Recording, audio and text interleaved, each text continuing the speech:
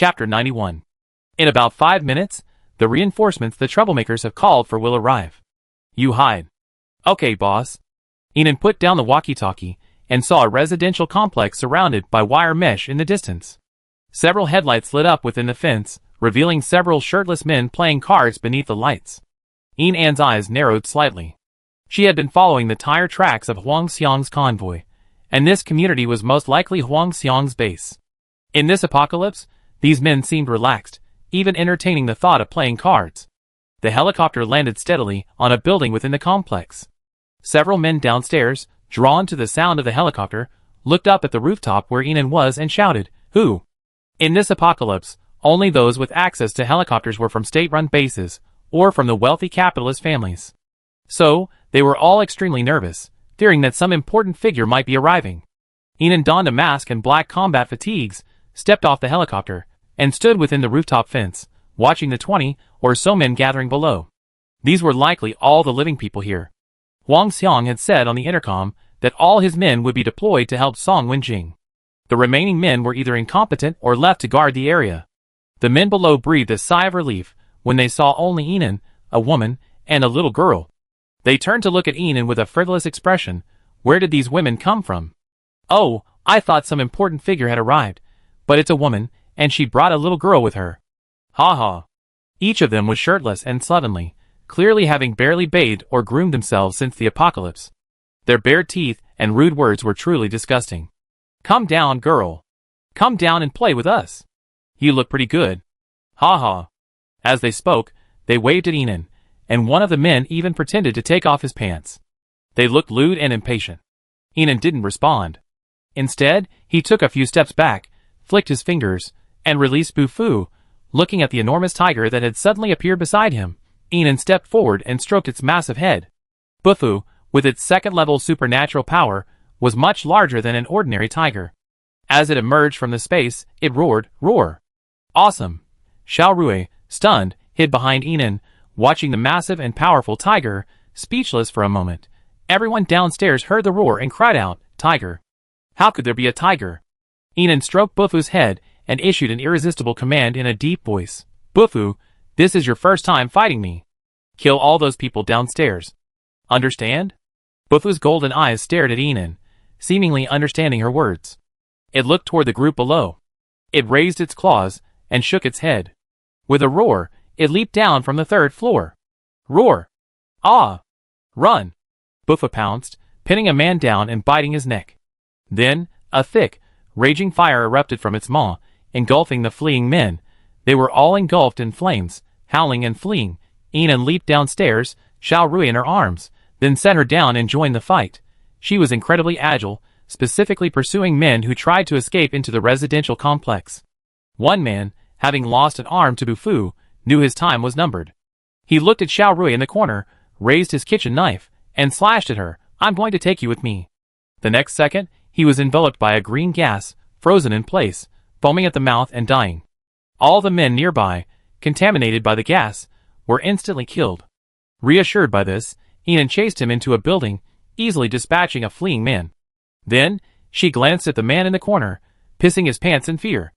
His eyes revealed a clear, foolish expression. Enan smiled, her pleasant voice expressionless. "Don't be too scared. Tell me where your supplies are, and we, the troublemakers, will let you go." The rather clueless-looking man's eyes widened in despair. You're members of the troublemakers. So Brother Huang was tricked by you. This is all a scam. Enan looked at him. I just like smart people like you. They're easy to get things done. She stepped forward, her dagger pressed against his neck, and said impatiently, "Supplies?" The man's legs weakened even further at Enan's threat. Outside the building, the screams of the man and the roar of the tiger made the hairs on his back stand on end. He trembled. "The supplies are in the underground warehouse." "The key?" "I don't have the key." "Stop talking nonsense. Take me there." Okay, he responded, trembling as he walked out. Enan followed, and the two soon arrived at an underground warehouse. Enan found an iron rod, gathered the power of lightning, and smashed it against the gate. Bang! Bang! Bang! Each blow became more powerful than the last. Boom! Soon, the gate collapsed. Enan glanced at the man who had already slipped away behind her. With a sneer in her heart, she strode into the warehouse.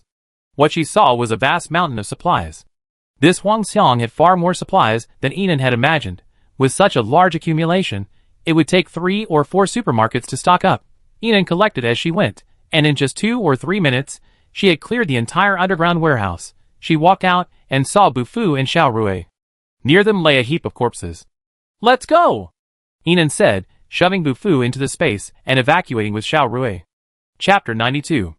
And now, at the entrance to the Wanjing mine, Huang Xiang stood at the entrance, shouting impatiently, "Song Wenjing, are you kidding me?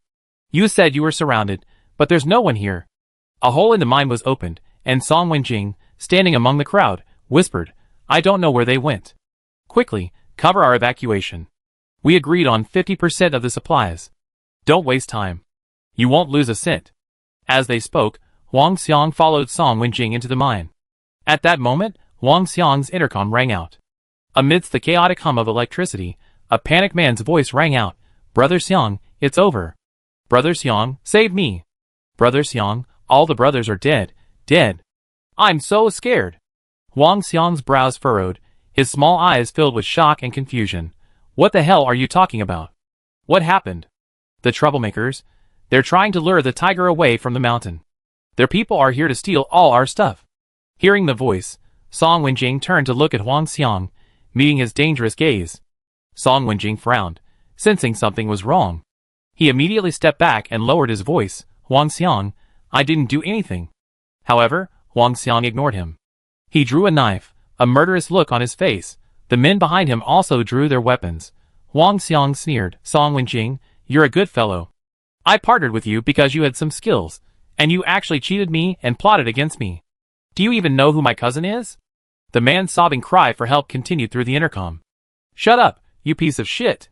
Be quiet." Huang Xiang threw away the intercom and glared at Song Wenjing fiercely. "Give me back my supplies, and yours too, or you both die."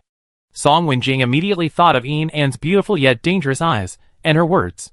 "Think about why I didn't kill you." He seemed to understand something, but he wasn't sure. He could only say helplessly, "Huang Xiang, let me talk to him. I have some details to ask him." "Be reasonable. All my brothers are in the Wanjing mine. Where would I go to steal your supplies?" "You? Think carefully." Huang Xiang cursed, "Go, steal their supplies." With that, everyone rushed forward. The crowd outside the cave, having heard the commotion, also rushed in. Song Wenjing, unable to convince Huang Xiang, had no choice but to confront him head-on. His physical strength ability granted him temporary immunity to all other supernatural powers. He quickly grabbed Huang Xiang, pressing his neck tightly, as he spoke word by word. "Let's see who dares to attack. Huang Xiang, use your pig brain and think carefully. Don't let anyone take advantage of me. I've been framed." Huang Xiang was pinned down, his eyes fixed on him with a sidelong glance. His eyes, as big as soybeans, were emotionless. "Song Wenjing, my supplies are gone. It doesn't matter who stole mine now. What matters is, I'm going to take yours." Hearing this, Song Wenjing gave up on negotiating with him. He chuckled softly, and kicked Huang Xiang several meters away, his eyes cold. "Kill them all." "Yes, brother one." All the members of the troublemakers rushed forward, and the crowd behind Huang Xiang also rushed forward. In the narrow mine, hundreds of men suddenly engaged in a chaotic battle. Chapter 93. Ouch! Ouch! Ugh! Bang, bang, bang. Bang, bang, bang. 5 kilometers away from the Wanjing mine, a large force at the national base, trapped by the zombie horde, was engaged in a fierce battle. Rows of soldiers, guns drawn, stood in the back, mowing down the zombie horde, while the psychics cleared the way. "How long do you estimate it will take to eliminate this wave?" Lucci's voice was as cold as ice. The deputy didn't dare meet his gaze, but bowed his head respectfully and reported, "Commander, it'd take at least 10 minutes. We've been rushing all this way, and many vehicles have been trapped by the zombie horde. We can't move forward without clearing out this wave now." Lucci scanned the endless horde, his face darkening. There was no time to wait. He grabbed a long knife and forcefully pushed open the car door. After quickly dispatching several 4-limbed mutant zombies that charged forward, Lucci looked at the fastest squad clearing the zombies and said, "Winter team, and the top 5 squads from the outside, all follow me." The deputy immediately understood what Lucci was planning, and his heart tightened. "Commander." I lead the charge. Lu Qi spoke in a deep voice, his supernatural powers erupting. He fixed his gaze on the zombie tied ahead and charged forward in a single swift leap. All the zombies in front of him rushed toward him. Qi Yi and Qi Xian's winter team and the top 5 supernatural teams from the outside immediately followed suit. Look, Commander Lu is leading the charge. Are they forcing their way through? What's so urgent? This is the first time I've seen Commander Lu lead the charge. Is he desperate? There are so many zombies. Everyone was shocked. The 1.65-meter tall man from the King's team scoffed, isn't that urgent? Team Nanqing's captain must be dead. The commander must be worried.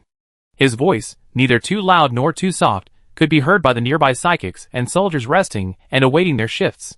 They all looked at him. Wang Quan, are you sure? We haven't been informed of what's going on. A female psychic from the psychic team demanded. The man named Wang Quan spoke confidently, I could have guessed. The psychic teams dispatched this time are all ranked high in the base. But Team Nansheng from the Special Operations Zone isn't here. Commander Lu just said something on the intercom, and then immediately turned us around. Isn't it obvious it's all about Team Nansheng? His words were well-reasoned. The others ignored him. But Wang Quan seemed to be nagging too much, insisting on continuing. I've always said it, what kind of ability does a woman have? Not only is she incompetent, she's also a burden, forcing all of us to travel so far to the Wanjin mine in the middle of the night, just for her. Pa! A loud slap rang out. Wang Quan covered his left cheek in shock, staring at the girl standing in front of him, and yelled, You hit me?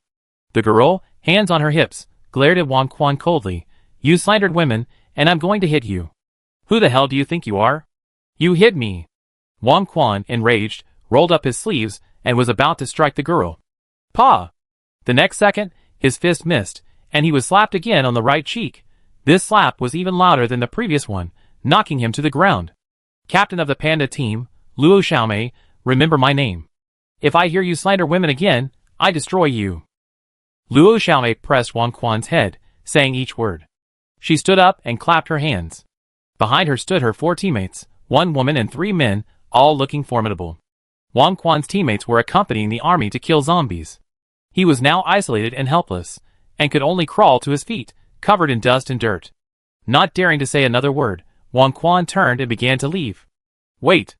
Luo Xiaomei held a stick in front of Wang Quan, raising an eyebrow and saying, If the captain of the Nansheng team isn't who you say she is, you kneel down and kowtow to her and apologize. Do you understand? Wang Quan's noses flared at the words. He suppressed the urge to curse and gritted his teeth, saying, I can't be wrong. Just wait and see. What a joke. How could Wang Quan be wrong? How could a team led by a woman enter the Special Operations Zone? Not to mention that 3 members of the Nansheng team were women. After Wang Quan angrily left, Luo Xiaomei's teammate asked, Captain, are you familiar with the captain of the Nansheng team? Luo Xiaomei shook her head calmly. No, I don't know them at all, but I believe in fairness at the base, especially. She looked ahead at the roaring zombie horde and the countless psychics fighting them. Besides, why can't women be allowed to do that? Next group of psychics, rotate. A soldier commanded. Luo Xiaomei and the others also took up their weapons and joined the battle. The psychics at the front retreated. They were all covered in blood, their psychic energy depleted. As they retreated to the convoy, they drank water guzzlingly. Look! Is that Commander Lu clearing the way? They have the most zombies. The resting psychics now noticed Lu Qi's area. Everyone looked.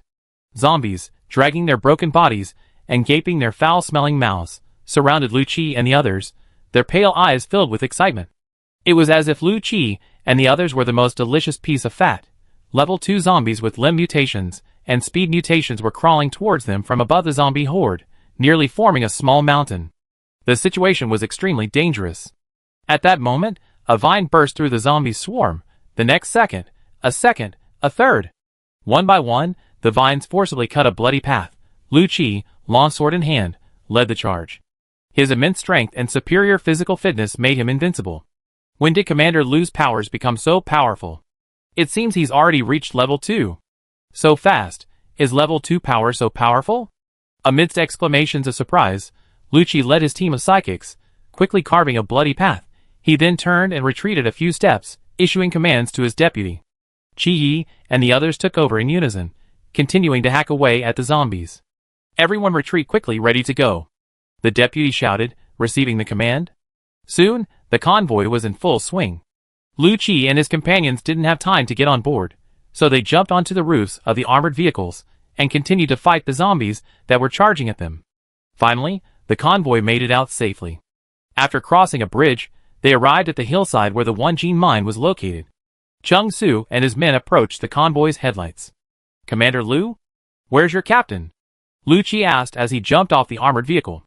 The other soldiers all disembarked and dispatched the pursuing zombies. Chung Su and Jiang He exchanged glances. The boss said she was going to City Inn, but hadn't told him to inform anyone of her whereabouts. Of course, the less said about the boss, the better. "We don't know," Jiang He replied. Qi Yi and Qi Xian had been searching for Yinan since they saw Chung Su and his men. Now, hearing Jiang He's response, everyone's heart sank. At this moment, the sounds of fighting in the nearby mine reached their ears. Lu Qi's heart tightened, and he stepped forward. Qi Yi and his men quickly followed. "Su Liang, you lead the 3rd Battalion to surround the mine. The rest of you follow me," Lu Qi said, drawing his rifle and striding toward the mine entrance. Everyone immediately followed. "No, Brother Ren, could Commander Lu have thought the boss was in the mine?" Chung Su asked, stunned for a second as he watched the large force rushing toward the mine. "Obviously yes." Ren nodded. Chapter 94. Everyone inside, listen up. Stop and get down, or I shoot you. The people fighting inside the mine had clearly heard the resounding voice outside. Everyone stopped what they were doing. "Police?" Huang Xiang glanced at Song Wenjing from behind the crowd, his questioning eyes clearly filled with panic. Song Wenjing ignored him, frowning and looking out of the mine. Boom! The pile of rocks blocking the mine entrance collapsed with the explosion. Outside, hordes of soldiers with searchlights and guns appeared before everyone. A huge sense of oppression swept over them. "Get down!" With the deputy's repeated command, everyone dropped their weapons and crouched down, their heads in their hands. After all, in front of guns, their knives and clubs were like children playing house. The deputy glanced at Lu Qi, then approached the mine entrance with his rifle raised, his huge light bulb carefully shining on the faces of every man inside. "Men, hold still. Women, come out first." With these words, many scantily clad women deep within the mine began to tremble and scramble out.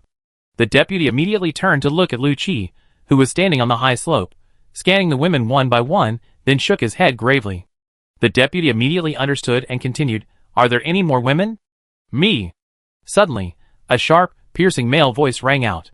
A transsexual, dressed in women's clothing, and a wig, his 5 feet 10 inches frame emaciated.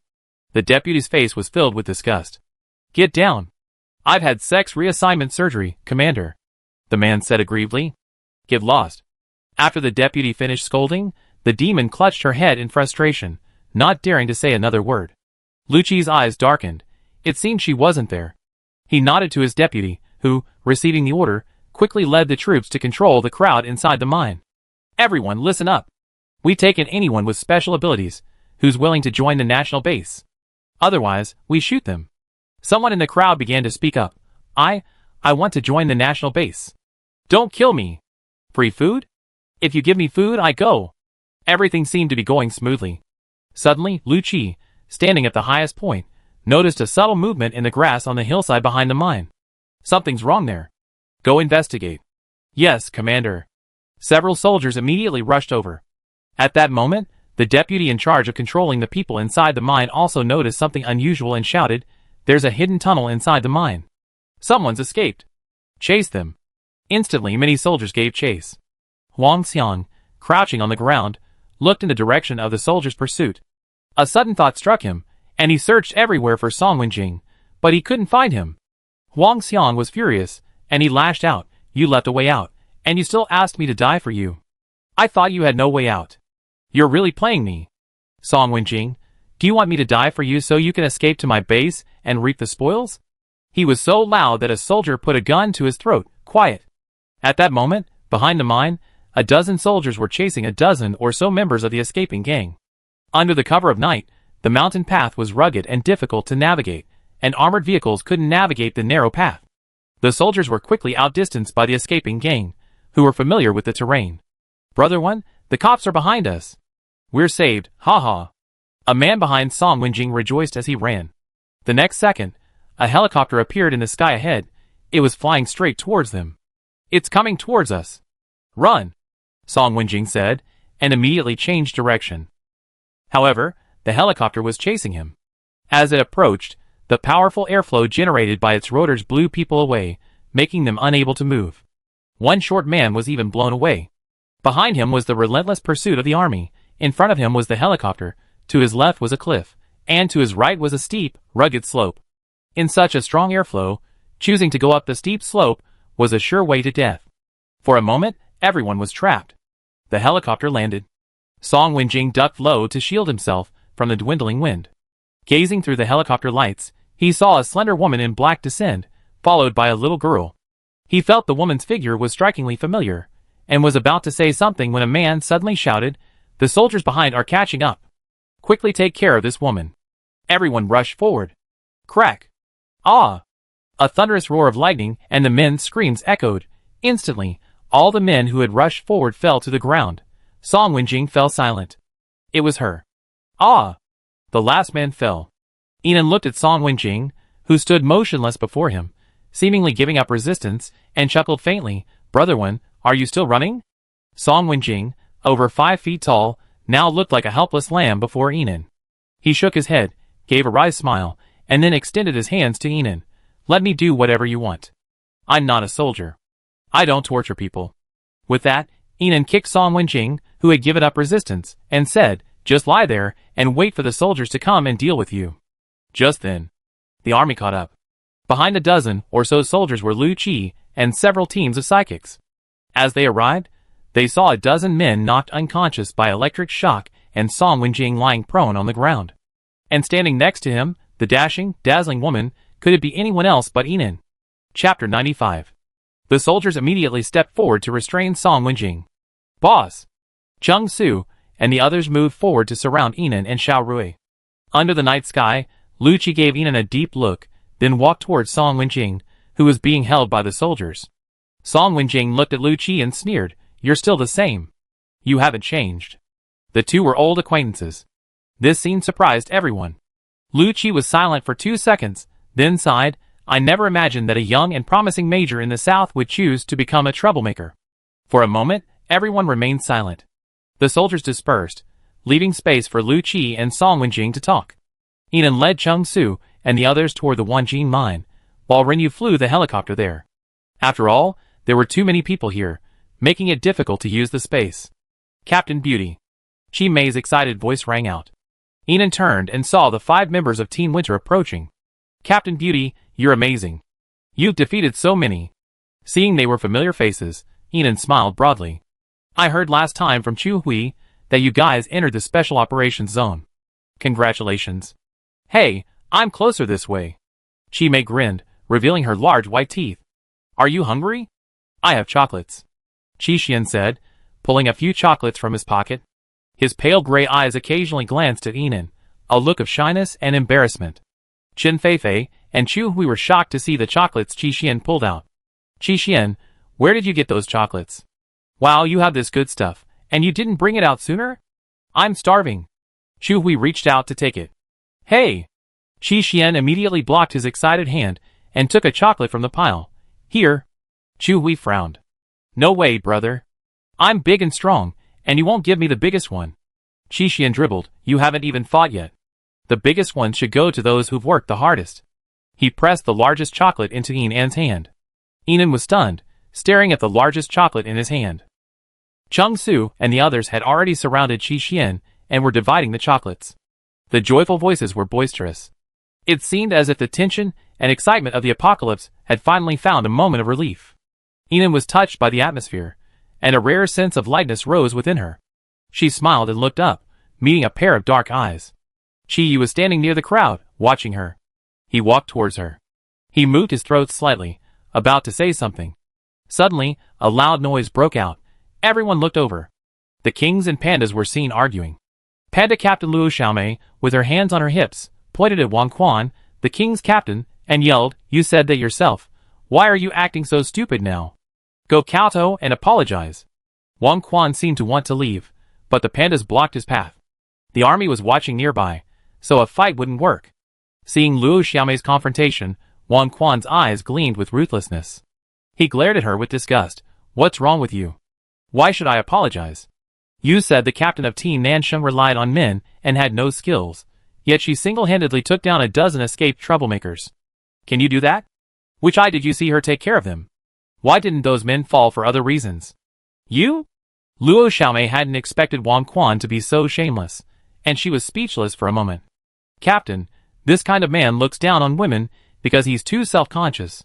He can't stand the thought of a woman being better than him. Nothing you say to him will help. A female team member behind Luo Xiaomei stepped forward and tugged on her sleeve twice, trying to persuade her. The Qinghe team arrived just then. Bai Jinghe's eyes darkened at the sight, and he, along with Yi Qi and a few others, blocked the King team's path. Wang Quan's rage instantly flared up when he saw another member of the Qinghe team. What happened? Qi Mei was puzzled. They're smearing the Nansheng team behind their backs. Qi said calmly, glancing at Yinan. She looked relaxed, as if nothing had happened to her. What? So uncultured? Qi Mei's rage flared, and she was about to charge, fist raised. Yinan grabbed her. I handle it myself. The commotion attracted all the psychics and soldiers. Even Lu Qi and Song Wenjing, who were in the middle of their conversation, began to look over. Amidst the crowd's gaze, Yinan approached Wang Quan step by step. I heard you were cursing me behind my back? Wang Quan looked at the graceful woman approaching slowly. Even her black combat uniform couldn't hide her stunning elegance and beauty. This further solidified his inner convictions. He sneered, looking Yinan up and down with a frivolous look. I'm not scolding you. I'm stating the truth. Yinan's voice was emotionless. You're just a good talker. Wang Quan's smile froze, his face darkening. What did you say? If you're brave enough, fight me. Yinan's beautiful eyes betrayed no emotion. Whoever lies down first will bark like a dog 3 times and kneel down to call the other person daddy. Her demeanor was so calm that Wang Quan and the others on the king's team thought she was feigning composure. This only intensified Wang Quan's desire to fight Yinan. Okay, today I show you who's the loser. Wang Quan readily agreed, swinging his arms and striking a pose. His ugly face was filled with excitement and anticipation, as if he were already imagining the woman begging for mercy. His teammates, gloating, stood back and watched, each with immense confidence in Wang Quan.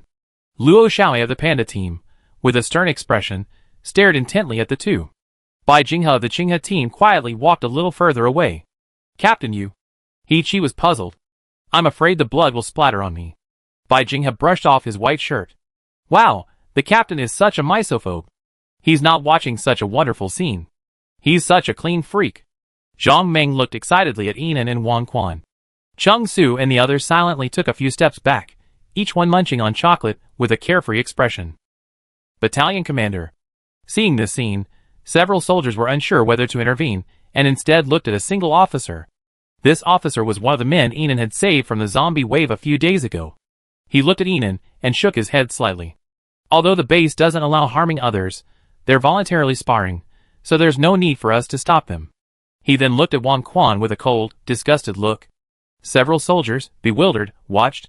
Many of them had never seen Yinan in combat, and wondered how such a slender woman could possibly win against a large man. One of them recognized Yinan immediately and said, "This is the goddess of our 16th battalion." What? The other soldiers craned their heads curiously, glancing at Yinan. This was the goddess of incredible combat prowess that their army was talking about. She had such a great figure, not a bulky figure at all, completely different from what he imagined. Wang Quan was clearly drawn to the voices of the soldiers at the back of the crowd. He frowned at them and asked, "What goddess?" "Go ahead." Yinan's cold voice echoed from the other side. Wang Quan gathered his thoughts. He scoffed, "Then I won't hold back." With that, he drew his weapon, concentrated all his fire energy into the blade, and charged at Yinan. Chapter 96. Wang Quan's expression was fierce, and he ran at a breakneck pace, but Yinan remained unmoved. In the distance, Lu Qi had already crossed the crowd and approached. He was tall, and even from behind the dense mass, he could still clearly see the situation inside. Just as Wang Quan was about 3 meters away from Yinan, a blade of light shot out from Yinan's palm. The sharp blade sent Wang Quan reeling back several steps, and he barely managed to steady himself to avoid falling flat on his face. Looking at the seared wound on his leg, Wang Quan was stunned. Not only him, but everyone around him was shocked. Doesn't the captain of Team Nansheng have lightning abilities? What move did she just unleash? Such a scorching blade. It seemed to have come from her palm. Could she have dual abilities? What? Someone can actually awaken a second ability. I don't even have one. The chatter grew louder. Fuck. That's ridiculously powerful. Did you see that, brother? Beautiful Nansheng just unleashed a ray of light. Chimei said, tugging at her brother's arm. But there was no response, so she turned around. She saw her brother gazing intently at Yinan, his eyes thick with unwavering affection. Wang Quan, in the crowd, glanced at the people around him, their expressions varied, and felt completely embarrassed. He glared at Yinan fiercely, gritted his teeth, and continued charging, enduring the pain in his leg. This time, he threw fireballs at Yinan as he ran, attempting to ignite her with his fire power. Yinan showed no expression. She glanced at the crowd behind Wang Quan and said calmly, "Everyone except the king's team, get out of the way." Luo Xiaomei and the others exchanged glances and retreated. The other 4 men on the king's team panicked. They were like lambs to the slaughter. And this circle felt like a slaughterhouse. Yuan, brother Yuan. One man timidly looked at the oldest man in the team. He was clearly thinking of retreating. What the hell? Dual element abilities? What can they do to us? The oldest man growled. He looked at Yinan, about 20 meters away, a trace of annoyance on his face. This woman is putting on airs. Wait, after this incident, if we meet her in the wild again, I definitely not let her off. Just then, a powerful wave of energy surged. Look! What is that? Lightning and light. Yinan crouched, palms facing downward, surrounded by a pale golden light. The light grew increasingly intense, accompanied by faint lightning and thunder. She looked like a goddess enveloped in golden light. Wang Quan was stunned, and his pace slowed. The next moment, a massive bolt of lightning burst forth from her palm like a startled dragon. Blue-purple lightning mingled with golden light. It struck directly at Wang Quan. Wang Quan's eyes widened, and he screamed and ran back. However, the lightning was so fast that it quickly scorched Wang Quan's hair black. Not only that, the lightning didn't stop, spreading rapidly backwards. Oh no! The man named Brother Yuan reacted, but it was too late. All 5 members of the king's team screamed and shrieked from the powerful lightning. Yinan looked at them coldly. She had only used 1/3 of her lightning power. There were people from the national base here, so killing them wasn't right. Not to mention, she had to spare their lives to apologize. Even with only 30% of the thunder's power, it was enough to inflict enough pain on the 5 members of the king's team. Wang Quan was particularly miserable. He lay on the ground, foaming at the mouth and wailing in pain. His hair was completely gone, and his skin was extensively burned. Ah! Help me, it hurts. Wang Quan's howls grew louder, but the crowd around him remained unmoved. He had proposed this competition himself. No one had forced him. Such a crushing defeat, no one sympathized with him. You lost, apologize to our captain, Jiang, he said, stepping forward. Wang Quan howled as he looked at Jiang He. Okay, I apologize, then you can save me.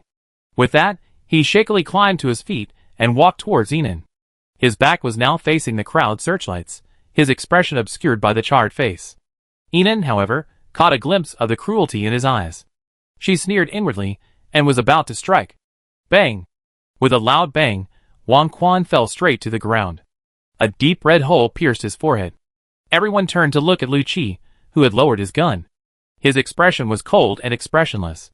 The king's team has been expelled from the national base. Any further instances of defaming other members of the base or engaging in brawls will be immediately executed. Yes, Commander. The incident ended, and everyone returned to the Wanjin mine. Commander, we've taken care of these people. A total of 36 psychics are joining the national base, and we've discovered a large amount of supplies on the 3rd underground level.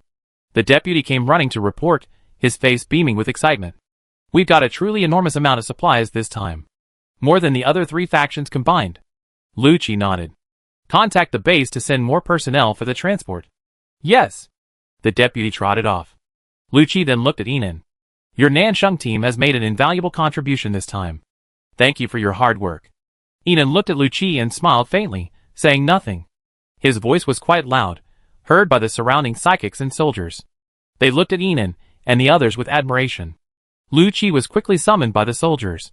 While Yinan went to retrieve the walkie-talkie she had left inside the helicopter. As she stepped off the helicopter, she saw Xiao Chunua standing by, looking at her. He was clearly coming for her. Yinan ignored her and walked straight out. Captain Nansheng, Xiao Chunua spoke first. Yinan stopped and turned to look at her. Xiao Chunua clearly hadn't expected Yinan's indifference. She smiled and whispered, I don't have anything else to say. I just wanted to tell you that you're truly outstanding. I can't compare to you. Inan hadn't expected her to say that, and the coldness in her eyes faded a little. Captain Xiao, you're also outstanding. Each of us is unique. There's no need for you to compare yourself to me. Hearing this, Xiao Chunua's smile turned bitter. She peered through the tent at Lu Qi, who stood dazzled in the crowd in the distance, and said calmly, "It's embarrassing to say this, but I've always had a crush on Commander Lu." Inan didn't respond, waiting for her to continue. "But I've noticed his eyes always linger on you." Xiao Chunua spoke, looking at Inan in the moonlight, her eyes dimming. "I originally thought I could compete with you, but today I realize the gap between us is too great. So, Commander Lu, I give him to you." After Xiao Chunua finished speaking, Inan laughed. She shook her head. "Captain Xiao, I'm not interested in Commander Lu. Don't even mention giving him to me." With that, Inan walked out. Xiao Chunua immediately followed. "You're saying you're not interested in him?" "Yes." As Inan spoke, he seemed to suddenly realize something, and turned to look at Xiao Chunua. "But if you like him so much, give me 500 level 2 crystal cores, and I knock him out, and tie him to your bed." Xiao Chunua blushed at this. You. The next second, she looked behind Inan, her expression frantic. "Lu, Commander Lu." Inan turned and saw Lu Qi approaching. His face was grim, his lips tightly pursed, his eyes dark, almost inky, with a faint, almost invisible fire hidden in them. He had obviously heard the conversation. Inan was stunned for a moment, swallowed, and turned to leave. The next second, Lu Qi grabbed his arm. A look of disappointment crossed Xiao Chunua's eyes, and she quietly left, leaving the two of them some space. "Am I only worth 500 level 2 crystal cores?" Lu Qi's voice was much lower than usual, staring intently at Inan. "No," Inan replied immediately. She raised her head, her bright eyes staring back. 200 isn't a bad idea." Okay. Lu Qi released his grip on Inan, his chest heaving, clearly furious. "Nan Sheng." A pleasant, gentle male voice echoed. Qi Xian walked straight up to Inan, carrying a bottle of water. "Drink some water." Inan took the water and nodded. "Thank you." Behind Qi Xian, Cheng Su and the others from Team Winter all looked over. Inan instantly understood that they had sent someone to rescue him. "Commander, I'm going to find my teammates," Inan said, and he and Qi Xian left, leaving Lu Qi alone in the night. Chapter 97. Her nonchalant indifference. It wasn't that he didn't understand. Lu Qi watched Inan's carefree departure, and the handsome boy beside her, who kept glancing at her. He watched them walk towards the squad, chatting and laughing with the others. He watched the tall, handsome boys gradually gather around her. He felt a bitter taste in his throat. Suddenly, his brow furrowed as a stomachache struck, a sharp, agonizing pain. Lu Qi bent down and supported his knees, remembering that he hadn't eaten much in 2 days. "Commander." In the distance, a soldier noticed something was amiss with Lu Qi and immediately approached. "Commander, what's wrong with you? Are you feeling unwell?" the soldier asked concernedly. Lu Qi had regained his usual calm demeanor. "It's okay. Tell all the troops except the 8th Battalion to pack up and return to base. We don't need so many people here." "Yes." In the crowd, Inan glanced at Lu Qi calmly, his expression unwavering. She hadn't failed to discern his thoughts, but she couldn't offer him any response. Given that, she figured it would be best to make her stance clear and give him up. "Everyone except the 8th Battalion, gather back to base." A soldier's voice came from the distance. Everyone immediately loaded up their vehicles and headed for the base. Inan and his companions were the first to arrive by helicopter. Outside the base, a large number of psychics and military personnel were furiously digging for crystal cores. On the exploration platform high above the base's outer wall, Gusu and several higher-ups were discussing something. Seeing Inan's helicopter return, he stopped talking and watched her drive straight into the Special Operations Zone, his deep eyes revealing no emotion. Residence B16 in the Special Operations Zone. "Get some rest. We leave tonight," Inan said as he walked into the house. Cheng Su and the others glanced at each other and replied, "Okay, boss." None of them had expected this day to arrive so early. It was so fast that they were about to leave before they even realized it. Inan watched the 5 people go upstairs to rest. He took off his mask and slumped on the sofa. He gulped down half a bottle of energy drink, ate 2 instant cookies, and began to plan his journey with a map. About 5 minutes later, Inan remembered that he hadn't spent his base contribution points yet, so he hurried out the door. The moment he saw the person outside, Inan froze. The man outside, dressed in a black military uniform, with a tall and straight figure and an air of indifference. Could it be none other than Gusu? He saw Inan walk out. A hint of interest crossed her stern face. What a coincidence! I was just about to knock. Inan raised an eyebrow and walked downstairs. Deputy Minister, I'm here. What's the matter? I'm on my way to the mission area. Let's talk while we walk. Gusu, seeing her cold expression, put away his playful thoughts and followed her. The base director will absolutely accept your suggestion and build a secondary defense for the base. I'd be fully responsible. I saw your back, and I wanted to ask if you have any other ideas for the follow-up operations. He spoke sincerely, and Inan was not shy about sharing his thoughts. The two of them talked as they walked. They soon arrived at the mission area. Hello, Team Nansheng. I'd like to exchange contribution points for supplies. Inan handed over the Nansheng team's badge. The man on the windowsill took it, glanced at the Nansheng team's impressive contribution points. 23,800, and immediately became respectful. You go! Gusu also noticed the Nansheng team's alarmingly high contribution points, and a look of surprise crossed his face. She was so little.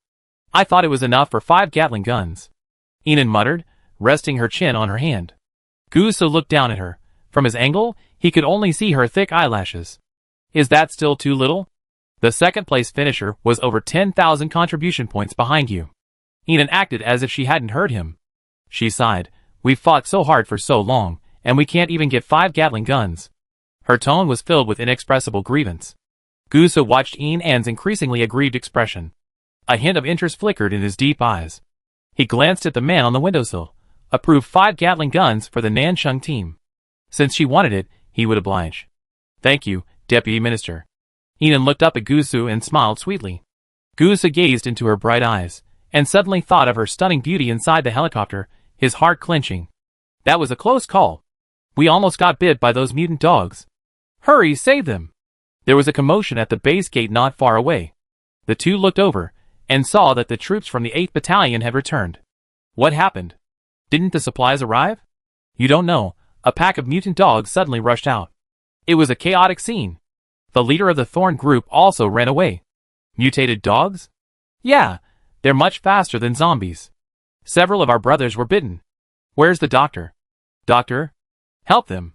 Gusu, looking grave, approached. Inan didn't bother looking at them, but turned and strode towards the Special Operations Zone.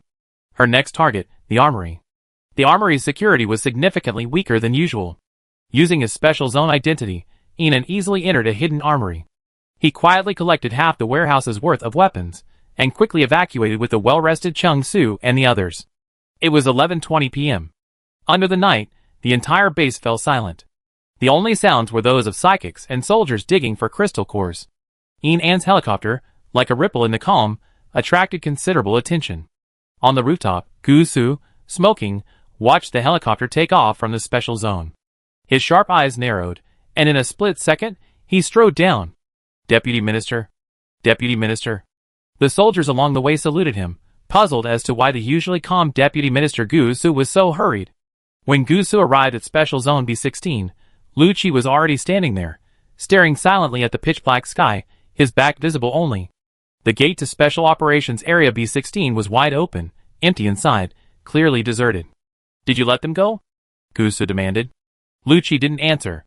Report, more than half of the weapons in Armory number 18 are missing. A soldier rushed forward to report. Behind him followed a high-ranking official, the officer in charge of the armory. His expression was solemn, clearly indicating the seriousness of the situation. Gusu frowned slightly, looking in the direction where Inan and the others had left, as if realizing something. I embezzled them. Lu Qi's voice suddenly rang out. Gusu looked at Lu Qi, his eyes filled with barely perceptible surprise and inquiry.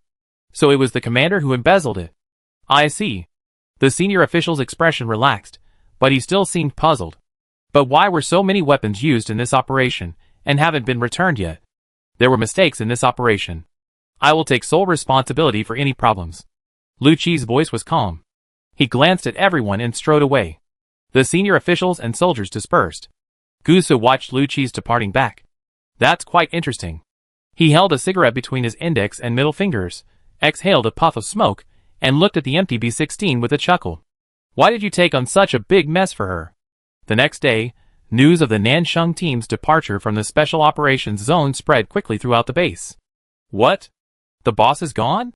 He said in disbelief. He rushed over and banged on Bai Jinghe's door. Captain, don't sleep. The boss and the others are gone. Bai Jinghe put down the intercom and pondered An's calm words. Wait for news. The corners of his mouth curled up slightly. He ruffled his wispy hair and lazily opened the door. Why are you so anxious? Everything has just begun. Chapter 98. The helicopter soared over City H, City A, and City M like a tireless eagle. From dusk to sunrise, Enan and his companions finally arrived above City C. The helicopter slowly flew over the city, taking in its entirety. Is this the rumored largest city, City C? Jiang, he exclaimed, gazing out the window. It is indeed vast, with no end in sight. Rinyu added.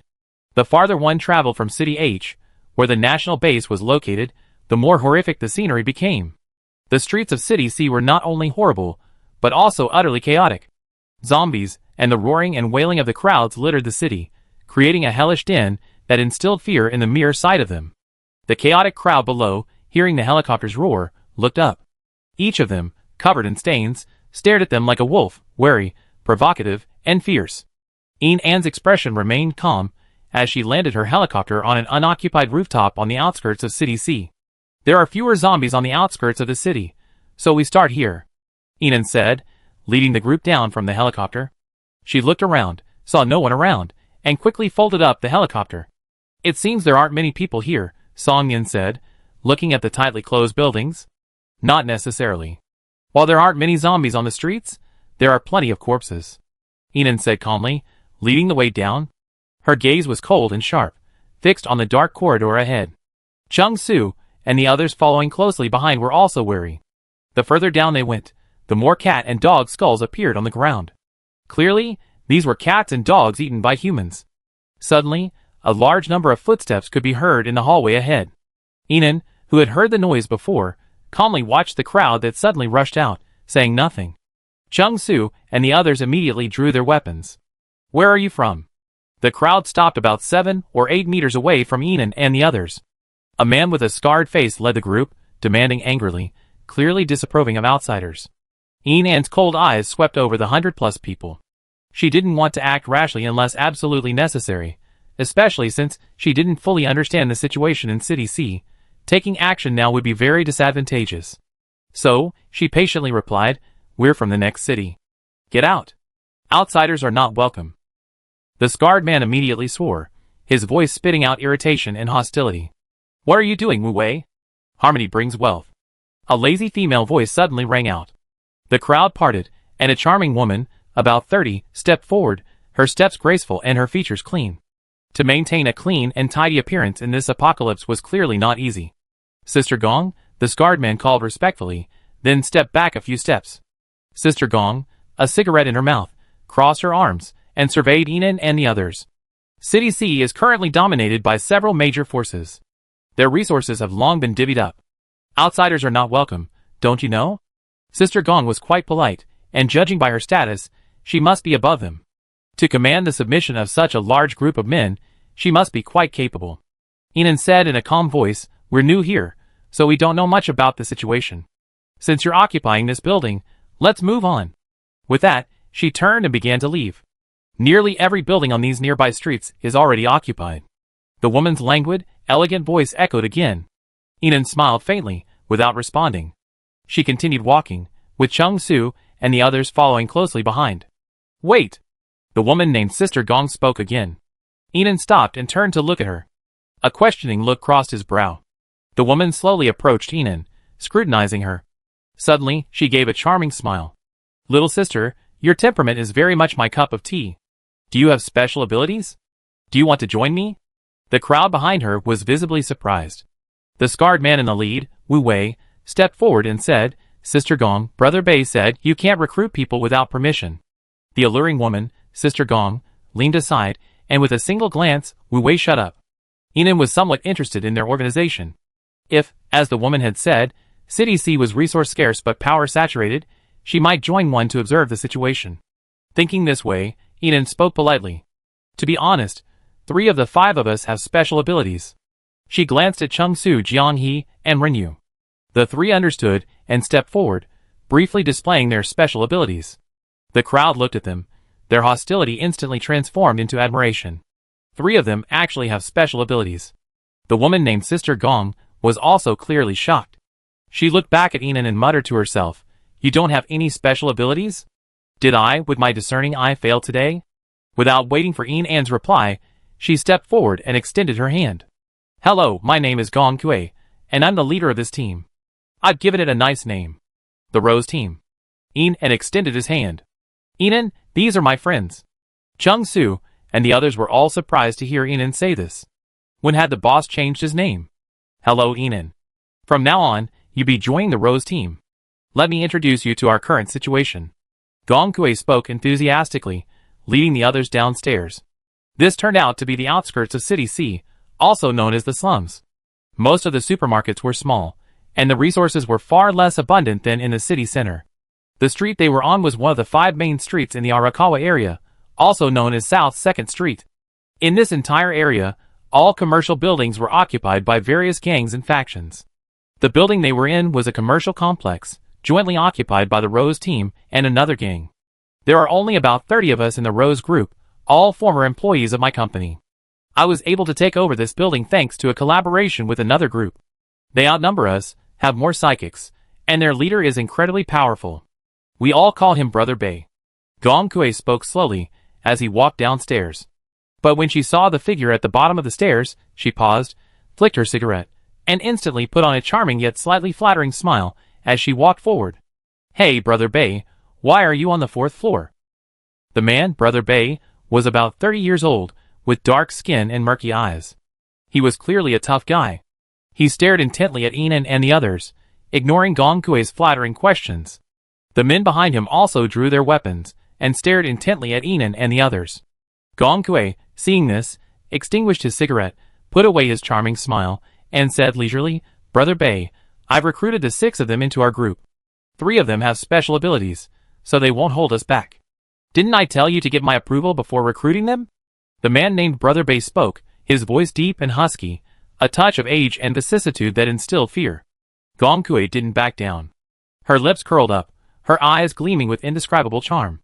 "These guys are to my liking, so I'm determined to recruit them." The man named Brother Bei glanced at Gong Kui, his expression shifting before he finally gave her a way out. "You can recruit them, but have them hand over the helicopter." Hearing this, Gong Kui's eyes flickered with confusion. "Helicopter?" She then understood something, and looked at Enon and the others. "Did you come here by helicopter?" "It's on the rooftop." "Go get it yourself," Enon said calmly. The man named Bei Gu clearly hadn't expected her to be so decisive. He winked at the people beside him, and headed for the rooftop. As he passed Enon, he glanced at her. That look seemed to warn her against any tricks. Enon, however, smiled brilliantly. The smile was so bright that it left the man perplexed. The next second, a fierce fist blasted down, the dagger, piercing the air, pressed firmly against the man's neck. At the same time, Chung Su and the others attacked, knocking down all the men behind Bei Gu. Gong Kui and the people behind her were shocked by what they saw. What had they witnessed?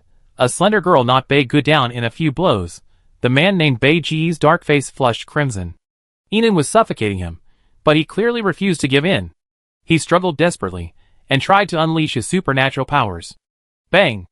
Enon struck him with a punch, and his eyes rolled back, and he passed out. "From now on, this building belongs to the 6 of us and you, the Rose Group." Gong Kui blinked, apparently momentarily unresponsive. "We will eliminate all of their men." Enon spoke calmly, wiping his dagger, like an emotionless killer. Gong Kui immediately stopped them, saying, "No, he may have offended you, but Brother Bei isn't a bad person. He wouldn't commit such a crime." Hearing her words, Enon glanced at the trembling men pinned down by Chung Su and the others, and nodded. "If they behave, we can spare their lives. Sister Gong, Brother Bei, it's over. Something terrible has happened." Suddenly, a man in his 30s or 40s stumbled up. He was stunned by the scene before him, then stammered, "People from the street, they're coming. They say they want to rob our building." "What?" Gong Kui's face darkened. "How many people are coming?" All of them. They're saying, 'Get out of here now, or they kill you.'" The man spoke, his expression growing desperate. "Let's run." The man named Brother Bei regained consciousness quickly. He propped himself up, grinning, and scrambled to his feet. He looked at the man angrily and said, "What are you talking about? I gave them so many resources, and they're actually going back on their word." "Yeah, Brother Bay, those bastards are coming with weapons in hand, clearly not wanting to leave us alive," the boy said in panic. Brother Bay frowned, glanced at Enan, and lowered his head, saying, "You're strong. I can't beat you. I admit defeat." He then looked at Gong Kui and said, "Those of you who can follow their helicopters, leave quickly. I'm afraid we're in danger today." Gong Kui's solemn expression suddenly relaxed. She smiled and shook her head. "Brother Bay, you look down on me too much. I, Gong Kui, have never been afraid of anything." She looked at Enan and the others. "You have helicopters, so leave now. It's a shame. I wanted to be your teammates." Her eyes held genuine admiration and regret, but not a trace of fear of death. "Let's go!" With that, they hurried downstairs. Enan watched them scurry down the hallway, glancing at the now empty fourth-floor corridor. Inside, there were a number of shops of varying sizes, carrying a considerable amount of supplies. She peered out the window. Commercial buildings of all sizes stood in a crisscross pattern. Down below, on the street, people were constantly emerging from various buildings, clearing out zombies and pouring in. As if by appointment. Shoo! A frivolous whistle rang out. Enan looked across coldly. From the fourth-floor window across the way, a man was whistling playfully at Enan. Seeing Enan notice him, he grinned and said, "Women from building in 5, you're done for. If you know what's best for you, come sleep with me, or I beg our boss to spare your life." "Eat shit, you idiot." Jiang He, furious, cursed, then closed the window to block out the man's curses. "Boss, what do we do now?" Chung Su looked at Enan and asked. Chapter 99. "Let's go down and take a look," Enan said, walking down. The further they went, the louder the commotion grew. A few people stopped at the stairs leading from the second floor to the first floor and looked towards the main entrance. Brother Bay and Gong Kui were confronting the crowd outside. Behind them were 70 or 80 of their followers. The number of people outside was countless. The disparity in numbers between the two sides was enormous. "Yin Bei, aren't you going to let us in?" An arrogant voice questioned them from outside. Yin Bei suppressed his anger. "Iron Mule, you agreed to give you half the building supplies, and building in 5 would be ours. What do you mean by this? Isn't it obvious, Yin Bei? You are outsiders. We in Huangbei Street don't welcome outsiders. Now, get out. Yes, get out. Everyone get out," the crowd shouted, ready to force their way in. Yin Bei drew his weapon and spoke in a rude tone. "Iron Mule, I, Yin Bei, don't mind fighting you to the bitter end. My brothers aren't cowards who fear death." The men behind him all drew their weapons, their faces etched with the air of a man ready to die. As if anticipating this, Iron Mule, with a sly grin, stepped back a few steps, his voice indescribably scoundrel. "I knew you, Yin Bei, had a tough temper. All the superpowered people from South 2nd Street are here this time. Let's see who's tougher, you or us. We helped you clear so many zombies back then. Aren't you going too far?" Gong Kui stepped forward and said angrily. The next second, Yin Bei pushed her back. "Don't interfere." Iron Mule smirked at Gong Kui, a lustful glint in his rat-like eyes. "Gong Kui, just be good and obey. I won't touch a hair on your head today." "Heh." Gong Kui sneered and pulled a silver hairpin from his bun. "I, Gong Kui, am not someone to be trifled with." As she spoke, a gust of wind erupted around her, her long black hair dancing in the wind, a breathtaking display of beauty. Clearly a wind-based ability. "Go!" Iron Mule roared, and the people outside rushed in like mad. Those with abilities were frantically using them in front, clearing a path. Even though Gong Kui had wind abilities and Yin Bei had earth abilities, they were still vastly outnumbered. They were hacked back repeatedly. "Go upstairs, quickly," Enan immediately ordered. She led Chung Su and the others to the stairwell between the second and third floors, pulled out 3 Gatling guns from her spacecraft, and handed them to Chung Su, Ring Yu, and Jiang He. "Go down through the second floor window. Once the crowd has completely entered the building, block their retreat from the doorway." Chung Su and the other 2 immediately grasped Enan's intention and quickly jumped from the windows, their weapons in hand. Enan divided the remaining guns among them and briefly discussed countermeasures with Song Yin and Xiao Rui. The roar of the crowd grew closer. Gong Kui spotted Enan standing at the stairwell, coldly observing the scene with a gun in hand. She was shocked. "You have guns? Come up quickly." Gong Kui nodded, a glimmer of hope in her eyes. She and her men quickly ran upstairs, and soon the main force reached the third floor, all standing behind Enon and the other two. Meanwhile, Time Mule and his main force were still slowly ascending below. While browsing the shops in the building, they excitedly chatted about the distribution of supplies, not paying any attention to Yin Bei and others who had escaped upstairs. Bang! Until the first gunshot rang out. Everyone stopped clamoring. As if a time-stopping device had been activated, the crowd suddenly returned to calm. A second later, a louder clamor erupted. Gunshots. When did they have guns? Wantu is dead. Quiet. Be careful, they have guns. The Iron Mule's main force stopped at the corner of the staircase leading from the second floor to the third. They stared at the man who had just died at the corner ahead, momentarily panicked. Brother Mule, what should we do? Why panic? Ah San, you have fire powers. Go check it out. Following Iron Mule's command, a ball of fire shot up from the corner, followed closely by a man in his 30s. He fired 2 fireballs in quick succession. By the time he could see Enon and the others' faces, 2 ice crystals had already pierced through his body, pinning him to the wall. The ice crystals on Song Yin's fingertips slowly melted. She stared at the man's corpse, her cold eyes unwavering. What is this? Ice crystals? Is this a superpower? How can a superpower release ice? Behind the corner came an increasingly frantic chatter. Should we retreat first, Brother Mule? Ah San was the strongest among us, and he died just like that. They had powerful superpowers and guns. Okay, retreat first. As Time Mule finished speaking, a commotion erupted behind him. Oh no! The gate back there's been blocked. 3 terrifyingly powerful men with guns have trapped us here. The crowd's voices grew desperate. Yin Bei, Gong Kui, and the others were both shocked and relieved by the scene. They thought they'd die here today, but they hadn't expected these newcomers to be incredibly strong. What do you want? Iron Mule's tone was far less arrogant than it had been at the beginning, now only panicked. All the leaders of the buildings on South 2nd Street, come out. Enan's voice was chilling. But there was no movement from the other side, clearly unwilling to cooperate. Enon raised his gun and fired at the corner, bullets scattering everywhere, accompanied by wailing cries. We do as you say, stop fighting. With a sharp cry, several men hurriedly stepped forward. Enon counted 8 people in total. She looked at Gong Kui with a questioning look in her eyes. There are indeed 8 commercial buildings on South 2nd Street besides us, Gong Kui replied immediately. Enon nodded, looked at the 8 men, and said nonchalantly, now, give me a reason to keep you alive. Though she smiled, her words were like the voice of hell. The 8 men despaired. They exchanged glances, clearly at a loss of purpose. We give you half of the supplies in building N2, and leave us alive. One man stepped forward and said. Enon shook his head, clearly dissatisfied. We give you 60% of the supplies in building N6. Another man said. Enon lowered his gun, holding it steady. I want all the supplies. Get off South 2nd Street. Everyone was stunned by these words. This was clearly beyond their acceptable terms. After all, it was the end of the world. Without shelter and supplies, survival would be extremely difficult. You're being too much. A man roared. Enan's eyes were emotionless, taking in the hidden thoughts of the men. She didn't really need these supplies. After all, her space already had plenty. But knowing human nature well, she knew that even if she released these men today, they wouldn't truly give up.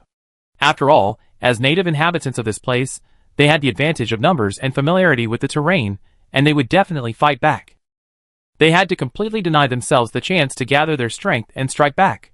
If you refuse to obey, I don't mind sending you on your way right now. Enon raised his gun, aiming it steadily at the men who looked unconvinced. Bang! 1 dead. The remaining 7 men's expressions suddenly changed. Some even knelt down in fear, their legs weakening. I'm leaving. Some others, with fierce glares, unleashed their supernatural powers at Enon. But before he could get close, Song Yin's ice crystals pierced his body and killed him. In the end, only 5 men remained alive. Their faces no longer held any signs of defiance, but instead were filled with a fierce desire to survive. Let us go. Get out of South 2nd Street. Enon observed this coldly. She knew they were most likely trying to secure a glimmer of hope, and would likely return for revenge later. But there were too many of them.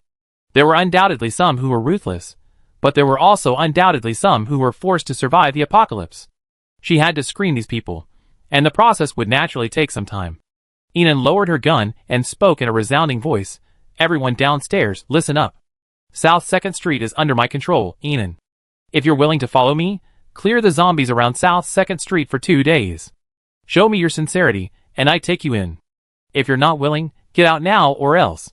Her voice trailed off, and the rest of her words spoke for themselves. I want to join you. A hearty male voice rang out from downstairs. Wang er pang, you. It sounded like an accusation. Then, a second later, more voices rang out. I want to join too. I want to join. I have superpowers. Me, my wife, and I want to join. We have a child. The voices echoed one after another, all clamoring to join. Gong Kui and Yin Bei exchanged glances, each seeing shock and admiration in the other's eyes. This girl, who had only just appeared today, possessed such swift and powerful tactics. Chung Su, make way. Keep a close eye on them. Anyone who dares to enter the building again will be killed immediately. Enan spoke word by word into the intercom. Most of the crowd heard her voice. Everyone headed downstairs. Enan walked to the window, looked out at the scattered crowd below, and took out a box of bullets to refill his magazine. Let's go! The real battle begins now. Chapter 100. The scattered crowd was like thunderclaps from a clear sky, stirring the entire Arakawa district. Around the chaotic South 2nd Street, countless zombies swarmed, following the clamor. What happened on South 2nd Street? Why is there such a commotion? There's a lot of commotion outside, and the zombies are gathering in ever-increasing numbers. Let's go see what's going on. The attention of people from the other 4 streets was more or less drawn. On the top floor of the largest hotel on South 1st Street, in the luxurious presidential suite, large floor-to-ceiling windows offered a sweeping view of the city for several kilometers. A tall man stood before the window, quietly observing the streets below. Mr. Fan, the latest news. There's a commotion on South 2nd Street. A respectful voice rang out. The man's downcast eyes held a hint of annoyance. With the bridge incident imminent, what trouble have these ants stirred up again? The servile subordinate suddenly grew nervous. Don't worry, Mr. Fan. We investigate the situation now, and resolve it as quickly as possible. With that, he hurried away, gently closing the crystal door behind him. The man behind the French window elegantly raised a glass of red wine, but as he brought the goblet to his lips, his eyes paused as he glanced at the street below. On South 2nd Street, a woman in black combat fatigues strode out, holding a Gatling gun. Her long hair flowed freely, and despite the mask, her figure revealed her beauty. She was a master marksman, her shots piercing through the air, each one abruptly dispatched. Her movements were agile, steady, accurate, and ruthless. Cruel, bloodthirsty. Like a rose in blood, she blossomed into a beautiful scene in this filthy apocalypse. Hiss, I like it. The man's lips curved slowly. After a few deep stares, he set down his goblet, picked up his coat from the sofa, slipped it on elegantly, and strode out the door. South 2nd Street. The crowd willing to join Enan, and the others dispersed around the street. The majority were unwilling to give in. They howled, dodging the zombies, as they rushed to other streets. Outsiders have taken over South 2nd Street. Help us! Save us! If you don't, you be next. They have guns. They've taken over our street. Other streets unite. Defend our Arakawa district. The roar of the crowd drove the zombies into a frenzy. More and more zombies gathered, and more people perished at their hands. Those who managed to escape to other streets attracted increasing attention. People from the other 4 streets peered out of their windows to observe the situation. There's gunfire. Someone shooting? Is what the people on South 2nd Street are saying true? Is someone really that powerful? They've taken over an entire street? Then what should we do? Will we be next? Don't panic. If anything goes wrong, Qian Fan from South 1st Street will take action. It's not our turn to worry. Yes. Boss Xiaofan is here. Wait for Boss Xiaofan to take action. We better not go out easily. There are so many zombies out there. But people from other streets couldn't help but shout at Enan from their windows. What are you doing? Taking over the streets? Can all the outsiders get out? We unite and drive you out. Don't think you're so powerful just because you have guns. Yes, all the outsiders. Get out of City C. Get out of the Arakawa district. Enan stood on the truck, dodging the zombies' attacks. She coldly looked at the increasingly hostile gazes around her, raised her gun, and took aim. Before she could fire, the targeted windows immediately closed one by one. The voices of opposition gradually faded.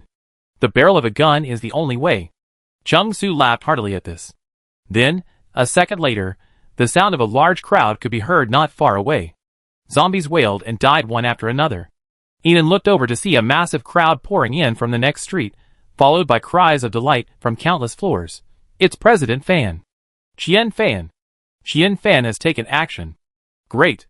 They're finished, waiting to die, haha. The people on South 2nd Street, seeing the crowd rushing in from South 1st Street, burst into tears of joy and rushed forward, as if they had found refuge, accusing Enan and his men of their atrocities.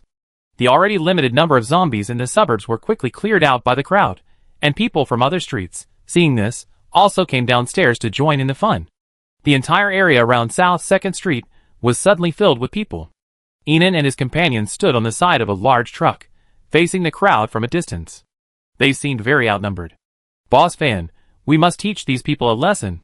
Yes, Boss Fan, they actually dared to invade our Arakawa neighborhood. They really don't take you seriously.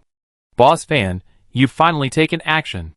Now, any little idiot dares to cause trouble in our Arakawa neighborhood. I won't vent my anger until I kill them.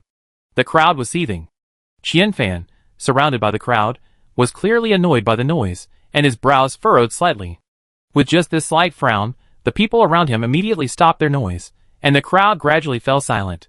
Everyone looked at the young leader expectantly, as if awaiting his orders. Qian Fan twirled his shawl, which was about to fall off, and took a few graceful steps forward. He looked at Enan, who stood on the carriage, staring coldly at him, and said with a slight parting of his lips, "Join me, and all this South 2nd Street will be yours."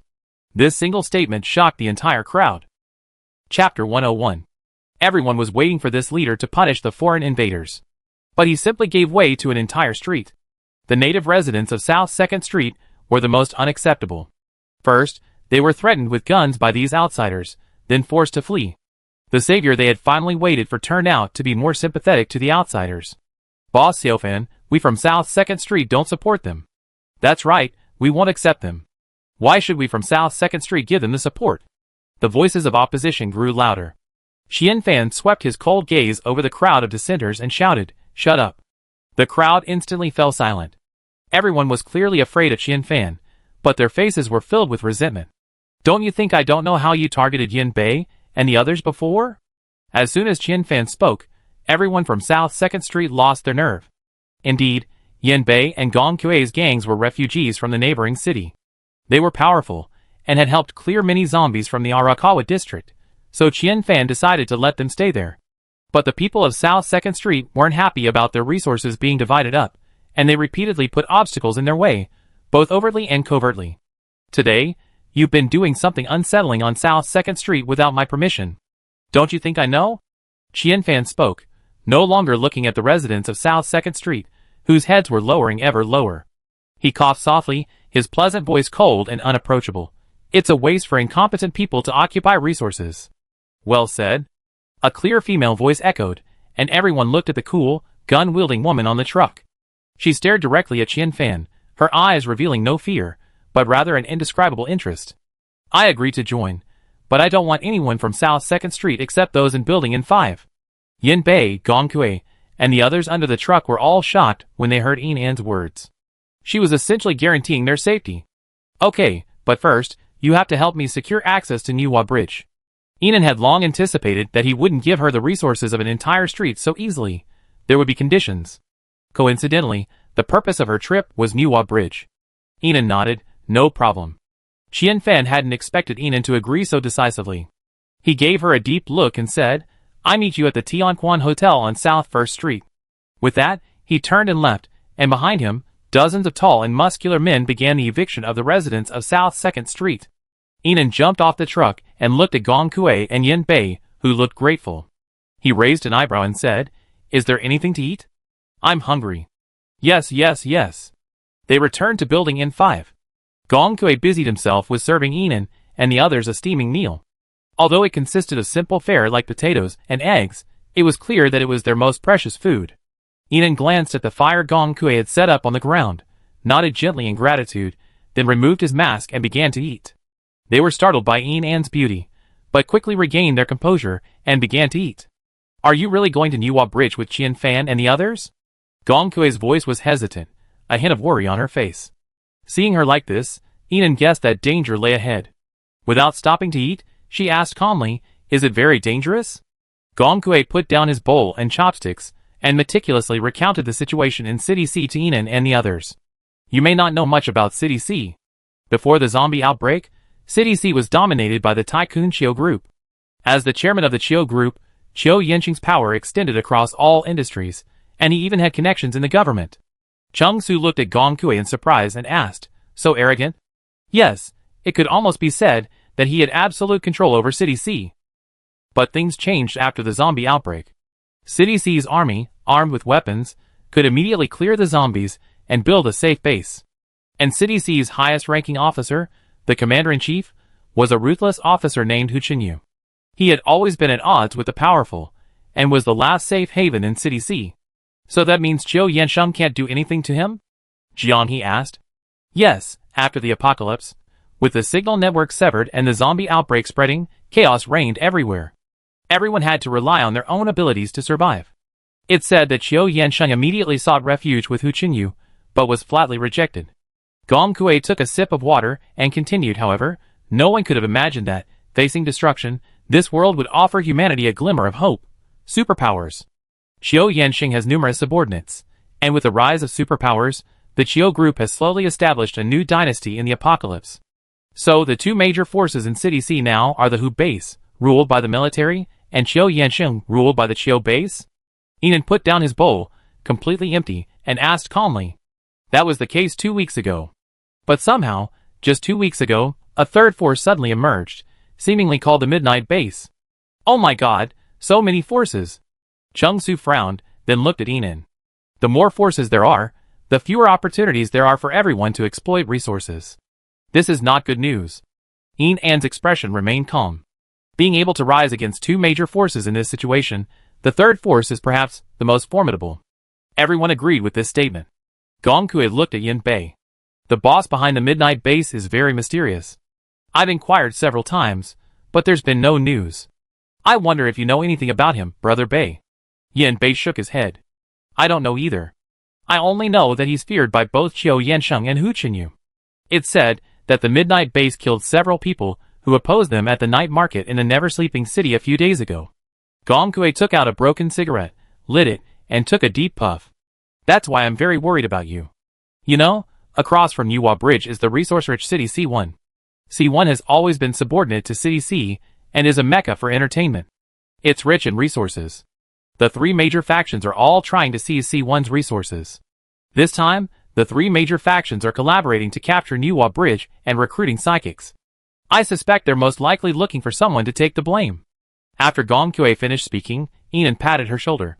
Don't worry too much. However, I think they're not just looking for someone to take the blame. What do you mean? Yen Bei looked at Inan. Inan said nothing more, only sneered, you know when you see them. With that, she raised her gun and strode out. Let's go meet Qian Fan. Chung Su and the others immediately stood up, weapons drawn, and followed. Gong Kui stood up and watched them leave. Are you truly worried about them, or are you worried that if something happens to them, we lose our shelter again? Yen Bei's voice echoed behind them. Gong Kui shook her head. After smoking the last of her cigarette, she stared at the burnt ash on the ground and sighed. Seeing how confident she is, I'm not too worried. I just envy their freedom and ease. Don't say that. You can do it too. Your choice now is simply to protect your employees. Not entirely. After all, I'm still a coward. Gong Kui shook his head, gave a wry smile, and turned to head upstairs. Yen Bei watched her leave, then looked in the direction Inan and the others had disappeared, silent for a long moment. Chapter 102. South 1st Street. Inside the Tianquan Hotel. When Inan and his 6 companions arrived, the hotel was already filled with tall, solemn-looking men, all dressed in formal attire. These men had apparently worked as bodyguards before the apocalypse, each exuding an air of indifference. From behind the crowd, Qian Fan straightened his sleeves as he approached. They're here, aren't they? When he saw Inan's fair, beautiful face, Qian Fan was startled for a moment, then quickly regained his composure. Welcome to my team, Qian Fan. May I ask how many of you 6 have special abilities? 3, Inan said calmly. Qian Fan raised an eyebrow. Surprisingly, half of them. Among my over 100 subordinates, only 7 have special abilities, he said, looking at Inan with an elegant, calm smile. Let's go! Outside, several SUVs drove up from the underground garage, and the people inside the hotel immediately began to move out in an orderly manner. Would you like to ride with me? You've just joined, and I need to discuss many important matters with you. Enan looked at Qian Fan and nodded. Okay. So the group got in the cars and quickly set off. Qian Fan brought 7 psychics and 40 strong men with him, filling up 7 SUVs. As soon as they left Arakawa, the zombies began to swarm. Although the SUV driver seemed very experienced, choosing less crowded roads, the convoy was quickly blocked by the zombie swarm. The people got out of the cars in batches to clear the zombies.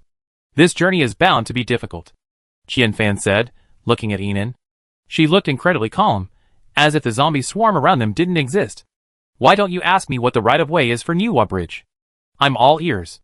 As everyone knows, seizing Niwa Bridge effectively opens the way to the north. I've heard that the zombie wave at Niwa Bridge is too massive to handle, so the 3 giants of City C have decided to collaborate on opening the bridge. They've also spread the word that any participating base or team will be able to access Niwa Bridge in the future, effectively gaining the right of passage. Who has the final say on this right? Qian Fan took a deep breath when he heard Enan ask this. Perhaps the 3 giants. They should eventually jointly control Niwa Bridge. Is it possible for 3 opposing factions to share a single bridge? Enan's voice was quiet, but it instantly perked Qian Fan's spirits. He sat up straight, lost in thought. I have the same doubts. But no matter what, this time, it's certain. I'm going. Enan, hearing him say this, glanced sideways. Why? Besides the Niwa River, City C borders City M and City X. One is dominated by the Fu family's Nightfall base, while the other is controlled by that old ghost Ji Kang. City C's supplies are also monopolized by the 3 giants. If we ordinary people want to survive, we must go north to seize resources. Hearing the word Fu family, Enan thought of the brothers Fu Sun and Fu Yin, and smiled faintly. Have you ever considered that obtaining resources in the north is also difficult? It shouldn't be that bad. The south has more tycoons and powerful families, so the situation in the north is much better than in the south. Qian Fan clearly understood the overall situation.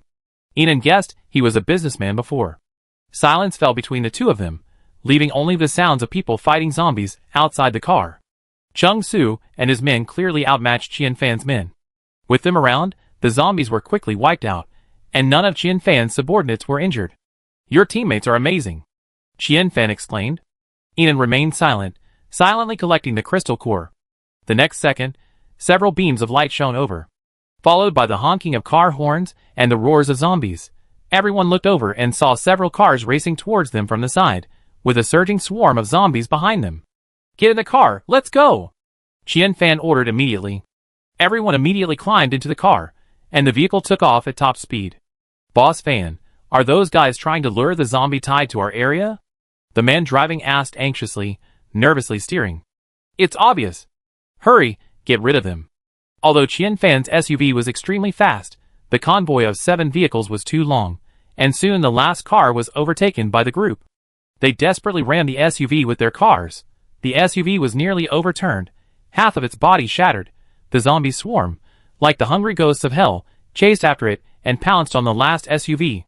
Hurry! Qian Fan shouted out of the car window. However, the SUV's engine had obviously been damaged, and it stopped dead in its tracks, engulfed by the zombie swarm. Speed up, forget it. Qian Fan's voice was hoarse with anger as he roared, his eyes fixed on the SUV behind him, which was being swamped by the zombie tide.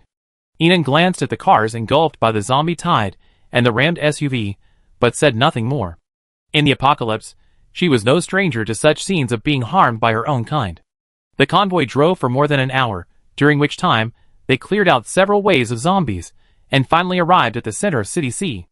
Unlike the desolate suburbs, this place boasted wide avenues and towering buildings. Though strewn with dried, stinking blood and corpses, it still evoked a sense of former prosperity. The streets were dotted with fleeing crowds and chasing zombies.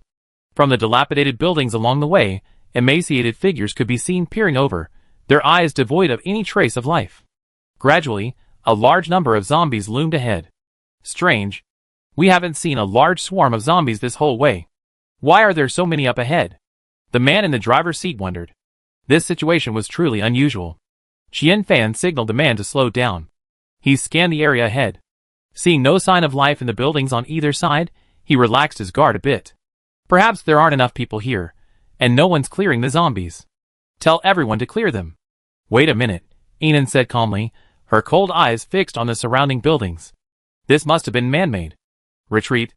Xian Fan met Yin An's determined gaze, his intuition telling him she was right. Just as Xian Fan gave the order to retreat, a large group of people suddenly emerged from the rear of the convoy. Each of them was incredibly muscular, a stark contrast to the scrawny figures they had just seen. As soon as they appeared, they began hacking and smashing at the SUV. Get out! Fight! Xian Fan immediately opened the car door, stepped out, and engaged the group. He had no special abilities, but he wielded a long sword, and his agility was quite impressive. Yin followed suit. She didn't use her special abilities, but instead used darts and daggers to easily fend off the oncoming crowd. At this moment, the zombies also rushed forward, creating a chaotic scene. Suddenly, a massive rock, over half a meter wide, fell from the sky, instantly crushing a man to death. Yin sensed something was amiss. She looked up and saw people on the buildings on either side frantically throwing rocks down. They were trapped in this dilemma, like lambs to the slaughter. More and more people were struck by rocks and fell to the ground. Some were even struck directly on the head, their brains splattering everywhere. Everyone, be careful. There are rocks. Big rocks. These people are vicious. Get out of the way. The crowd that had just rushed out was already moving back into the building in unison. This was clearly a coordinated operation. Follow them. Yin shouted, quickly catching up to the dozens of men. She was incredibly fast. She quickly caught up with them, and kicked several of them to the ground. Seeing how quickly she had caught up, everyone sped up and rushed into the building, but before they could close the door, Yin swung out a ray of light, knocking the leading men to the ground. Chung Su and his men caught up just then. Kill! Yin An's voice was cold. At her command, Chung Su and his men rushed in. Xian Fan and the others also rushed over, followed by a frenzied swarm of zombies. Go in. Close the door.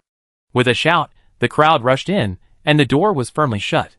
Outside the door were zombies thrashing and biting frantically, while inside was a chaotic battle. However, under the overwhelming force of Chung Su and his men, the group was quickly wiped out. After the battle, everyone gasped as they looked at the zombie swarm outside, and their dead companions behind them. In just over 10 minutes, Xian Fan had lost more than a dozen of his men. And among the 20 or so survivors in the room, several were injured. Xian Fan looked at his subordinates, then chuckled to himself after a moment's silence. I was dreaming of wresting access to Nuwa Bridge. Now I can't even get you there safely. Guilt welled in his eyes as he spoke.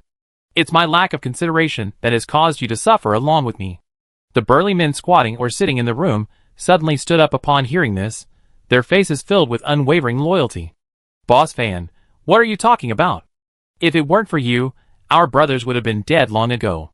Yes, if it weren't for you, Wang Jia and I would have died that winter 5 years ago. You gave us our lives. Even if it weren't for you, we brothers would be willing to die for you. Yes, yes. Everyone spoke at once, their true feelings expressed. Xian Fan's eyes welled up, and he turned away, his voice hoarse with suppressed grief and indignation. But I don't want you to die because of me. Now is not the time for such things, Yin suddenly said. She glanced at the pile of corpses on the ground, pointed at the door behind her and said coldly, those beasts upstairs are coming down to deal with us. Chapter 103. Bang! The door was smashed open by a huge rock. It rolled straight towards the crowd. Get out of the way! The crowd scattered, but the room was small to begin with, leaving limited room for movement. Bang, bang, bang. Stones of varying sizes followed one after another. These people are so insidious. They don't even dare to come down, and all they do is throw stones. Chung Su was clearly disgusted by their behavior and began to curse. More and more rocks piled up, completely blocking the hallway and the main entrance. Get out! Yin shouted coldly, then opened the main entrance and rushed out. A horde of zombies, their blood-red mouths gaping and their yellow fangs bared, charged forward. Yin lashed out with several radiant blades, effectively carving a bloody path. Get out! There are more and more rocks rolling. Everyone rushed out to engage the zombies. Bang! A rock fell from the sky, followed by more rocks. Damn it! These people are so vicious. With rocks rolling behind them and falling in front of them, the crowd grew anxious and furious, yet helpless. Everyone, disperse and run to the different buildings. Yin shouted, then turned right and rushed into a building. The others, reacting quickly, also dispersed and rushed into the various buildings. Chung Su and the others naturally followed Yin. As soon as Enan entered the building, he rushed upstairs. Hurry! Don't give them time to react. Charge up first. Okay, boss. Just as Enan reached the 4th floor, a huge rock began to roll down from the upper floors, hurtling towards her at breakneck speed. Long sword. With a loud shout from Enan, Song Yin immediately handed her the long sword. She exerted force from her wrist, and lightning power spread from her arm to her long sword, slashing fiercely at the rolling boulder. The boulder shattered into 2 pieces and rolled behind Enan. Chung Su and the others quickly dealt with the debris, but the falling rocks from above continued to roll in. Enan realized she couldn't run any further. She returned the long sword to Song Yin and quickly said, "Go down quickly now. Open the staircase doors 1 floor at a time to act as a buffer zone for the falling rocks. I go up alone." Without waiting for a reply from Chung Su and the others, she shot her grappling hook straight into the concrete slab of the staircase. Titan. She soared upwards. Chung Su and the others didn't dare to delay, turning and running down. Enan's speed was incredible. She quickly reached the concrete staircase on the 6th floor, and a huge boulder rolled down before her eyes. At the same time, a nervous voice urging her from the staircase. Continue. Keep throwing rocks. They might be coming up. Enan's eyes gleamed sharply as she clung to the iron rails of the ladder and scrambled upwards. Once there, she saw a man pushing rocks down. The moment he saw Enan, he stared in disbelief. Yes. Yes. Puff. The dart lodged in his throat, and the man collapsed. What's going on? Several men rushed out from behind the door. The moment they saw Enan, they couldn't believe their eyes. With so much falling rocks, how could anyone possibly make it up? Enan drew her dagger, charged forward, and quickly dispatched the leading man. The others reacted quickly and ran back. They weren't afraid of a woman. Rather, they were terrified by Enan's swift tactics and the dangerous aura that surrounded him. They didn't even have the courage to engage in a direct fight. Swoosh. Swoosh. Swoosh. The darts dispatched the 3 men in the blink of an eye. Enan strode towards the man, now trembling with fear, and demanded coldly, "Where's your leader?" The man gestured tremblingly toward the stairs behind him and shuddered, My little boss is over there upstairs. I don't know where the big boss is." With that, he was killed with a single blow. Enan's cold eyes swept over the room filled with fallen rocks, and the pile of bones in the corner. A foreboding welled up. She flicked the blood off her dagger and made her way upstairs. Enan's footsteps were so light that halfway up, her excellent hearing picked up a conversation. "Go down and tell the men and the others to be careful. Get rid of the fallen rocks, and don't let them get up." "Okay, Brother Long." Enan held her breath, leaning against the stair railing, waiting quietly. Soon, a man came down, but before he could even get a clear look at Enan, he was quickly tackled. He didn't even make a sound before dying. Enan continued upstairs, the aroma of meat wafting in. The men and women ate and chatted, no one noticing Enan turning around the corner. This group of people is quite troublesome. They even knew to disperse and hide in different buildings. So what? These 2 streets are full of our people. Sooner or later, they end up in our clutches. Can you please stop talking about this? I just hypnotized myself, and I'm eating pork. You're making me want to vomit again. What a hypocritical woman. If you think it's disgusting, don't eat it. If you don't like it, go eat my shit. Shut up, bitch. If you keep talking, I stew you too. Their conversation reached Enan's ears. Everything confirmed her suspicions. This gang truly survives by cannibalizing human flesh. No wonder all the living people they've encountered along the way have been so skinny, while they're all so robust. Enan suppressed her discomfort and secretly observed the layout of the room. Besides the 2 women and 3 men munching on the meat, there were 2 men at the back of the room, observing from the window. Next to them was the door leading to another room. Clearly, these were just underlings. The leader must be next door. Determined to make a quick decision, Enan rolled out, lashing out with several radiant blades from her left hand, cleaving down the men and women munching on the flesh. Then, she fired 2 darts, dispatching the man at the window. At the same moment, the door opened, and a man rushed out, demanding, "What happened?" After saying that, he collapsed, staring blankly. Enan retracted his dagger and rushed into the room. He saw a man leap up from the sofa, his voice filled with shock and fear. "You? Don't come over here. I have a knife." As he spoke, his hand trembling as he fumbled for the knife on the table beside him. Bang! Enan kicked him onto the sofa, then placed a foot on his head and said coldly, "Tell me where your leader is." The man was pinned to the sofa, unable to move. His head was facing the door, just in time to see the bodies of 3 men outside. All of them had been killed with a single blow, demonstrating the immense skill of this woman. He was so frightened that he could only confess honestly, I tell you. Don't kill me, I tell you. Impatience flashed in Anne's eyes. She pressed her foot forward and shouted, hurry. He's in building 9 next door. How many people? He should have 70 or 80. I'm telling you how many of you there are, and where they're located. Tell me in detail.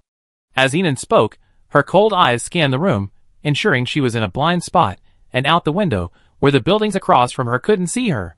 This entire street, all 12 buildings, they're all full of our people. Except for building 9, where our leader, we call him Redbeard. Each of the other buildings has 10 or so people. He stuttered as she stared into his eyes, ensuring there was no evasiveness before withdrawing her foot. The man then trembled and knelt, cowed out, please don't kill me. Before he finished, he collapsed. Blood flowed from his neck. Enid glanced at the bowl of human flesh on his desk, his voice cold and emotionless. Those who eat human flesh don't deserve to live. Pulling out his intercom, Enid said calmly, Chung-Su, in 5 minutes, take everyone and flee as far as you can. Okay, boss. What about you? I meet up with you guys. Chung-Su's voice was a little worried, but more obedient and trusting. Boss, you must stay safe. Chapter 104. Enid gathered his gear and ran up to the 7th floor. He donned a mask and hood, then walked to the windowsill. The building here had inward-tilting ventilation windows, providing no traction, and the walls were made of limestone, making them extremely difficult to climb. If, as the man had just said, their leader was on the 9th floor next door, then Enid's fastest and only way was to scale the wall. Suddenly, several dazzling headlights shone down on the blood-stained, boulder-strewn streets below. Against the gloomy sky, they were like a ray of heavenly light, illuminating the entire street as if it were sunny. Enid looked into the distance and saw a massive convoy slowly approaching. They appeared to have over 20 vehicles, each one a modified, bulletproof, high-speed vehicle. What surprised Enid even more was the insignia on the vehicles, clearly the distinctive Nightfall Base logo. How could the Nightfall Base in City M be here? Enid was puzzled, but he didn't have the time to dwell on it. Looking at the unapproachable lime wall, she gritted her teeth and shot a grappling hook at the adjacent wall. She then leaped out of the window, tightening the hook. She was pulled forward, slamming hard against the wall. Fortunately, she used her palm to cushion the blow, avoiding injury.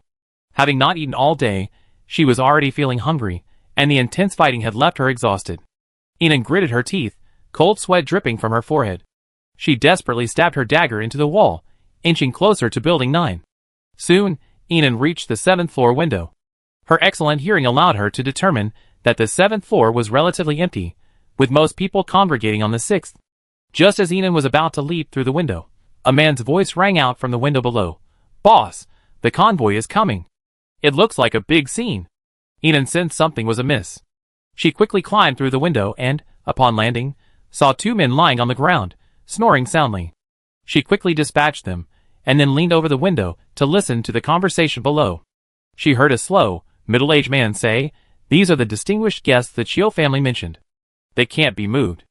"Okay, boss. What about those people up ahead?" Ignoring their conversation, Enid pulled out a Gatling gun from her spaceship and ran downstairs. "Who?" The crowd gathered at the sound. Enid swept forward with his gun. Bang, bang, bang. Instantly, there were casualties. "There's a gun! Hurry, run!" The crowd behind him retreated rapidly upon seeing this. No one dared to charge forward. "Goddess, stop. We can talk." With a powerful shout, the crowd instantly parted, and a middle-aged man with a sophisticated look calmly stepped out. From his voice, it was the man who had just been called boss. Enid guessed he was Redbeard.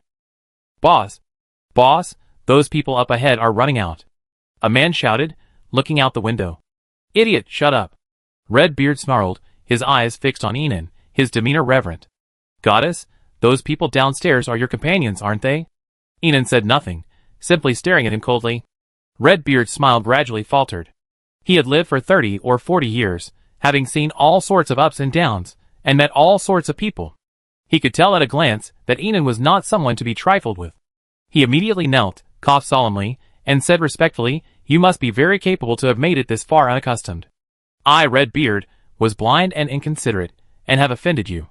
I apologize to you and your companions." Tell me what you want, and I do my best to fulfill it. Seeing this, the others in the room also knelt and bowed their heads, not daring to breathe.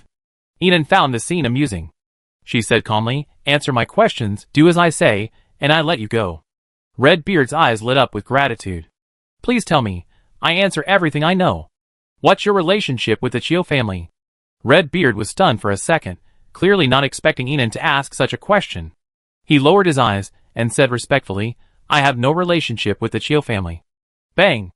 Blood splattered everywhere. The man to his left collapsed. Redbeard shuddered with fear. He looked into Inan's icy eyes and said fearfully, I'm telling you, we have a cooperative relationship with the Chio family. We help them eliminate other forces and intruders from outside the city, and they provide us with a certain degree of protection. Oh! So you've received orders from the Chio family not to touch the passing convoy? Yes. That's right. Inan understood. She glanced at Chung Su and the others, who had already driven off, and the Nightfall base convoy approaching the building below, and smiled faintly. Okay, then I command you to smash them hard. Huh? Redbeard looked at Inan in confusion. Bang! The next second, the man to Redbeard's right fell. He immediately said, I do it. I do it. Don't try to play tricks, or I kill you all. I dare not. I dare not. Redbeard stood up shakily, and gave his subordinates orders. A man set a signal to the building across the street, and soon, all the buildings moved in unison, countless boulders tumbling down. Boom! Boom! Boom! A shower of boulders blocked the path to Nightfall base, smashing into their convoy and leaving dents. Damn, there's rockfall. Brother Fu, it's man-made. They're upstairs. The road ahead is blocked by boulders. Everyone in the Nightfall base convoy cried out in panic. In the second bulletproof high-riding vehicle, Fu Sun, dressed in a black, high-end fabric suit, frowned slightly. His pleasant voice commanded, Get out of the car and take cover. Yes, Brother Fu. Notify everyone to get out of the car and take cover in the buildings on either side. Redbeard, still diligently carrying rocks, looked at the crowd below, abandoning their cars and taking shelter. He swallowed nervously and asked humbly, Goddess, they've taken cover. Do you want to keep dropping rocks? But there was no response from behind him. He turned around, but Inan was nowhere to be seen. Chapter 105.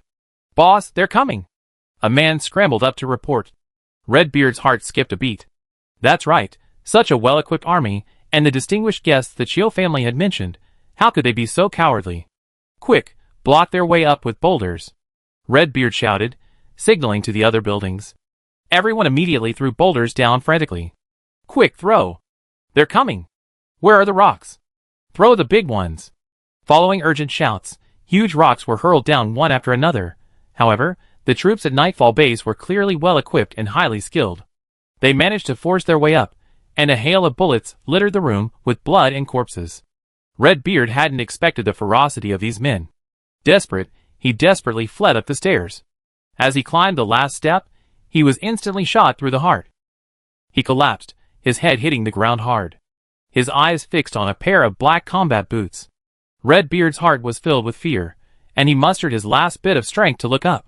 Inan's cold eyes stared at him emotionlessly, as if mocking him for getting what he deserved. He then realized that this elusive, terrifying woman had anticipated all this.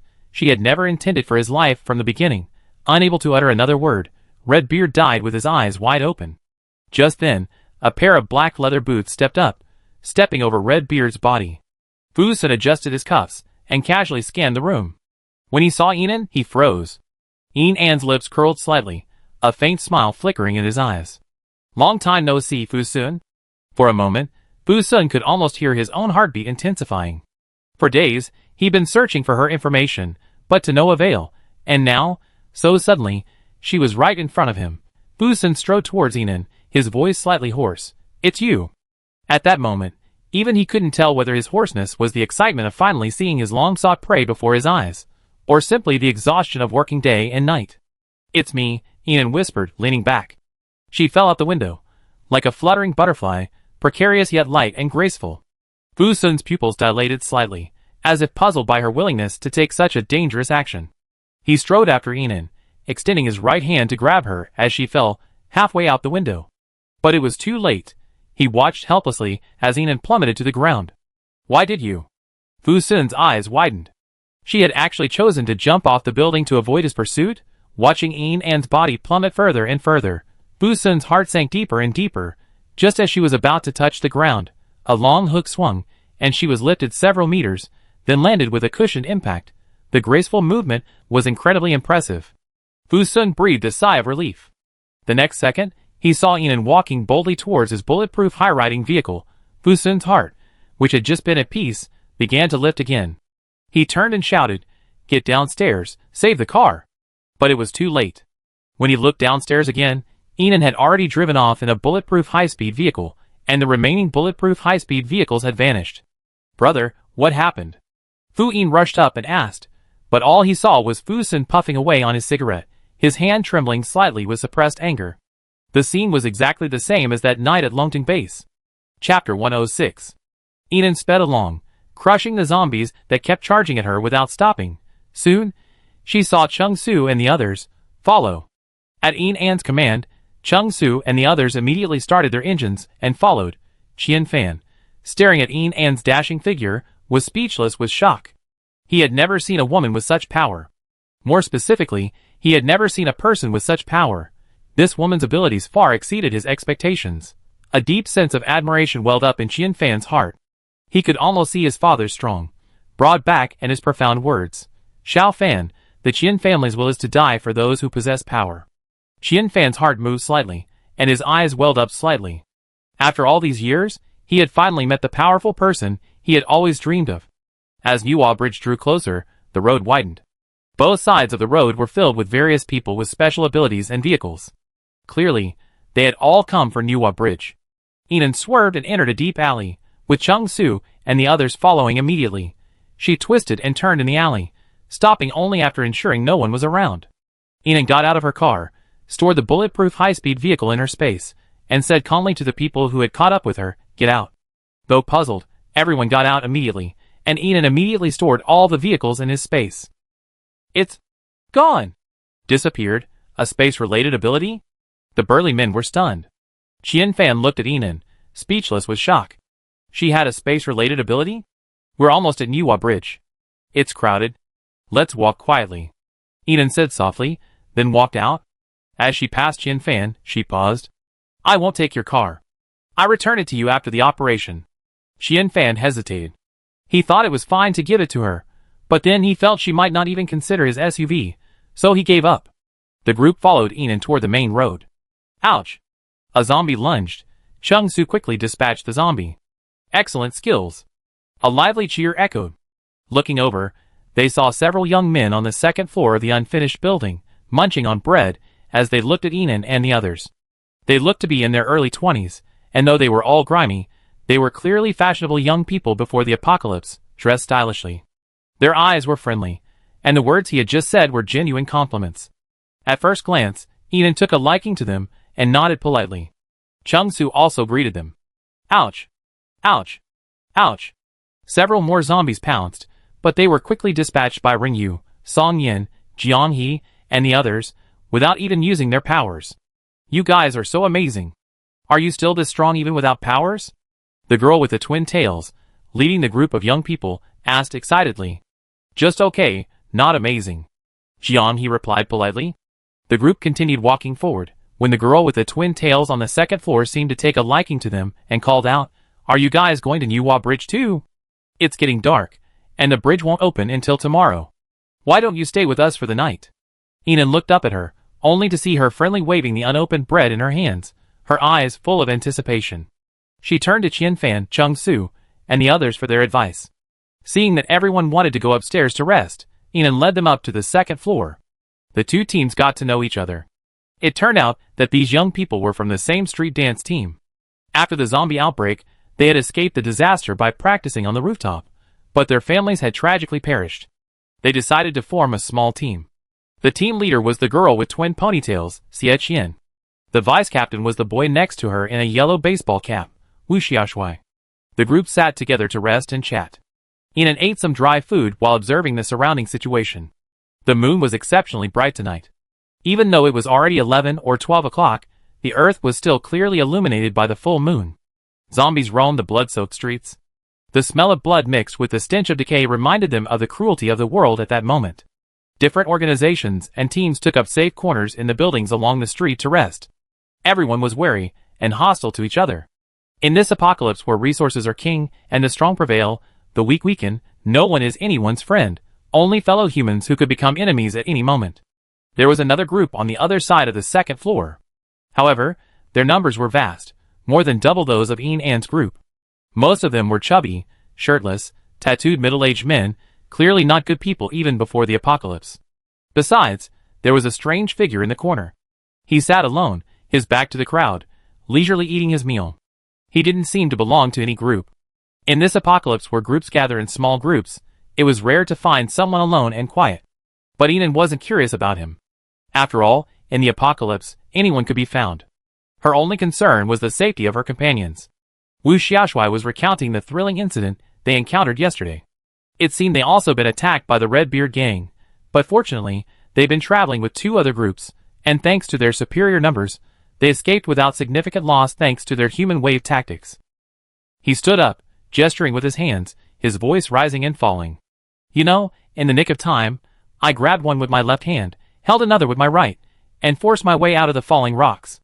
I don't know where I got the strength, Before he could finish his words, a loud roar rang out from the other side of the second floor. Where did you come from, you little brat? Shut up. You're disturbing my sleep. Wu Xiaoshui was instantly embarrassed and angry, his face flushing red. He said angrily, I'm sorry for not paying attention to my voice, but don't be so harsh.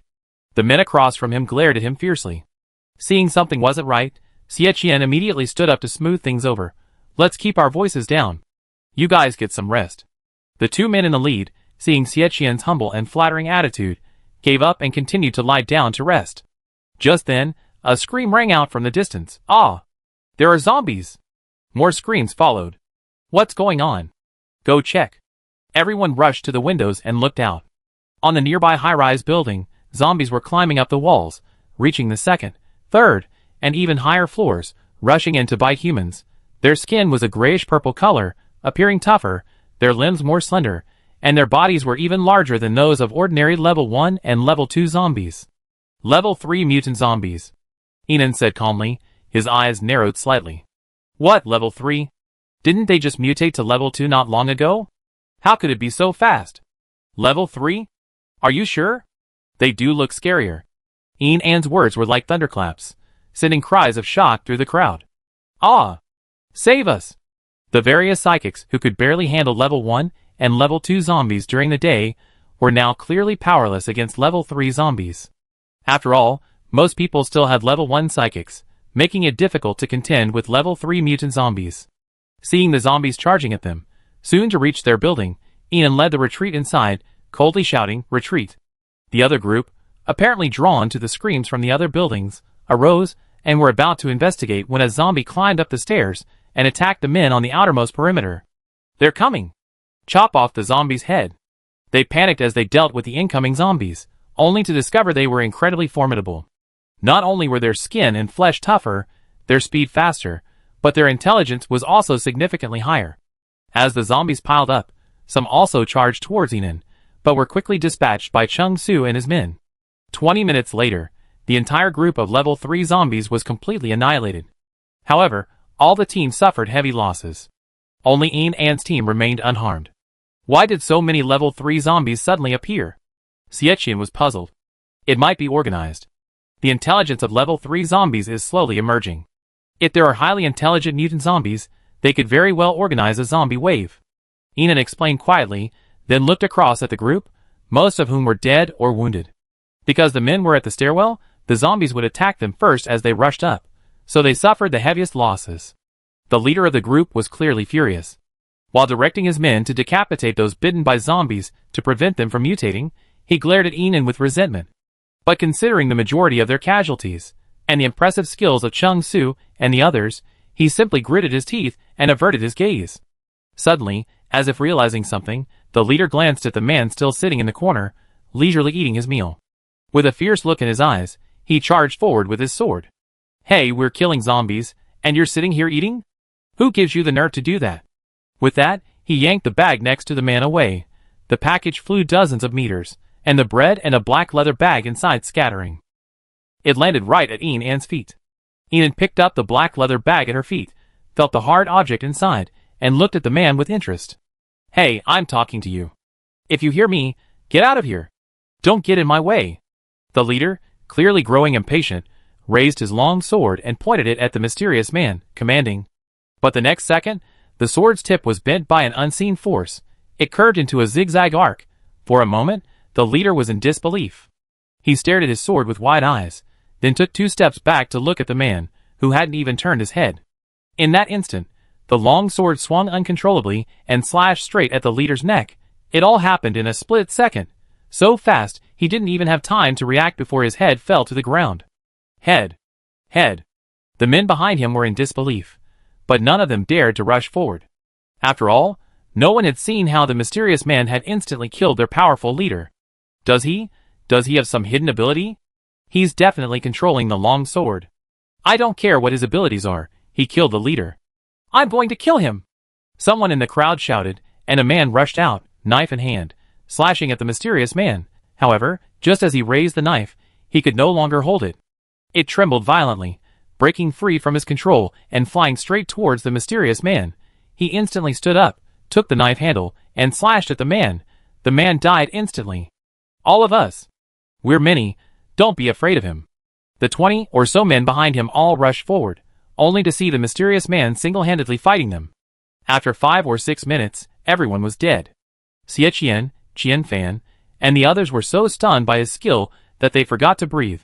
In the pool of blood, the mysterious man turned around, his wispy bangs covering his eyes, his face tightly obscured by a black mask. He looked towards Enon, then stepped steadily towards him, treading on the river of blood, stopping steadily a meter in front of him. He held out a hand, his clean fingers splattered with blood, like red plum blossoms in the snow. "My things." Enon handed him the briefcase. He took it, bowed his head, and turned. "Thank you." Then he strode off, quickly vanishing into the night. That's incredible. One man taking on over 20 men, Xie Qian muttered. Qian Fan nodded. Really strong. Indeed. And what's his special ability? It's so special, Renyu said, looking at Enon. Song Nian, Chung Su, Jiang He, and Xiao Rui all looked at Enon. Enon smiled. Why are you all staring at me? I'm not some omniscient encyclopedia. She dusted herself off and found a clean spot to lie down. Rest now. Time's running out. Everyone then lay down. Exhausted, they quickly fell asleep. Only Enon stared at the ceiling, lost in thought. She thought of the system's personality recognition function and said to herself, System, analyze the mysterious person just now. The next second, the long-lost system voice sounded. Mysterious person detection, male, 28 years old, 183 centimeters tall, 63 kilograms, Virgo. Awakened superpower, telekinesis. Loyalty unknown, high sense of responsibility, extremely high IQ, extremely high upper limit of combat power. Teammate compatibility, unknown. Enon raised an eyebrow. Telekinesis, truly a remarkable superpower. Could such a person be a lone wolf? Chapter 107. Before they could rest for long, they were awakened by a sudden commotion. The sky was just beginning to brighten, and a clamorous voice could be heard from the crowd downstairs. Run! They say there's a zombie wave coming up behind us. Another zombie wave? It's said to be even bigger. Run! Just run! Gradually, everyone around them began pouring onto the street, scrambling to escape. Let's get going quickly too, Enon said, standing up and heading downstairs. Qian Fan and the others immediately followed. We go with you, Xie Qian said, chasing after Enon and the others. In such a dense crowd, cars couldn't move at all. Everyone was running on foot. We're almost there. It's right up ahead. Someone in the crowd shouted excitedly. Everyone looked up. At the end of the road stood a towering building. Between the buildings was a makeshift platform made of square stones, enclosed by iron railings, shielding it from the frantic crowd outside. Apparently, entry required screening. The crowd kept pushing forward, resulting in numerous stampedes, with some shorter people even being crushed to death. Hurry! The zombie wave is coming! Let us in! The crowd roared incessantly. A moment later, a sturdy man on the platform shouted, Only those with special abilities can enter. You must demonstrate your abilities one by one. Anyone who shouts again will be disqualified. The crowd quieted down considerably after his words. Everyone began to whisper and compete to squeeze forward. Yinan, Song Yin, Xiao Rui, and the other girls were relatively safe, protected by the tall Chung Su and the strength-type Jiang Yi. Those on the platform are probably from the Chiu family. The group guarding them with guns are from the military. Xie Qian, who grew up in City C, explained the situation to Yinan and the others. Yinan nodded and surveyed the area. What about the people from Midnight Base? Xie Qian stood on tiptoe, raised her head, and surveyed the area. Then she shook her head. I'm not sure about that. The Midnight Base's people are elusive, and most of them mask their faces, so they're rarely seen. As soon as she finished speaking, a huge commotion erupted behind her. The crowd began to push forward even more frantically. In an instant, many short women were crushed to death. Some even had faces deformed, blood gushing from their mouths, and bloodshot eyes, looking horrifying. The zombies are coming. Ah! It's the terrifying zombies that appeared last night. Everyone turned to look. They saw a swarm of level 3 zombies, climbing and running side by side, rapidly approaching. As soon as they entered the crowd, they devoured the humans frantically. This huge crowd was like a buffet for the zombies, and those at the back were almost instantly overrun by zombies. The humans bitten by the zombies mutated at an extremely rapid rate. People bitten by level 3 zombies mutate even faster. This is bad. Find a way to get in.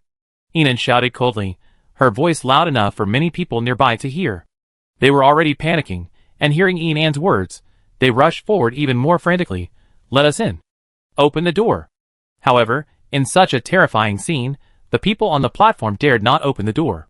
They had already shut the iron gate tightly and held it against them.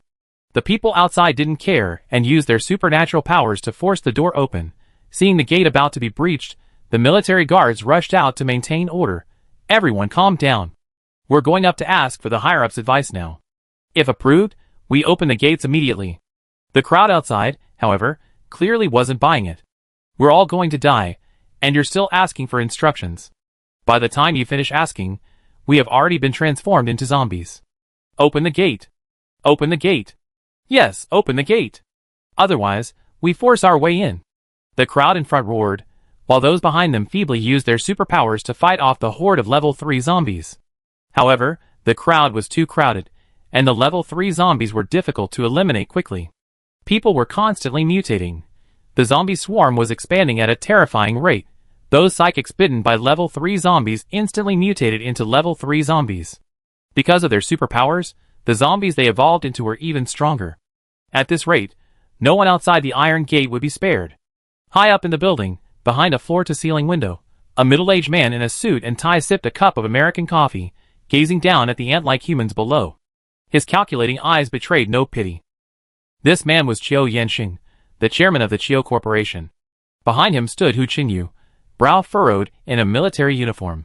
He seemed unable to contain his impatience. He anxiously approached Chiu Yanxing, his powerful voice betraying his impressive physique. Are you just going to let those thousands or tens of thousands of people outside die? A faint smile played on Chiu Yanxing's lips. He took a leisurely sip of his coffee and looked at Hu Qinyu. Officer Hu, don't worry. You have many elite troops within the Iron Gates. Do you want your troops to become zombies, or do you want to protect your own people? Hu Qinyu's brow furrowed ever deeper. He looked down at the crowd, which was mutating at an alarming rate.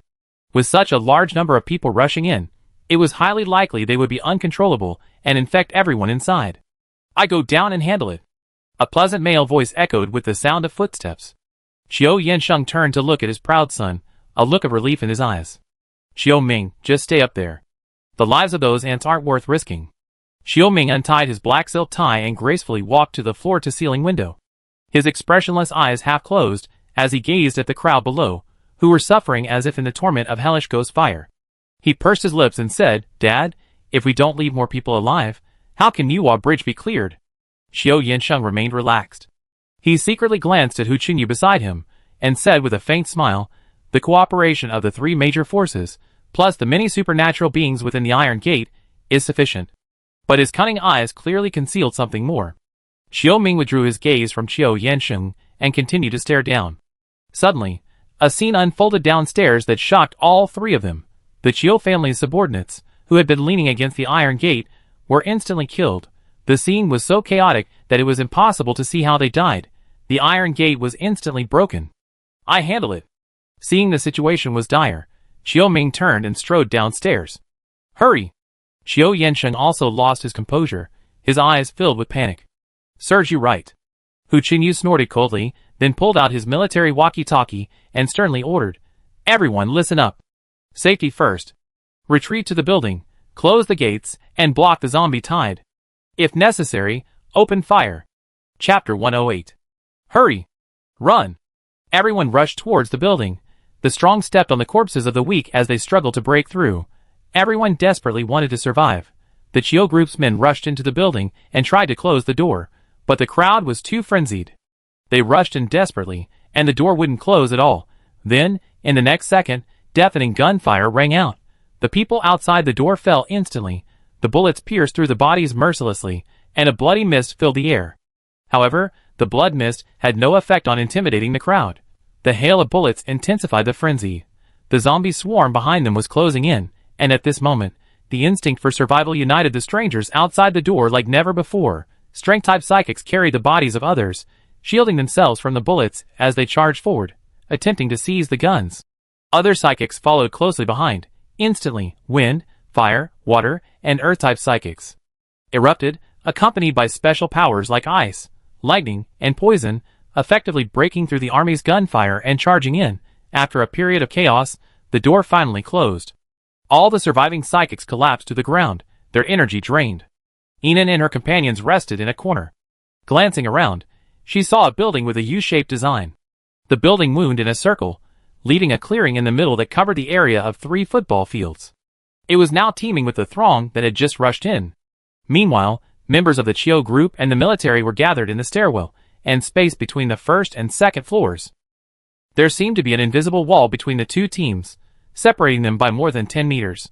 It was clear that this incident had caused resentment between the two groups. Soon, a tall man stood up. He was immediately followed by more than 20 men, all tall and imposing, clearly quite capable. He seemed utterly unafraid of the armed soldiers. 3 of the men behind him were also carrying guns, apparently seized from the soldiers during the clash. He took a few steps toward the Chiyo group and the military, demanding in a powerful voice, I'd like to ask you why you just wanted to close the door and leave so many of us outside to die. This statement caught everyone's attention. Almost simultaneously, everyone on the first and second floors looked over. A middle-aged man in a suit and tie stepped out from the Chiyo group crowd. He was clearly a man of considerable stature, his deep, old eyes revealing a calm demeanor. He cleared his throat and said, nothing else. It's for everyone's safety. Your Chiyo family's lives are lives, but the lives of us psychics aren't? The middle-aged man remained calm. Young man, we at the Chiyo group have no obligation to sacrifice our own safety to save you. He spoke slowly, surveying the entire building. This is Chiyo group's territory. This resounded with conviction. The tall man was speechless. Indeed, this was Chiyo group's territory. They had a large force and were well equipped. In the apocalypse, human nature is inherently selfish and cold. No one has an obligation to consider others. In the apocalypse, strength is the only asset. Young Master Chiyo. Young Master Chiyo is here. Hello, young Master Chiyo. A sudden flurry of respectful greetings echoed from the second floor. Everyone in the lobby looked over and saw a tall, slender man slowly descending the stairs leading to the third floor.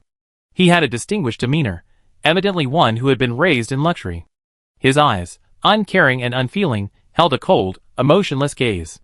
Xiao Ming, the only son of Chairman Chiyo. Qian Fan's voice echoed faintly behind Inan and the others. Xiao Ming's emotionless eyes swept over the crowd. Everyone, the situation is beyond our control. The zombies are evolving too rapidly. Therefore, we've decided to move up the Nuwa Bridge operation and begin in an hour. Everyone in the hall was in an uproar at this, and everyone started talking at once. One man asked loudly, what should we do with those of us with special abilities? Quiet!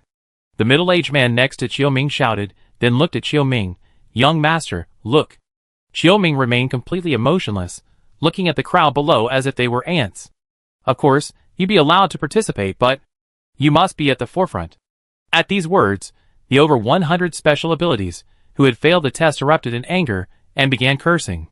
Didn't we agree not to use us as cannon fodder? I knew you, the Chiyo family, weren't good people. You're going back on your word. Fuck you, Chiyo family.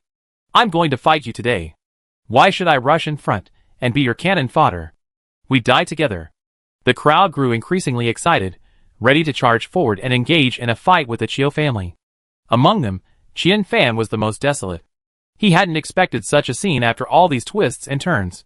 I had hoped to secure access to Niwa Bridge, but it turned out to be a foolish dream. Qian Fan scoffed and shook his head. He looked at Enan and his men, his eyes determined. I won't let you be cannon fodder. Let's find a way to retreat. Boss Xiaofan, how do we retreat? There are level 3 zombies everywhere outside, and this is Chiu's territory. The men gathered around, all with worried expressions. Only Enan remained calm, sternly gazing at the chaotic crowd ahead. Xiaoming gracefully ascended the stairs. The door to the 3rd floor began to close tightly, while the Chiu group's men, armed with guns, continued to confront the psychics head-on. A bad premonition dawned on Enan. She glanced around and said calmly, if a fight breaks out, the Chiu group will most likely abandon these psychics.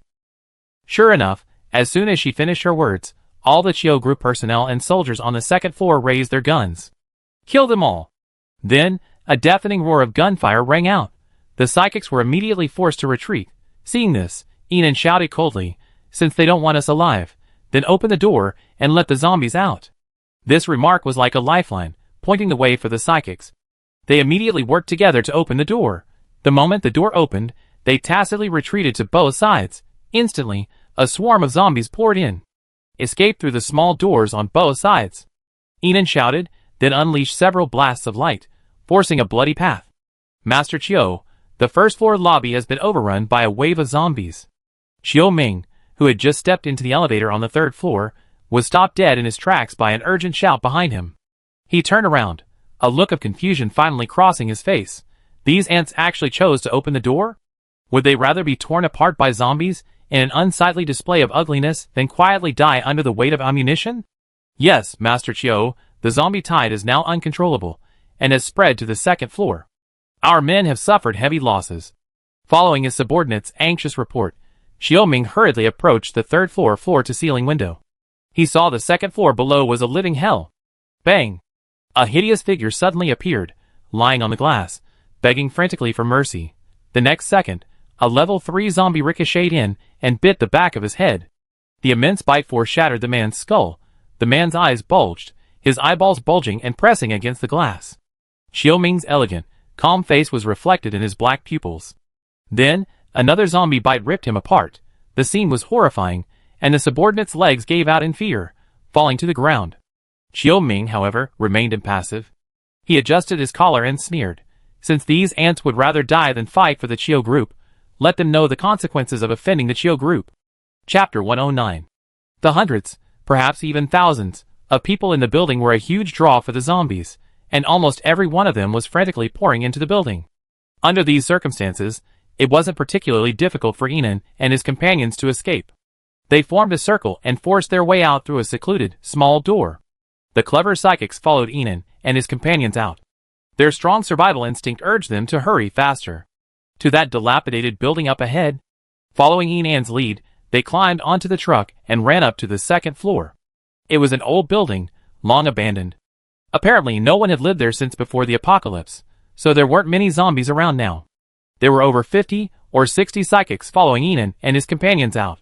Everyone was clearly exhausted and sat down on the ground to rest. Across the street was the Chiu group's building. The building was more than a dozen stories high. Enan stood at the window, looking across. The door on the 1st floor was extremely tall and large, allowing him to easily see most of the scene inside. There were few living people to be seen amid the dense swarm of zombies. There are guns on the 3rd floor across the street. Song Mian's cold voice rang out. The crowd gathered around like frightened birds. They saw the windows on the 3rd floor of the building across the street wide open, and guns were steadily fired, their muzzles pointed straight at them, clearly heading towards them. Run! Someone in the crowd shouted, and everyone immediately ran to the back of the building. Follow me, I know a tunnel somewhere. Xieqian shouted, leading the group to the underground passage of an abandoned building. This Chiu group is a piece of crap. A tall, muscular man cursed. But many more were too exhausted to speak. They were exhausted from their escape. Xieqian was clearly familiar with the area. She found a lighter and lit 3 candles, bringing some light to the dim tunnel. Did you dig this tunnel? Chung Su asked curiously. Xieqian shook her head. This was dug by my former friend's shop. He was using it to store supplies. He didn't expect the building to be destroyed before it was even finished. He died early. My condolences. Chung-Soo patted Xie-Qian's shoulder in comfort. So the Chiyo group is going to wipe us out? Are we going to be killed if we don't serve as cannon fodder? A woman in the crowd asked angrily. This is all Chiyo group territory. Their people are everywhere. What are we going to do? We just lost all our food. Another man sighed. Suddenly, the tall man standing out from the building stood up. Under everyone's gaze, he walked over to Enan and knelt down with a thud. The 8-foot-tall man's kneel was so firm that Enan felt the ground tremble slightly. You were the one who opened the door and led us away. I, Qin, can see that you're definitely capable. Now, our only chance of survival is unity. I've decided to follow you with my brothers. I beg you to take us in. As he finished speaking, 5 or 6 burly men approached and knelt down. The team of more than 20 people in the lobby just now had been destroyed, but now most of them had been killed. Enan was silent for a few seconds. Just as he was about to speak, the others in the tunnel came over. Take me with you. I want to join. I want to join you too. All of a sudden, every psychic in the tunnel gathered. Enan stood up. Everyone sit down. Seeing everyone sit down, she slowly said, You can follow me, but I have 3 rules. No idlers, no traitors, and no consciences. So, I will guide you to survive as long as possible. After this incident, if any of you still want to follow me steadfastly and are recognized by me, you can become my partner. How about that? Sure. Okay, we're fine. Everyone nodded. Enan then said, I just discovered that the Chiyo family has abandoned the people on the 1st and 2nd floors. They've lost quite a few men this time. Now we just need to wait for an opportunity. What opportunity? When they go to Niwa Bridge. Enan didn't say the rest. She already had a plan in mind, but she wouldn't easily promise anything without complete confidence. Chung-Soo, distribute the food. You guys fill your stomachs first. I go out and explore. Okay, boss.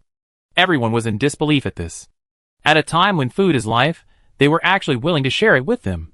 This was a life-saving favor. Chung-Soo pulled some mineral water and bread from his large black backpack and distributed it to everyone. Although it wasn't much, it was more than enough to temporarily relieve the hunger of the dozens of people in the tunnel. No one dared eat too much, sharing each loaf of bread between 7 or 8 people.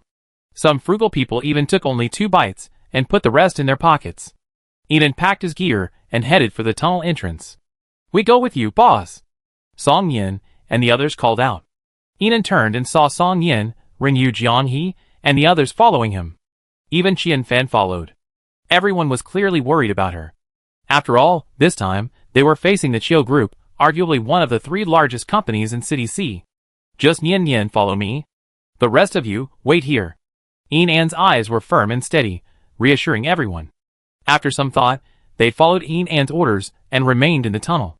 Song Yin followed Enan, quickly climbing out of the tunnel. Outside, they were in an abandoned building. The 2 of them walked out quietly. Outside, smoke filled the air. The smoke from the bombardment filled the abandoned rocks. Rivers of blood and corpses lay scattered across the ground. It was a living hell. Be careful, Enan whispered, leading Song Yin forward. Song Yin nodded, his cold eyes warily observing his surroundings as he followed Enan. The 2 quickly found a very secluded spot from which they could observe the situation across from the Chiyo Corporation building while remaining virtually invisible. Enan observed the other side and discovered that in just an hour or so, the Chiyo Corporation had dispatched a large number of personnel to repair the zombie protection bars and nearly wiped out the zombie horde. Several artillery shells were parked on the 1st floor of the building. Clearly, fighting these zombies had cost both the Chiyo Corporation and the military considerable casualties and expended considerable military equipment and supplies. These people must hate us deeply. Enan sneered. Song Yin looked across. They deserve to die.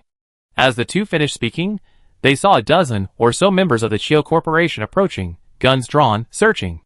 They were clearly determined to exterminate them all. But fortunately, Enan still had some confidence in the tunnel's concealment.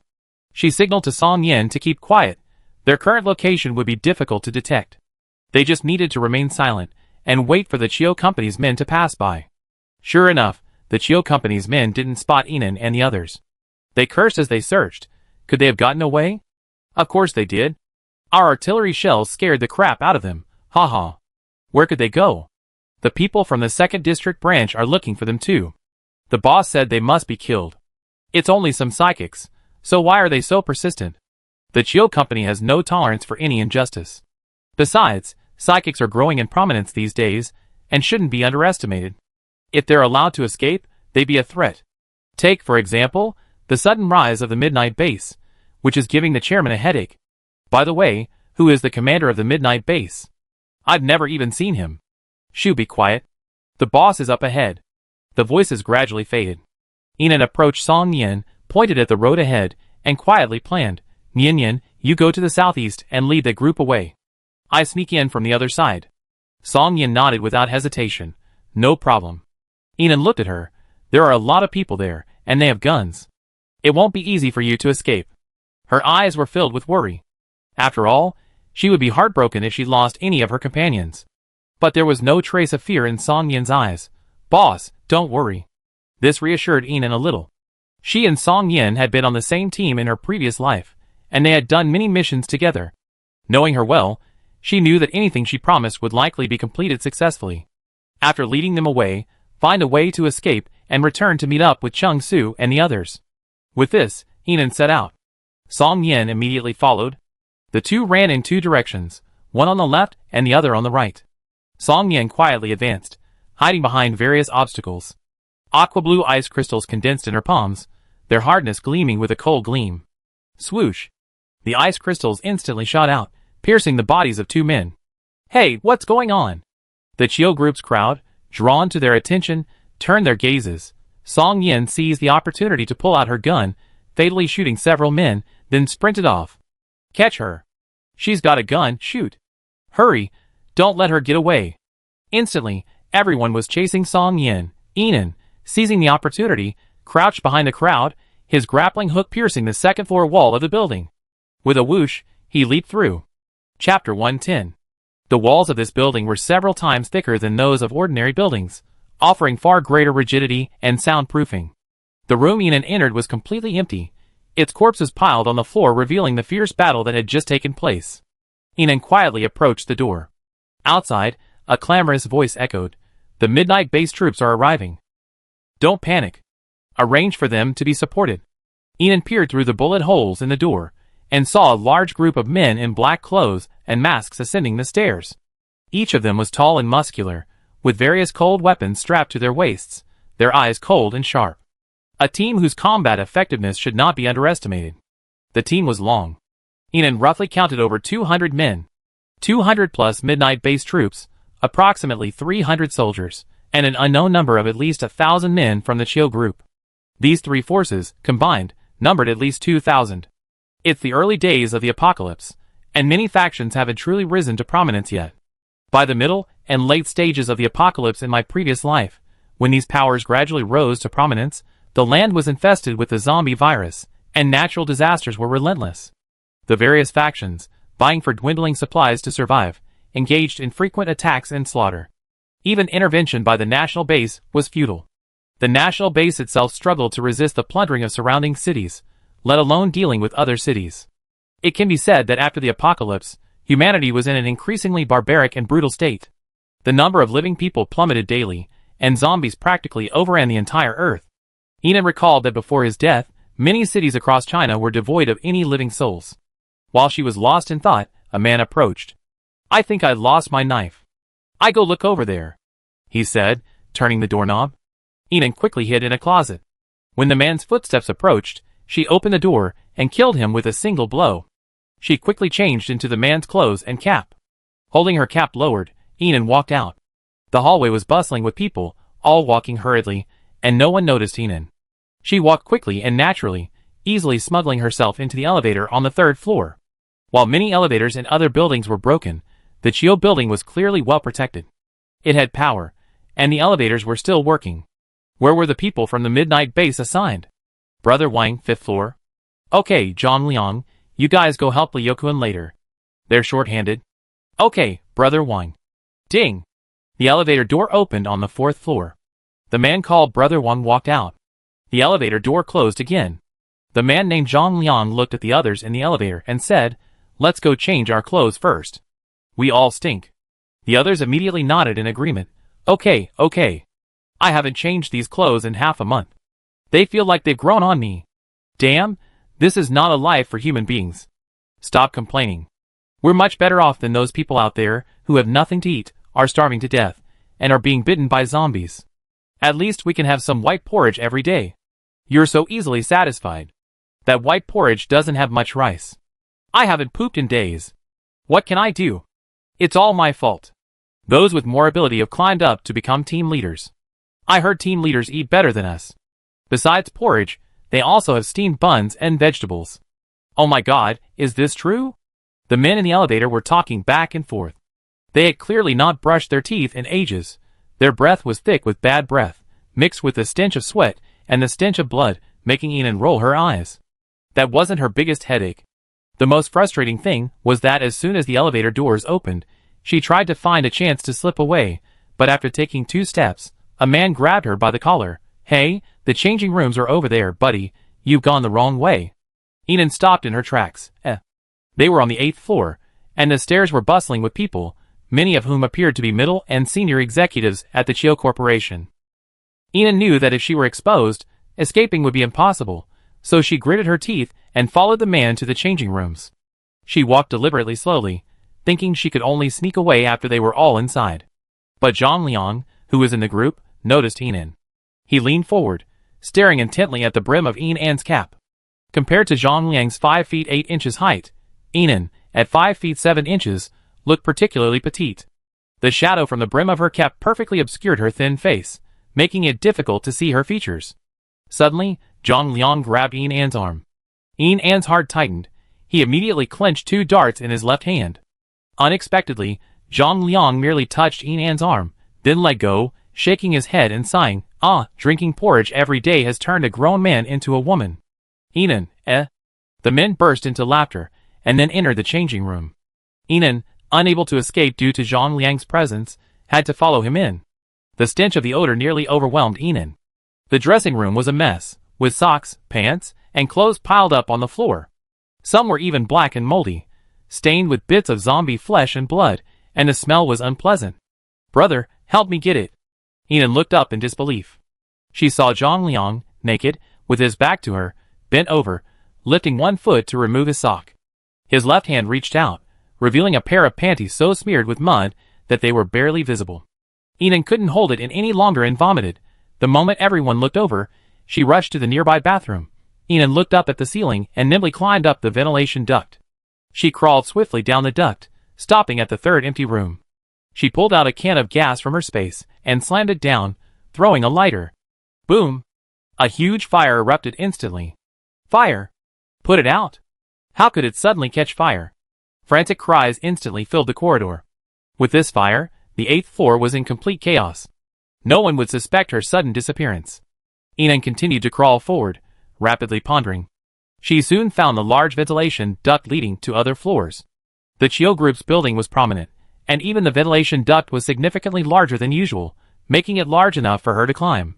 With a dagger in her left hand and suction gloves in her right, Enid climbed up the ventilation duct to the 9th floor. The purpose of her trip was not only to investigate the Chio Group's operational plans, but also to locate their supplies and completely evacuate their base. Chapter 111. Enid quickly crawled through the ventilation duct, searching room by room. Soon, a middle-aged man's deep laughter rang out. Ha ha! The voice came from the room ahead. Enid frowned and slowly approached. As she drew closer to the ventilation vent, the voices of the 2 middle-aged men became clearer and clearer. Xiao Yansheng, you're a monster. So many people have died, and you're still laughing. It was a serious, yet powerful voice. Enid peered through the crack in the partition. In the luxuriously decorated tea room, 2 middle-aged men sat on either side of the tea table. The man on the left, dressed in military uniform, had spoken. The middle-aged man on the right, dressed in a Chinese suit embroidered with gold thread, was the Qiu Yansheng they were talking about. Enid guessed that he was most likely the chairman of the Qiu Group. Such a large group, currently the leading force in City C, but why had Enid had no memory of the Qiu Group in her previous life? Far away in H City, she had heard of the Midnight Base in City C in her previous life, but had never heard of the Qiu family. Could this group be destroyed by the Midnight Base in the future? While Enid was pondering, Qiu Yansheng had already put down his teacup and said calmly, Officer Hu, why are you so anxious? We who are doing important things can't afford to be impatient. It turned out that the person opposite was Officer Hu Qingyu. Hu Qinyu suddenly stood up, his face flushed red. Qiu Yanxing, it was you who proposed the cooperation, and it was you who proposed recruiting psychics to help us open the Niwa Bridge. And now you've killed them all. Give me an explanation. Officer Hu, don't be impatient. Listen to me. First of all, I recruited them to be cannon fodder from the beginning. Am I, Qiu Yanxing, the reincarnation of some great saint, supposed to shield these helpless people from the zombies? Humph. Hu Qinyu snorted coldly and paced around the room. Your argument is unfounded.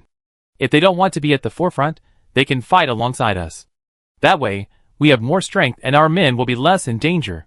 No. No! Qiu Yansheng raised his index finger and twitched it.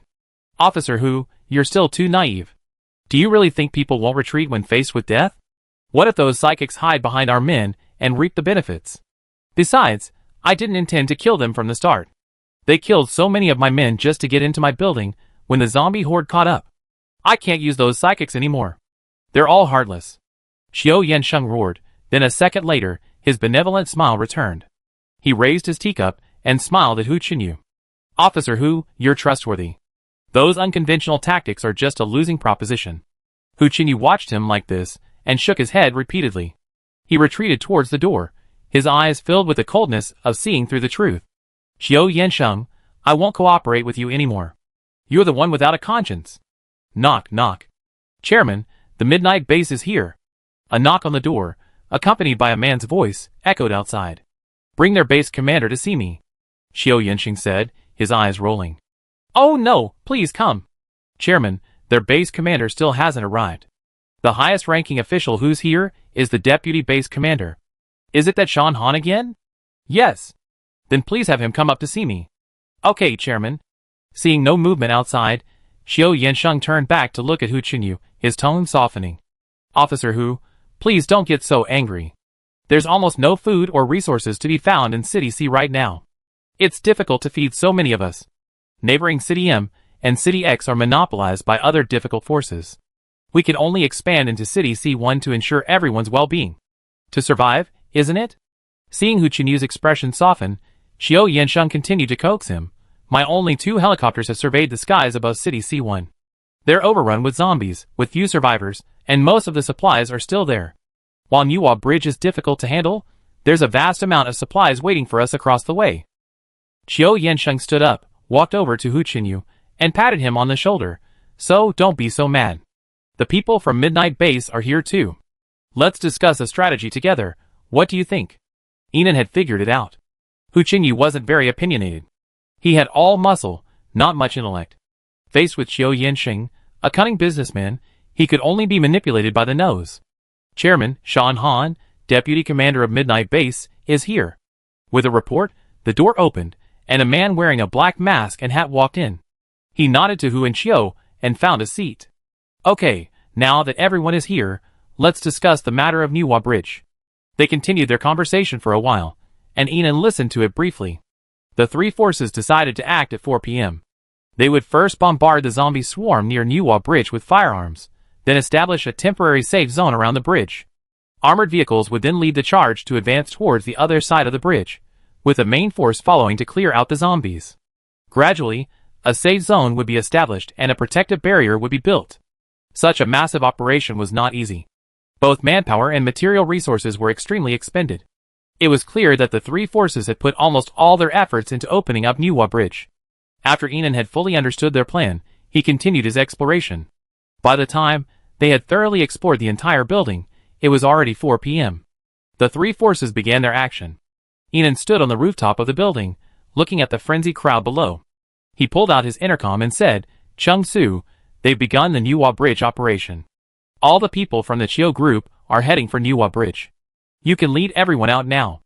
As he spoke, Enan noticed a large number of wrecked cars driving out of a hidden alley behind the building. These cars were extremely dilapidated, clearly plucked from the roadside. The lead car stopped, and a man emerged. Tall and handsome, it was Fu Sun. Enan's heart sank. No, she seemed to have missed something. Chung Su's voice rang through the intercom. Okay, boss, I act right away. Wait! Enan spoke hurriedly, Redbeard's words echoing in her mind. Qiu's distinguished guests. Fu Sun and the others were summoned by the Qiu group. But the plan just discussed by Chiu Yensheng and the others hadn't mentioned Fu Sun's Nightfall base at all. Could it be? Ian looked at the dense crowd below the building, his eyes narrowed slightly. Does that old bastard Chiu Yensheng want to take it all? Chapter 112. To better see the situation downstairs, Ian retrieved a military telescope from her space. Chiu Ming emerged from the back door of the Chiu building and warmly greeted Fu Sun and the others. The group then entered through the back door. This was all done with great secrecy, seemingly intentionally avoiding Hu Qinyu's forces and the midnight base. Ian's eyes darkened. If she remembered correctly, Fu Sun and his men had arrived in bulletproof high-speed vehicles. They were now parked within her space. Ian peered into her space and saw a large amount of military equipment and supplies inside the bulletproof high-speed vehicles. They were so well prepared, it couldn't be just a simple social gathering. Ian walked to the other side. A little over 100 meters in front of the building's main entrance lay Niwa Bridge, where members of the three major factions were engaged in a bloody battle against a wave of zombies. The number of zombies nearby was increasing. It looked like the zombie wave was about to arrive in the morning. Ian had a nagging feeling. A zombie wave of this magnitude, with its organized attack, must be commanded by intelligent mutants, but she wasn't worried at all. The three major factions had nothing to do with her. In fact, the more zombie waves there were, the better for her. After all, the upper limit of a city's zombie population was fixed. City C only had so many citizens. The more zombies the three major factions eliminated, the fewer zombies would remain in City C, making it easier for her and her companions to pass through. Ian smiled coldly, a plan already forming in her mind. She picked up the intercom. Chung Su, there's a change of plan. Why are there so many zombies? We cleared out so many this morning, and now so many have suddenly appeared again. Chairman, this doesn't seem right. The subordinates' voices echoed over and over again. Chiu Yensheng was extremely impatient. He glared at his subordinates fiercely. No matter what, stop them. They're just a bunch of mindless monsters. Bomb them with artillery. We're out of ammunition. Useless. Isn't Officer Hu here? Hu Qinyu, we're running low on ammunition. We need to save it for Niwa Bridge. As he spoke, he raised his rifle and struck the charging level 3 zombie. The bullet struck the zombie's head, but it didn't cause much damage. A dent remained on its face, its movements unaffected, and it remained as ferocious as ever. Thankfully, two soldiers nearby simultaneously slashed its neck with their swords. The zombie's head and body separated, and its body instantly lost control, frantically crawling around, its long, gray limbs flailing. Soon, it was hacked into several pieces by the others, completely unable to move. The zombies are too difficult to deal with these days. It'd take us ages to take out just one. Shan Han glanced over at him. Everyone, the zombie waves today are so numerous, something's not right. We need to deal with Niwa Bridge another day. No! Today. Chiu Yensheng interrupted, his eyes gleaming with ruthlessness. The zombies are getting stronger by the day. If we retreat now, they'd be even harder to deal with later. Notice everyone, anyone who performs well at Niwa Bridge will get meat every day. Kill them all. Kill them hard. And just like that, after a fierce battle, the three major forces finally successfully established a protective zone and reached Niwa Bridge.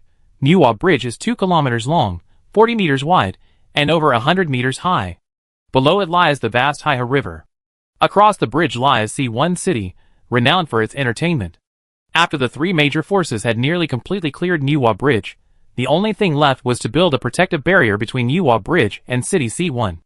Only by opening this 2-kilometer bridge and establishing a stronghold on it would they have a chance to penetrate City C1 and seize its resources. Everyone breathed a sigh of relief. That's the last step left.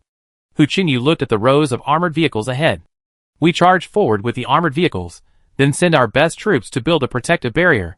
He spoke, but didn't hear Chiu Yensheng's response. Hu Qinyu turned to see Chiu Yensheng and dozens of others heading toward City C, already several dozen meters away. Puzzled, he was about to question Shan Han, when a hint of mockery and coldness crossed his eyes. As if he knew something, Hu Qinyu tensed. Deputy Base Commander, you. Before he could finish his words, Chiu Yensheng's voice interrupted him. Everyone, I'm Chiu's fault.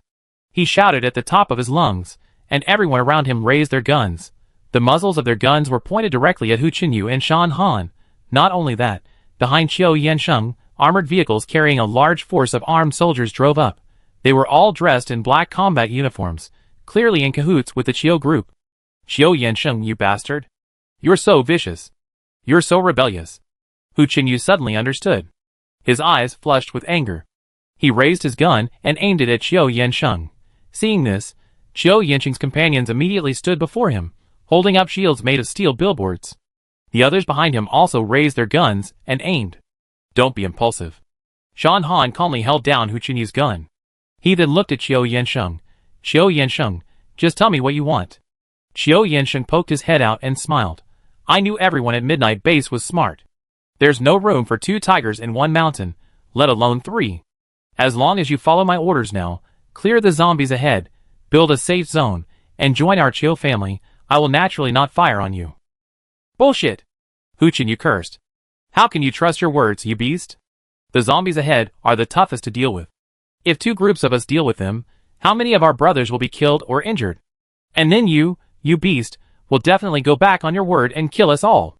Qiu Yansheng's smile faded at this. He hadn't expected that the always foolish Hu Qinyu would be no longer stupid.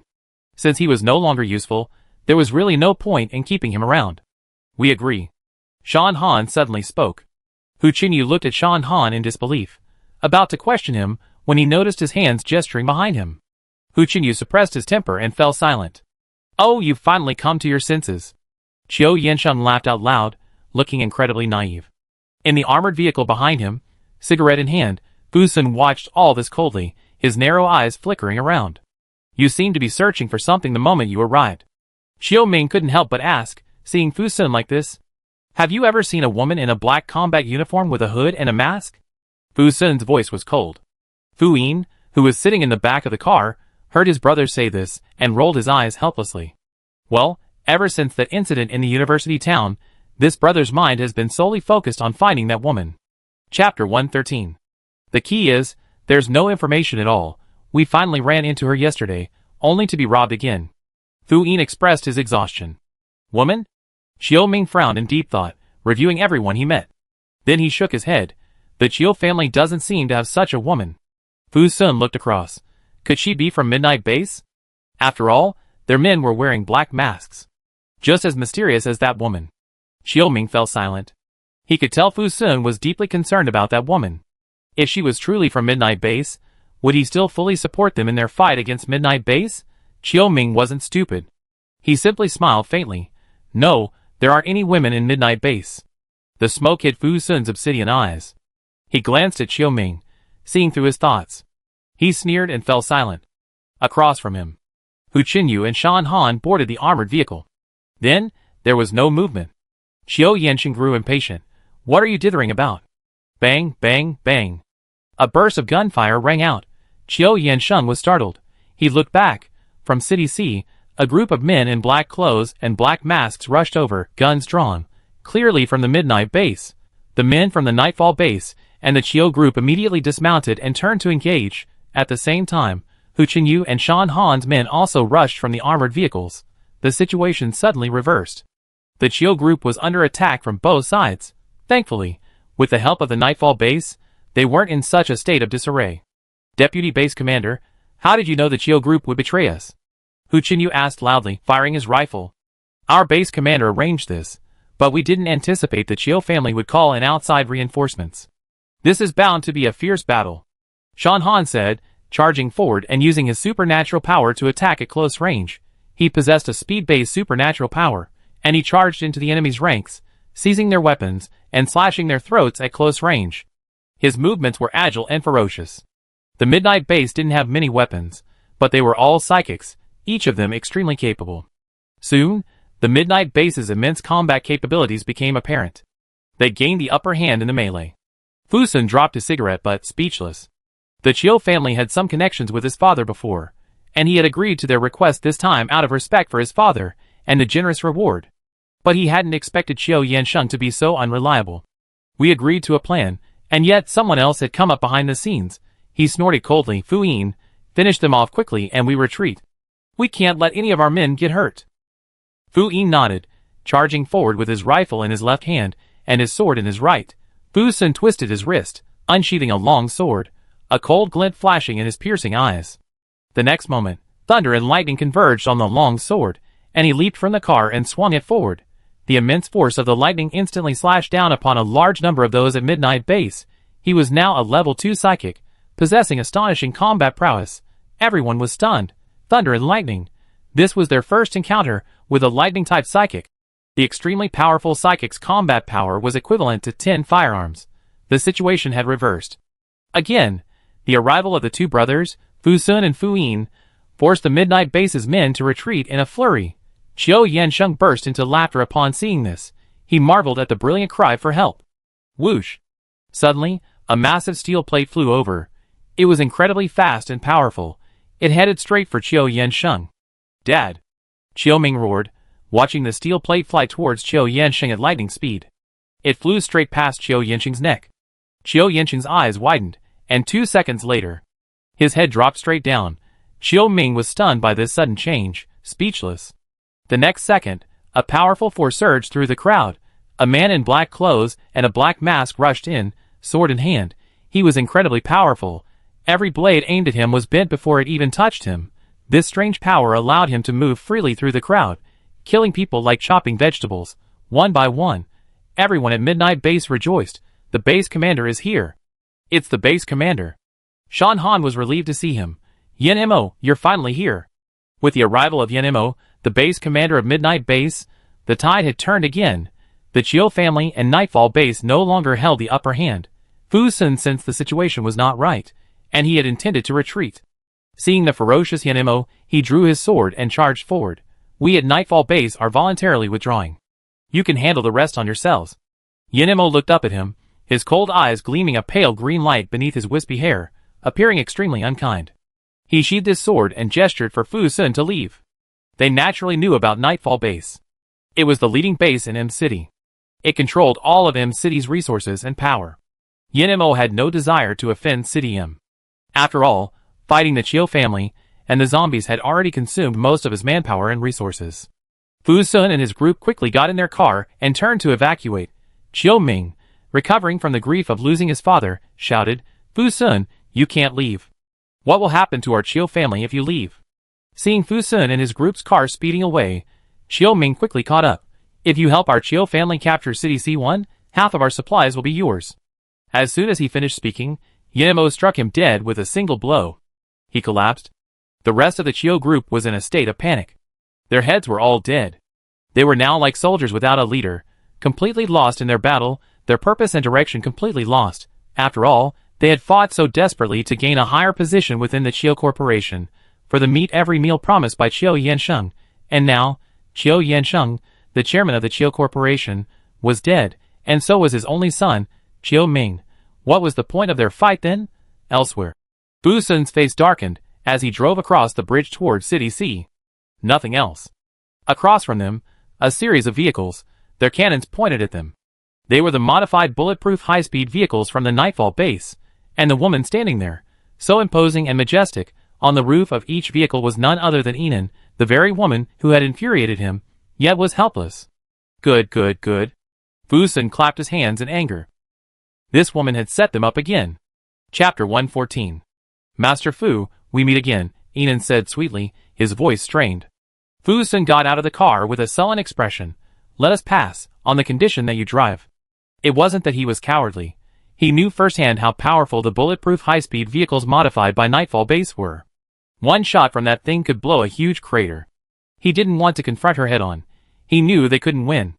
Enon raised an eyebrow, his voice still sweet. Master Fu, I'm not deliberately opposing you. I've always been reasonable. As long as your people clear out the zombie horde behind us, I let you return to City M. Is this reasonable? Fu Sun was speechless. He looked at the zombie horde trapped by the iron bars behind the bulletproof high-speed vehicles. The number was enormous. She was really calculating, letting the people from Nightfall Base clear out the zombies. That way, they could have a clean slate without a single soldier, while their own people from Nightfall Base would inevitably suffer heavy casualties. But right now, Fu Sun had no other options. Compared to being blasted to pieces by his own artillery, fighting the zombies at least offered a glimmer of hope. Fu Sun gritted his teeth and said, sure. Enon smiled with relief. She certainly wouldn't kill Fu Sun. After all, the Nightfall Base in City M was quite large, and if City M came knocking, it would be bad for her. What she wanted was Fu Sun's complete submission. Enon raised her finger and said with a smile, Master Fu, in case your men try to cheat, please be my hostage. Brother. Fu Yin frowned and looked at Fu Sun. No way. No way. He, as a brother, wouldn't agree to such a strange request. The next second, Fu Sun strode towards Yinan. Damn it! Fu Yin stamped his foot in anger, but he knew there was no other way. The bulletproof high-speed vehicles at Nightfall Base were indeed formidable and powerful. Fu Sun walked under the bulletproof high-speed vehicles and looked at Yinan coldly. Get in. He frowned at the words and stepped onto the bulletproof high-speed vehicles. Yinan took out ropes and tied him up tightly, just like that day in the university dungeon in City M. Fu Sun felt the pain in his muscles from the ropes and sighed inwardly that this woman was as ruthless as ever. The others at Nightfall Base, led by Fu Yin, obediently passed Yinan's convoy and went to the rear to kill the zombies. Qian Fan, Xie Qian, Qin Qian, and the others were stunned, especially Qin Qian, Xie Qian, and the others. They had always been small-time Kuramis, hiding and surviving like ants in the apocalypse. How could they have ever seen such a scene? They had never imagined they could stand up to the three giants, and even make the Nightfall Base and City M willingly work for them. All this was achieved under the guidance of their new boss. They all looked at the woman standing on the rooftop, effortlessly pinning down a 6 feet 9 inches handsome man. Their admiration was palpable. So fucking cool. So fucking handsome. So fucking incredible. As the Nightfall Base left, Yinan and the others were confronted by the Midnight Base. At this point, they had stopped fighting.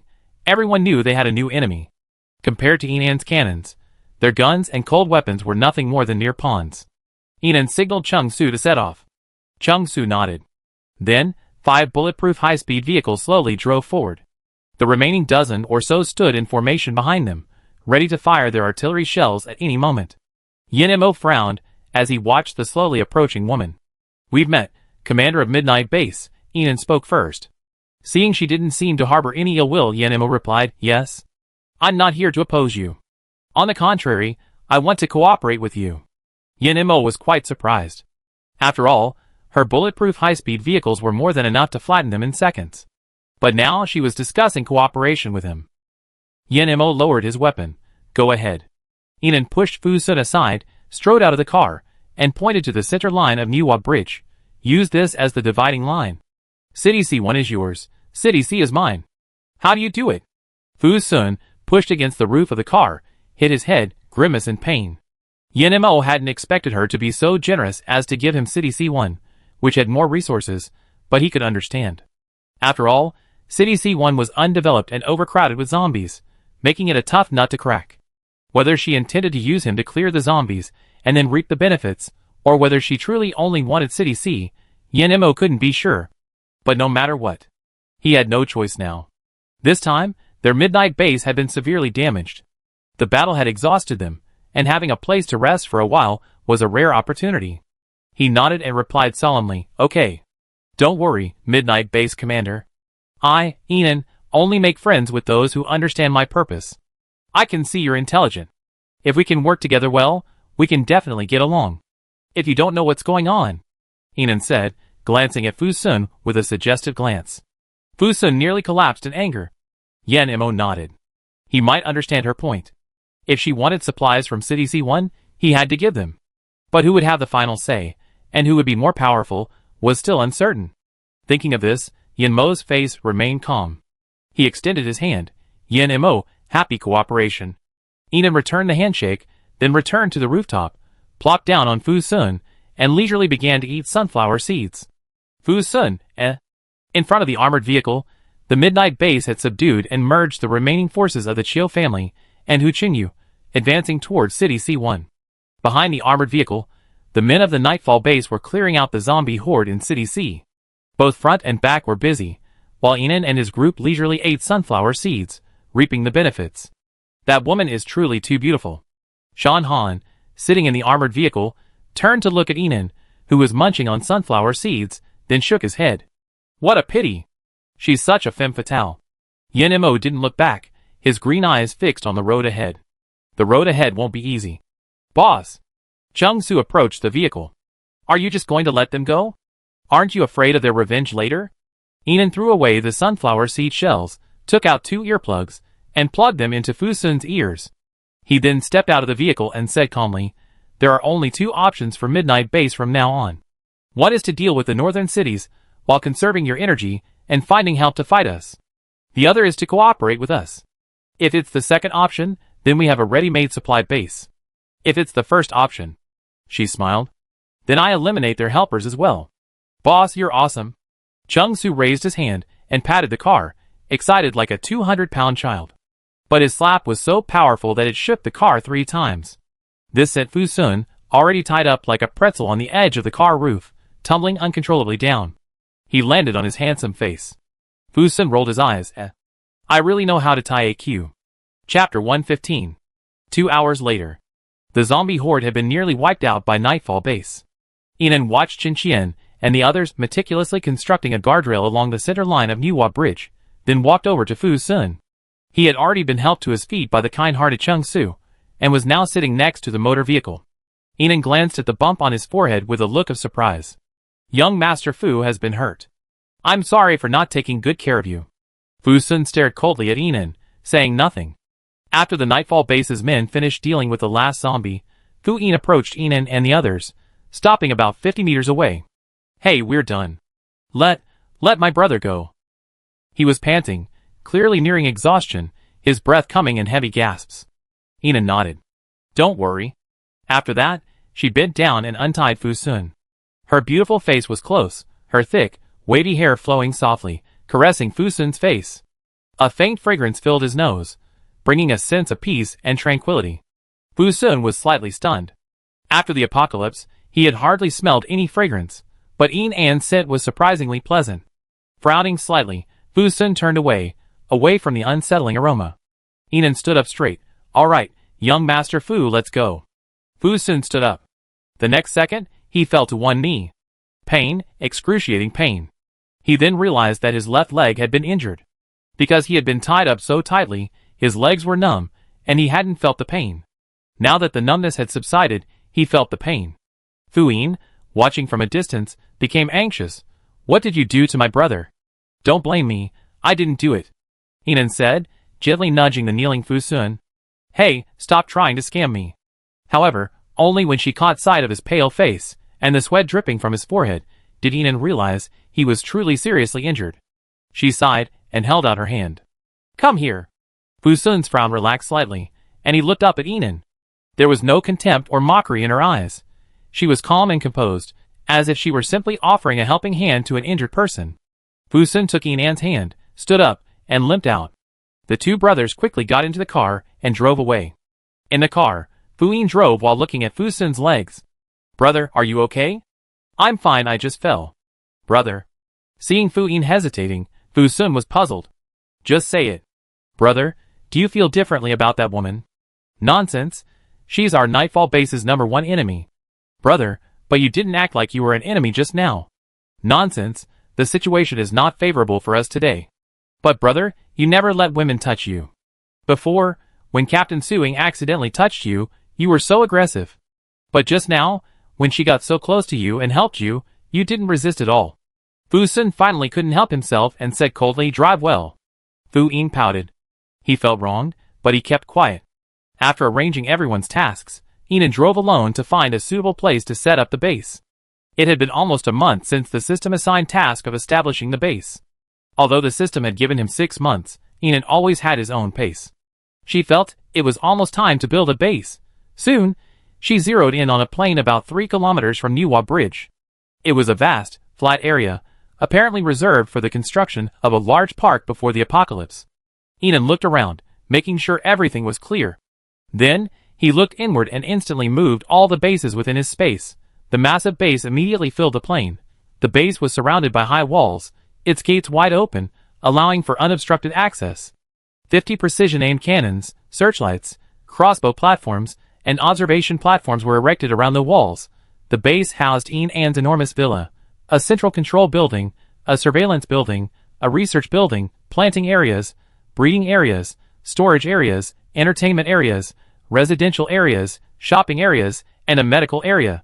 It could be said that the base had everything needed for the apocalypse. Inan's heart pounded with excitement as he gazed at this sturdy and imposing base. This feeling was completely different from being in space. When the base was moved out of space, it was like a fantasy transformed into reality. Before him was a truly massive, high-tech base. Enan walked into the base's gate. Green lights lit up on both sides of the 7 to 8 meter wide gate. Then, a pleasant, robotic female voice rang out from the gate's microphone. Beep, welcome, Base Commander Enan.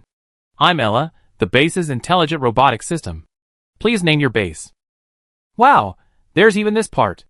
We didn't have this back in space. Just then, the system's voice rang out. Beep, detecting that the host has successfully placed the base. Now, please activate the base step by step to complete the base establishment task.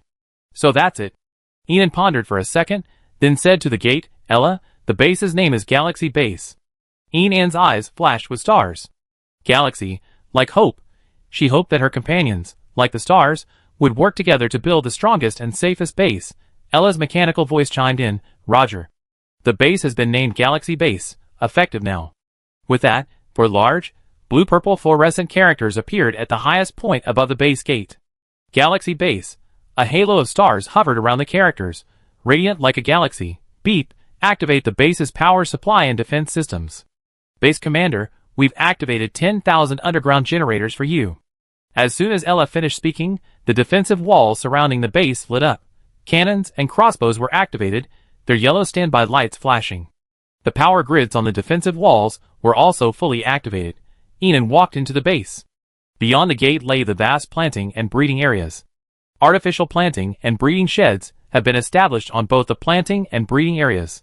This is a symbiosis of natural ecological and technological agriculture and animal husbandry. As Enan entered, the system's voice immediately rang out, beep, activating the base's agricultural and animal husbandry area. The next second, all machinery powered up. Ella's pleasant, robotic female voice began announcing, beginning to introduce the base's agriculture to the base commander. The base's soil is an upgraded, supernatural soil, impervious to the zombie virus, and matures 5 times faster and yields more than ordinary soil.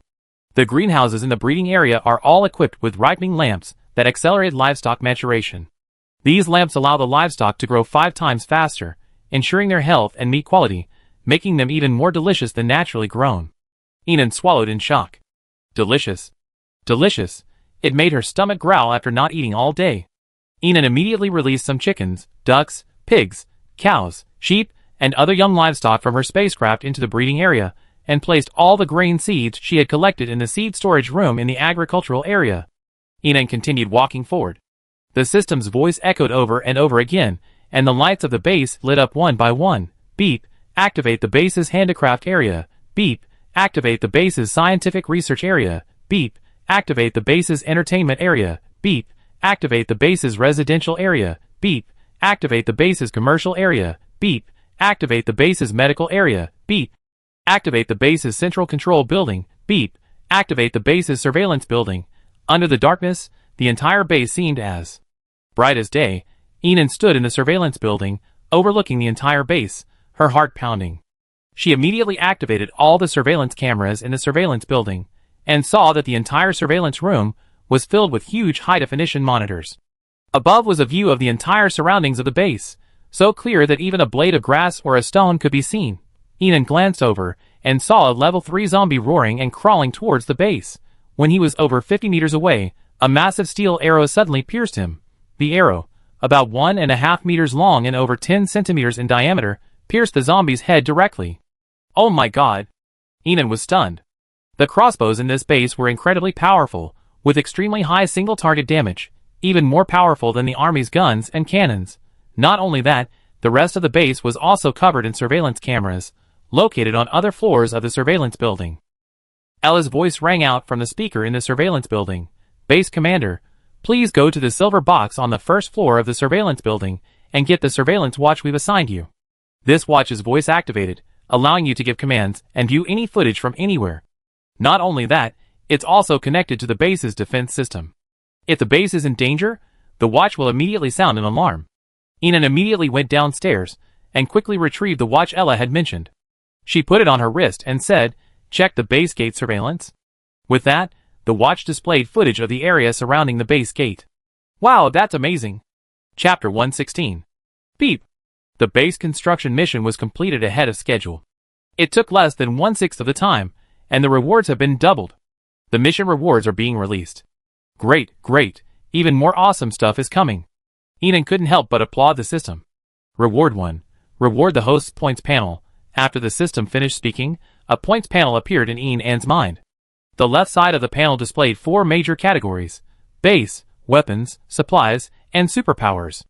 Enan clicked on the first category, base. The panel immediately displayed many existing base structures and supplies, such as crossbow platforms, searchlights, solid walls, superpowered soil, ripening lamps, and so on. All the bases have them on the panel. Not only that, there are many supplies that are grayed out and not displayed below. Just as Enan was about to ask the system's voice sounded. This point system is currently only at level 1, and can only purchase supplies that the host already owns. Every 10,000 points increase will increase the host's level. The higher the level, the more advanced resources will be unlocked. Okay. Enan nodded and continued reading. The weapons and supplies displayed were all ones she had once owned. The system was right. It seemed she had a long way to go. Enan sighed and opened the ability grouping. 3 ability orbs suddenly appeared on the panel. They were Random Ability Orb, Random Special Ability Orb, and Targeted Ability Orb. Below, there were many gray, unactivated ability orbs, and Enan couldn't see their properties. Now she wasn't tired anymore. This was a good thing, especially the third one, which could actually target someone else's ability. Enan couldn't wait any longer. System. Can the ability this orb gives me coexist with my current ability? Yes. The powers unlocked by the power balls will be added to the host's existing abilities, and will not adversely affect existing abilities. That's great. Enan was overjoyed, but when she saw the points for the 3 power balls, she was stunned. The points required for the 3 power balls were 10,000, 30,000, and 50,000 respectively, and her current points, 15. No way.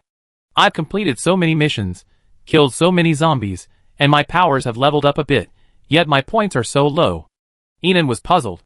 The system's voice spoke softly. Now, an explanation of how to earn points will be released. After that, Enan saw a list of instructions appear next to the panel. She read through them one by one. The more I read, the more I felt down. Upgrading your superpower adds 0.1 points. Killing 1,000 zombies adds 0.1 points. Every 10 points of physical stat upgrade adds 0.1 points. At this rate, I won't even be able to buy a superpower ball before I die. Enan complained, then glanced at the cheapest item on the points panel, tissues. But even the cheapest pack of tissues costs 10 points. She only has enough points to buy 1 pack. Enan was speechless, and with no hope, she flipped to the second page of the point-earning instructions. Suddenly, her eyes lit up. The points awarded on this page were significantly higher. Each additional member in the base adds 100 points. Each square meter of base expansion adds 1 point. Eliminating or conquering an enemy base adds 5,000 points. Great. Enan felt relieved. There's still a chance. I knew it. How could the system cheat me? Enan looked at the last item and froze in his tracks again. Each top-tier handsome guy with the maximum favorability level who joins the base will receive 50,000 points. The members currently meeting the requirements are Qi Xian, Qi Yi, and Lu Qi. More members are still waiting for the host to develop. There's also a small line of text at the bottom. Host, come on. Hurry up and bring all the handsome guys to the base. Enan, You wrote this system yourself, didn't you? No. How could it be me? Am I some kind of perverted system? Enan, Chapter 117. Qi Xian, Qi Yi, and Lu Qi. These 3 are all members of the national base. Although Enan didn't know the current situation at the national base, calculating the time, at this time in her previous life, the national base had already been breached by the zombie horde, resulting in the loss of most of its personnel. Later, Gu Su and some of the psychics moved to City N to establish a base. Lu Qi and the remaining personnel established the Dawn base in City H. This was the base where she and Lu Qingqing had been in her previous life. The bases established by these 2 were both very powerful. But no matter the current situation at the national base, Enan did not like to force others. The members of her base must be willing to work with her. She didn't want to accept anyone who came unwillingly. Thinking, Enan asked System, what does it take to join the base? Once you enter the base gate and safely pass the base's loyalty system, you will be automatically entered into the base member list and gain access to base supplies. Just step through the gate and pass the base loyalty system? Enan suddenly felt like there was a chance.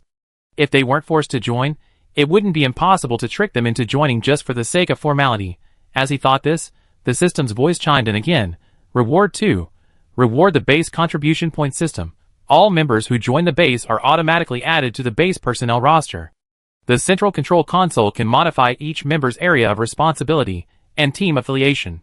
The base's intelligent contribution point system monitors each member's daily movements and generates appropriate contribution point rewards. All members can redeem their contribution points for supplies at the mall. Ella's voice added, Base Commander, you can also modify base member information using your watch. Reward 3. +2 stamina, +2 speed, +2 resilience, +2 beauty, +2 strength, +2 mental power. Currently, the host's attributes are stamina 65, speed 55, resilience 75, beauty 103, strength 33, mental power 267. Currently, her beauty is the highest among all humans. Physical power is second to none. Toughness is third to none. Stamina and speed are also exceptional. Strength needs improvement. Congratulations to the host, you're one step closer to invincibility. Enan, thank you, I'm so encouraged. She didn't stop, ate a couple of bites of bread, and drove off to find Chung Su and the others. The next step is recruiting members for the base. Although each member recruited currently earns 100 points, she won't just hire casually. She has high standards for her partners, and she disdains those who are useless or have ulterior motives. It was already dark, but thankfully the Chiu building still had some power, and the lights were on inside and out. Chung Su and the others were standing outside the door, and they were the first to see Enan arrive. Boss! Boss is here! As Enan arrived, they began reporting on the progress of their mission. Boss, Xiao He and I have arranged everything at Niwa Bridge. The zombies from City C1 across the way can't get through. I've led my men to clear out the Chiu building. Some of them want to join us, and are waiting in the lobby. Boss, the zombies around here are almost gone. We checked the nearby buildings, and there aren't many living people. 2 psychics want to join us, and are also in the back lobby.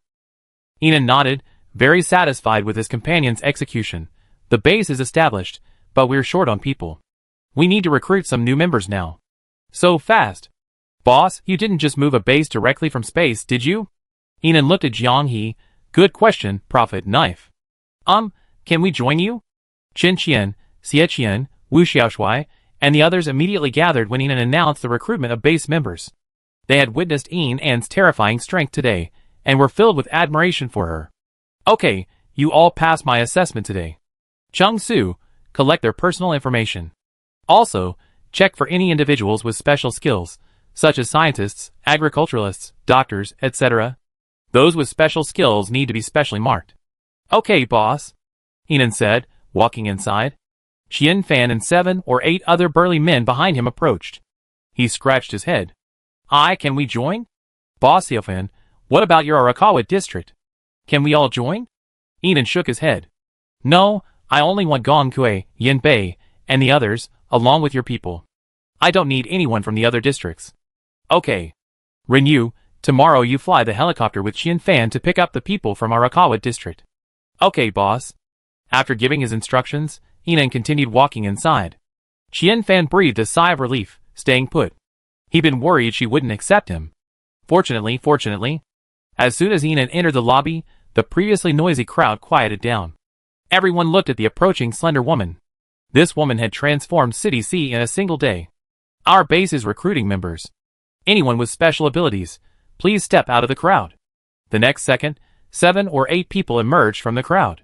There were over 200 people here, but only 7 or 8 with special abilities, a pitifully small number. Enan had expected this. After all, in order to win this game, the Chiu family had dispatched almost all of their most elite subordinates to Niwa Bridge. Those left behind were either without special abilities or ineffective. Xiao He, please register them one by one. Okay, boss. Jiang He took the paper and pen from Enan and led the 7 or 8 special abilities to the side to register. Enan continued to look at the crowd. Doctors, scientists, farmers, and those with special abilities, please step out. Please be honest. Falsifying your abilities will result in expulsion from the base. Her words rekindled a glimmer of hope in the despairing crowd, and a dozen or so people stepped out. Yin Yin, I leave these to you. Enan handed Song Yin the paper and pen. Okay. After a busy period, Enan finally recruited 53 members. Under the guidance of Chung Su and the others, everyone gradually boarded the wrecked car on the roadside and followed Enan toward the base. They just left like that. What should we do? What should the rest of us do? Are we just going to die? In the lobby of the Chio building, desperate voices echoed. Suddenly, a deep male voice rang out. Shut up. From now on, I'd be your boss. Follow me, and there's meat to eat. Everyone looked over to see a man in a black suit standing on a podium, shouting, They abandoned us, but we can't abandon ourselves. We must make them regret it. Regret their blindness. His words were so powerful that they emboldened the audience, who joined in the chant, Blind. Blind. A confident grin played across the man's face. He was the senior steward of the Chio Corporation's base, responsible for all of the company's daily needs. He knew where all the food and supplies were.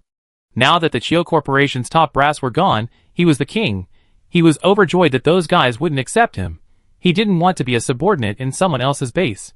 He wanted to strike out on his own and be the boss. Thinking of this, he grew increasingly excited. From now on, you will all be my subordinates, obeying my orders. As long as you're obedient, I promise you have 2 meals a day and won't let you starve to death. Long live the boss. Excited cheers rang out from the audience. Once we've grown strong, we wipe out the group's base and make them regret abandoning us today. We wipe it out. Seeing this, the man in the suit adjusted his collar with satisfaction and turned to head upstairs to the Chio Corporation building. Chio supplies, he's here.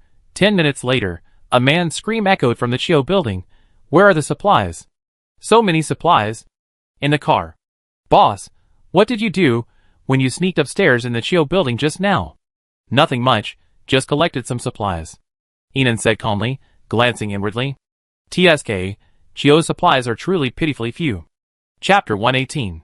Soon, everyone arrived outside the base's main gate. Everyone was stunned by the grandeur of the base. The base's defense walls towered over 10 meters high. The electric grid was so tight that not even a bird could get in. Not only that, there were also tall artillery emplacements, their crossbows awe-inspiring. Inside the base's main gate, one could see rows of sturdy buildings, ablaze with lights. This wasn't the end of the world. Buildings of this scale were rare even before the end of the world. Is this a dream? This is like a futuristic technological world. Everyone was talking in amazement. Chung Su looked at the 4 words on the gate. Galaxy Base, boss, what a great name. I like that name. Song Yin followed closely. The 5 of you go in first, so I can see how the base's loyalty system works. After Inan finished speaking, Chung Su walked in first. The next second, green lights flashed on both sides of the door, and Ella's robotic voice rang out. New member detected, loyalty 100%, loyalty passed, successfully entered into the base member list. Renyu and the others glanced at each other and followed suit. New member detected, loyalty 100%, loyalty passed, successfully entered into the base member list. New member detected, loyalty 100%, loyalty passed, successfully entered into the base member list. New member detected, loyalty 100%, loyalty passed, successfully entered into the base member list. New member detected, loyalty 100%, loyalty passed, successfully entered into the base member list. New member detected, loyalty 100%, loyalty passed, successfully entered into the base member list. All passed. As expected of a companion who had been with her all this way, their loyalty was all 100%. Inan felt a warm feeling in her heart as she looked at Qian Fan and the others behind her. Line up and enter in order. Everyone immediately lined up and entered the base one by one, their faces filled with anticipation, some with a hint of worry. After all, they really didn't know what loyalty score this impressive-looking machine would give them. Qian Fan stepped into the base. New member detected, loyalty 89%, loyalty passed, successfully added to the base member list. Xie Qian, new member detected, loyalty 87%, loyalty passed, successfully added to the base member list. Wu Xiaoshui, new member detected, loyalty 87%, loyalty passed, successfully added to the base member list. Qin Qian, new member detected, loyalty 87%, loyalty passed, successfully added to the base member list. The loyalty of these 4 people was also very high. The loyalty of the unfamiliar faces behind them was much lower. But they all passed. All were above 60%. Inan's gaze fell upon the last man in the group, a lewd-looking man. He hunched his back, looking toward the gate, his eyes occasionally filled with panic and calculation. She folded her arms across her chest, watching coldly. The time had come to test the accuracy of the base's loyalty system. Soon, only one person remained. Inan watched the man slowly walk into the base's gate. The next second, red lights flashed on both sides of the gate, and an alarm blared. Everyone looked at the man and began to discuss. The lewd man's face suddenly turned pale. Loyalty 23%. Loyalty failed. Begin expulsion. Ella's voice was tinged with coldness. The next second, a giant 3-meter-wide boxing glove erupted from the ground, sending the wretched man flying over 20 meters. He landed hard outside the base. He looked utterly miserable. Enan raised an eyebrow. Good job. Brilliant. This giant boxing glove truly touched her heart. Beep. 57 new members added to the base. Reward points, 5,700. Next, it was time to assign members. Enan briefly participated before handing everything off to Renyu and Chungsu. Jiang He was responsible for properly managing the base's supplies. The most important area in the base right now was the store. It housed the largest amount of supplies, and was a crucial place for members to redeem contribution points and improve their quality of life. Enan handed that area over to Song Yin and Xiao Rui. She then became a hands-off manager, returning to her large villa for a relaxing hot spring bath. After her bath, Enan settled into her soft, comfortable bed and fell into a deep sleep. After the apocalypse, she had barely slept properly. Every day was filled with worry, every moment wary of impending danger. Now, she had finally successfully established her own base. This sleep was particularly peaceful and deep. When she woke, it was already 2 days later. Enan picked up a brand new black combat uniform from the closet and put it on. This uniform fit perfectly to her body, with a light armor layer perfectly built in, providing excellent protection in battle. The joints were also sewn with protective membranes for effective joint protection. Not only that, it was also very beautiful, with silver thread outlining Enan's curvaceous figure perfectly. Enan smoothed her loose curls and looked at herself in the mirror. Enan, keep going. From now on, she would be Enan, the base commander of Galaxy Base.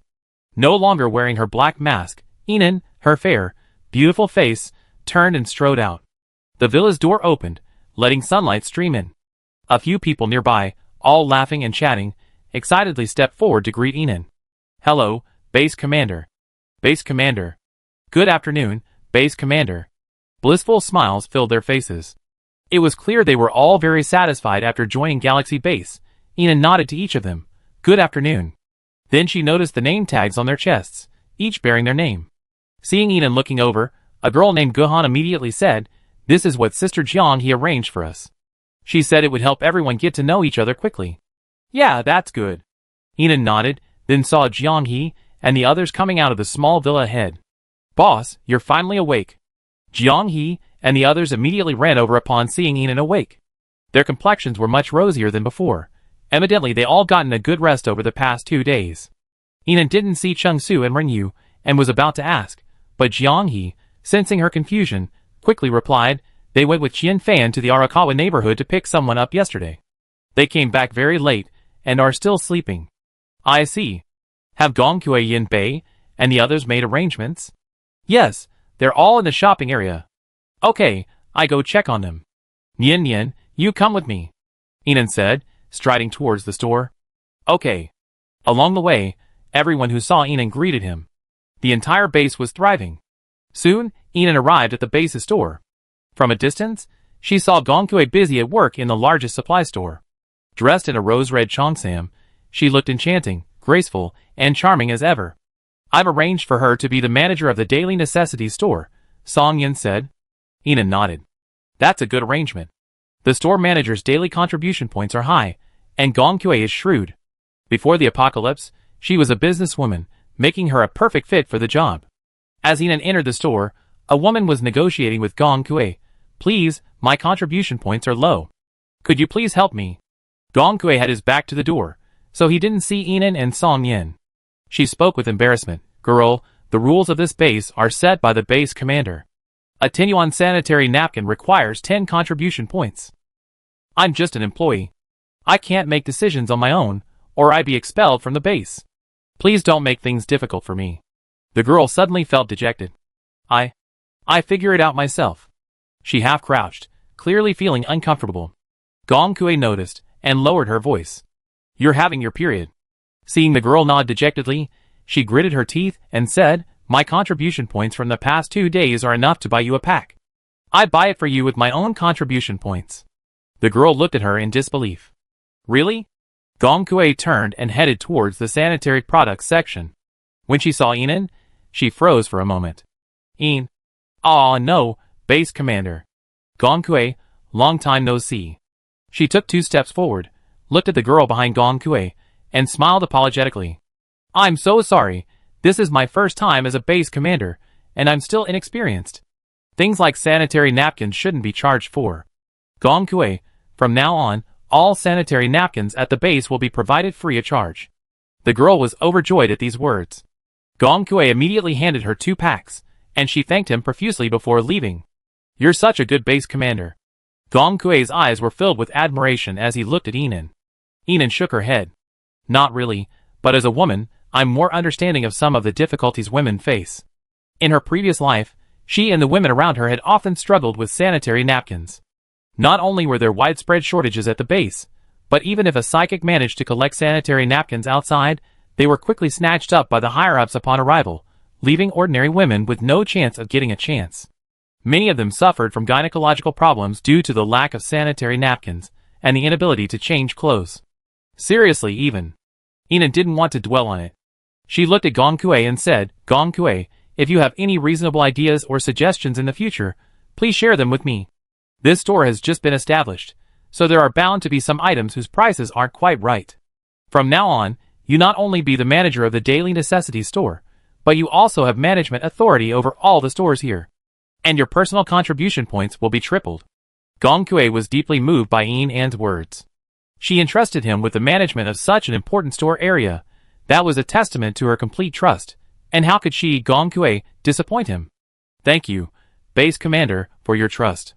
I, Gong Kui, will definitely live up to your expectations." Chapter 119. Inan then continued to inspect other areas of the base. Soon, she spotted Qian Fan standing outside the gate. Behind him were his men, a dozen tall, muscular men, standing at the gate, blocking the crowd outside. The crowd consisted entirely of ordinary people, each one pleading earnestly, "Please, let us join your base. I can farm, please accept me. I'm very capable. Just give me something to eat." Qian Fan frowned. "I told you, our base doesn't accept useless people. Only those with special abilities, scientists, and doctors. Besides, I'm not the base commander, so my say doesn't count. Then please help us plead with the base commander to accept us. I'm not a special ability, but I can sew. I can do handicrafts. I used to work in ceramic crafts." Each of them actively promoted themselves. It was clear they were extremely eager to join the Galaxy base. Song Yan looked at Inan and said, "Boss, these people are survivors from City C. Your story has spread among many of the survivors in City C. These past 2 days, many survivors from City C have come every day, eager to join the base." Inan looked at the eager eyes of those people. To say she wasn't moved would be a lie. However, supplies are limited. If she accepted everyone, she'd be no different from a saint. She, Inan, disdained saving the world's sentient beings. Thinking of this, an idea came to her mind. She called Qian Fan in and said, "If anyone without special abilities or skills wants to join, have them each hand in 10 kilograms of supplies, and only build a second ring of bases outside the base." Qian Fan stared at Inan with wide eyes. He had heard correctly, right? Hand in 10 kilograms of supplies. And then, they have to build their own expansion outside. With such harsh conditions, who would want to come? Seeing Inan didn't seem to be joking, Qian Fan could only walk out and repeat Inan's words. Sure enough, the people at the door, begging desperately to join, quickly dispersed. Inan sneered and shook her head. 10 kilograms of supplies for a lifetime of stability. They're not willing to accept such a good deal.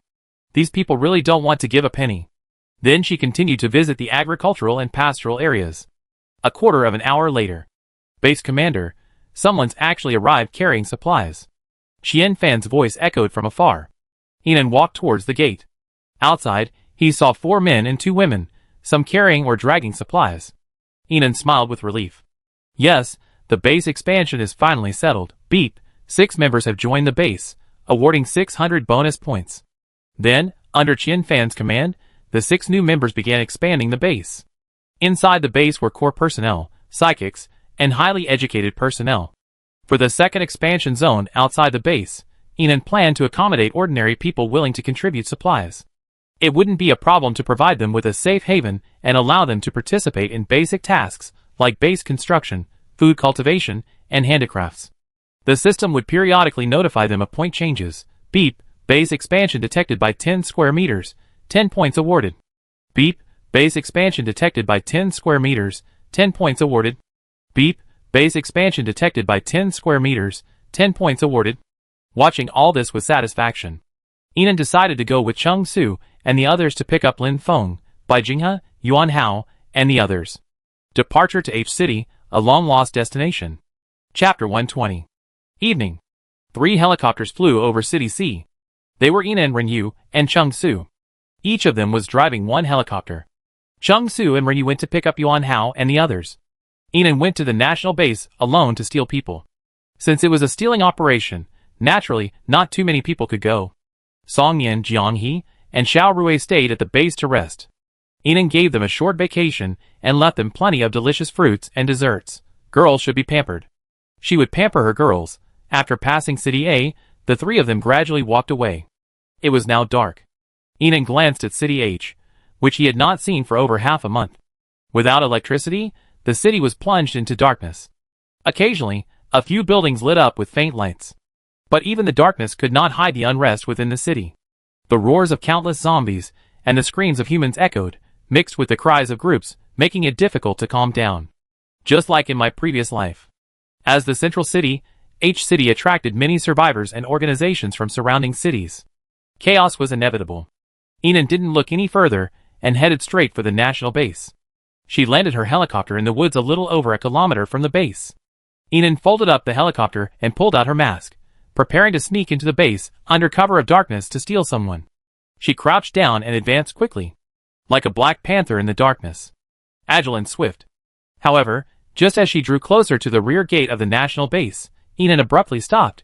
She squinted her eyes and looked carefully. Seemingly unsure, she rubbed her eyes twice. In the night, about 10 meters ahead, beside a large tree, stood a man about 1.8 meters tall. The man's back looked familiar. Enan silently retreated, slipping away, intending to head to the national base in another direction. Then he heard a familiar voice. I was thinking, I've been wanting to come out for patrol today. Turns out there's a thief at the base, and God has assigned me to catch him. Gusu's voice was part lazy, part playful. Enan hadn't expected this man to be Deputy Minister Gusu. She turned and ran, silently praying that Gusu didn't recognize her. The next second, she heard him shouting, Captain Nansheng, you don't recognize me in just over half a month. How heartbreaking. He spoke loudly. Enan knew he was probably doing this on purpose. Just to force her to come back and confront him head-on. Enan turned away with a forced smile. Deputy Minister, I'm just passing through. Just passing through.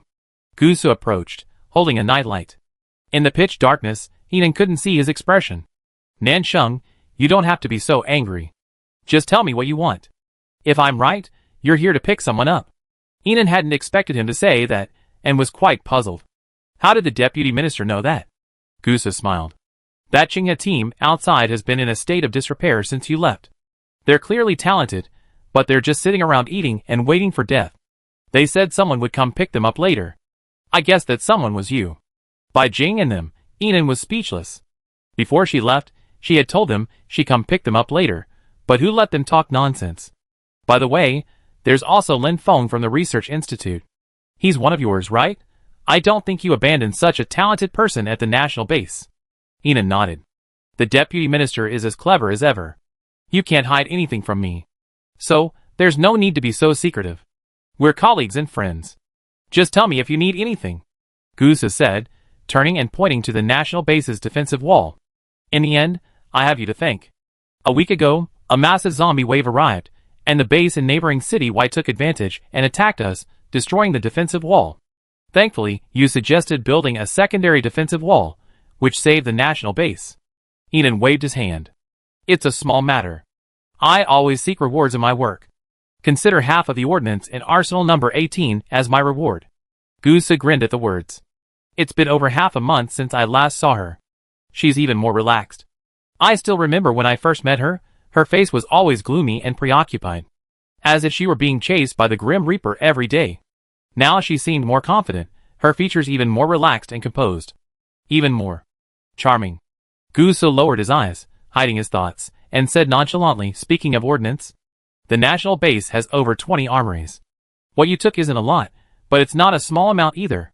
Lu Chi has taken the responsibility for it. Inan was stunned. Lu Chi? Why would he do this? Seeing Inan's shock, Gusa finally realized that she was indeed unaware. Come with me into the base. It's getting late. I find you a room for the night. You can leave tomorrow with your men, Gusa said, and headed towards the national base.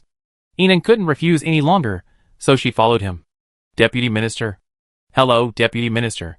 Good evening, Deputy Minister. The soldiers they met along the way were all eager to greet Gusu. Those who had seen Inan were stunned, whispering to each other, isn't that the goddess Nansheng? The Nansheng team from the special zone? What? She's the legendary captain of the Nansheng team with the dual powers of lightning and light? She looks so thin. Is she really that strong? Of course I've seen her fight before. One of them could take on 10 of us. Really? She left, didn't she? Why is she here again? Has Captain Nansheng returned? The conversation intensified. Thankfully, after the two entered the special zone, the number of soldiers around them thinned considerably. The air quieted down again. See, even though you're gone, your legend lives on in the base. Gusa smiled. Inan shook her head helplessly. She didn't care about these trivial matters right now. She just wanted to know what became of Lu Chi. She hesitated for a few seconds, then finally asked, Deputy Minister, I want to ask about Commander Lu's later. Gusu immediately understood Inan's thoughts. He continued to smile. Nothing serious. Inan breathed a sigh of relief. Just expelled from the base. What? Inan froze in disbelief. Is it that serious? Hee. Gusa continued to walk, chuckling. Just kidding, it's just a minor punishment. Inan finally breathed a sigh of relief again and followed Gusu. The two of them soon arrived at a vacant residence. You can rest here, Gusa said, as he entered the residence and turned on the lights one by one. He pulled a plate of fruit from the cabinet. Here's some fruit, if you're thirsty. Thank you, Deputy Minister, for your hospitality. Inan couldn't help but ask, I want to know what punishment Commander Lu received. Gusa put down the fruit plate and looked at Inan, his dark eyes devoid of emotion. You seem particularly concerned about him. This happened because of me, so of course I care. It's nothing, just a demotion. But he's gone, and those old guys at the base don't have the energy to take him over. He was soon promoted again. He walked out the door, lit a cigarette, and looked up at the sky.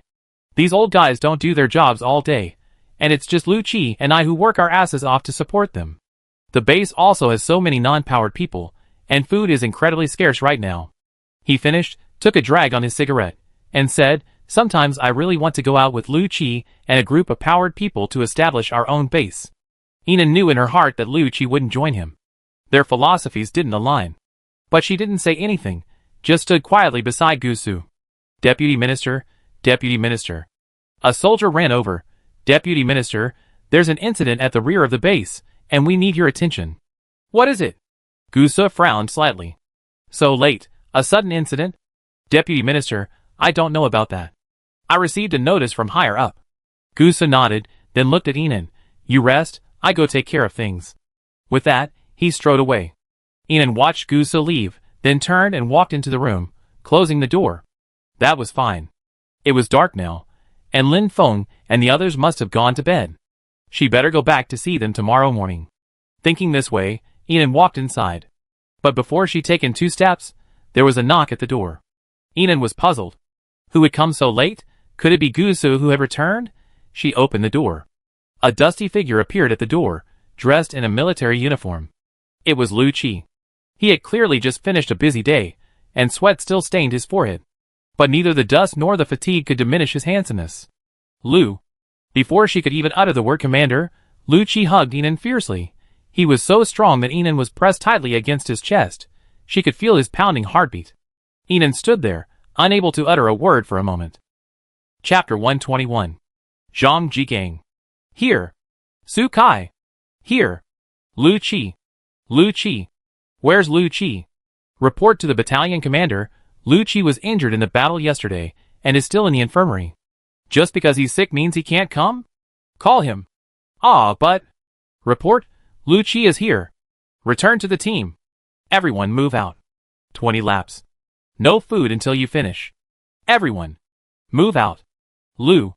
Captain Lu, you injured your thigh so badly yesterday. Can you still run? Yes, if you really can't, go and plead with the battalion commander. Who can handle that? The comrades behind me were concerned. I knew the devil was watching us from the top of the mountain. So I just whispered to them to keep quiet. After all, if you're caught talking while running, you'd be punished by 10 extra laps. This morning run was especially tough. The tear in my thigh was getting more and more painful. Blood soaked my entire trouser leg. By the time I finished 20 laps, my entire left leg had lost all feeling, and I was only holding on by sheer willpower. Go ahead, free time, the devil said, calling me to his side. His tone was as fierce as ever. Lu Qi, your performance today disappointed me. As the youngest company commander, you couldn't even endure the slightest bit of pain. You're truly embarrassing me. My vision was blurry as I listened to him regurgitate these old words. I looked up at him. He was cold, without a trace of emotion. Just like the relationship we had as adoptive father and son. Without a trace of emotion. Go do another 100 pull-up bars. Your willpower is truly lacking. Before he finished speaking, I turned and headed for the horizontal bar area. Even though my body was already at its limit. Commander, Captain Lu is seriously injured. His thigh is severely lacerated. Commander, please don't let Captain Lu do it. He's turning pale. Oh, I think he's fine. You're alright, right? Go run 20 more laps. I listened to his words. It was like a sharp saw.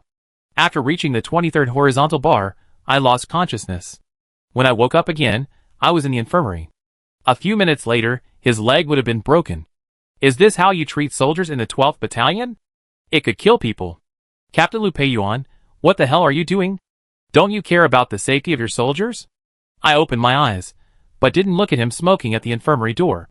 Because I knew without even looking, he would have that cold, mocking expression on his face. Sure enough, I heard him say in a cold voice, please heal him quickly. We have a military combat drill the day after tomorrow.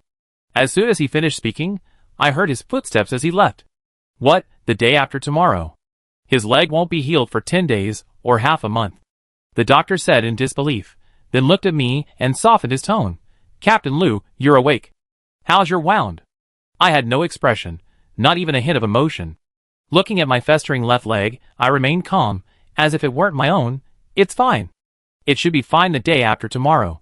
Thank you, doctor. The doctor was stunned for a few seconds, then a look of concern. Captain Lu, you're not feeling well. Do you need me to arrange for a psychiatrist? I shook my head. I'm mentally healthy. I don't need it. Thank you, doctor, for your concern. Lu Qi. The doctor removed her mask, revealing her beautiful young face. She looked at me sadly. Can't you see how I feel about you? You're like this, and I'm truly heartbroken. If someone doesn't care about their own health, life, or death, they're nothing more than the walking dead. I glanced at her briefly before lowering my gaze. Dr. Tan, romance is forbidden in the military. Please respect yourself.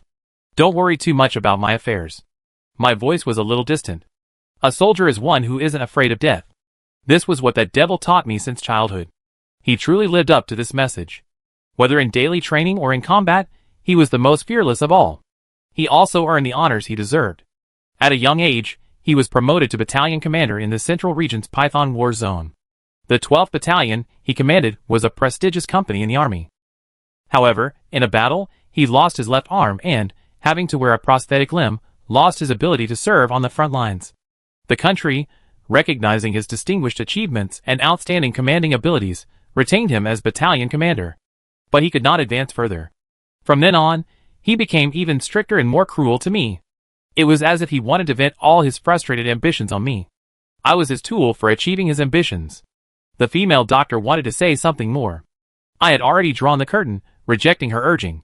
This is my life. I've long been accustomed to it. 2 days later, I participated in the military combat drill as usual. This time, the actual combat drill took place at the border. Every process was incredibly realistic and challenging, and the slightest mistake could have resulted in injury. As expected, my left leg was lacerated again, bleeding profusely. But I still fought tooth and nail and secured first place in the drill. First place. Unshakable first place. In the evening, he was delighted and called me to his tent. He recounted his glorious past with endless gusto.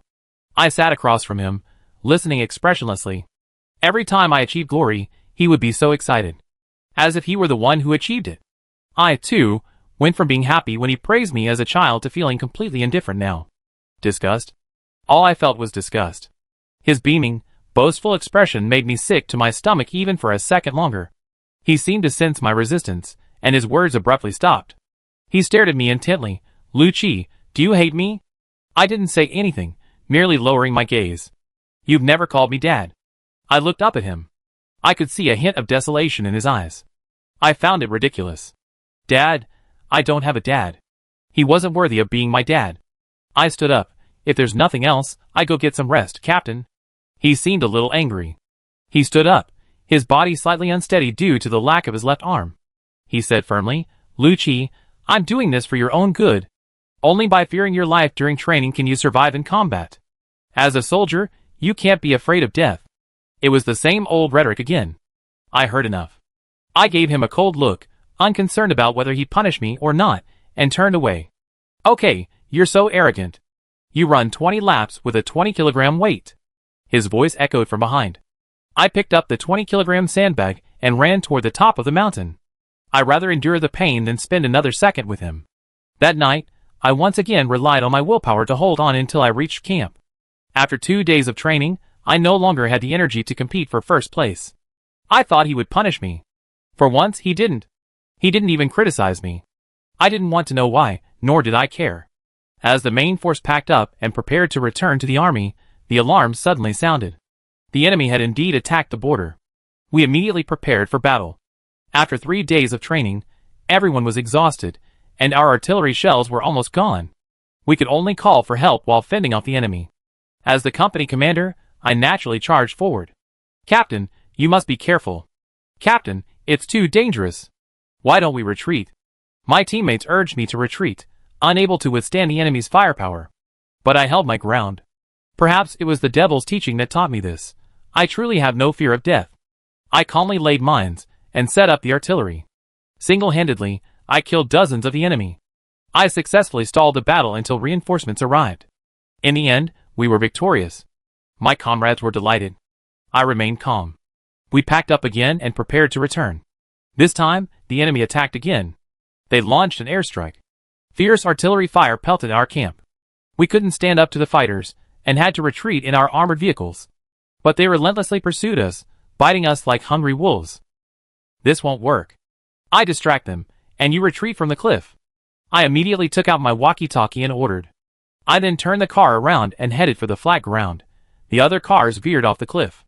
The excellent terrain blocked the fighters' line of sight. They all turned and pursued me, firing their artillery. I drove calmly. But the fighters' cannons still blocked my path. Gun holes rose from the ground. Earth and rocks flew everywhere. The windows shattered. I stopped the armored vehicle and turned. Squeak! Suddenly, the sound of tires scraping against the ground was heard. The fighters in the sky also stopped their bombardment of me. I turned around. It was that devil. He was speeding from the other side, one-armed. The obvious battalion commander insignia on his car drew all the fighter jets' fire. You know, killing him, a battalion commander, would be far more valuable than killing me, a company commander. The fighter jets all chased him, and bombarded him. For the first time, I felt my heart tremble. I couldn't understand why he rushed over to draw the fire for me. He should have just watched me die indifferently.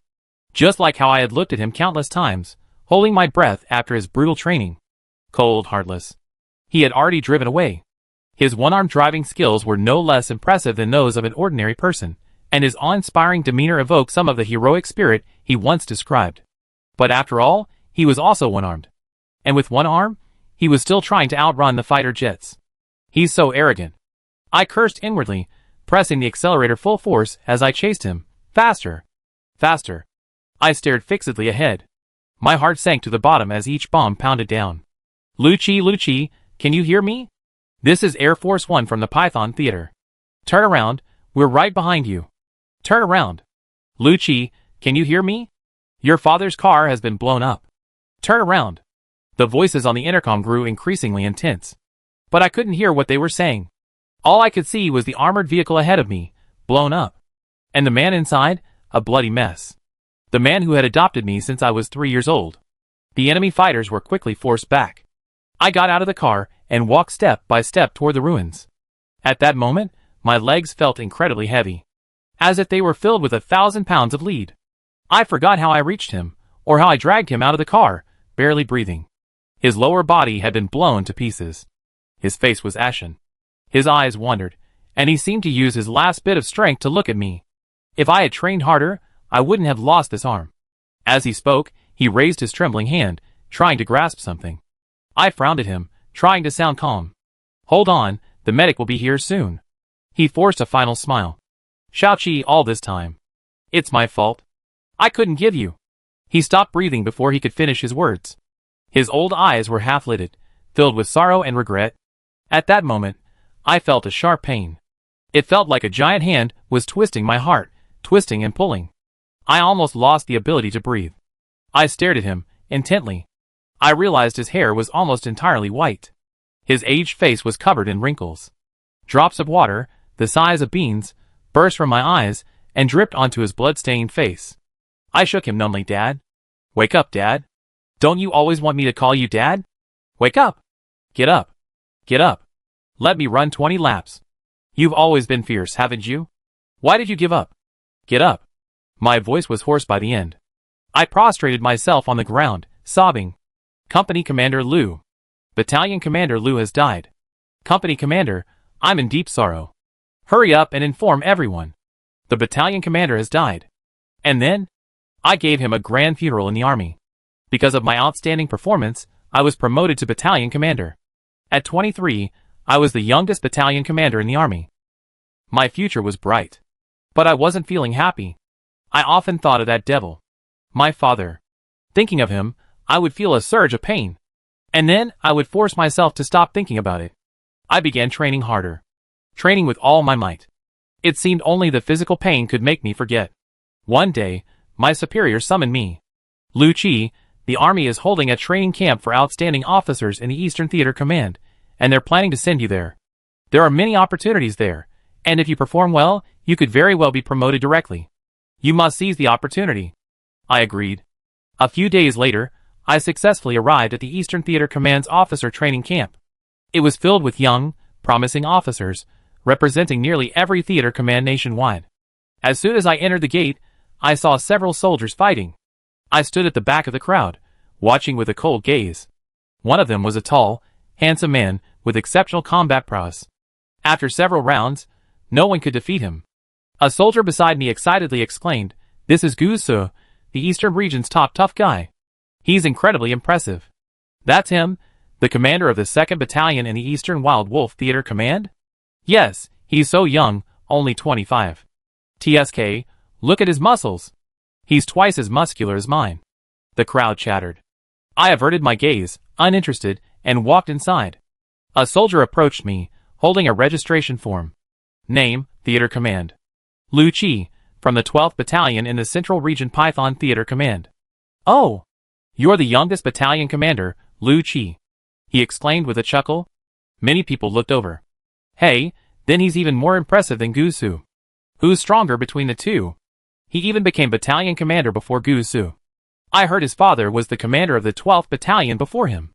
Maybe he got there thanks to his father. You know what? It's possible. The chatter around me was a bit harsh. I glanced at them coldly. They fell silent again. I didn't want to waste time talking to them, and continued walking inside. Hey, Liu Qi, right?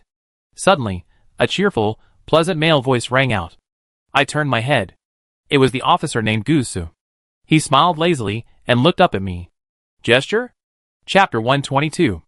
I ignored him and headed straight for the dormitory. Let's have a fight and see who's stronger. A deep voice echoed beside me. I looked over and saw 3 stars on his shoulders. He was clearly the general of the Eastern Military Region, the commander of the region. The highest-ranking officer in the Eastern region. I couldn't refuse any longer, so I put down my luggage and walked in amid the expectant chatter of the officers. I stood directly across from Gu Su. That's enough, Liu Qi. He smiled casually. I simply nodded and prepared for battle. This fight was exhilarating. I thoroughly enjoyed it. Although I ultimately won by a narrow margin, I still felt he was a very strong man. Your core is incredibly strong. How did you train it? He asked me, panting and smiling. I shook my head. It's just those training sessions. Just practice more. He reached out with an admiring arm and said, Amazing. You're so tough on yourself, young. We became friends. My reputation spread throughout the Eastern region. Later, As we trained together for longer, I realized that this guy's greatest strength lay in his brain, not his body. Even though his physical prowess was exceptional, it couldn't compare to his exceptional mental foresight. In shooting, weapons, technology, tactics, and so on, he was superior to me in every area. It could even be said that he was the clear leader in the entire military region. Time flew by. 2 months flew by, and soon, it was time for the selection phase for the officer training camp. The officers who won this phase had the opportunity to be assigned to various theaters of operations as candidate regimental commanders. Gusa seemed to have some inside information. He whispered to me, "From what I've heard, the runner-up goes to the Southern Tiger War Zone. It's a place populated by people with connections, and the environment is incredibly harsh. No one wants to go there. Going there will only lead to oppression and bullying, with no chance of success. I hope neither you nor I end up in second place." Finally, he gave me a meaningful look, still with that lazy smile. "If you and I end up competing for first place, I won't show any mercy. I'm going to stay in the East and be my damn best." I smiled indifferently. I get it.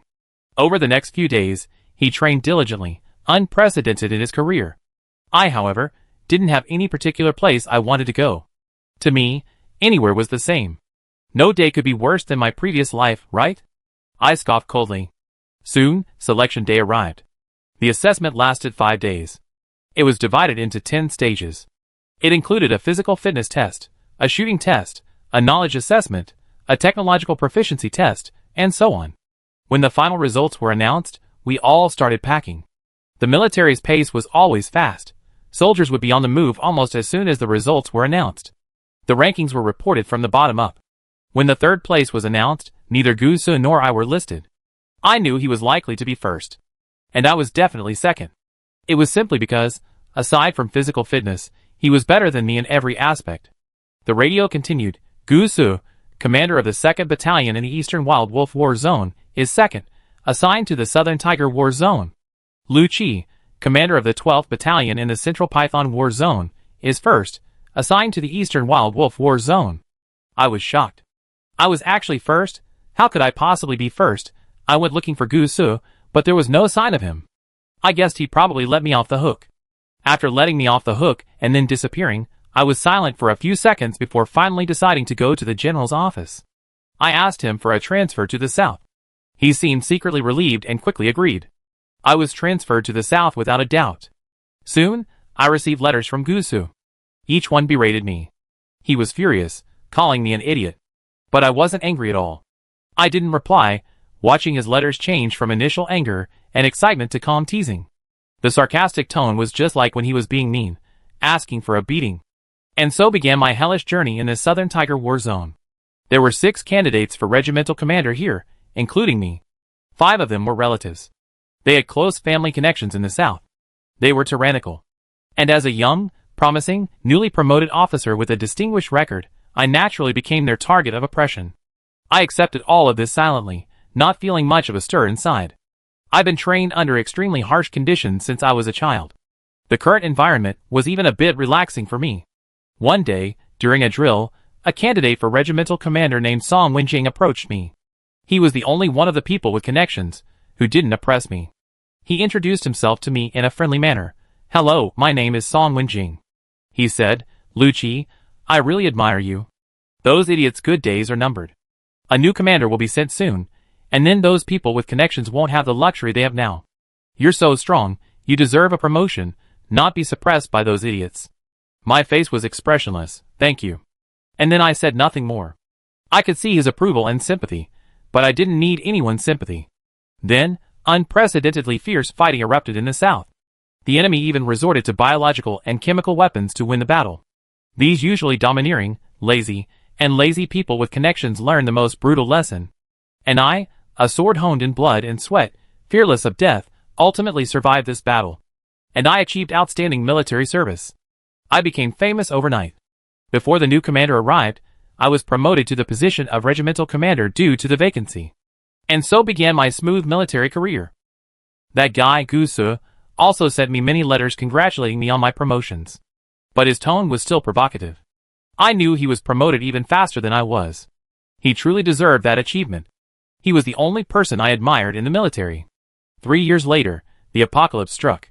As the youngest lieutenant general, I was assigned as the base's external commander. He, on the other hand, became deputy minister. Due to the rapid outbreak of the zombie virus, widespread power outages and internet outages occurred across the country. We only had time to convert the former national military headquarters in H City into a national base. Unable to contact military districts in other cities, rescue efforts became extremely difficult. Obtaining resources became extremely difficult. Even basic commuting became difficult. In this critical moment, the leadership above us was more fearful than ever. It was only me who led the army into the zombie hordes again and again to rescue them. It was like searching for a needle in a haystack. Everything seemed pointless. 10 soldiers lost, and sometimes not even a single life could be saved. I said, "Give up the rescue. Give up. Those old guys up there, they don't do anything themselves, but just tell us to go, without considering the actual situation. The cost of rescuing those ordinary people is too high. It's simply not feasible." In the hall, Gusu was furious. But I wasn't moved. To me, death is nothing. "Don't be angry," I go. "I do whatever they say," I said, picked up the gun on the table, and walked out. "What if we run out of bullets? There are only so many shells in the armory." "Then use your superpowers. Everyone with superpowers is dead." "Then risk your life," I said calmly, and walked out. I ignored Goose's excited voice behind me. "What's wrong with you? You always act like you're not afraid of death." I knew he was trying to find a way to keep us soldiers and superpowers alive. I also knew he couldn't resist the unreasonable decisions made by the higher-ups. I didn't want to put him in a difficult position. I'd do whatever the higher-ups ordered, even if it was too difficult. It was 4:30 p.m. on April 13, 2034. I was carrying out my mission as usual. Something extremely strange happened at the China Merchants building this time. Hundreds of zombies were crammed onto the 41st floor of the West building. It seemed as if something had been orchestrated. As I took a helicopter to the 41st floor to rescue the Special Operations Zone Supreme Team, I saw a girl in a black combat uniform. She moved incredibly quickly, darting between the two buildings as if possessing supernatural powers. I thought I'd seen it wrong. "Commander Liu, so many zombies." My subordinate's voice brought me back to my senses. By the time I finished dealing with everything, she was gone. I didn't think much of it, just keeping it to myself. Coincidentally, after returning to base, I saw her at the main gate. I took her outside, and saw her personal information. Nansheng, 20, lightning ability. I probed her. I wanted to know if she was the person that day. Her expression was flawless. She acted so realistically. I didn't want to expose her, so I watched her walk into the reporting area. I sighed to myself that superpowers these days are truly more powerful than military equipment. So I paid her a little extra attention. I knew she formed a team. I knew their combat effectiveness was exceptional. That day, we launched a rescue operation for Ronghua Primary School. I encountered her, bloodied and in a state of disarray. It was strange. When all the superpowered people were so afraid of death, she actually brought her team to such a dangerous place to kill zombies. She even slew almost all the zombies on the entire mountain. I'd never seen such a fierce man, let alone a girl. I took their team with me on the mission. She looked visibly tired, struggling to withstand the zombies' attacks. I secretly blamed myself. Knowing they killed so many zombies, I still asked them to join the mission. It was my fault. So I intentionally favored her, and her performance only improved. Once again, she impressed me. Perhaps it was because I valued her talent. Perhaps it was also out of guilt. I gave their team a lot of contribution points. The annoying thing was that Guy Gusa started trying to steal someone from me. She was clearly a psychic from outside my group, but he was determined to poach her for the elite unit. I was furious. How could someone steal my people? I didn't sleep well for 3 days because of this. Thankfully, Gusa later told me he failed to poach her. I finally breathed a sigh of relief. She was still my psychic. That day, I was so happy I ate 3 big bowls of rice. But it also made me a little upset. I suddenly realized I was paying too much attention to her. For the first time in years, I experienced such strong emotions. It was all because of her. This girl named Nansheng. I kept everything deep in my heart. I wouldn't let anyone see my feelings. As their group's fame grew, people around her talked about her more and more. They praised her more. There were also many people who belittled and attacked me maliciously. When they attacked me maliciously, I would look for opportunities to expel them from the base. For the first time, I abused my position for selfish reasons. Gradually, I began to notice others' admiration for her. especially the powerful winter team. She was too strong. There were so many rivals. I felt a little upset. I didn't know what was bothering me. I began to ask Gusu about matters between men and women. One of my subordinates has been thinking about a girl lately, and can't eat or sleep. I want to ask him if he likes her. Gusu, I have a question for you. My subordinate gets upset when he sees her around other men. Do you understand why he feels this way? Gusu, can you tell me, if a girl says thank you, does it mean something else? Finally, one day, he couldn't help but burst out laughing. Haha, Lucci, you idiot, I just can't help it. Haha, and, one of my subordinates? I know it's you. Haha, you've fallen in love, haven't you? I slammed the door with a sullen face, ignoring his shouts from behind. Is that the captain of the Nansheng team, huh? Hey! Speak. Though I ignored him, I still heard the words fall in love. So I did like her. This is what people call liking. Is this the love they live and die for in TV dramas? I gradually experienced the joy and bitterness of it. If she was close to me, I was happy. If she was distant, I felt terrible. I could tell she had many secrets. I also guessed she had her own limitations. Too strong. She was truly too strong. Such a person wouldn't be bound by this base.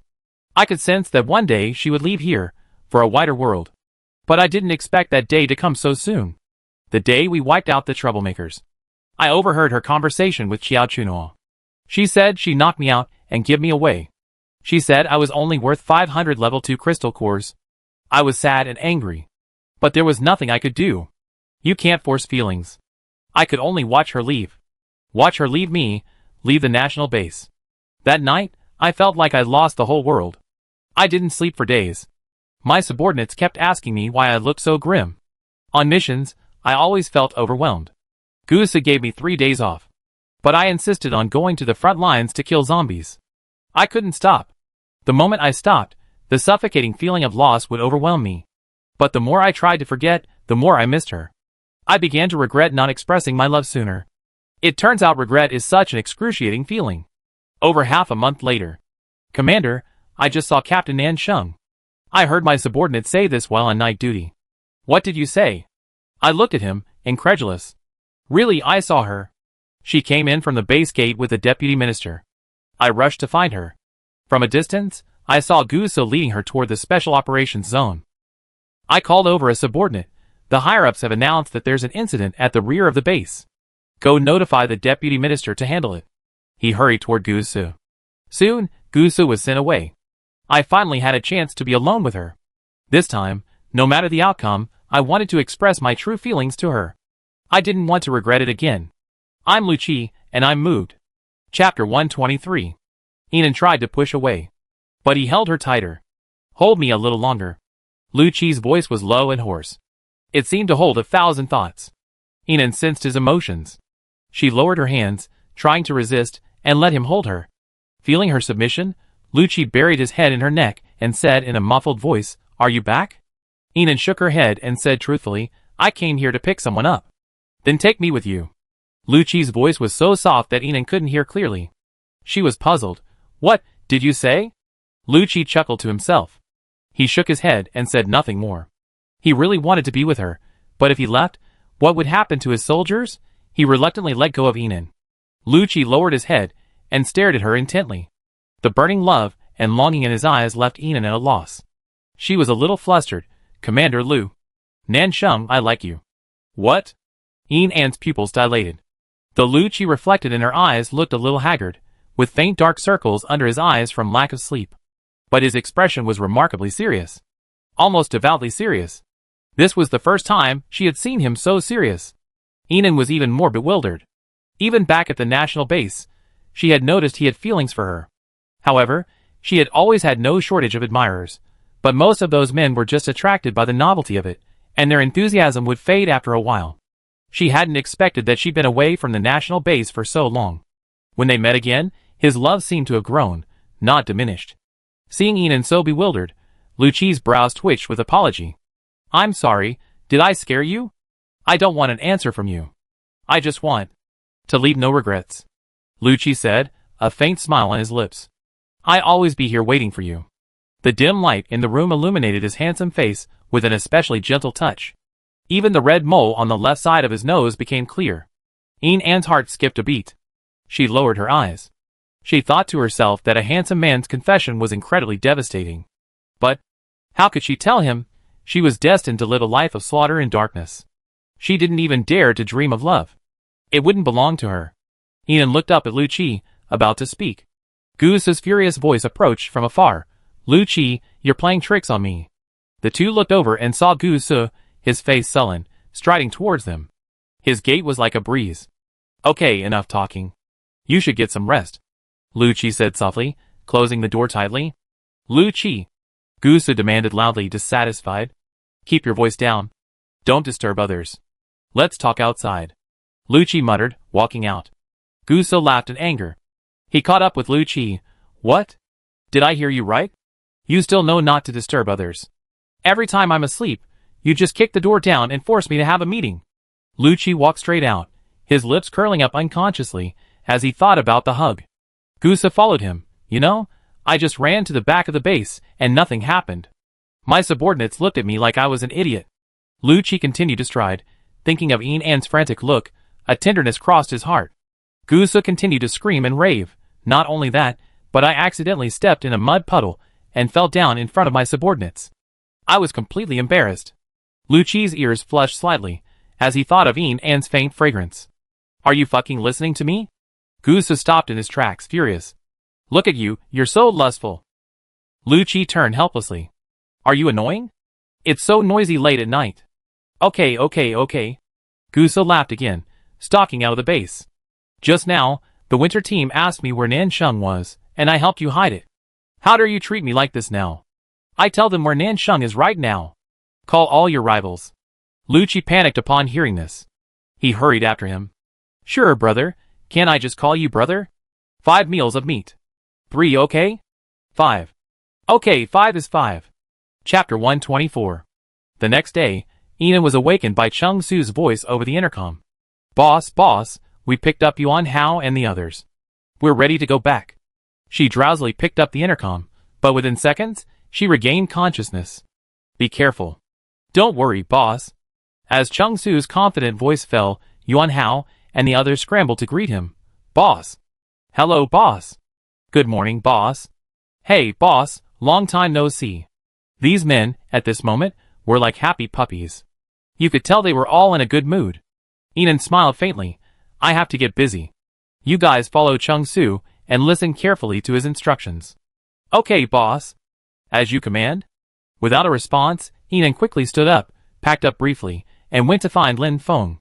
She had already spoken with Lin Feng and Bai Jinghe via the intercom last night, and confirmed their respective meeting points. As soon as the door opened, Ian saw a lunchbox placed by the door. Under the lunchbox sat a cardboard box, perfectly placed. The lunchbox looked like the iron boxes soldiers at the base often used for their meals. Ian immediately thought of Lu Qi's soulful eyes. She hesitated for a second, then finally picked up the lunchbox. National Base Research Institute. Dr. Lin Feng, are you leaving today? A frail female researcher asked. Instantly, all the researchers in the lab looked over. Yes, my boss is here to pick me up. Lin Feng nodded and smiled, packing up his lab box. Then where are you going? There are only zombies and terrorists out there. No ordinary person would survive. Don't worry. Lin Feng looked at the girl. My head is incredibly strong. With her around, my safety is guaranteed. Is your head that powerful? As soon as the girl finished speaking, the other researchers gathered around. Dr. Lin Feng, are you really leaving? Most of the credit for this research on zombies and crystal cores belongs to you. What will we do if you leave? Yes, Dr. Lin Feng, I want to go with you. Then take me with you. Didn't you say you have an incredibly strong head? Take me with you. I want to go too. I can learn a lot from you. Everyone chatted. Lin Feng froze in his tracks. He hadn't expected such trust and reliance from everyone. For a moment, he felt both touched and at a loss. No. That's not a good idea. You should stay at the national base. Lin Feng. A clear, pleasant female voice rang out. Everyone looked towards the door. A girl in a black combat uniform appeared. Her appearance was striking, her fox-like eyes gleaming with a sharp, unfathomable depth. Dangerous yet captivating. Boss. Lin Feng, carrying a large and small bag of lab boxes, walked towards Ian. I'm packed. Let's go. Ian pulled him out the door and whispered, Who are the two most capable researchers? The thinnest woman and the man with a mole on his chin. Lin Feng asked, seemingly puzzled. Why do you ask, boss? Taking them all doesn't make sense, but taking two is fine. Enan smiled. She had just heard their conversation from a distance. Since everyone wanted to follow Lin Feng, why not just take two people with her? Everyone. Enan walked into the laboratory, politely saying, after all, I need your deputy director's permission before I can take anyone with me. So if any of you really want to follow Dr. Lin Feng, please step forward. I see if I can plead with the deputy director. After she finished speaking, almost everyone took a step forward. I want to. Me, choose me. Enan pointed to the smallest girl and the boy with a mole on his chin and politely said, then these two doctors will do it. The two of them excitedly packed up their things and walked over to Enan. Hello, my name is Jiangyu. Li Deheo. Well, welcome to join us. Enan smiled, patted the two, turned, and led the three of them out. Arriving at the institute's gate, as expected, Enan saw Gusu in the distance. He seemed to be waiting for him. Seeing Enan coming out, he strolled over slowly and said, I knew you have to lure a few more people with you. That's not kidnapping, Deputy Minister. If our base makes any new research breakthroughs in the future, we can collaborate. Enan handled it with ease. She looked at Lin Feng and the others. Besides, there were dozens of researchers in the room, just now, who wanted to follow me, and I only took two. Gusu had no doubts. He had heard of Lin Feng's credibility and popularity within the Institute. Looking at the researchers who were gradually emerging from the Institute's gates to see Lin Feng off, Gusu curled his lips into his usual lazy smile. You said collaboration? I said so. Enan looked at him, her eyes frank and resolute. Okay. Gusu's smile brightened. Since I can work with a powerful figure like you, shouldn't I start playing it down? Enan knew he was joking. She simply waved her hand modestly, not taking Gusu's words seriously. He was a man who held himself to very high standards, but he wouldn't play it down. Gusu noticed the lunch box in her hand. His smile faltered slightly. He took out a cigarette and smoked. Go ahead. See you later. See you later? With that, Enan led Lin Feng and the others away. She arranged for them to wait for her at the base gate. She herself went outside to find Bai Jing and the others. Outside, Building 3, Room 102. Why isn't the boss here yet? I can't wait. Zhang Ming, carrying his luggage, skipped and jumped on the spot. Stop arguing, stop arguing. I need to think about what else I've left. He said, then suddenly saw the underwear on the hanger and slapped his head. Oh right, my underwear. I almost forgot. He rushed over and folded the tattered underwear, which was as tattered as a rag, and put it into his luggage as if it were a treasure. Oh my god, old Chi, your underwear is so ripped. How can you wear it without a draft? Well, there's nothing I can do. Where can I find new underwear now? Am I going to be naked like you every day? Chi rolled his eyes. Your tattered underwear is worse than mine, Zhang Ming said, glancing at Bai Jinghe's door. Then he leaned closer to Chi and whispered, the captain has several pairs of underwear, and each one is cleaner than the last. Oh right. Chi's eyes lit up. Last time we went on a mission near the mall, everyone was looking for food, but the captain killed a whole floor of zombies just to get some new underwear. Yeah, that's making me laugh, haha. Zhang Ming covered his mouth and laughed, then muttered to himself, we steal his clothes later. The captain would kill us if he knew. No, he wouldn't know. He's a germaphobe, he wouldn't pull our pants off. Knock, knock, knock. There was a knock on the door. Zhang Ming jumped up. It must be the boss. He jumped open the door. Sure enough, the tall and dashing figure outside was none other than Enan. Boss! Zhang Ming's voice was full of energy. Enan tilted his head and scratched his ear. Didn't you awaken your second superpower, Lion's Roar? Haha, no. Zhang Ming scratched his head. You're just too excited. Bai Jinghe also came out, and he and Chi joined them. Boss. Enan glanced at them. I heard from the deputy minister that you've been playing it down since I left. Zhang Ming shook his head repeatedly. No, we're just keeping a low profile. The three of us now have level 2 abilities. Chi quickly added, yes, we figured if we performed too well, the base wouldn't let us go, so we acted like we were useless. Actually, we haven't slacked off in training. Bai Jinghe nodded. Yes, boss, don't worry, we won't embarrass you. Enan was finally satisfied. She led the three of them to the base gate to meet up with Lin Feng and the others. Then she took off in a helicopter with the 6 of them. On the helicopter, The two teams engaged in a friendly exchange. But mid-sentence, Bai Jinghe coldly demanded, "Did I just hear you two were trying to steal my underwear?" Zhang Ming and Yi Qi were stunned. They were whispering quietly enough, yet this guy still heard. They both shook their heads quickly, their heads shaking like rattles. Bai Jinghe stopped worrying and closed his eyes to rest. Yi Qi looked across at Lin Feng and Li Dehao. Excuse me, do you have any extra underwear?" Lin Feng, Li Dehao's sweat dropped. "What should I do, family? I'm so panicking now. Has my lack of underwear been leaked? Isn't it embarrassing?" Yinan couldn't bear to listen any longer. "We have them all at the base. You could exchange them for as many as you want when you get back." Hearing her words, the men behind him breathed a sigh of relief. The men's urgent need for underwear in the apocalypse had been alleviated. Not bad, not bad. Chapter 125. Puff! A loud fart rang out. Everyone, The stench quickly filled the small space. "Open the window," Lin Feng said, flinging it open immediately. Bai Jinghe was already vomiting. He angrily asked, "Who farted? Next time, could you please stick your butt out the window?" Silence. The crowd fell into an eerie silence. No one stepped forward to claim the fart. Yinan silently shook his head, quite speechless. The next second. Puff! An even louder fart rang out. Zhang Ming. Bai Jinghe now recognized the instigator. He pointed at Zhang Ming and said, "You kid, you farted out the window." All of a sudden, everyone moved away from Zhang Ming. The five of them, huddled in a corner, watched Zhang Ming tremble across from them. There was no other reason. His farts were so stinky. Puff! Puff! 2 more farts in a row. The plane was filled with a stench. Zhang Ming looked at the people wailing with their heads hanging out of the window, his face flushed with embarrassment. He glanced anxiously at Yinan. Boss, I have diarrhea. Can you please stop for a minute?" "Okay, I land right here." Yinan spoke quickly, holding his breath, and then landed the helicopter steadily. As soon as the helicopter touched down, everyone rushed out. Zhang Ming even found a secluded spot to relieve himself right there. In the apocalypse, people didn't even bother with toilets to satisfy their genital needs. After all, with zombies everywhere, finding a safe place to go was a blessing. What did he eat to fart so much? Bai Jinghe looked hopeless. For a misophobe like him, this was a nightmare. Yesterday, I picked up a moldy sweet potato along the way. He was so hungry, so... Yi Qi's voice trailed off. No wonder. Lin Feng nodded. That's definitely prone to diarrhea.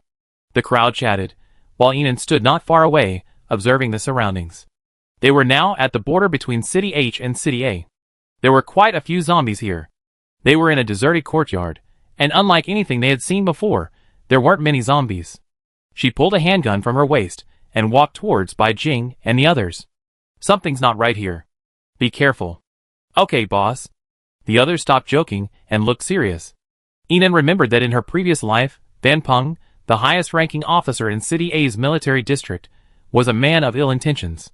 He often used his military position to secretly backstab Lu Qi and others, even though he was killed by Lu Qi and his men in the middle to late stages of the apocalypse. But Lu Qi also suffered heavy casualties. The national base remained intact in this life. She didn't know if City A's structure had been affected, but it was still better to be cautious. As Yinan was thinking this, Zhang Ming roared, "If you don't let me poop, I fight you." Everyone exchanged glances and rushed over. Zhang Ming, holding up his pants, faced the bodies of 2 men. What happened? I was squatting down to poop, and they came up with menacing expressions, telling me to get out. I said no, and they threatened to chop me up with knives. Zhang Ming grew increasingly angry as he spoke, like a 180-pound young woman who had been wronged. Tears streamed down his dark, rough face. There should be an organization nearby. Zhang Ming and Yi Qi, you two stay and protect Lin Feng and the other 3 researchers. Wait for us in that small room. Yinan said, looking at Bai Jinghe. Follow me. Okay, boss. Everyone followed the order. Yinan quietly walked towards the building ahead. She carefully observed her surroundings, assessing their location. Soon, Yinan's excellent hearing picked up a faint conversation from the front. So much ammunition? Yes, haha. Zhao Qi, don't fight a battle without confidence. That's impressive. All of this was traded from Officer Fan. Hush. This is a secret collaboration. Be smart. Some things should be kept to yourself. Yes, Brother Zhao taught me that. Zhao Qi. Yinan lowered her brow in thought. This name sounded familiar. It seemed like the name of a base boss in her past life. But if she remembered correctly, there was no such thing as Fan Peng, and this Zhao Qi collaborating in her past life. Could it be that the increased construction of the national base in this generation has prompted Fan Peng to start looking for partners? While pondering this, she sneaked into a small compartment with Bai Jinghe and took cover. Oh no, brother Zhao. Lu Qi from the national base is attacking us. What are you afraid of? I have men all over this 10-kilometer area, and I've set up plenty of traps. I'm not afraid of him. But they've already reached Jiankong Road. What? It's nothing. I planted many mines behind Jiankong Road. Aren't Li Bing and the other psychics there too? We can definitely hold it. A quarter of an hour later. Brother Zhao, they're almost here. Let's run. What the hell? A bunch of losers. Outside, someone was cursing. In the cubicle, Enan was speechless. She had originally thought this base was formidable. Who knew it was so vulnerable? In less than 20 minutes, Lu Qi and his men had fought their way in. Ignoring the panicked shouts of Zhao Qi and the others, Enan signaled Bai Jinghe to retreat. The two of them returned the way they had come. Outside, artillery fire raged. The screams and roars of zombies filled the air. Clearly, this massive battle had attracted many nearby zombies. Ouch! Ouch! Ouch! 3 zombies lunged forward, but Enan didn't deal with them. Instead, she retreated to give Bai Jinghe room to maneuver. She wanted to observe his combat abilities, so she could determine whether to bring him along for the risky mission later. Bai Jinghe, without hesitation, charged forward. He swung out 3 wind blades, flinging the remaining 2 zombies away. Then, he drew his sword and slashed at the final one. This was a level 3 zombie, and its reactions were quick. It dodged Bai Jinghe's attack almost instantly, opening its maw again from the side. Bai Jinghe switched his weapon and thrust it fiercely into the zombie's mouth. The long sword pierced the zombie's throat. A disgusting mixture of white-green and red blood flowed out. The zombie, however, seemed even more frantic. Its pale pupils widened, and it lunged at Bai Jinghe with even greater excitement, thrusting its sword forward. The zombie felt no pain, allowing the sword to penetrate deeper and deeper.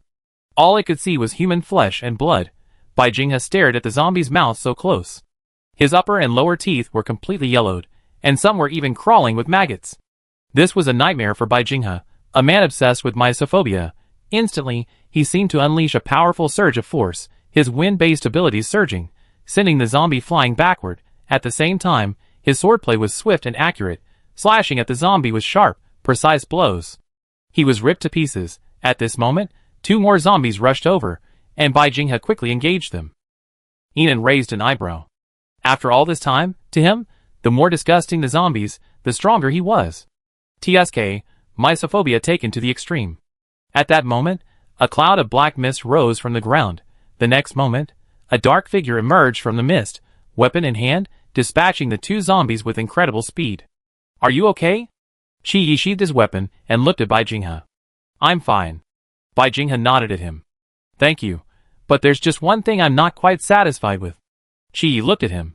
Bai Jinghe sighed. You're so handsome, even more handsome than me. That's a foul. Enan held his forehead. Why are all these players so funny? Qi said nothing, his cold black eyes scanning the surroundings. When he saw Enan around the corner, he froze. Chapter 126. The cold aura around him suddenly vanished. The sharpness in Qi's eyes also faded considerably. Meow. Meow. A small black cat emerged from Qi's collar and nimbly leaped down.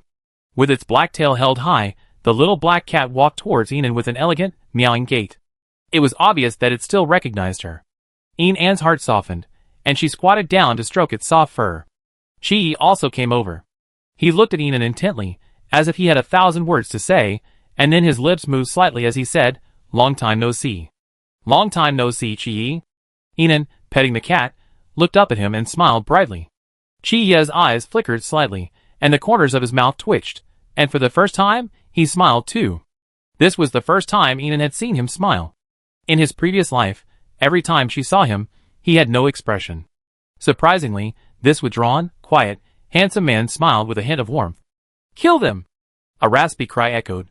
Then the 3 of them saw a dozen men, weapons drawn, charging towards them. At the same moment, a woman's scream rang out from the next room. You guys take care of these guys, I go over there. Enan said immediately, and ran toward the next room.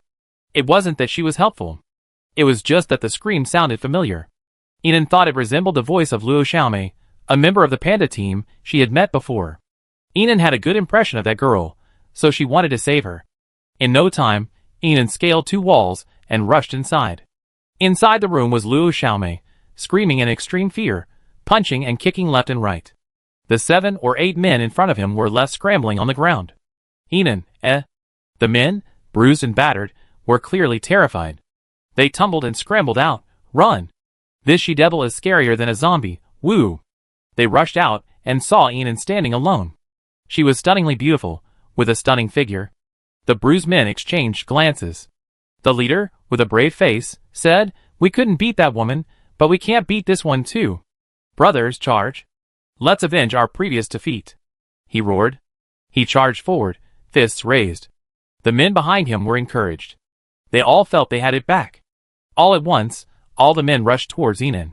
Bang, bang, bang. Snap. Bang. Crack. Bang, bang, bang. Boom. When Luo Xiaomei walked out, she saw a group of wailing men lying on the ground. Behind them stood Inan, calm and composed, his hands in his pockets. Captain Nansheng. Luo Xiaomei excitedly rushed forward and hugged Inan. She trampled over several men along the way. She trampled them so hard that their eyes rolled back, and they fell motionless. "Why are you here?" Luo Xiaomei asked happily. "I was just passing by." Inan smiled. "Are you guys on a mission?" "Yes, 2 psychic teams were kidnapped by this rubbish organization called the Emperor Base. They told us they were going to exchange them for 10 tons of supplies. Commander Lucci brought all of our psychic team captains to ambush them." She lowered her voice. "We wanted to catch them off guard, so we didn't bring too many people. We only brought a handful of elites." When she mentioned the word elite, Luo Xiaomei's eyes lit up with pride.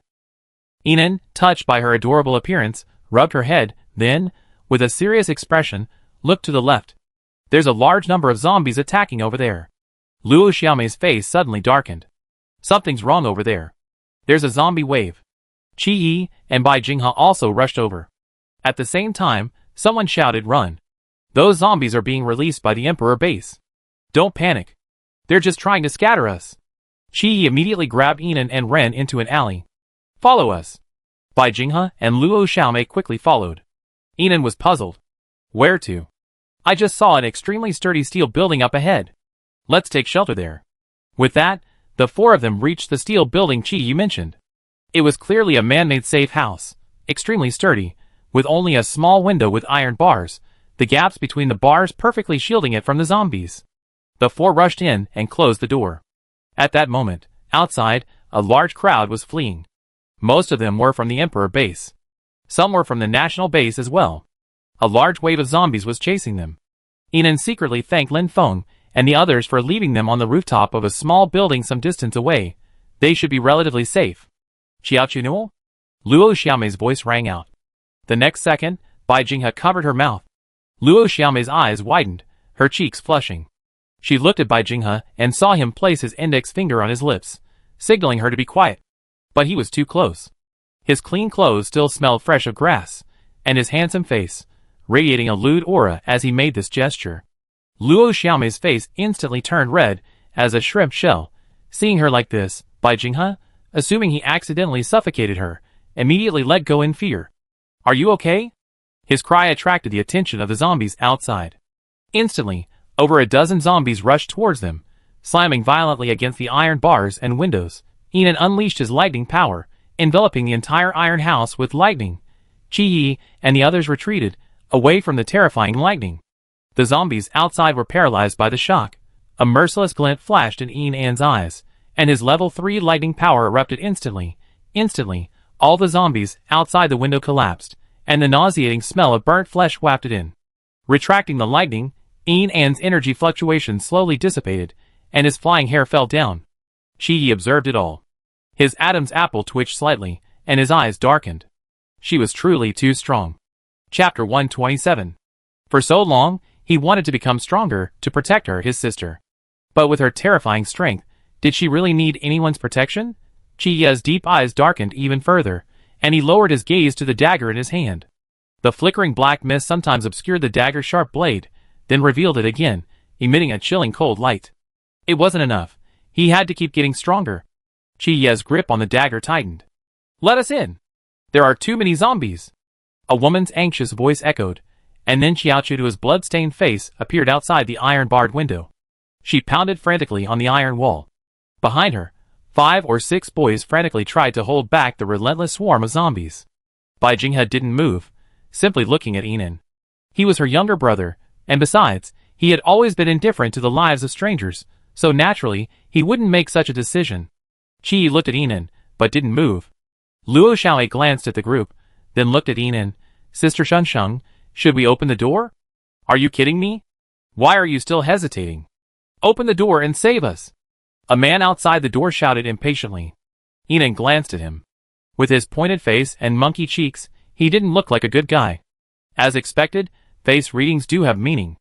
Yinan sneered as he opened the door, and they all rushed in. It wasn't that she was particularly helpful, but these were the captains of Lu Qi's psychic team, elite members of the national base. He had helped her before, and she didn't want to cause him any more casualties. When fleeing, human potential is limitless, so the group rushed through the door at an extremely fast speed. But 2 speed-mutated zombies still rushed in. Yinan slammed the door shut. The immense force crushed the zombies in 2. One zombie was pinned to the ground, its head halfway down, its brain spilling out. Another zombie was severed in half. Its intestines trailed through the crack of the tightly closed door, its arms flailing strangely, its head twisted as if to gnaw at the flesh around it. Yinan quickly dispatched the zombie. The sharp-faced man was already complaining. You found this safe house, but why didn't you call us in for shelter? How selfish. Yinan pointed his gun at him, his expression slightly annoyed. Shut up, you bastard. Bai Jinghe stood behind Yinan, protectively. Xiao Chunua quietly moved away from the man and watched the action from a corner. The sharp-faced man froze when he saw Yinan pull out his gun. You, how did you get a gun? Aren't guns allowed only in the Special Operations Zone? But he never even seen her at the base. The man in red beside him immediately winked at him. Zhou Xinghao, you joined the national base late. You don't know, she used to be there, but she later quit. Quit? Zhou Xinghao's expression grew haughty at that. She must have been expelled from the national base. Shut up. A low voice, chilled with disgust. Zhou Xinghao looked at Qi Yi, and was surprised to find that the captain of the Special Operations Zone's first squad was also there. Looking at his cold, murderous eyes, he was clearly defending the woman. He immediately stopped himself from making any more advances. This was Qi Yi. He hushed his lips, took 2 steps back, and sat down to rest. The man in red beside him shook his head sternly, and whispered a warning, Cousin, you can't afford to offend this woman. Disdain flashed in Zhou Xinghao's eyes, and he nodded nonchalantly, his expression aloof. In reality, he glanced at Yinan, secretly mocking her. Just another woman who's showing off because 2 men like her. Just wait, she see how she dies after she leaves him. Over at Yinan, Luo Xiaoe complained, there are so many idiot men. Ugh, bad luck. Then she looked at Bai Jinghe, who had been spitted on. She was startled and apologized profusely, sorry, I didn't mean it. The misophobic Bai Jinghe wiped his face calmly. Normally, when Zhang Meng and Yi Qi and the other rough guys provoked him, he just confront them directly. But now, with a young woman in tow, and someone who hadn't done it on purpose, he could only swallow his bitterness silently. Nansheng, long time no see.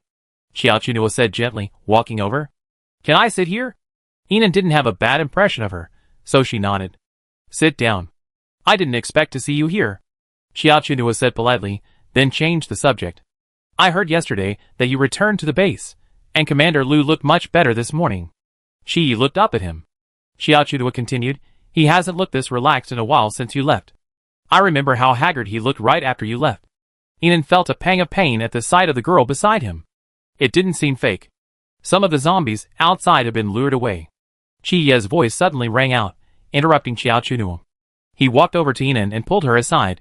It should be the people from the national base distracting the zombies. Let's find a chance to go out and reunite with them. Seeing Qi Yi like this, Xiao Chunua was stunned.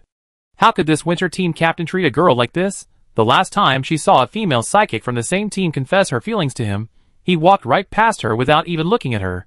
She even briefly thought Qi Yi was gay, that he had a crush on Qi Xian from their team. After all, they were both handsome and uninterested in women. But now, he was actually taking the initiative to approach Nansheng, even spouting so much nonsense?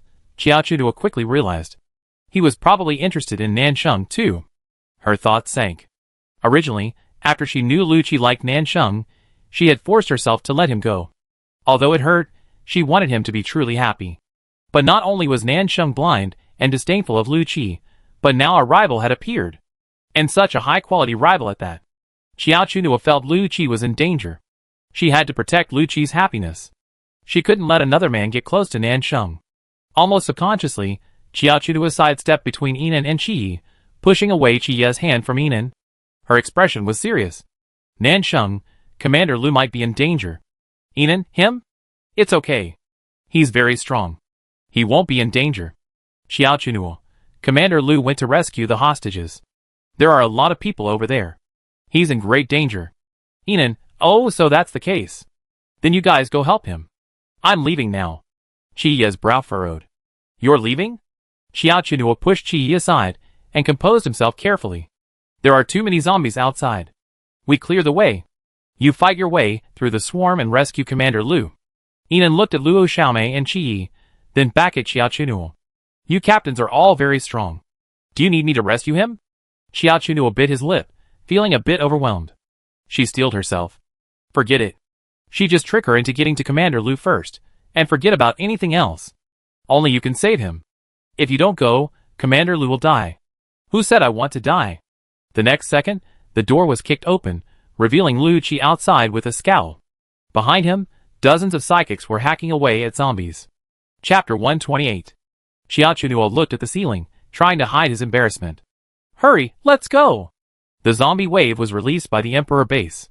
Lu Qi said, swinging his left hand with his knife to chop off the head of a zombie that was about to charge in.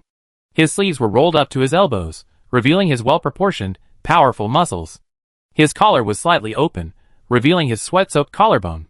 His sweat-soaked shirt drenched his abdomen, outlining his 8-pack abs.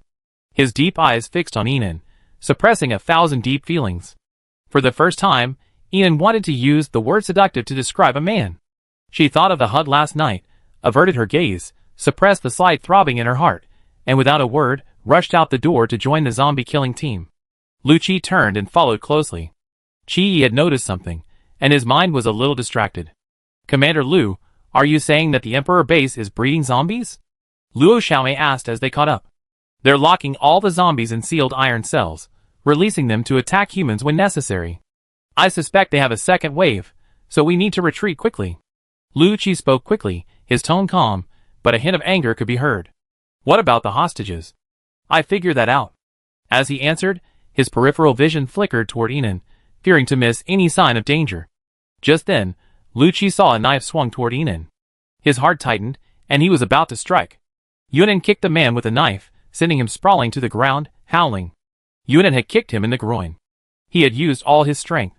This man was definitely doomed from now on. He let out a thunderous howl, his groin stained red with blood. Yinan, however, didn't even glance at him again, continuing to kill zombies. Lu Qi ignored the wailing man on the ground. He simply leaned slightly aside, as the frantic zombies charged at him.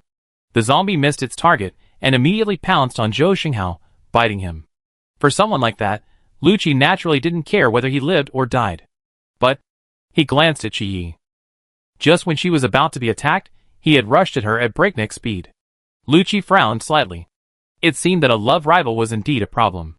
The group quickly broke through the zombie tide and rushed out. The people at the national base boarded armored vehicles and retreated in an orderly manner. Yinan, leading by Jinghe, left in another direction. See you later. Yinan waved at them and turned to run away.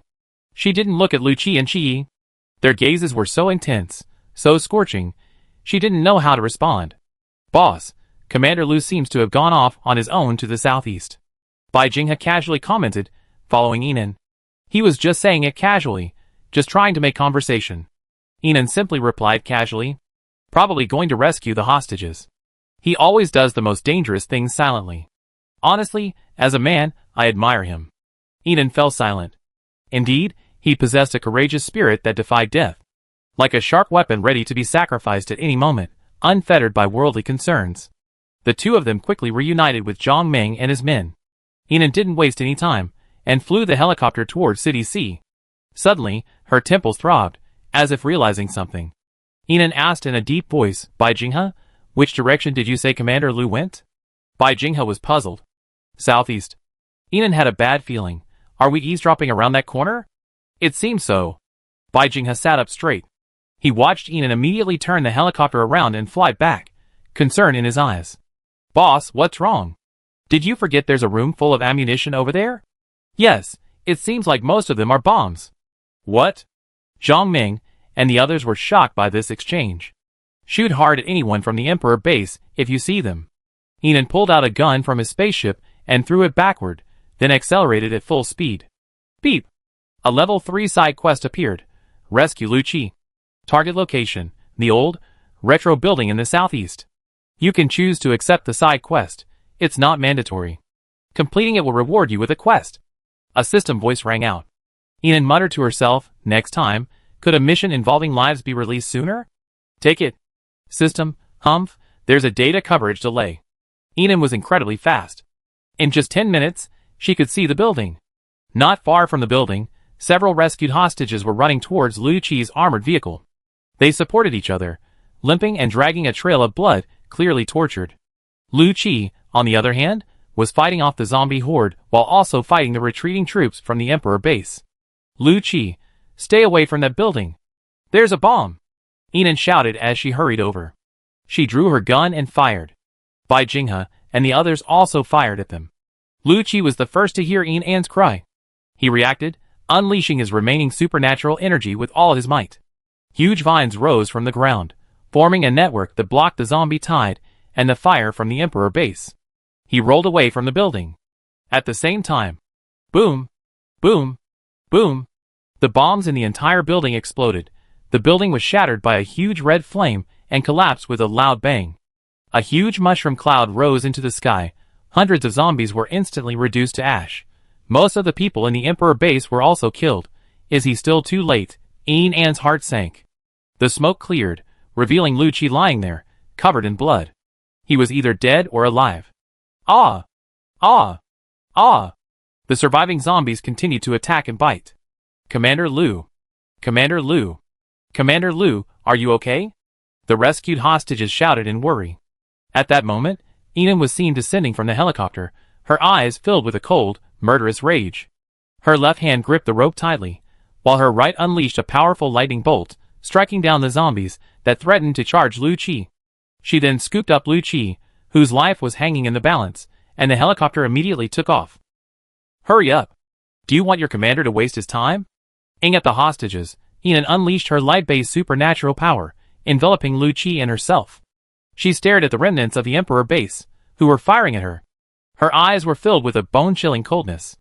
Zhang Ming and the others repeatedly leaned out of the car windows, firing back at the crowd and zombies behind them. Soon, the helicopter pulled away, leaving the Emperor base's perimeter. The armored vehicles below, escorted by Inan and the others, also successfully broke through the zombie swarm. Look! It's Commander Lu and Captain Nan Sheng. What happened to Commander Lu? Inan looked ahead. Qi and the others hadn't left.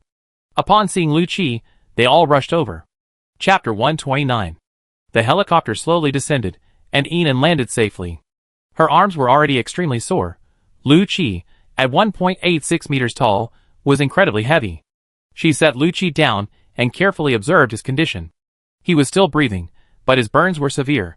His shirt was nearly ripped apart, revealing large areas of burned skin. Not only that, but even half his face was burned, with debris from the explosion embedded in his skin. The injuries were extremely severe. How could this happen? How could they have gunpowder? Commander Lu, wake up. The base's psychics gathered around. The hostages behind him also got out of the car. Commander Lu, you're trying to save us. Those beasts actually had a whole building full of munitions. Yes, none of us expected that. What do we do now? There's no doctor here. It's so serious, even a doctor would have trouble treating it. Shut up. What depressing things are you saying? The crowd was chattering, the scene extremely chaotic. Everyone be quiet. Save people first. Inan said quickly, attempting to lift Lu Qi. But her left arm was already sore from the long hours of carrying the weight, and clinging to the rope, that it was practically numb. The next moment, Qi picked up Lu Qi and strode toward the building ahead. Hurry! The zombies are chasing us from behind. The other psychics immediately followed Qi or helped the injured hostages along. Soon, everyone poured into an old, tube-shaped building. Some male psychics led the way, killing zombies.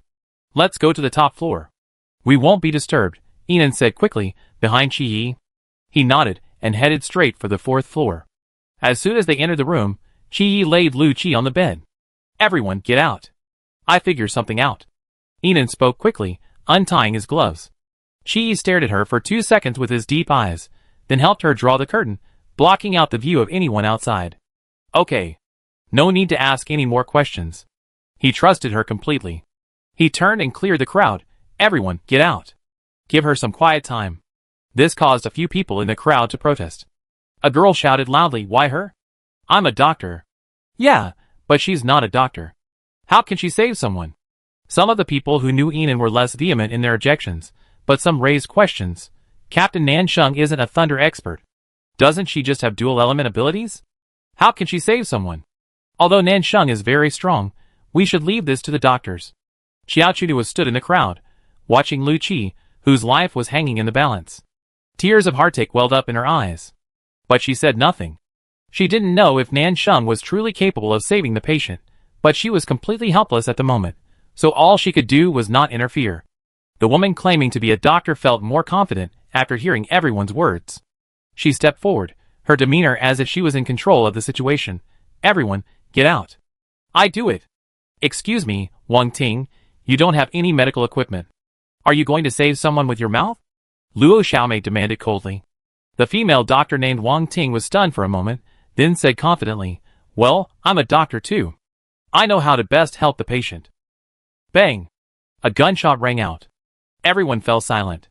They stared at the cold-faced man, gun raised. Chi-Ye's voice was calm and emotionless, yet it cut deep into his bones. Human lives are at stake. Anyone who interferes with the rescue efforts will be ruthless. Wang Ting's face paled as everyone retreated. She bit her lip, her eyes filled with resentment, then turned and stormed out. Chi-Yi shut the door tightly and stood guard outside. This room had no windows. No one could see what was happening inside. Just wait, you regret not letting me, a doctor, save the life. Wang Ting gritted her teeth. Li Junsheng, take a few men downstairs and guard the area. Don't let the zombies come up. As Chi-Yi finished speaking, the man named Li Junsheng immediately rushed downstairs with a few other men. With Lu Qi injured, everyone now tacitly followed the orders of Chi-Yi, the captain of the Special Operations Zone's first squad. His strength was indeed far superior to theirs. Inside the room, Enan was now extremely anxious. She had been focused solely on upgrading her lightning and light abilities.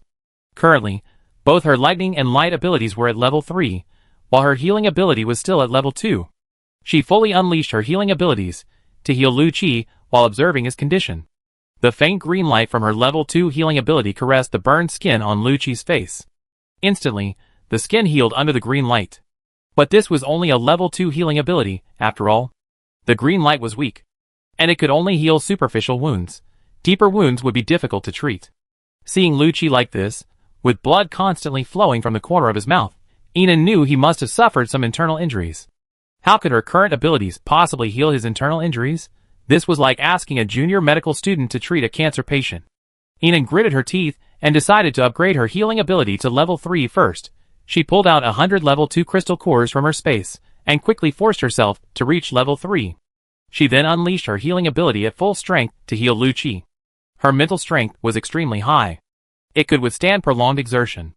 She could almost match the strength of 2.5 level 3 healing users. Time slipped by. Enan had almost completely repaired all the injuries on Lu Qi's skin.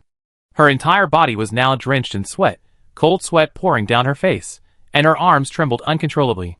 Clearly, she had exhausted too much mental energy. Enan leaned against the edge of the bed, looking into Lu Qi's closed eyes. Lu Qi, wake up. No movement. Lu Qi. Enan placed her hand on his chest. His heartbeat was still weak. The next second, Enan saw blood oozing from the corner of Lu Qi's mouth. This was the third time he bled from his mouth. Enan wiped the blood away.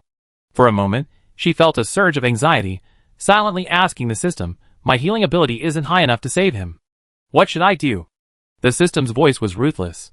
The host's mission system will not provide any assistance. Please find a solution on your own. Enan cursed inwardly. She could only take out the 120 level 3 crystal cores from her space. She was saving these to upgrade her lightning abilities. For her, Combat effectiveness was always paramount. She wanted to become stronger. But now, it seemed she had to upgrade her healing ability to level 4 to fully cure Lu Qi. Yinan gritted her teeth and focused on upgrading her abilities. Outside the door, the crowd grew increasingly restless. It's been almost an hour, and there's still no movement. Should we go in and check? It's too dangerous for Commander Lu to wait any longer. Why don't we take him back to base to see a doctor? Chiya's voice was calm. The fastest drive back to base would take at least 12 hours, and we miss out on the precious time for treatment. I think now is a waste of time. Wang Ting said this, then walked over to Qi, her face pleading. Please let me go in and save him, Qi. I love Commander Lu dearly, and I want him to be healthy more than anything. Just trust me this once. Qiya's deep eyes glanced at her briefly before looking away. No, don't disturb her. Why are you helping an outsider? You're from our base. Wang Ting was a little angry. Who dares to step inside? Zhang Ming and his men had already parked their helicopters and arrived. They stood outside the gate, as if they would fight anyone who dared to disturb those inside. Wang Ting could only shut up and step aside. Qi glanced at the door, a trace of worry flashing across his dark eyes. Chapter 130. The higher the level of supernatural power, the harder it is to level up. The longer it takes, the more time it takes. Yinan took 7 minutes to reach level 4. This speed was already extremely fast. She let out a long breath, and released an even denser light green energy from her palm. This time, the green light's range was more than double that of the previous one. Yinan felt the green light penetrate Lu Qi's body, healing his internal organs. At the same time, her energy was rapidly depleting. Yinan gritted her teeth, releasing healing supernatural powers while absorbing the energy of the crystal cores. 20 level 3 crystal cores were quickly destroyed. Yinan then produced another 100 level 2 crystal cores from her space. She was completely exhausted. After healing Lu Qi's body for over 10 minutes, he stopped bleeding. But there was still no sign of him regaining consciousness. The key point was that Yinan had no idea where Lu Qi was injured. She could only heal him from head to toe. Over and over again. I rather waste my supernatural powers than miss a single spot. When her mental strength was at its lowest point, Yinan could no longer sit still. She leaned against the edge of the bed, watching Lu Qi's handsome profile, which showed no sign of waking up. She curled her lips. Commander Lu, you're truly incurable. I'm almost losing my life. Bang! The door burst open. A crowd of people rushed in, fighting each other. Yinan stood up and looked at them. Her mental strength had already been depleted, and when she suddenly stood up, her vision went black, and she collapsed. Nan Sheng. Qi quickly rushed over and hugged Yinan. His eyes were filled with worry. See, I said she couldn't be saved, and she collapsed. Wang Ting said this, pushing aside the others and running over. When she saw Lu Qi, completely recovered, lying on the bed, she froze in her tracks. Everyone rushed over, shocked. Is the commander okay? His burned skin has completely healed.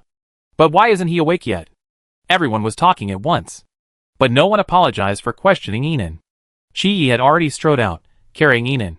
Bai Jinghe and the others followed. Where are you taking our leader? To the national base to find a doctor. Qiya's voice was quiet, yet filled with a stubbornness. She's probably exhausted. No doctor is needed. Give her to me. Bai Jinghe said, blocking Qiya's way. Qi stopped and looked at Yinan in his arms.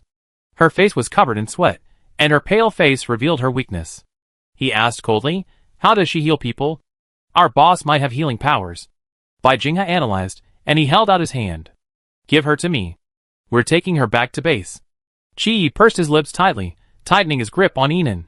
His deep eyes showed no trace of emotion. But his slightly hoarse voice still betrayed his worry. Take good care of her. With that, he gently handed Yinan to Bai Jinghe. Commander Lu is awake. An excited voice echoed from the room behind. Qi looked back, and Luo Xiaomei rushed out. Qi, Commander Lu is awake. Sister Shengsheng is amazing.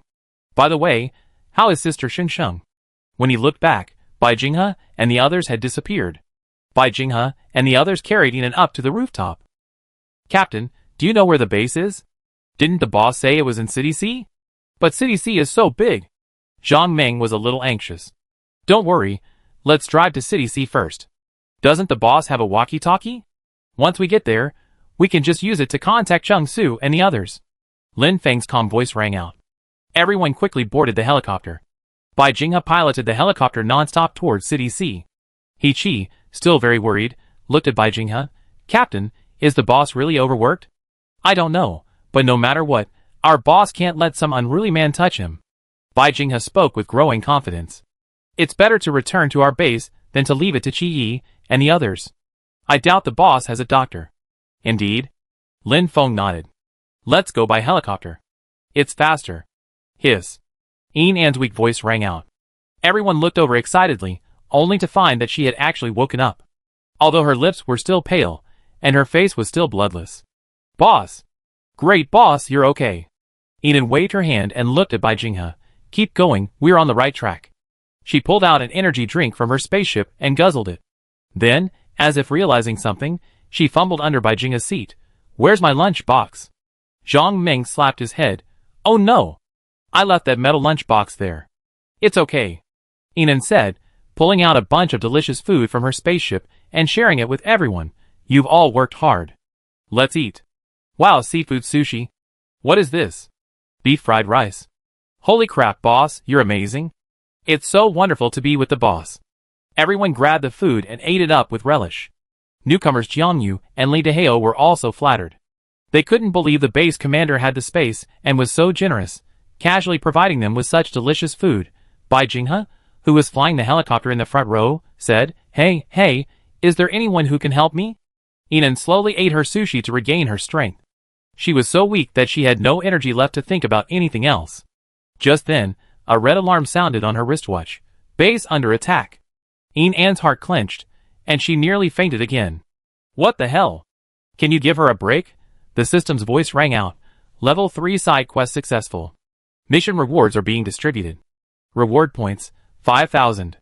Reward, hidden superpower. Charm.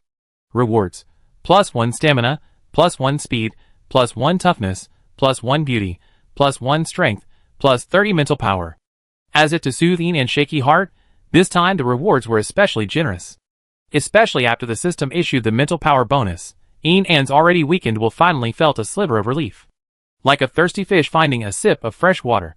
She breathed a sigh of relief and then secretly asked, System, what's the use of the charm power? Charm powers are powerful. Through gazes or words, they can hypnotize, create illusions, increase favorability, and more. More functions await the host's discovery. Inan understood.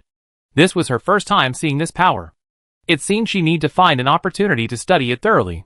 Inan concentrated on sensing the newly added charm power within her. Her mental strength was weak at the moment, unable to muster much energy. So, she simply watched Zhang Ming and worked on it. Zhang Ming, swallowing his food without a word, felt An's gaze and looked up at her. Then, the corners of his mouth curled up uncontrollably. Boss! Boss, you're so pretty. Inan was stunned and quickly retracted his supernatural power.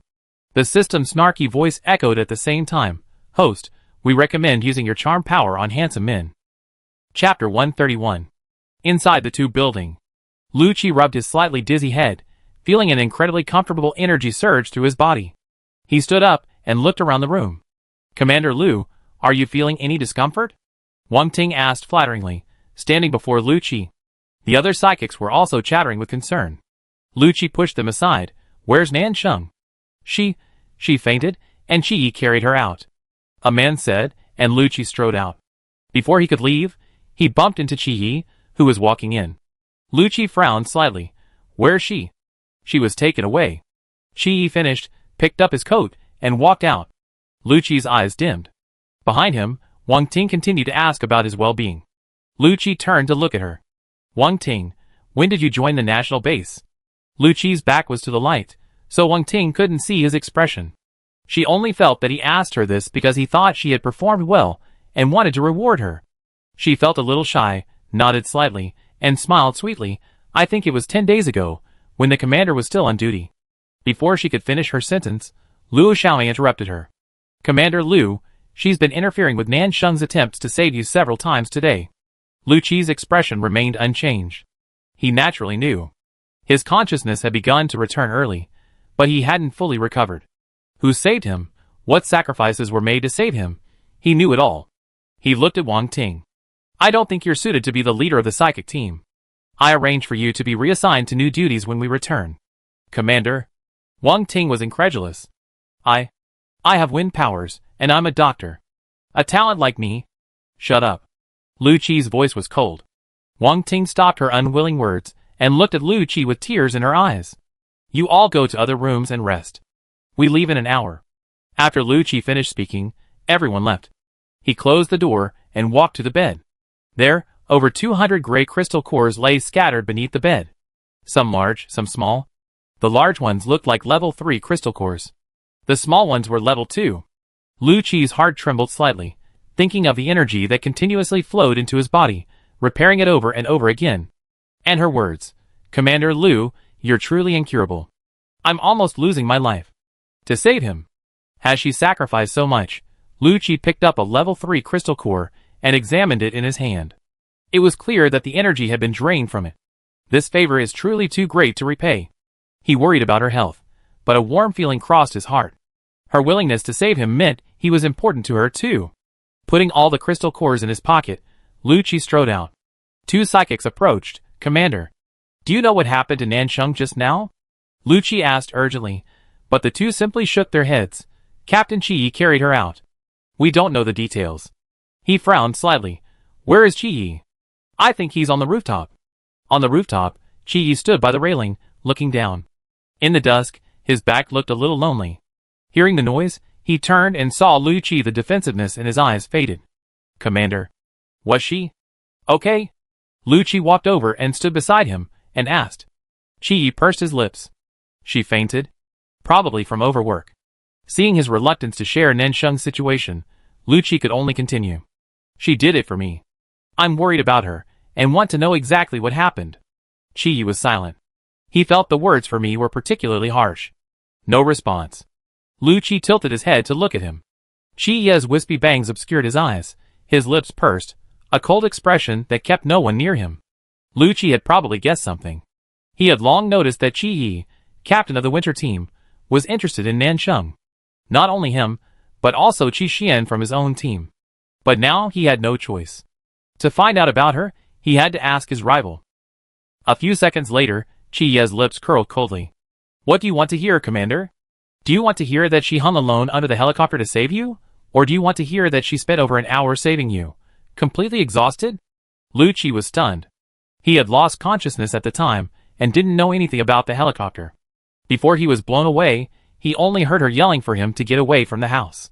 Luckily, he had moved farther away, otherwise he'd be a pile of shattered corpses now, unrecognizable even after death. Lu Qi felt a warm warmth in his heart. It felt as if some uncontrollable love was about to burst forth and blossom. Unable to suppress the upward curve of his lips, he spoke in a hoarse voice. Anything else? Qi looked at Lu Qi, his voice growing even colder. Commander, do you enjoy hearing others suffer to save you? He turned and was about to leave. But before he'd taken 2 steps, Lu Qi's voice rang out. Of course not. It's just that I'm happy to know the person I love cares about me too. Qi stopped walking, his hand clenched tightly. His entire aura grew colder. Lu Qi seemed oblivious. He chuckled softly, his tone soft and ambiguous. After over an hour of careful and meticulous treatment, I'm healthier than before, and all my old ailments are gone. This time, Qi finally understood his intention. He turned and looked at Lu Qi. He stood there, his lips smiling, but his eyes shone with a dark undercurrent, a determined determination to succeed. Qi's emotions remained steady. Are you asserting your sovereignty? Lu Qi said nothing, but Qi saw certainty in his eyes. He smiled faintly, and shook his head. Commander, you may not know me well enough. Once I'm determined, I won't let go. With that, he strode off, never looking back. Lu Qi's expression grew colder. Just then, a psychic ran up to the rooftop carrying an iron lunchbox. Commander Lu, your lunchbox is here. Lu Qi saw the lunchbox. His heart softened. He had prepared it for her. She had indeed brought it with her. The corner of his mouth curled up. Give it to me. Nansheng dropped it. The sound of his voice was loud, and it reached Qi's ears. He paused slightly. Finally, a small tremor trembled in his heart. A slight ache spread throughout his body. Chapter 132. The red alerts grew increasingly rapid. The base is under attack. The base is under attack. The base is under attack. Enan stared at the surveillance footage on her watch, her eyes cold. She pulled out her intercom and asked Chung Su, what's going on? Chung Su's voice was a little anxious. Boss, Jiang, he said, zombies have been pouring in here for the past 2 days, and there were especially many today. Enan's eyes dimmed, as he watched the massive zombie swarms on the surveillance footage. Could such a large zombie swarm appear in City C? Renyu's voice echoed from the intercom.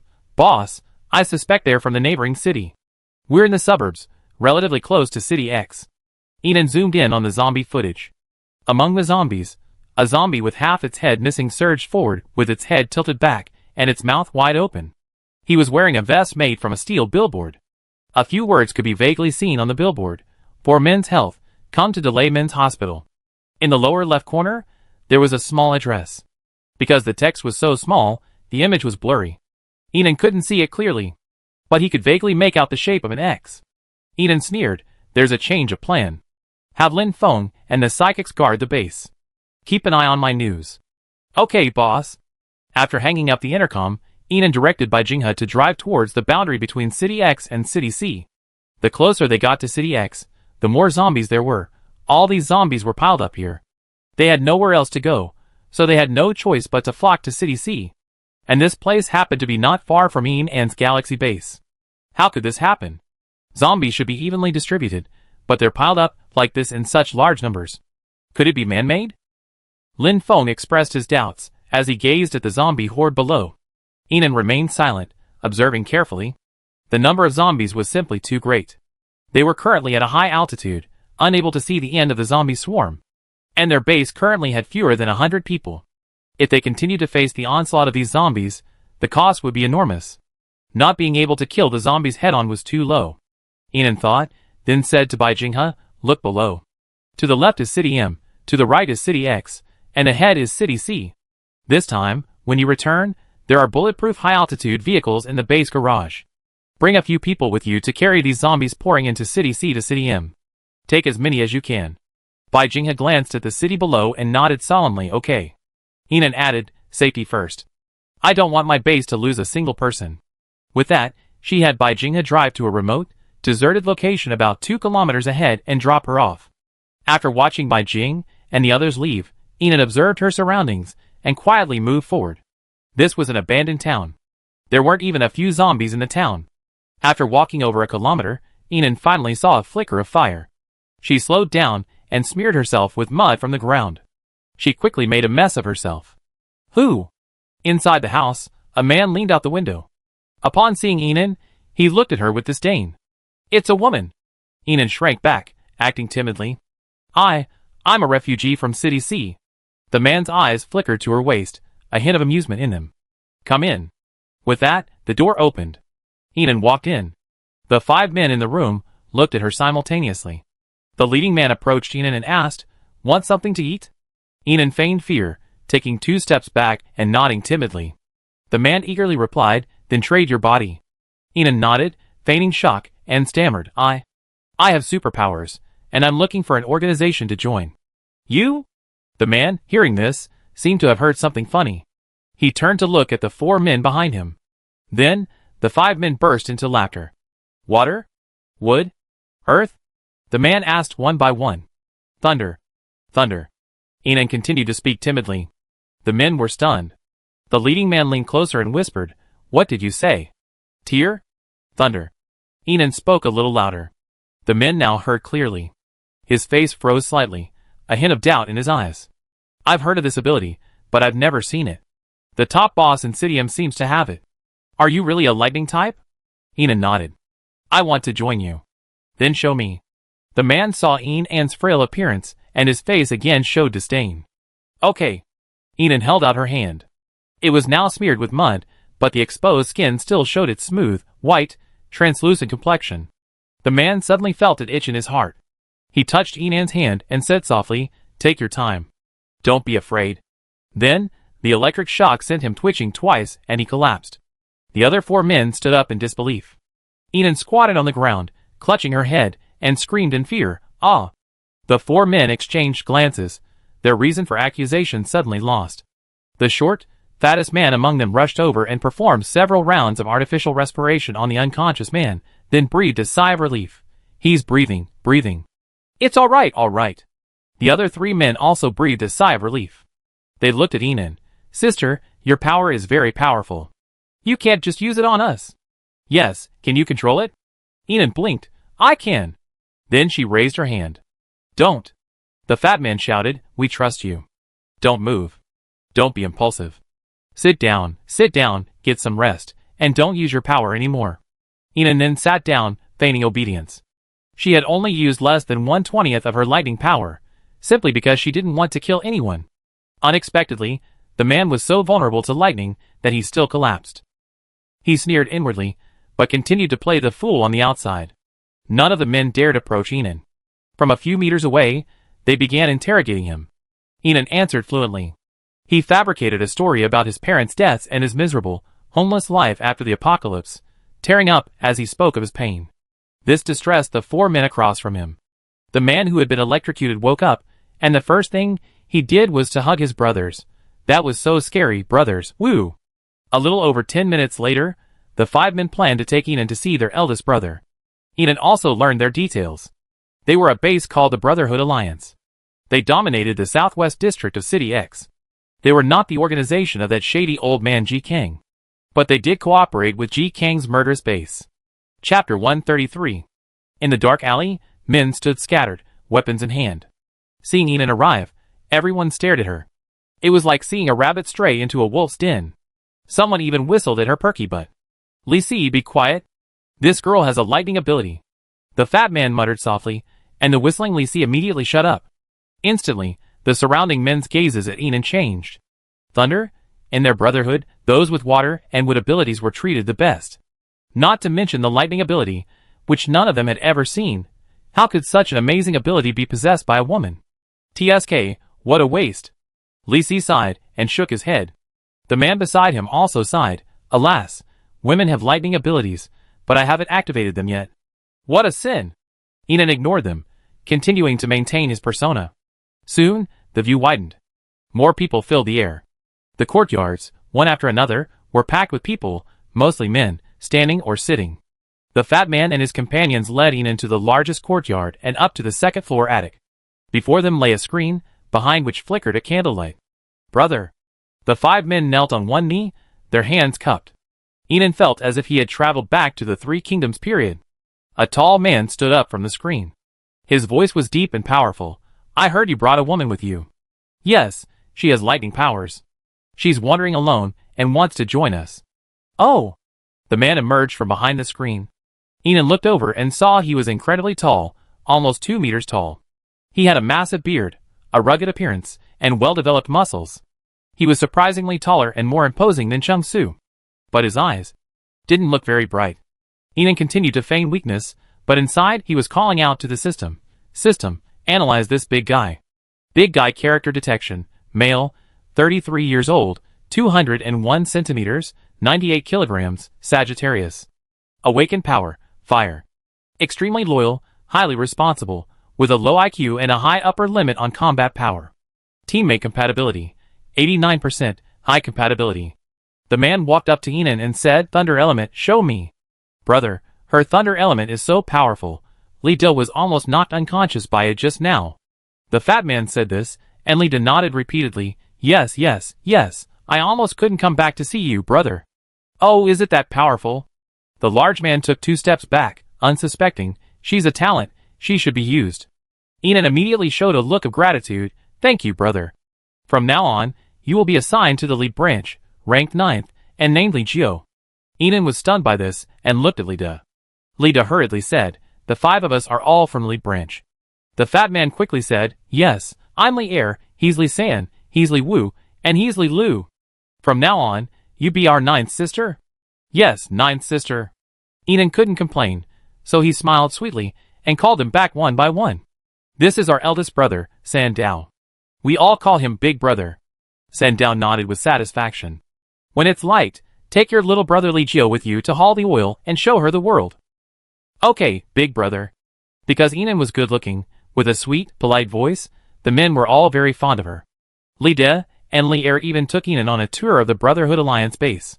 Their base consisted of more than a dozen residential communities, and 7 or 8 ancient houses. The communities were built around the ancient houses, effectively enclosing them.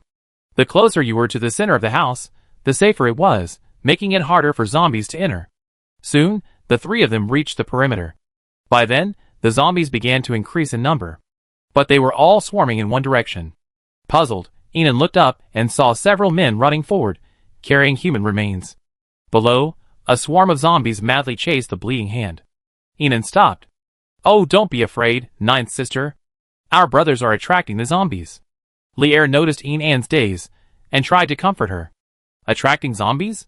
Enan pretended to be puzzled. "It's our collaboration with the killing base. They provided the manpower and human flesh, and we're working with them to lure the zombies to City C," Lier said, pointing to a spot to the west. "That's it, 2 or 3 kilometers from here. We use the flesh of the dead to lure the zombies there, then surround them, forcing them to flock to City C." Lida nodded. "Yes, I heard things have changed in City C. The Chill family and the Midnight Base have all moved to City C1, and a new base has emerged, called the Galaxy Base. Ji Kang has become even more brazen, and he approached us overnight to discuss cooperation. After all, this is our Brotherhood Alliance's territory." He spoke with pride in his eyes. Enan remained silent. The two men assumed she was afraid, so they stopped talking and patted her back comfortingly. "Don't be afraid, Sister Ninth. Come with us to rob the oil. This time, the oil will be split equally among the 3 of us. Just follow us too, and we protect you." "Which 3? Enan asked timidly.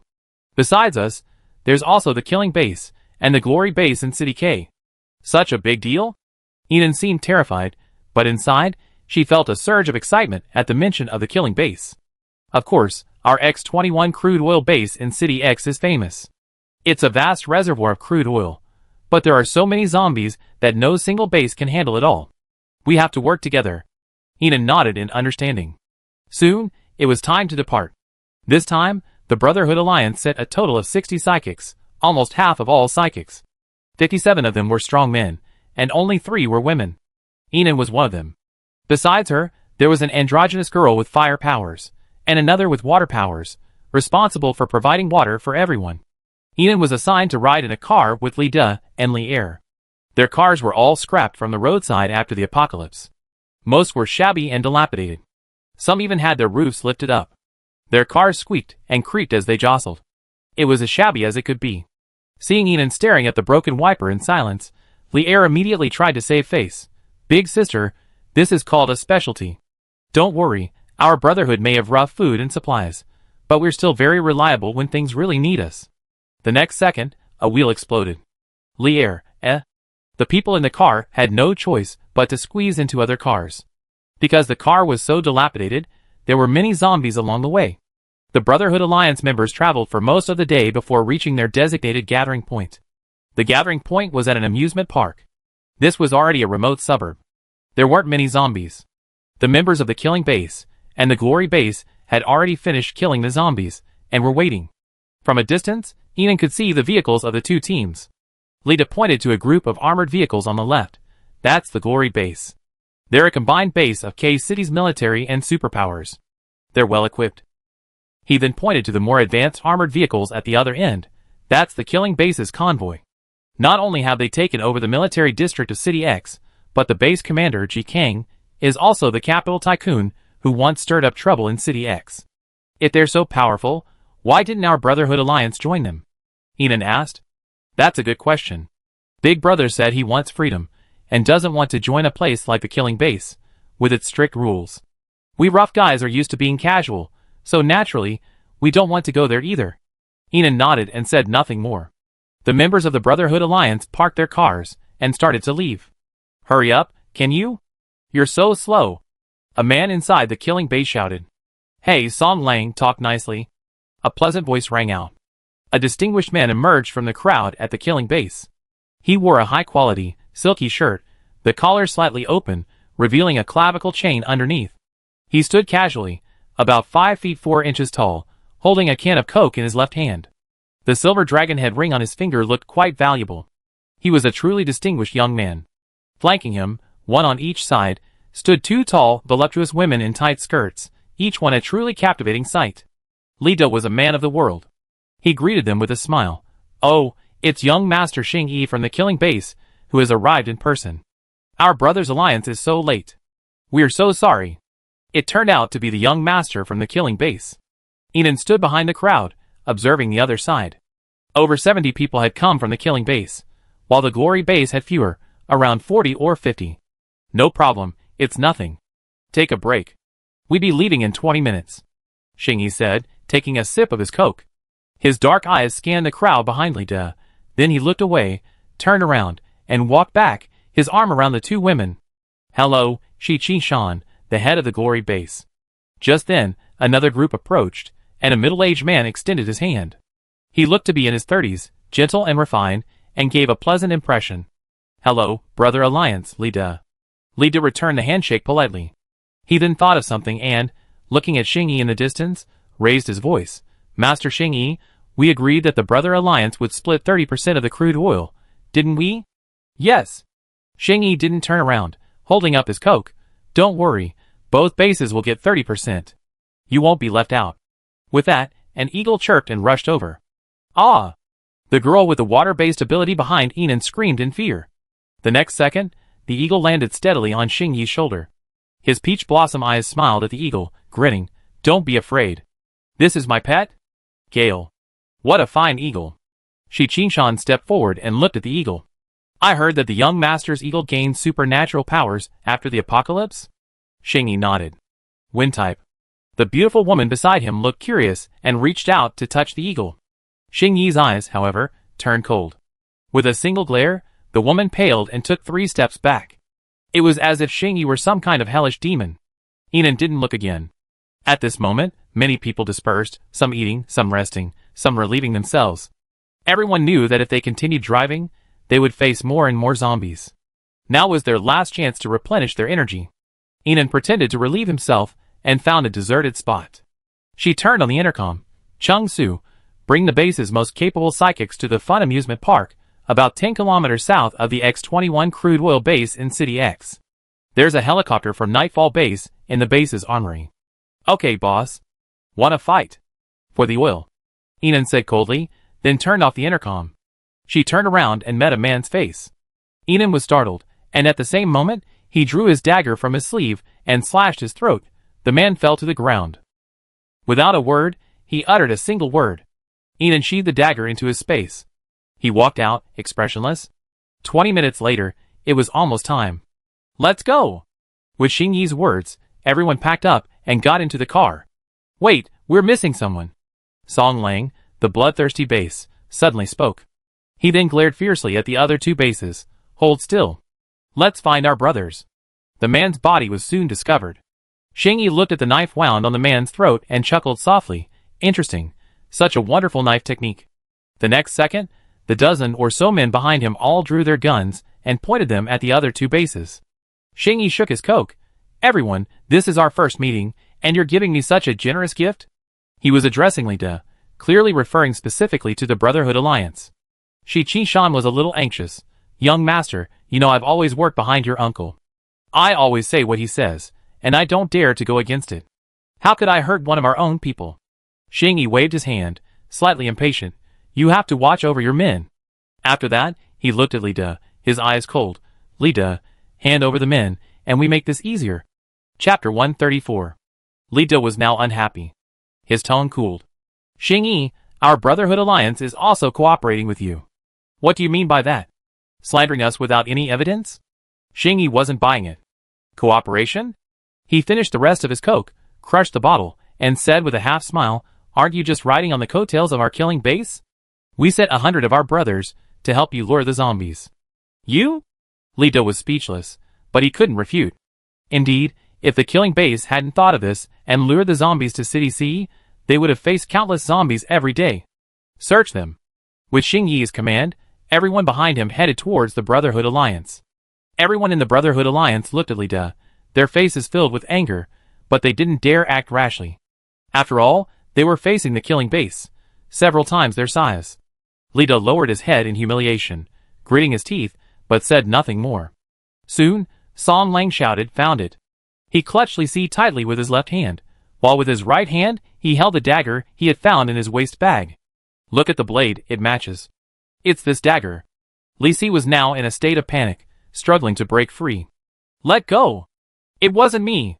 Xingyi glanced at them, lowered his head and smiled. Kill him! It wasn't me! You all? The brothers behind Li De also became excited. Swish! The next second, all the guns behind Xingyi were raised. It was clear who was stronger and who was weaker. Li Da's momentum weakened a little. He knew he couldn't defeat them, so he could only explain over and over again, "This brother of mine was with me the whole time. I guarantee it wasn't him. Yeah, the four of us were just together. How could he have murdered him?" Several people jumped out to say this, their expressions sincere, not acting.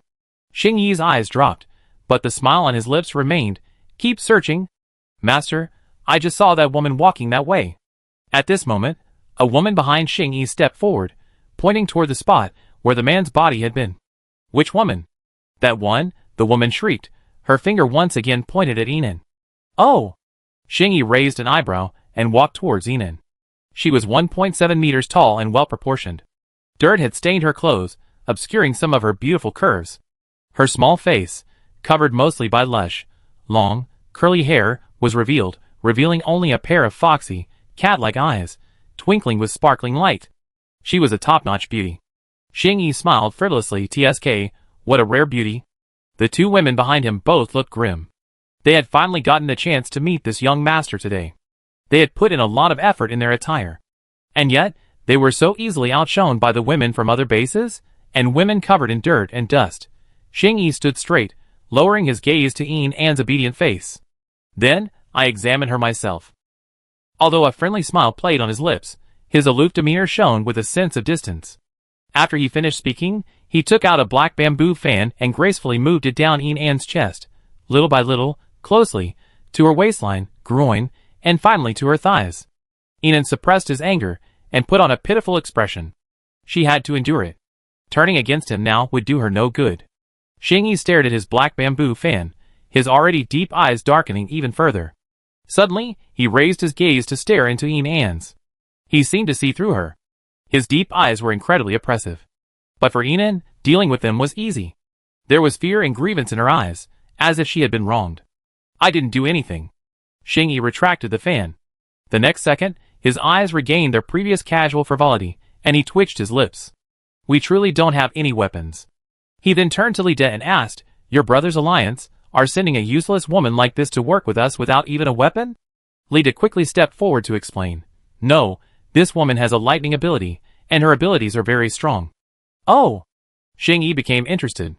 He looked at his subordinates, who could no longer find any daggers or weapons, and smiled. "Well, I won't pursue this matter with you anymore, but this woman." He then looked at Yinan and said, "She's mine." "Huh?"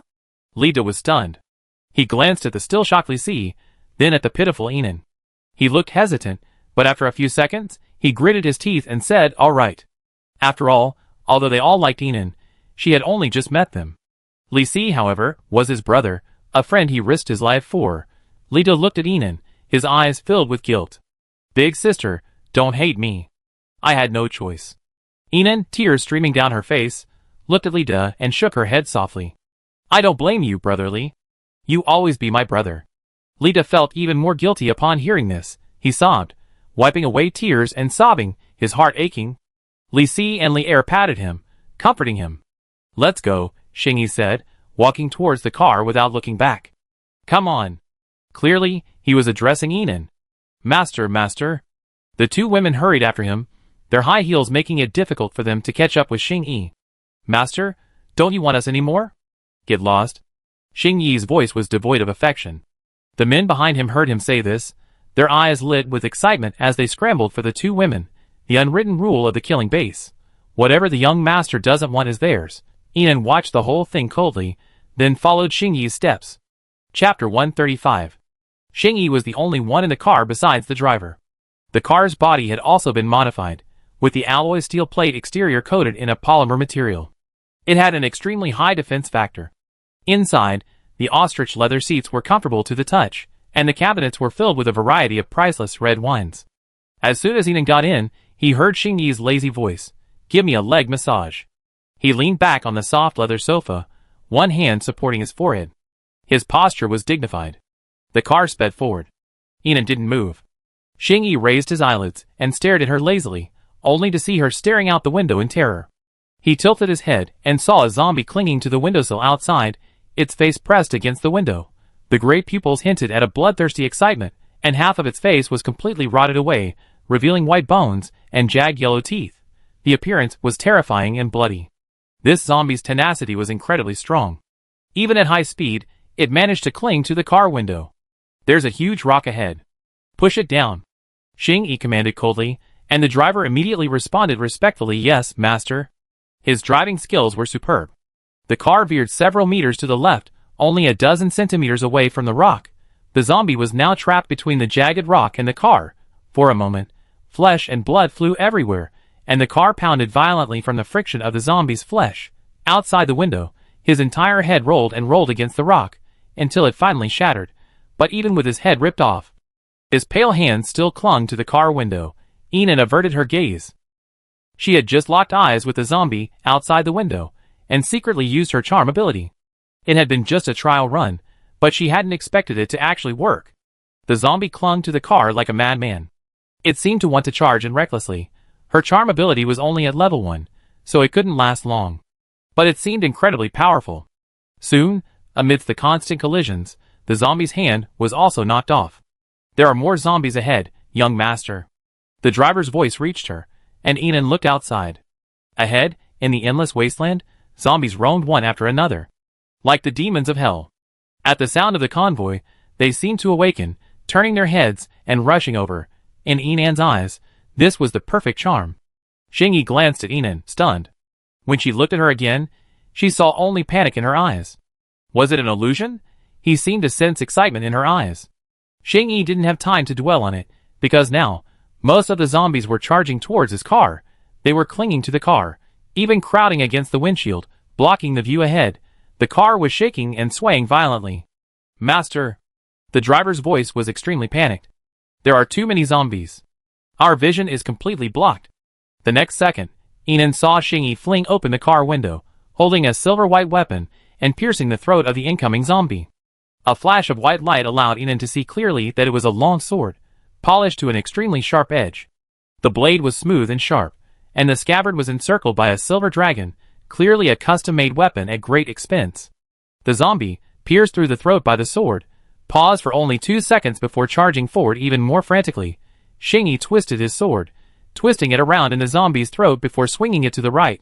The moment he severed the zombie's head, the sword pierced another zombie's face. The long sword sank into the zombie's skull. With a swipe of his long arm, the zombie's head, impaled by the sword, twisted 180 degrees, separating its body from its head. His swordsmanship was powerful yet agile. Enon raised an eyebrow. He hadn't expected Xing to be such a skilled fighter. She concentrated her attention and continued to charm the zombies. Ouch! Ouch! Ouch! The zombies were desperately trying to swarm the car. The entire car was forced to slow down due to the sheer number of zombies. Master, are you all right? Master, we're here to help. The other vehicles from the killing base gradually slowed down and approached Xing. Soon, both sides were surrounded by vehicles from the killing base. Men leaned out of the windows, brandishing their weapons to help kill the zombies. But the zombies seemed oblivious to anyone else. They only attacked Xing car frantically. Especially after he opened a window, the zombies pushed even harder. Xing was finding it increasingly difficult to cope. He swung his sword a few times and tried to close the window, but the next moment, several zombie heads, their faces covered in knife marks, had already squeezed through. The car had been forced to stop, and Xing retreated. Get out! Not seeing Enon, Xing frowned slightly. Okay. Okay, master. The driver was terrified and scrambled to push open the car door. But the door was blocked by zombies, and he couldn't get it open. Finally, with the help of his subordinates, Xing finally escaped the car. The zombie swarm gradually calmed down, and the people from the 3 bases killed most of them. Beside the rock, surrounded by his subordinates, Xing wiped the rotting flesh from his hands and glanced coldly at Enon, who was hiding in someone else's car, about to cry. His eyes were full of contempt. He would never forget that when he turned around and wanted to yell at her to run, she had already run to hide in someone else's car. He was focusing all his energy on killing the zombies to protect her and the driver's safety, but she ran away at the first opportunity. What a selfish woman! Xing lowered his eyes, filled with extreme disgust and anger. The heartless figure of the woman in high heels from his childhood resurfaced in his mind. He scoffed and threw away the blood-stained handkerchief. Women, as creatures, were as disgusting as ever. Chapter 136. Ina naturally noticed Xing Yi's disgust. She didn't care at all. Her mind was preoccupied with finding a way to destroy this bloodthirsty base and ensure the safety of her own base. After a short rest, the convoy continued on its way. The bloodthirsty base had lost 2 members this time, while the Brotherhood Alliance and the Glory base had each lost 1. Xing Yi no longer brought Inan with him. He didn't even glance at her, as if she were some ruthless and evil person. Soon, the convoy arrived at the X-21 crude oil base. This crude oil base was enormous. 16 100,000 cubic meter crude oil storage tanks stood tall. The reserves were equivalent to those of a small or medium-sized oil field. Similarly, there were many zombies. As soon as the convoy stopped, countless zombies descended upon it. No one from the base volunteered to disembark. If they did, they would surely be the first to be attacked by the zombie swarm. No one wanted to be the victim. At that moment, the intercom of the man next to Inan lit up. She had a bad feeling. Sure enough, the next second, Xing Yi's voice rang out, "Kick those 3 women down to clear the zombies." They said they were clearing the zombies, but everyone knew they were just sending them down to die to distract the zombies. Inan wanted to curse, but she remained calm. The man beside her didn't hold back. He pushed the door open and raised his leg to kick Inan. Inan swiftly turned to avoid the man's kick, but instead kicked him out. A zombie grabbed his foot and dragged him out. The man looked at Inan with wide eyes and fear. "Help me." Inan just watched softly, wiping her eyes. "Brother, why are you kicking me?" The other men in the car were in a panic. The car door was wide open. The zombies were about to burst in. They hurried to close it, but Inan had already kicked it open. Her kick looked gentle, but the door snapped open, sending them careening out. "Get out if you want." "I get out on my own," Inan said coquettishly, slipping out swiftly. She secretly used her light-based abilities to shield herself. The zombies couldn't hurt her at all. The men in the car were already being mauled to death by the zombies that rushed in. "Ah! Help!" In the car on the right, the 2 women were kicked out. Several zombies immediately pounced on them. They screamed, their heads in their hands, and fled. The moment they saw Inan, they felt as if they had found a scapegoat. Together, they pushed him toward the zombie horde. But strangely, instead of falling forward, Inan fell backwards. To outsiders, it looked as if the 2 women had pulled Inan up. Inan rolled backwards. The zombies had already rushed over to the 2 women. With one bite, they bit one of them on the head. The other woman was so frightened that she lost her mind. She turned and pounced on Inan like a madman, as if knocking Inan down would save her life. Inan grabbed the knife of the man who had just died and ran back screaming. As she ran, several zombies pounced on her. Inan waved her knife wildly in fear as she ran around the armored vehicles of the bloodthirsty base. The men in the vehicles were terrified. They watched Inan's chaotic swinging of the knife, fearing she might miss and shatter their car windows. Oh my god, this woman has such good luck. Every single blow she makes hits a zombie. Yeah, even though it looks like she's chopping without any reason, the zombies can't even touch her. Oh my god, what kind of luck is this? I'd be remiss not to buy a lottery ticket. The men in the car chatted amidst their panic. The next second. Crack. Crash. The window shattered under Inan's slashing blows. Holy crap. The men in the car huddled together in fear. What you fear will come true. The window actually shattered, in the distance. Master, something seems amiss. The driver's voice murmured. Xing Yi put down his wine glass, adjusted his shawl, sat up slightly, and glanced lazily. The next moment, his expression darkened. The muddy woman in black combat gear fled, wielding her knife recklessly and screaming delicately. Yet she had successfully dodged all the zombie attacks along the way, even easily killing several. Even more outrageous, she had hacked through several of their killing base's armored vehicles. 2 had broken windows. 2 had rotted tires. The 2 armored vehicles with broken windows were now crammed with zombies. Everyone, get out. Xing Yi's voice was filled with fury. As soon as he finished speaking, everyone from Killing Base got out and began hacking at the zombies. Seeing this, the people from Glory Base and the Brotherhood Alliance also got out. Lido looked at Inan, who even managed to fix her hair while fleeing. He swallowed, his heart filled with admiration. Originally, seeing her being forced out of the car, he had wanted to get his brothers out to help her, but who knew she had screamed for help the entire way and remained unscathed. Chapter 137. The X-21 crude oil base was teeming with zombies. It took over an hour. The men from the 3 major bases to clear out the outermost group of zombies. Inside the crude oil base, some zombies were still roaring, trying to break free. Some were stopped by iron bars. while others were trapped in pits and unable to escape. But the men clearly didn't have the energy to care about the zombies within the base at this point. They collapsed on the spot, panting. Check the head count. Xing Yi commanded, and Song Lang, despite his exhaustion, immediately began to count the bodies. The Brotherhood Alliance and the Glory Base also followed suit. The situation was not optimistic. The Killing Base had lost 21 psychics. The Brotherhood Alliance had lost 15, and the Glory Base had lost 17. This battle was truly brutal. Xing Yi's face was grim. He knew this operation wouldn't be easy, but the reality was even more difficult than he had imagined. Zombies are difficult to kill these days. Even with the base's strongest psychics, many still died. But he had no choice. Crude oil was too important to them.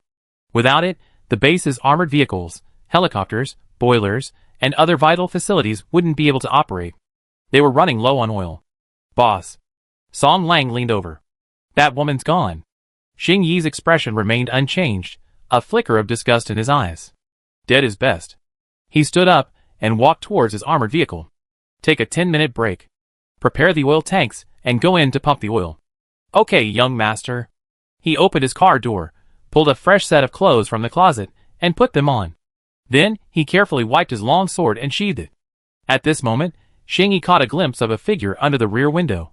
The woman in black combat fatigues was crouching on the ground, her arms folded in a weak position. Her shoulders trembled slightly, evidently sobbing softly. She was all alone. Her back was as pitiful as could be. His eyes held only cold indifference. Without a second glance, he exited the car and headed towards the main group. She's still alive. She's truly lucky. Feeling Xing Yi's footsteps recede, Yin An's lips curled slightly as he pulled out 100 first and second level crystal cores from his spacecraft, simultaneously upgrading his charm ability to level 3. After the upgrade, Yin emerged softly and weakly.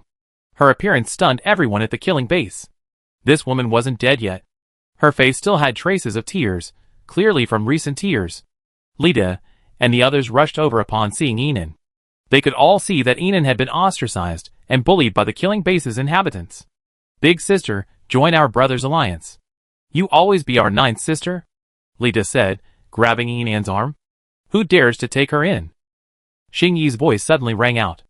Lida was stunned and looked at Xing Yi. He asked, puzzled, Xing Yi, why are you picking on a weak girl? Xing Yi didn't look at him, only keeping a straight face. She destroyed 4 armored vehicles at our Killing Base. How are we going to settle this? You kicked her out of the car. She didn't mean to. Lida said righteously. Lida. Xing Yi's voice hardened. I haven't even settled the score with you for killing my brother yet. What right do you have to talk to me here? As he spoke, his subordinates behind him glared at Lida fiercely. Lida shrank his neck. Finally, his momentum faded. He looked at Yin, guilt in his eyes. Ninth sister, I, Lida, am incompetent and can't protect you. It's okay, big brother. I know Xing Yi is upset with me. I fight alone. Don't worry, no matter how difficult it is, I persevere. Yin An's voice was soft, a touch of determination tinged with grievance. She was already slender and beautiful, but now her brows raised slightly, the ends of her brows drooping, her eyes filled with pity and tears, like a pure little white flower. This look instantly captured the hearts of most of the men present. So delicate. So pitiful. So endearing. Now, even the men of the bloodthirsty base felt that their young master had gone too far. She had done nothing wrong. Why was he targeting her so? Xing Yi saw Song Lang, staring at Yin like a pervert. One kick. He was kicked several meters away. Everyone, get the oil. Xing Yi shouted. Now no one dared to stare at Yin anymore. Everyone stood up and went to the car to get the oil tank. This woman needs to be killed. This is too much trouble.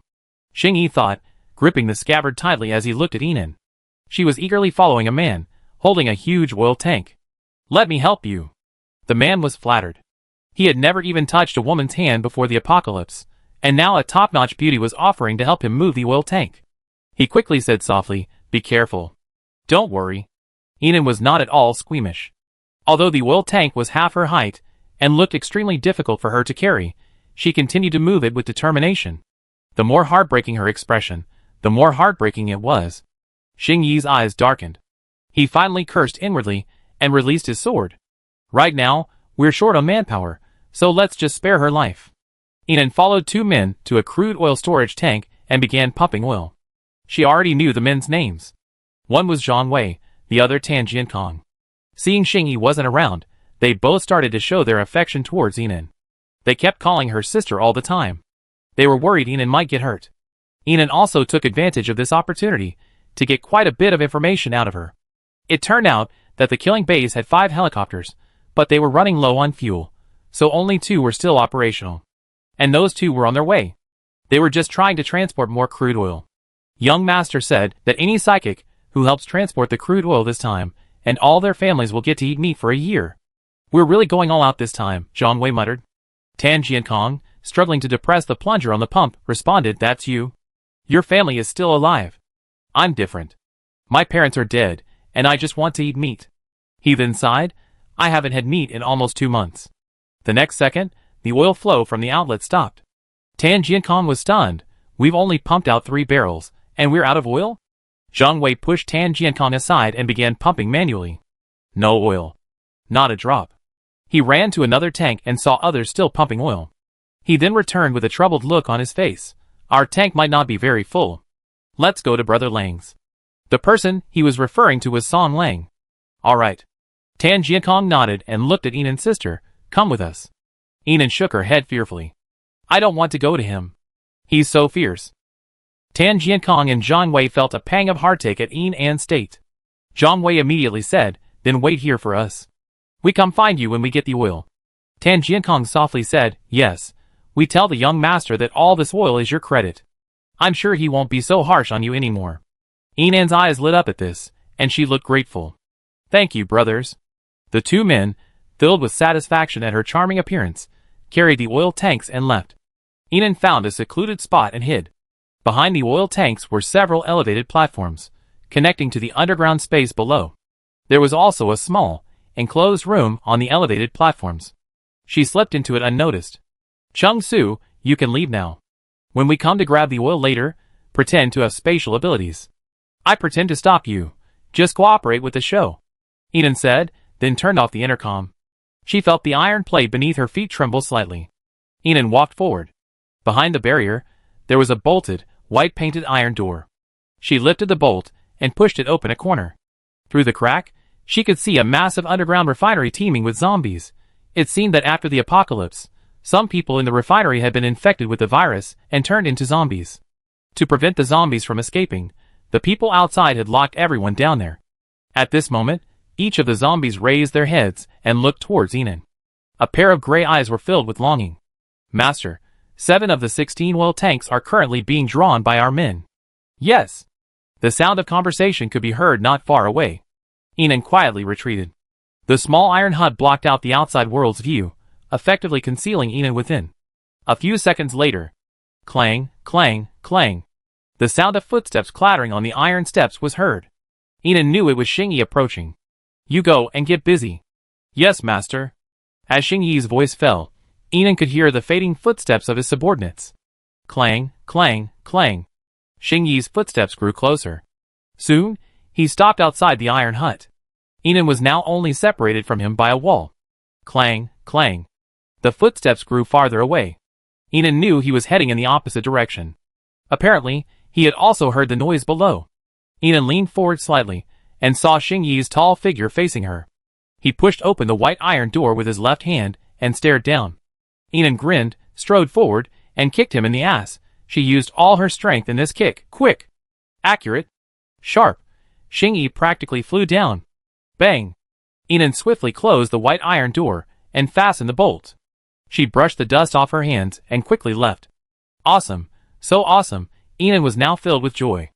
Although her original plan had been to gain Xingyi's approval and successfully enter the killing base as an undercover agent, this man had repeatedly irritated her. So, the plan had changed. She would first seek revenge. The rest, she would take her time. Chapter 138. 20 minutes later. Sister, Tan Jiankong and Zhang Wei came over. Yinan was hiding obediently in her original spot. It was as if she had never left. We're done here. Let's go together. Okay. The 3 of them walked out. But they saw a panicked crowd in the distance. Everyone was running around, as if searching for something. What's wrong? Zhang Wei asked. The young master is missing, the man said hurriedly. What? We've been looking for minutes. Zhang Wei and the others were also confused. They joined the search for Xing-Yi. People from the Glory Base and the Brotherhood Alliance were also searching for Xing-Yi.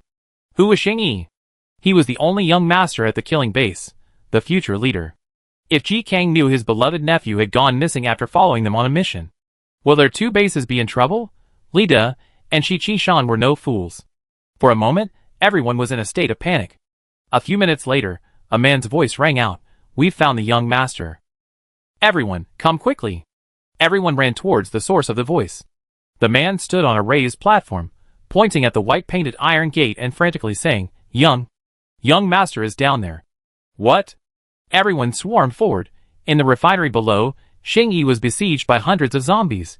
He struggled to cope, but he was clearly exhausted. He could be mauled to death by the zombies at any moment. The people in the bloodthirsty base were instantly terrified. "Young master, hold on, we're here to save you." "Young master, are you okay?" "Young master, young master." For a moment, everyone was just clamoring for young master. Enon curled her lips. This guy's pretty tough. She stood below, watching leisurely. But she always remembered that her character couldn't collapse. So her face still wore a pitiful, frightened expression. "Stop yelling, damn it. Whoever rescues me will be promoted to Psychic Commander." Xing-Yi's roar emanated from the underground refinery. The refinery was extremely deep and enclosed, so his cry echoed loudly. Everyone heard it. They all rushed down to rescue Xing-Yi.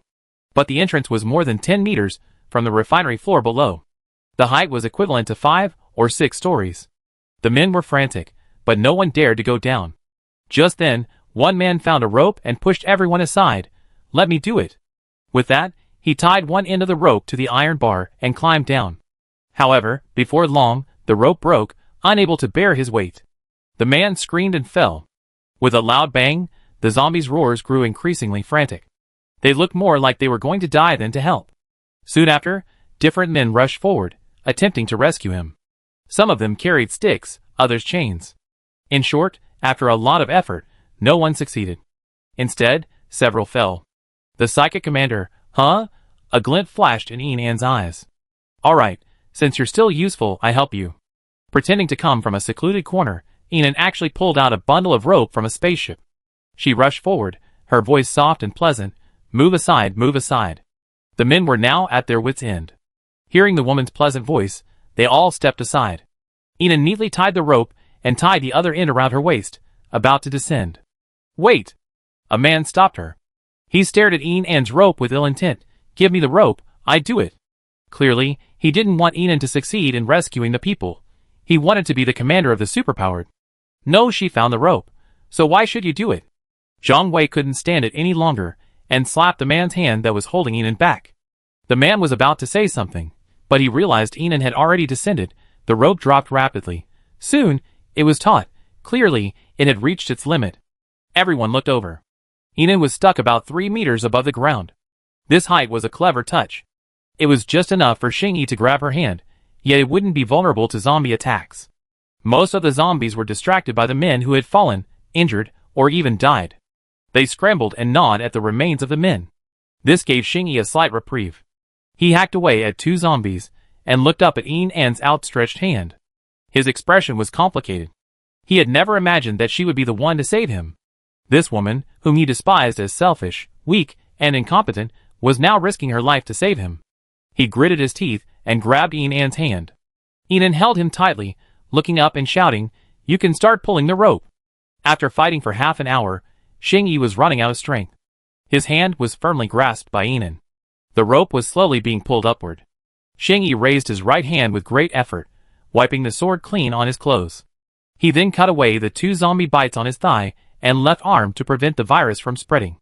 His sword was swift, slicing through flesh like mud. A bloody wound the size of a bowl suddenly appeared on his left arm, the white bones faintly visible. Blood flowed from both his thigh and left arm. Enan watched it all. He was truly ruthless to himself, cutting flesh to save himself almost as soon as he was pulled up. The zombie bites were apparently small, yet he had cut deeply. But doing so did indeed ensure he would be more protected from the zombie virus. The rope was slowly being pulled upwards. But the arguing above grew louder. Soon, the rope not only stopped rising, but began to fall. Enan frowned and looked up, only to see the shadows of several men shoving each other reflected on the white-painted iron gate. Zhang Wei's voice demanded. What the hell are you doing? You won't let us pull the rope. The next second, Zhang Wei's wailing rang out. Fighting? Tan Jiankong roared. What are you doing? I kill you. Who the hell dares to push me? Then, chaos reigned. The sounds of the men fighting intensified. Yin An's rope also fell. She held on to Xing Yi tightly and looked at him. Master Xing, your men are fighting to prevent you from being rescued.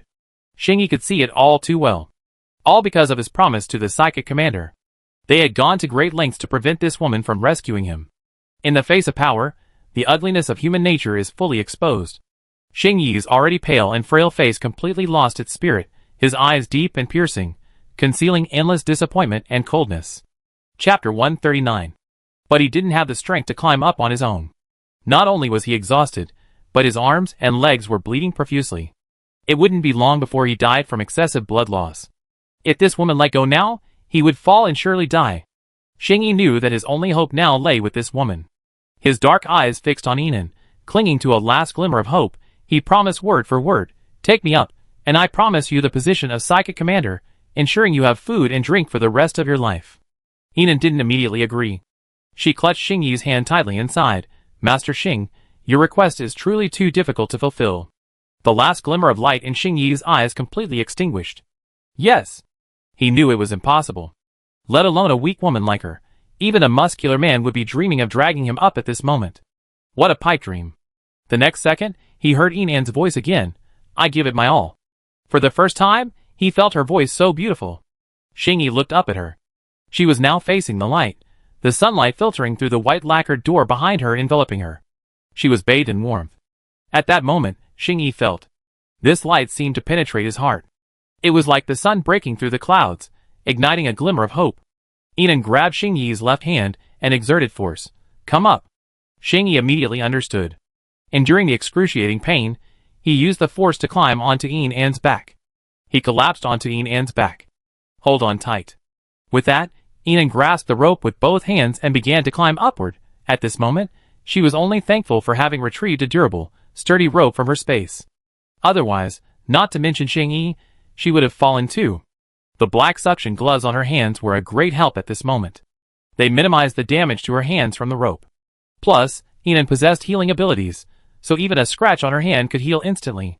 So, the only challenge for her now was climbing up with this tall man on her back. All her post-apocalyptic body indices had improved, thanks to her tenacious perseverance and resilience. This shouldn't be difficult.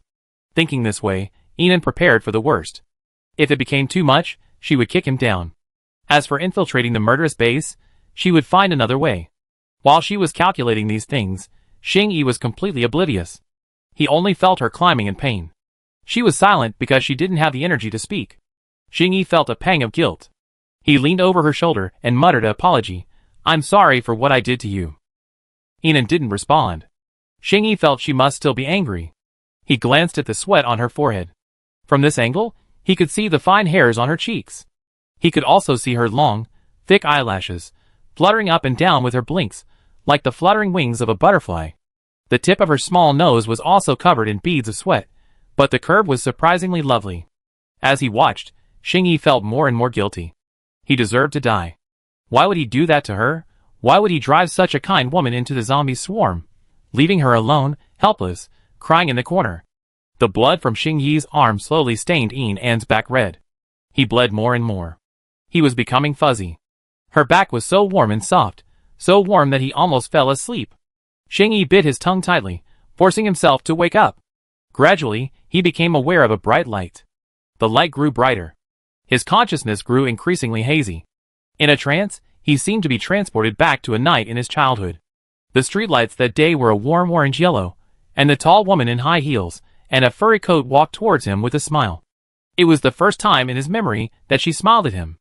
It was also the first time she didn't call him little beast, but gently called him Xiao Yi. If this woman really did take him up, he would definitely repay her well.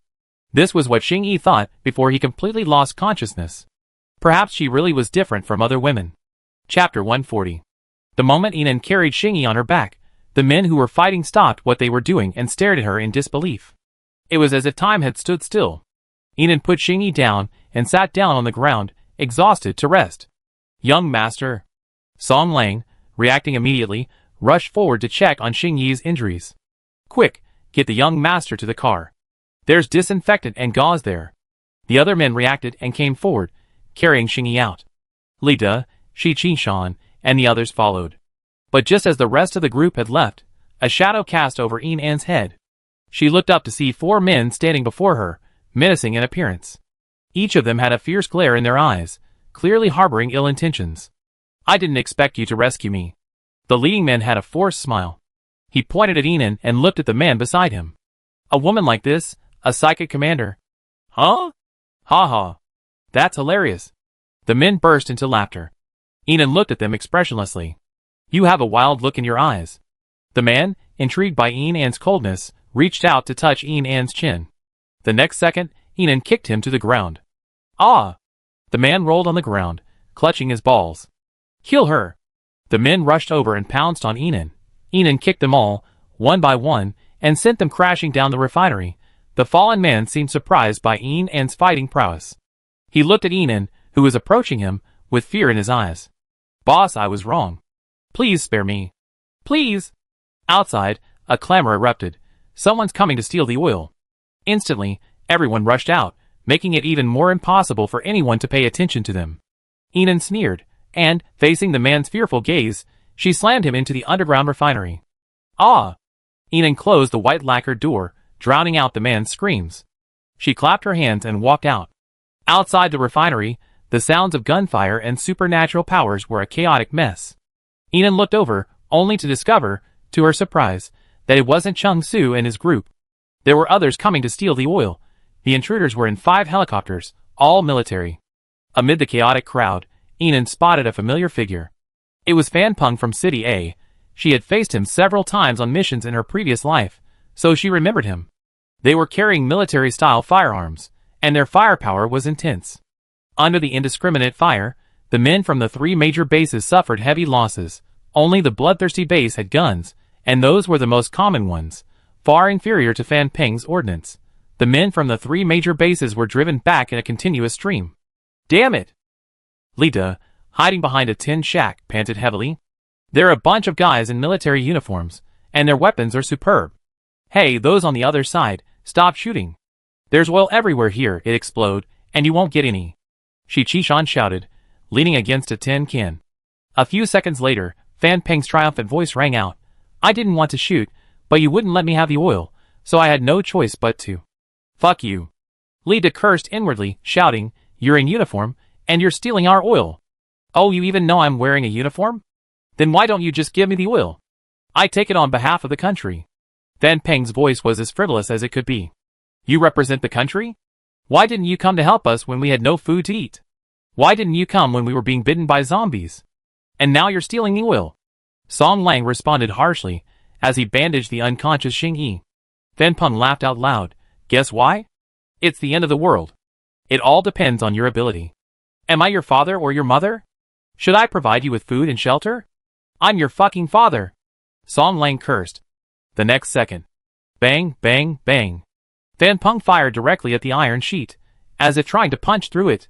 Fan Peng. Yinan's voice rang out. Fan Peng was stunned.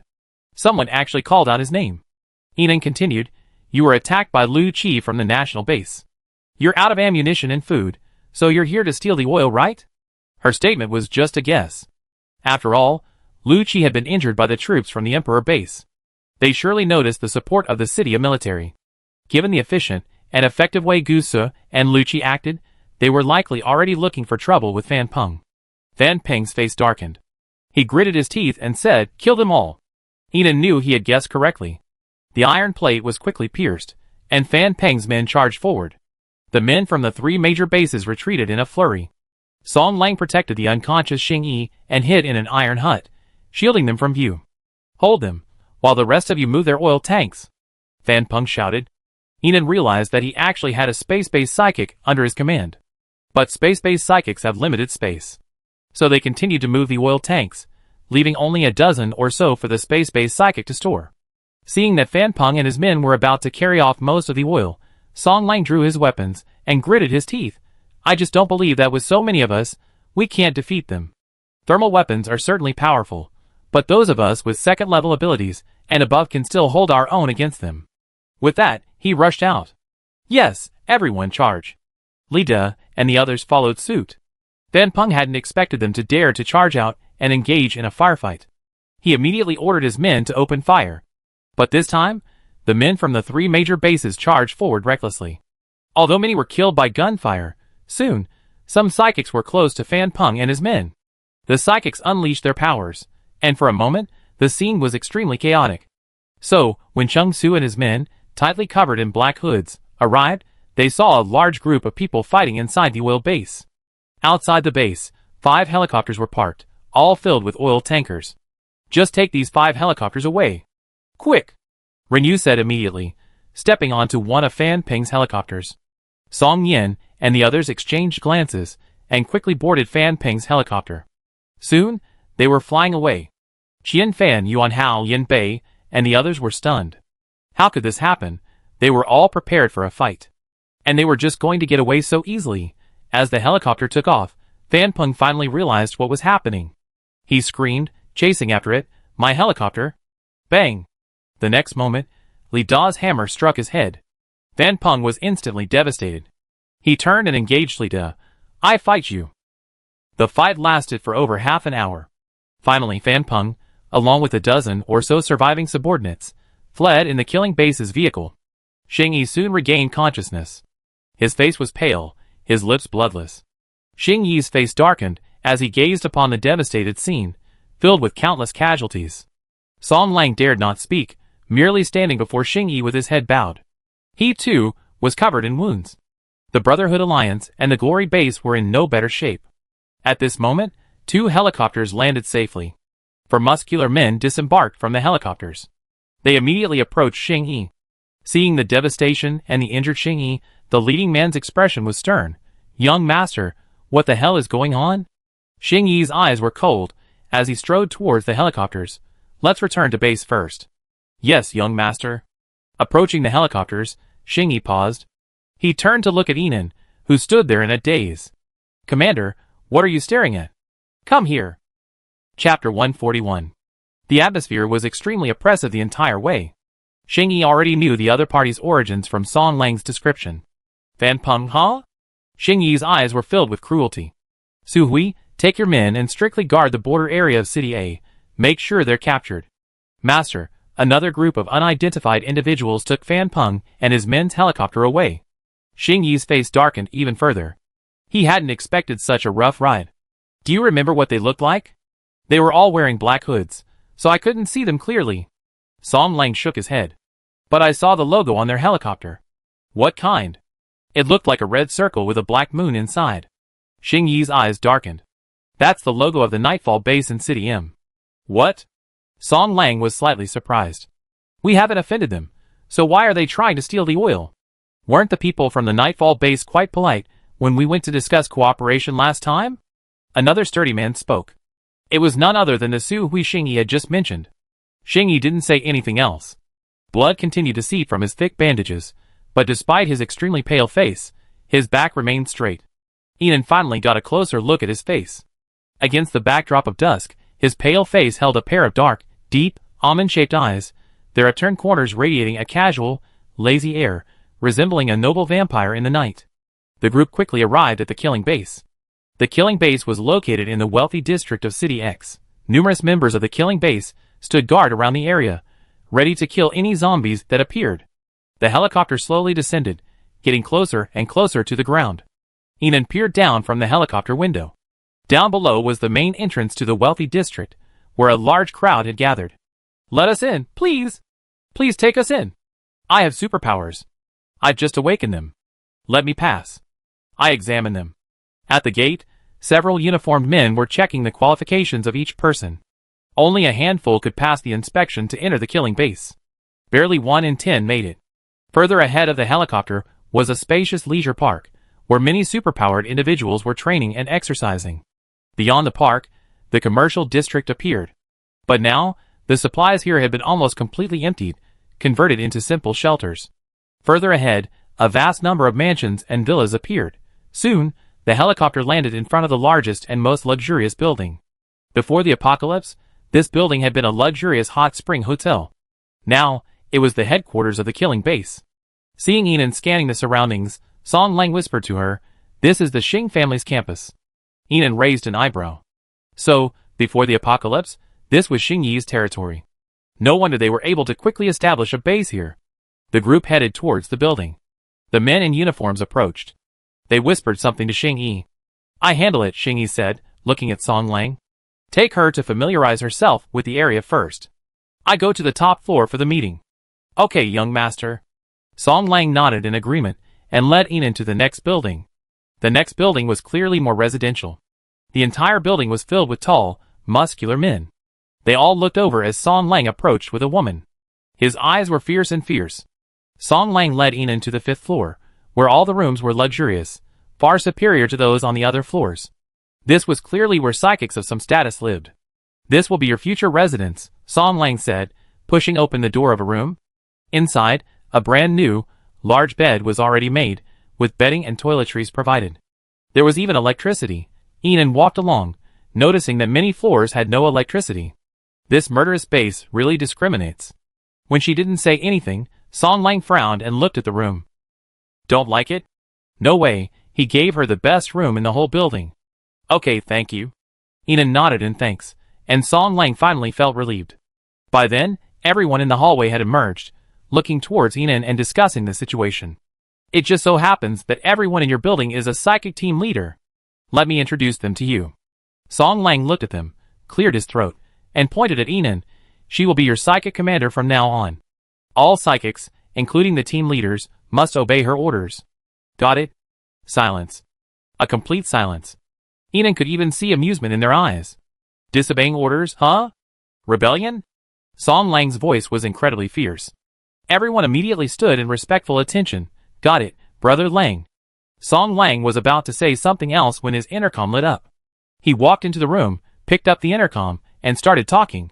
Enan could faintly hear Su Hui's voice from inside. "What? We've seen traces of them so soon? I'm not sure. There are too many zombies, and I've lost track. I need your help." "Then I go and help you right away." "Well, we're heading to the junction now. You better flank us from behind." With that, Song Lang hurried to leave. He looked at Enan and said, "Rest first. I have some things to do. I show you around later." "Okay, go ahead." Seeing Enan's relaxed expression, Song Lang strode away confidently. Ignoring the glances of those in the hallway, Enan entered the room and closed the door. Snap! Just as the door was about to close, a man's large hand grabbed the doorframe. Enan turned and saw 5 or 6 tall men standing outside her door. Not only that, but more and more people were gathering. Each of them was at least 1.8 meters tall, and standing there was an overwhelming sense of oppression. But this had no effect on Enan at all. She stared back. "Brother Xiao, forget it. She's someone Song Lang brought with him," a shorter man whispered. "Get lost." The man surnamed Xiao said sternly. "Who am I, Xiao Musheng? Why would I be afraid of someone like Song Lang?" Yes, Brother Xiao is right. Your father is a trusted confidant of old Master Ji's. His position is truly high." The man flattered him repeatedly. The man named Xiao Musheng's expression finally softened. He looked at Enan. "Woman, you got to your position by selling your ass, didn't you?" He raised his hand. "Little slut, you know. If I slap you, you might die." Chapter 142. Pa! Enan slapped Xiao Musheng across the face. Her blow carried a hint of lightning power, a powerful blow. Xiao Musheng fell backward 180 degrees. The men behind him were unable to avoid him, and were pinned to the ground. For a moment, they were in a state of disarray. "Heh!" A man's sneer echoed in the corridor. Enan looked over. It was another group. The leader leaned against the wall, gazing at them with a smirk. They clearly weren't on good terms with Xiao Musheng and his group, and seeing them like this, they all looked at him with a sneer on their faces. Xiao Musheng was now speechless with shock. He knew firsthand how powerful Enan's slap had been. He stood up, his eyes wide open, a striking black and red slap mark on his left cheek, a comical sight.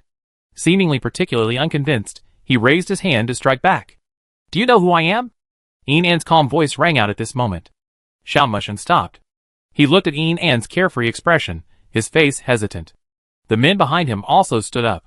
After hearing Enan's words, they exchanged glances, thinking back over all the powerful figures in the base, yet they couldn't recall her at all. What identity?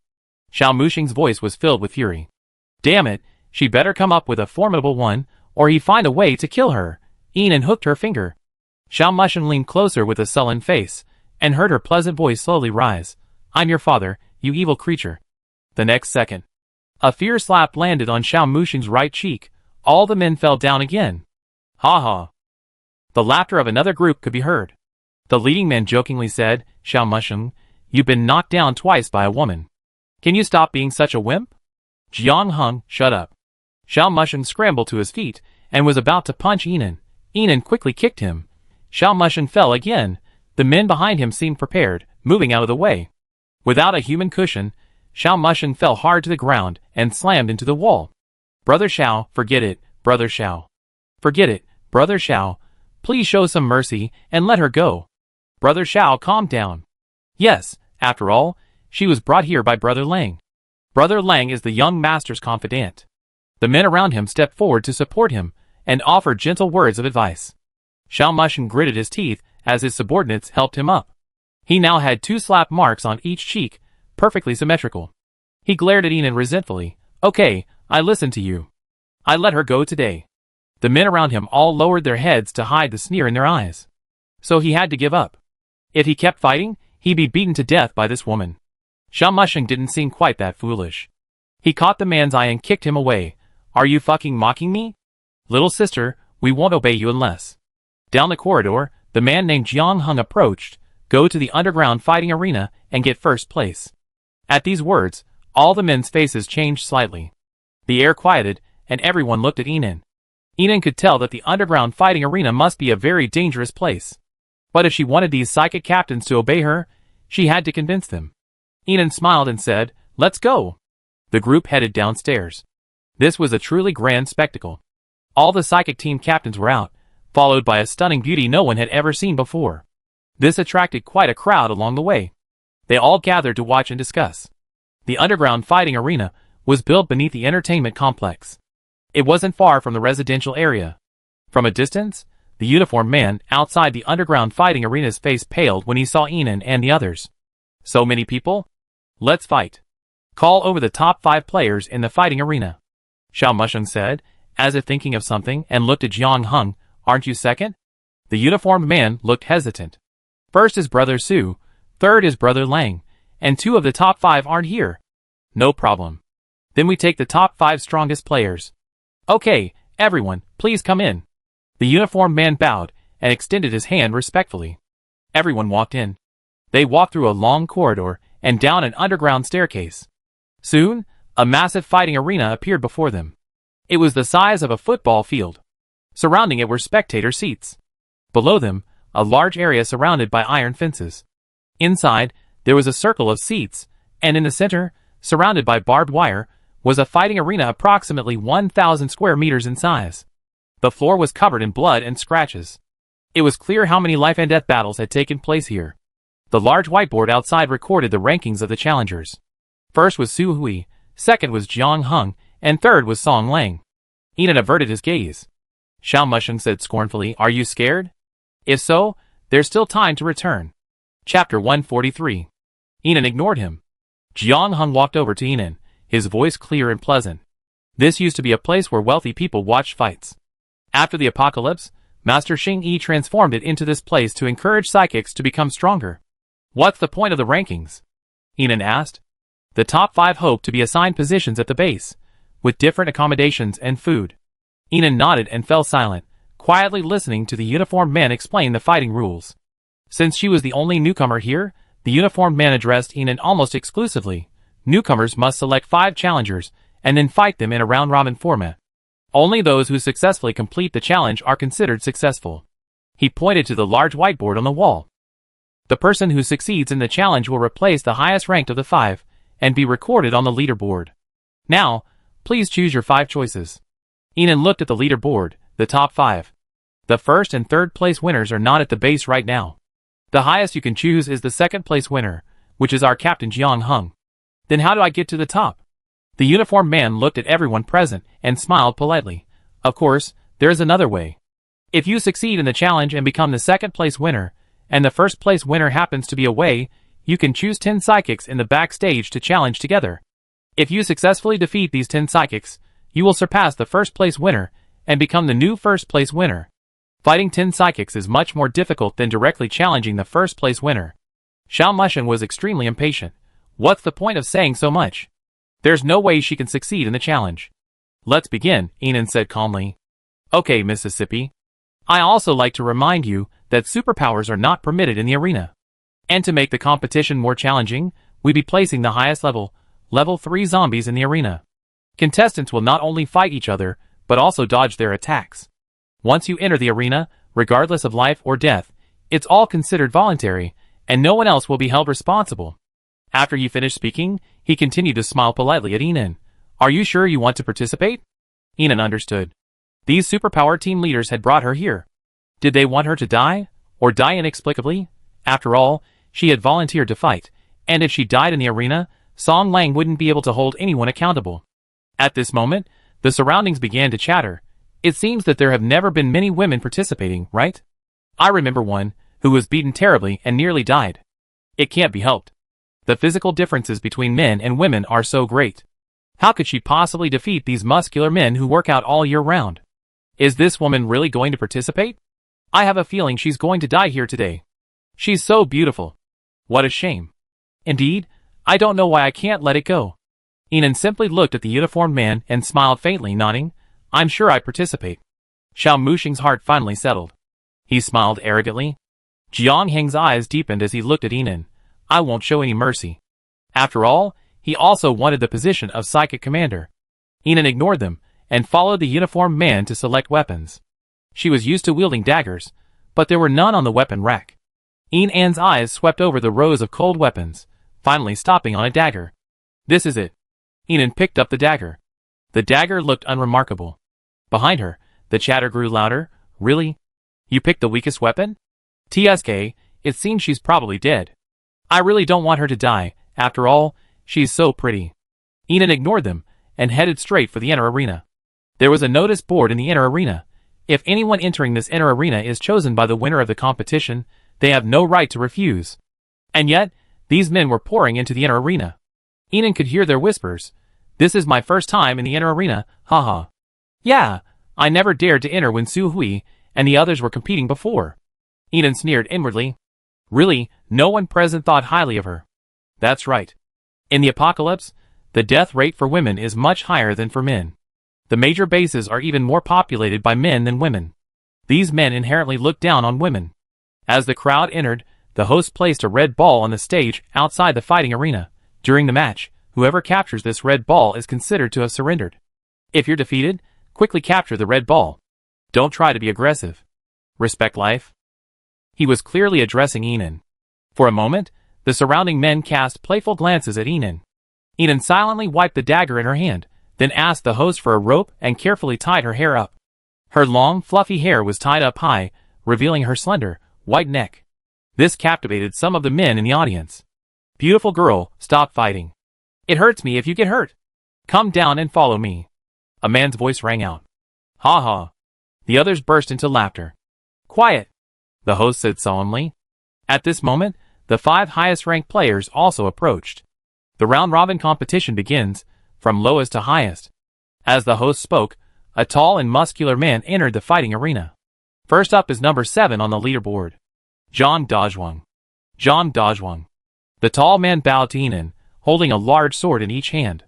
He was shirtless, his chest hair thick, and his physique imposing. Release the zombies, the host shouted. The iron gate at the back of the fighting arena swung open. Ah! Ah! Ah! 3 zombies rushed out.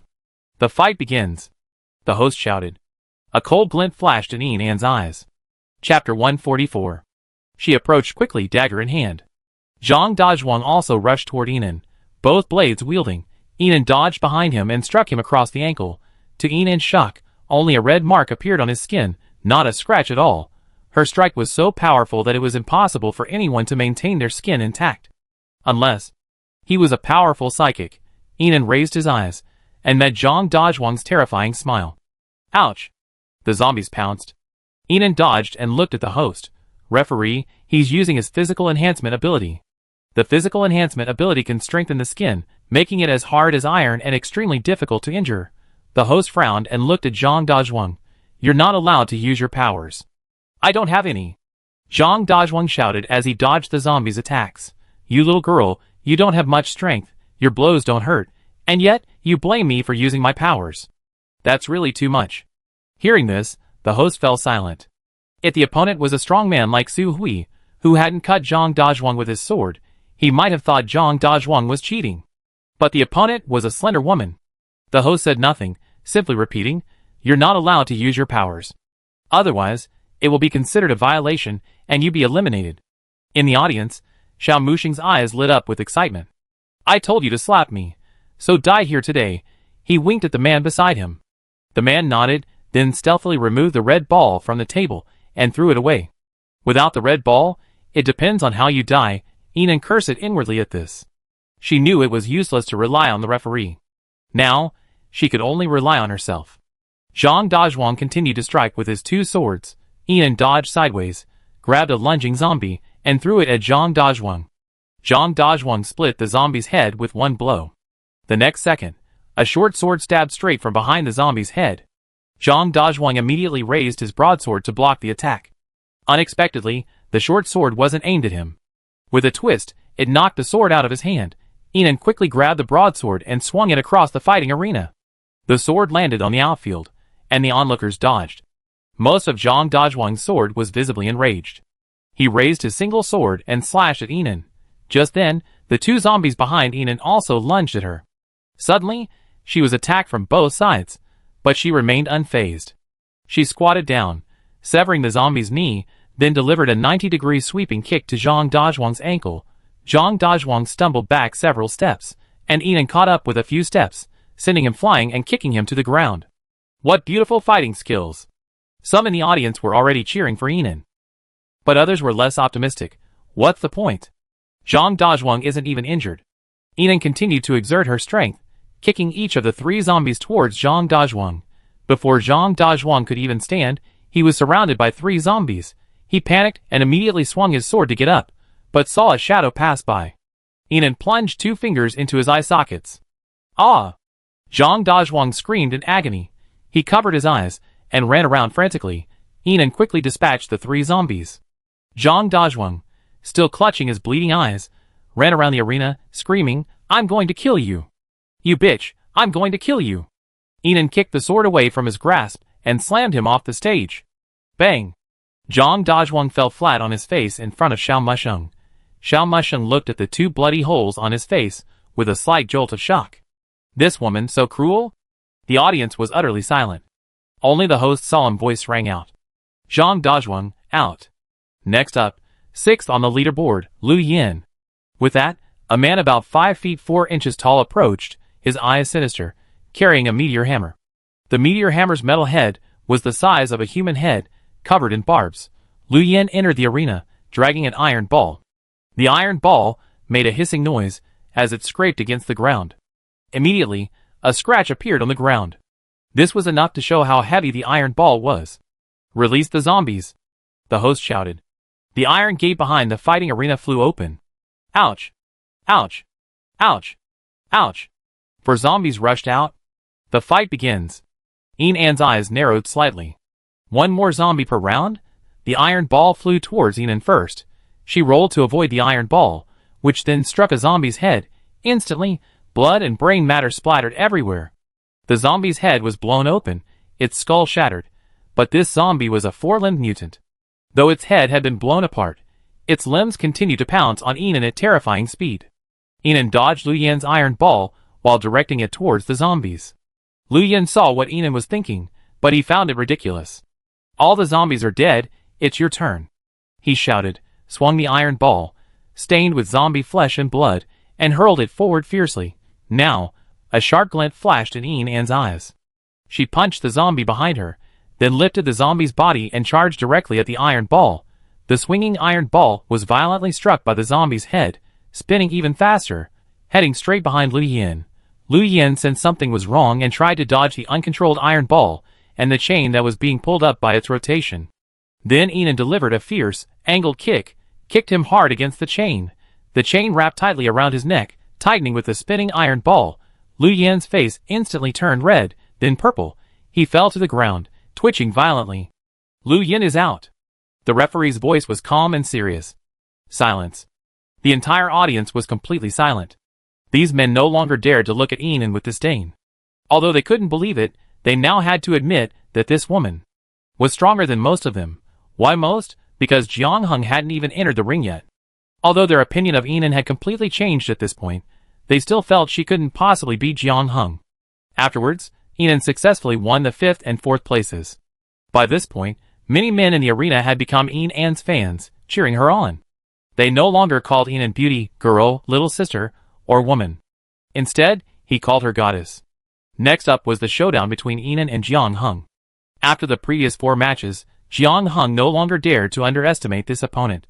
He even had a vague feeling that she would be even more difficult to deal with than Song Lang.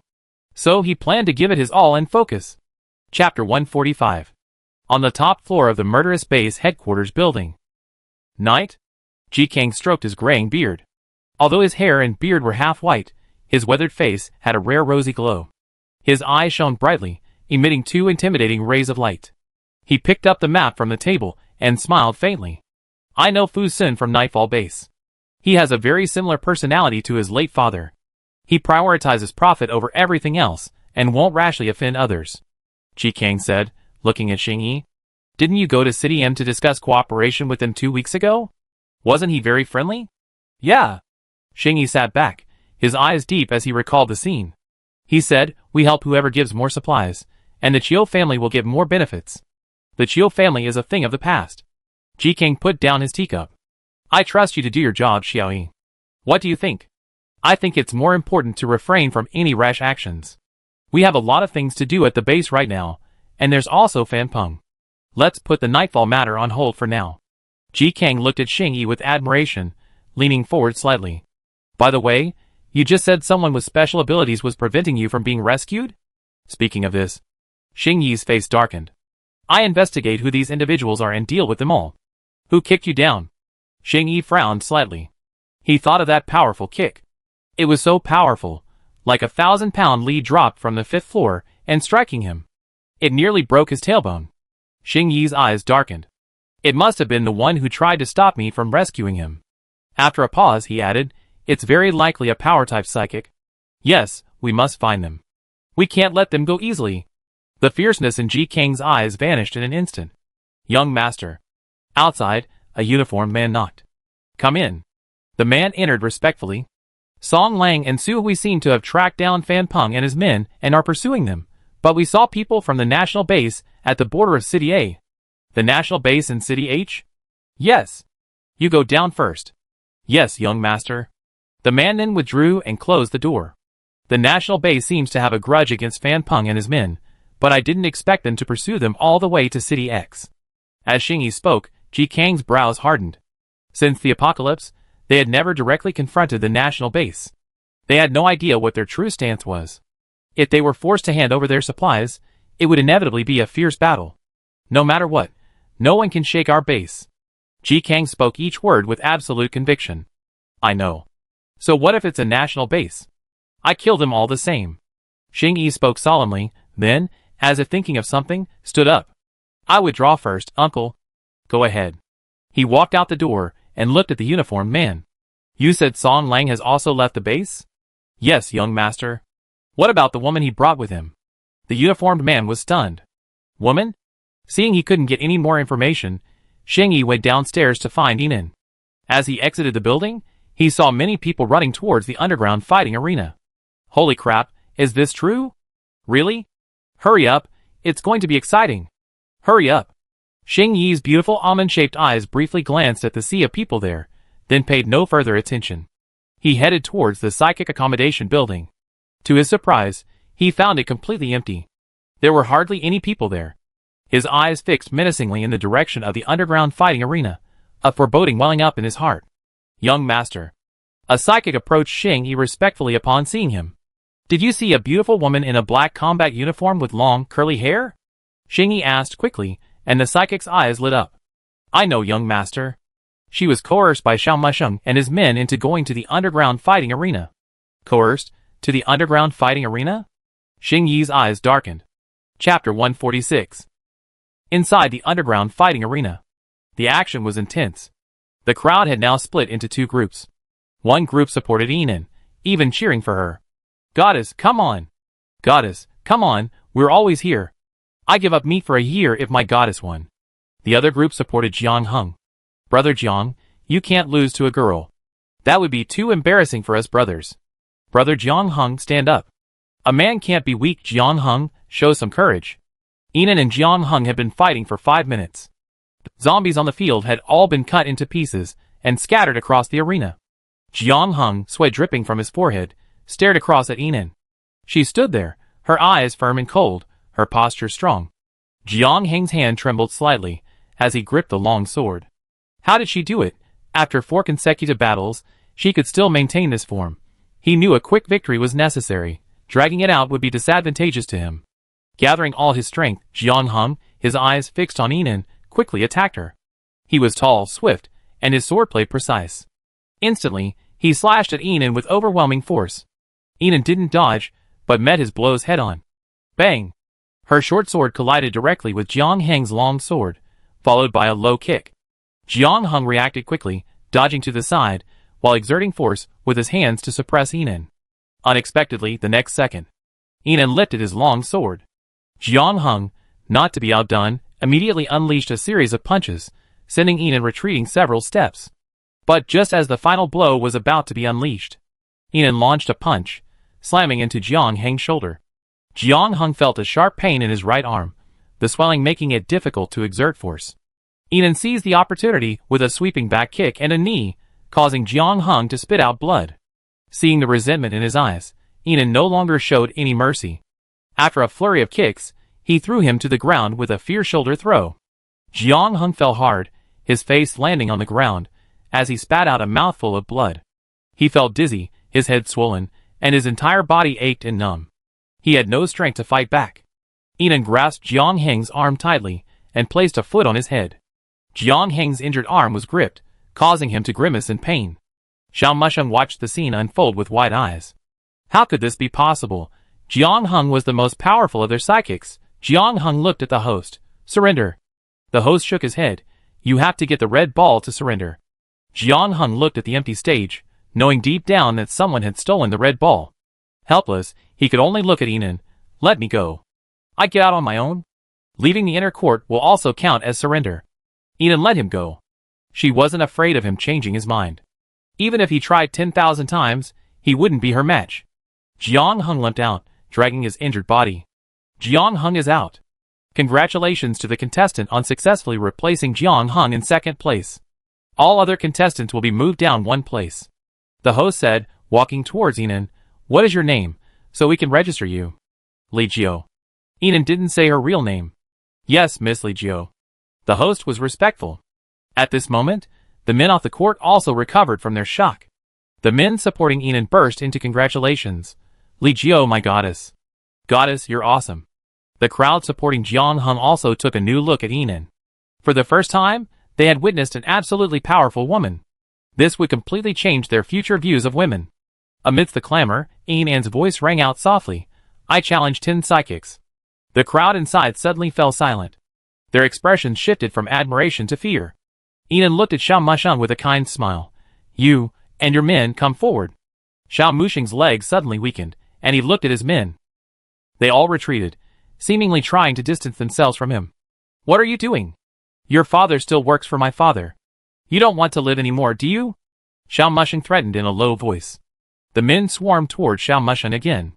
"Protect me later and beat her up. If you behave well, I have my dad give your father a promotion." He was saying something vaguely. Enon, however, didn't care. She picked out the 2 men who had just scolded her the most fiercely. That brought the total to 10 people. "Begin." With the host's command, 10 zombies were unleashed. For a moment, the fighting arena was in utter chaos. The more chaotic, the more comfortable Enon felt. She grinned slyly and began a killing spree with one punch after another. "Ah! Mom, save me! You hit the wrong person, you piece of shit. Hit her, not me. Who the hell pushed me? I asked you to protect me, and you pushed me. Wait, I have my dad fire all your dads." The scene was so horrific that it even affected the viewing area inside. Because the inner area was fenced off, everyone had no time to evade the oncoming zombies, and had to face them head-on. For a moment, the inner area was a chaotic scene. Young Master! Young Master is here!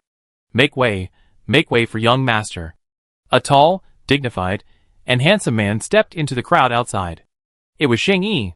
As he entered with a sullen expression, Yinan, covered in blood and a disheveled mess, collapsed before him. Xing Yi was startled. He helped Yinan up and saw her eyes, piercing through the blood. The beautiful voice was weak and endearing. Young Master, they bullied me. After saying this, he glanced at her, looking as pitiful as could be. Xing Yi glanced at the crowd inside, still battling the zombies. His face was sullen, and his eyes grew colder. The uniformed men, all sensitive to the expression on someone's face, immediately bowed respectfully, not daring to move. Who brought her here? Xing Yi's voice was low, but it made the men around him shudder. Xiao Musheng, Jiang Heng, and the other team leaders. Xing Yi sneered, picked up the extremely frail Yinan, and walked out. Everyone moved aside, leaving Xing Yi ample space. No one dared to say another word. They all lowered their heads, not daring to glance at the sullen Xing Yi, fearing his anger would affect them. Xing Yi looked down at Yinan's blood-stained face. Where are you hurt? Yinan looked up at him pitifully. It hurts all over. Xing Yi took a deep breath, his eyes growing even colder. Don't worry, I won't let anyone who bullies you go. And behind them, the underground fighting arena. Everyone was stunned. This Li Jiu clearly had a special relationship with the young master. This was the first time they had seen Xing Yi embrace a woman. Everyone who had beaten Yinan was now extremely uneasy. It's over, Brother Xiao, it's over. That woman doesn't seem to belong to Brother Lang, but to the young master. In the backstage, the zombies were finally cleared. A man wailed as he watched Xing Yi's back, but he didn't hear Xiao Musheng's voice. He turned to see Xiao Musheng, his face swollen like a pig's head, lying on the ground. Motionless. Clearly unconscious. Chapter 147. Soon, Xing Yi punished all the psychic team leaders. Xiao Musheng was even stripped of his position as psychic team leader. This became the darkest moment in these men's lives. First, they were severely beaten by Yinan, then forced by Xing Yi to run 100 laps, and their food was cut off for 2 days. It was truly a difficult and arduous time. From then on, they never dared to bully a woman again. And they were completely convinced of Yinan, the new psychic commander. Not only were they convinced. When they saw her, they were extremely respectful, fearing another beating. And after a brief period of feigning illness, Yinan began to familiarize herself with the environment and officially took up her post. The first thing she had to do was to quietly destroy the zombie diversion plan jointly planned by the Killing Base and the Brotherhood Alliance. Rinyu and the others were extremely intelligent and reliable. After transporting the supplies back to the base, they snuck to City X, fearing that Yinan's intercom wouldn't be able to reach them. So yesterday, using the precise coordinates Yinan had provided, they located the location where the zombies were being diverted from the Killing Base. They began the sabotage operation at night. They also deliberately let several Killing Base personnel escape, allowing them to return and report the situation. Of course, all of this was done under Yinan's orders. Inside the Killing Base headquarters building, Xing Yi had arranged for Yinan to move into the second floor of the headquarters building, offering her a much better living situation. She also had her own office. It was quite a comfortable living situation. Just then, the door opened. Yinan looked up and saw Xing Yi walk in, dressed in gray casual clothes. Now without his suit, he looked even more approachable, like a pure, elegant young man. Su Hui and the others are back, but the helicopter is out of fuel. Fan Peng is currently hiding at 36 degrees 54 minutes north latitude and 99 degrees 23 minutes east longitude. I have other matters to attend to. You take 2 members of the psychic team and capture them. As she spoke, a fierce glint flashed in Xing Yi's phoenix eyes. It's best to capture them alive. Yinan knew that Xing Yi was going to deal with Cheng Su and the others, so she had already informed them to evacuate. She nodded and was about to leave. Xing Yi watched her back, paused, and added, "Be careful." Okay. After Yinan left, a uniformed man approached and whispered to Xing Yi, "Master, I checked with the commander, but I can't find any information about her." Xing Yi nodded and waved the man away. He looked in the direction Yinan had left, his eyes in the shadows revealing no emotion. The abilities she gradually revealed were extraordinary. How could someone like her not have joined any organization since the apocalypse? It was understood that when he met her, she had only been a member of the Brotherhood Alliance for a day. Xing Yi withdrew his gaze, and walked deeper into the corridor. Enan set off with Jiang Heng's team and another team. The murderous base's psychic team consisted of 6 people. They set off in 2 armored vehicles, armed with a few base-issued makeshift firearms and some cold weapons. Halfway through the journey, the weather suddenly changed, and large flakes of snow fell. It was extremely strange in June. Snow in June? Are you kidding me? It hasn't been warm this summer. I thought the world was getting colder, and now it's snowing. Which brother has been wronged? It's snowing today. The psychics in the car chattered back and forth. Enan, however, felt a little annoyed. She had actually forgotten about the terrible weather. Around this time in her previous life, the weather changed dramatically, and heavy snow blanketed the entire city in white within a single day. She hadn't brought a fleece jacket this time, so she had to find some clothes. Thinking of this, Enan noticed 2 helicopters parked next to the simple hut ahead. She looked closely. It was the sign for the national base. She was slightly surprised. Had Lu Qi and the others chased Fan Peng all the way to City X? Sure enough, the next second, several soldiers emerged from the hut. Behind them stood a handsome man in a military uniform, his brows stern, his features clean and sharp. It was Lu Qi. He looked at the car Enan and the others were driving.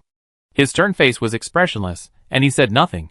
Behind him, several soldiers raised their guns and pointed them at Enan and his men, as if they would shoot if they moved even a meter closer. Jiang Heng and his men stopped the car, their faces stern.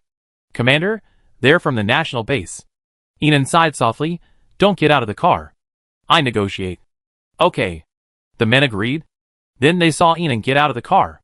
Just when they thought Enan was about to be harassed, they were surprised to see that the other side was stunned when they saw Enan. The handsome officer with the highest rank in the rank was especially impressed. His expression suddenly changed, and he quickly walked towards their commander. On this cold day with heavy snow, his brows suddenly seemed to be warm enough to melt the sun and moon. Jiang Heng and his men exchanged glances, surprised. So, their commander and this officer from the national base actually knew each other? "Why are you here?" Lu Qi's voice was warm and hoarse. His eyes fixed on Enan, a glint of delight in him. Enan bit her lip. She didn't want to tell everyone everything about her. After a moment's hesitation, she decided to reveal only part of the story. "I'm currently serving as the psychic commander at the killing base." Lu Qi's eyes darkened upon hearing this. He grabbed Enan and walked toward the simple house. The soldiers scattered to make way for them. Lu Qi grabbed Enan and walked into the house, closing the door. "Shit! He's dragged our commander away. What should we do? Should we go and rescue him?" "Don't go yet. I think the man's eyes looking at our commander aren't innocent. He might be our commander's ex-boyfriend, and there might be some kind of relationship issue." Hearing Jiang Heng's words, everyone agreed. Nodding repeatedly, "It has to be Brother Jiang." Chapter 148. In the dimly lit cabin, Lu Qi released his grip on Enan's hand. His eyes darkened, tinged with a hint of anger, and his low voice tinged with grievance. "So, you rather be a commander in this crappy base than stay at the national base?" His voice was low, unlikely to be heard by anyone outside. Amba blinked twice, somewhat confused by his displeasure. For a moment, she didn't know how to answer Lu Qi. Was she going to tell him she was undercover and planning to take over the base? Seeing Enan remain silent, Lu Qi sighed. He seemed to relent. He spoke softly. "What's so good about being in this base? I can double whatever they offer you. Or if you need anything, just tell me." He spoke in a way that was all about coaxing.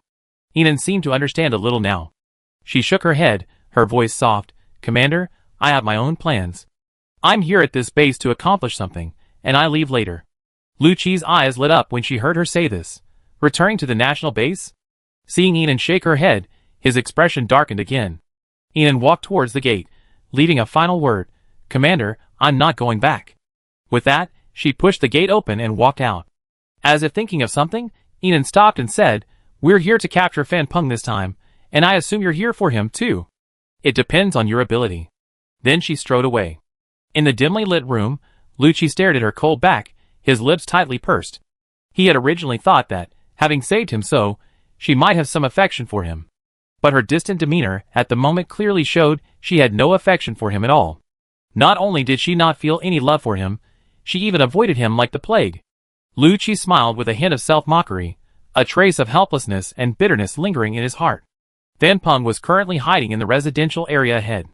It was understood that Enan had learned that his space-based psychic had a large amount of gunpowder on him. He threatened Lu Qi and the others with the lives of the survivors in the 3 residential buildings, forcing them to stay away.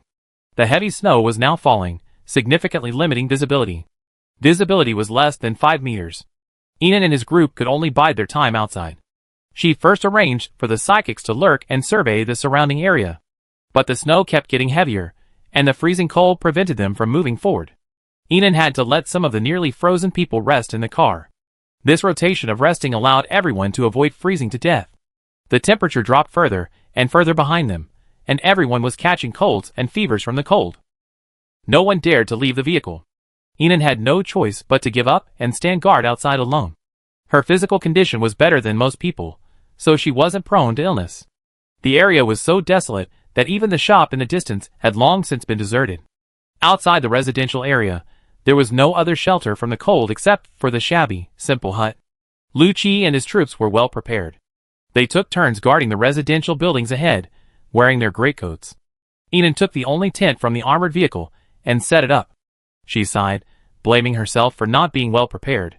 She was wearing only her combat uniform. While it provided much better insulation than ordinary clothing, it still wasn't very effective in such severe cold.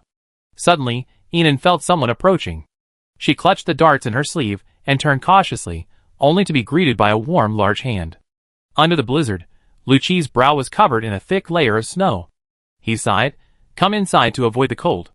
"No need, I've got a tent set up here." Before she could finish her sentence, Lu Qi pulled her away.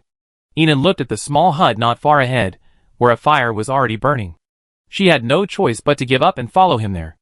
Next to the hut, Lu Qi and his men had also pitched several military tents, which looked much warmer than the simple tents at the killing base. As they walked, Inan watched Lu Qi's tall figure. She knew exactly what he was thinking. It wasn't that she didn't have a slight attraction to him.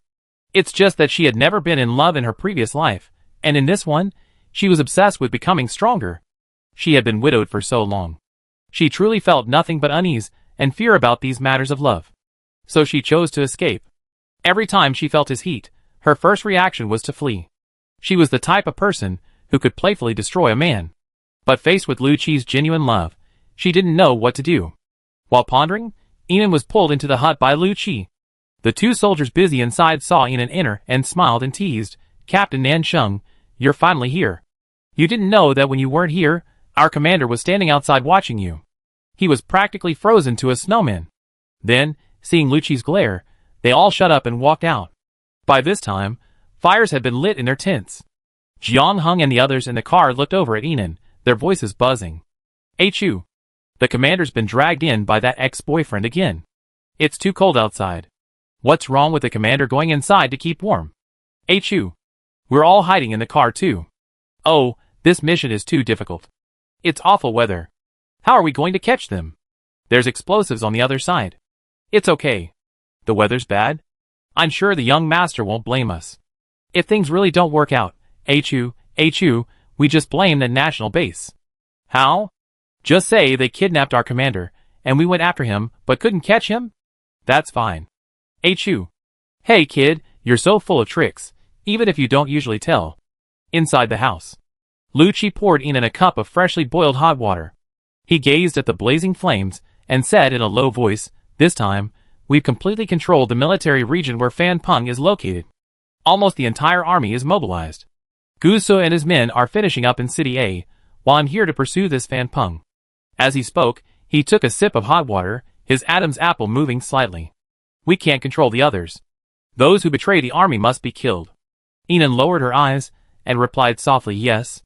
She secretly thought that perhaps after the heavy snow passed, she could let off steam on killing Fan Peng and leave the execution to Lu Qi.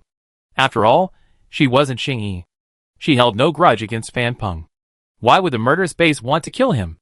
Lu Qi looked at Inan, his eyes reflecting the flickering flames, making them seem a little more translucent. "He went to steal their oil," Inan said sullenly. Lu Qi understood. "Our base recruited 2 space-based psychics, and they've taken all their oil. He must be desperate, so he came to City X to steal it." Inan nodded. Although she was still talking to Lu Qi, she no longer cared to listen to what he was saying. She felt the intensity of his gaze, which occasionally glared at her, was so intense that it made her ears red. Lu Qi's gaze froze as he looked at Inan. He chuckled softly. his voice gentle and doting. Why are you still blushing? Are you too hot-headed? Stand back. Bang! The door was violently kicked open. Xingyi stood there, his face dark and snowy, his voice cold. Stay away from my commander. Chapter 149. Behind him, several soldiers rushed over.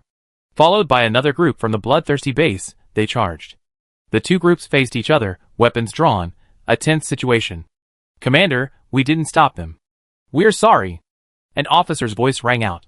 Lu Qi's eyes shone with a surging undercurrent, a menacing aura. Xingyi's gaze was also icy. He grabbed Yinan's arm and said, Come on, follow me out.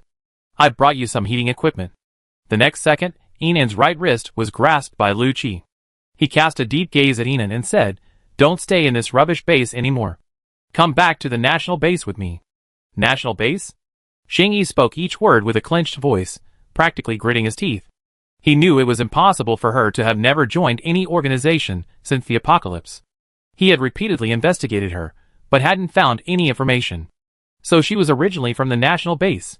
He had sent someone to keep an eye on her today, initially out of distrust.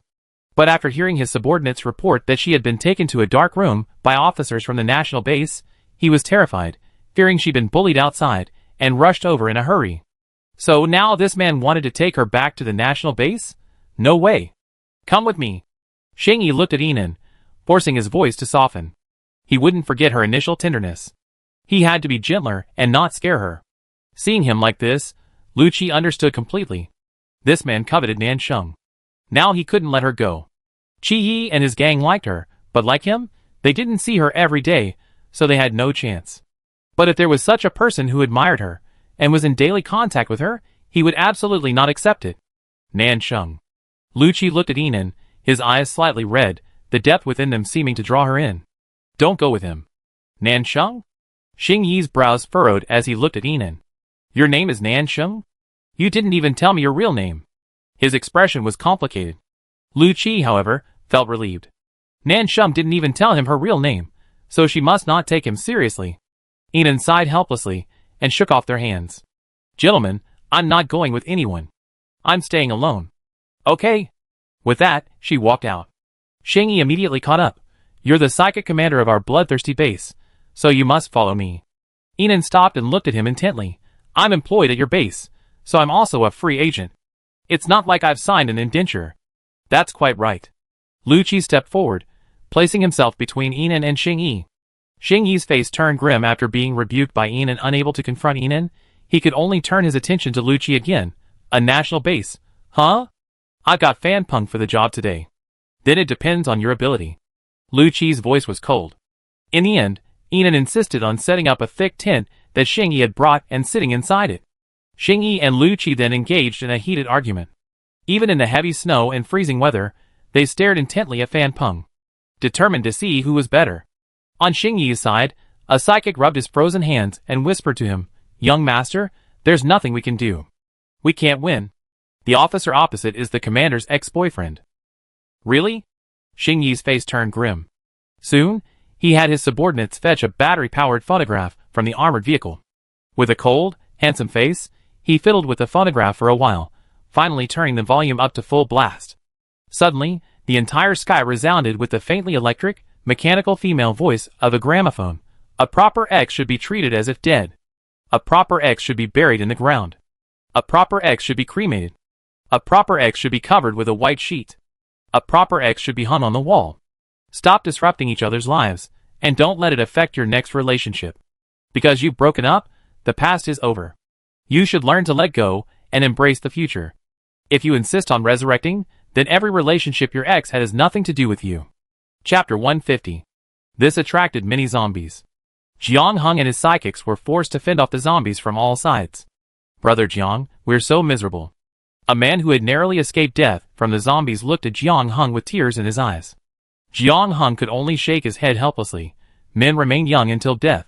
Especially when faced with something they love, their eagerness to grab it is like that of a child fighting over a toy. The only difference is between older and younger children. Several men nodded in agreement. Brother Jiang. Lu Qi didn't even glance at Xingyi, who was constantly making noise. But his subordinates beside him couldn't stand it any longer. They whispered, Is that man mentally ill? Possibly. He looks quite elegantly dressed and handsome, but I didn't expect he'd be mentally unstable. Will he hinder our operations? No, with Commander Liu here, there's no problem. Inside the residential area. Fan Peng, what's that noise? Are they trying to persuade us to surrender, Brother Fan? A man timidly asked, moving closer to the window. He listened for a moment, unable to make out, so he bravely peeked out another window. He saw a large open space outside the residential area. 2 teams were stationed there. Not only that, but there were also guards all around the residential area. He was startled, looked at Fan Peng, and whispered, "It's over, Brother Fan, there are so many people outside. People from Liu Qi's group and the killing base are here." Fan Peng's face paled. He paced back and forth anxiously in the room, like an ant on a hot pan. That bitch Ji Xiangshuan took my things, but didn't come to help me. His voice trembled with anger, a sharp, piercing sound. Brother Fan, keep your voice down. They're outside. Shut up. I'm dying. How can I be so calm? Fan Peng's eyes were red, his nostrils flared, his face grim. I gave him so many supplies, even that strengthening jade, and he won't come to my aid? Huh? Why? He strode downstairs. Let's go now. Even if I die among the zombies, I don't want to be caught by Liu Qi or the people from the bloodthirsty base. As soon as Fan Peng made any movement, Xing Yi and Liu Qi immediately noticed. They both set out. Yinan was called into Xing Yi's car. Liu Qi was extremely displeased, but he decided to take care of Fan Peng first before rescuing him.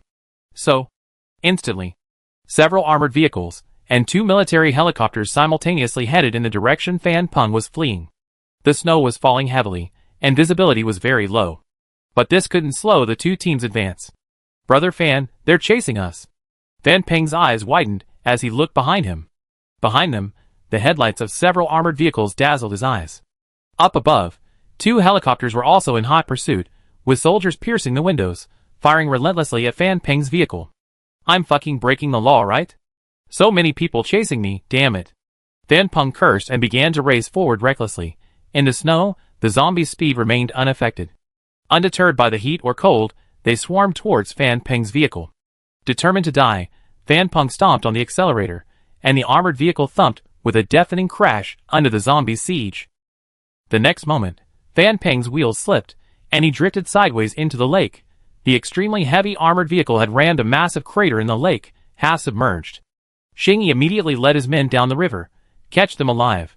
Liu Qi also immediately stopped his helicopter and rushed over. Seeing Xing Yi and his men approaching the lake, giant vines surged out of the snow, forming a vast web that blocked their path. Watching all this from the car, Yinan raised an eyebrow. These vines were even more vigorous than those seen a few days ago. It seemed Liu Qi's wood-based ability had reached level 3. The next moment, Yinan saw Xing Yi split in 2. The split Xing Yi appeared as a shadow and attacked Liu Qi. What kind of superpower is this? Yinan muttered to himself. System, analyze Xing Yi. Xing Yi's character analysis. Male, 27 years old, 185 centimeters tall, 78.6 kilograms, Scorpio. Awakened superpower, mirror image. High loyalty, high sense of responsibility, high IQ, and extremely high upper bound on combat power. Teammate compatibility, unknown. The data is too volatile to be predicted. Mirror image, Yinan looked intently. The shadows summoned by Xing Yi were engaged in a battle with Liu Qi. His subordinates formed a fan-shaped formation, attacking the pursuing zombies. He himself was walking towards Fan Peng. Though his steps were quick, he remained graceful. His upright back hinted at a hint of mockery towards the person behind him. Liu Qi discovered that the phantom was actually a physical entity, wielding a long sword and possessing masterful swordsmanship. For a moment, he was unable to escape. His cold eyes fixed on Xing Yi's back. His dark pupils quickly darkened. Here they come. A glint flashed in Yinan's eyes, and he fixed his gaze on Liu Qi.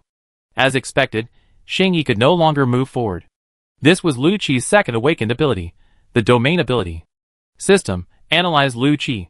Liu Qi's character analysis. Male, 26 years old, 186 centimeters, 82 kilograms, Capricorn. Awakened powers, wood power, domain power. Extremely loyal, incredibly responsible, highly intelligent, and possesses a high upper bound on combat power. Teammate compatibility, 100% perfect compatibility. System evaluation, a perfect match. Yinan blinked. What? Chapter 151. Xingyi was now in a state of chaos. The scene before him vanished, leaving only a gray haze between heaven and earth. His body seemed to be suppressed, his movements slowing slightly. He felt a pressing force and turned hastily. A flash of white blade flashed, and a cold, chilling face approached. Xingyi immediately drew his sword to meet the attack. The blade shone brightly, its light shooting up, barely colliding with Lu Qi. But his body was suppressed by a force, making him no match for the ferocious Lu Qi. Soon, Xingyi was sent flying several meters by Lu Qi. Outside the area, the people of the bloodthirsty base could only see their young master trapped in a gray haze. He fought Lu Qi, but was repeatedly defeated. They tried to move closer to help, but they found it impossible to get close to the two men. Something seemed to be blocking anyone from approaching. Beneath the ice, Fan Peng, half submerged in icy water, gazed with despair at the fighting not far ahead. Most of his skin was frostbitten, bluish-purple. He strained to tilt his head back, sticking his nostrils out to breathe. As if finally unable to endure the agony of being drenched in icy water, Fan Peng stretched his neck and screamed heartbreakingly, "Stop fighting! Just let anyone kill me! This is too painful! I don't want to live!" The power of the domain didn't last long. Soon, the mist dissipated. Xingyi fell to the ground, clutching his chest. Blood was oozing from the corners of his mouth, and the wounds on his arms and thighs were bleeding profusely. His face was pale, but his eyes remained untamed, staring at Lu Qi with a deep, cold gaze. Lu Qi quickly sheathed his knife, a cold gleam in his eyes. He held his sword with a haughty demeanor. Without even glancing at Xingyi, Lu Qi drew his gun and approached Fan Peng. The snow had now subsided considerably. Fan Peng's face, bruised and purple from the cold, lay hideous behind the car window as he stared at Lu Qi. His eyes were filled with pain and a struggle for release. Lu Qi's voice was judgmental. "Fan Peng, do you know you're wrong?"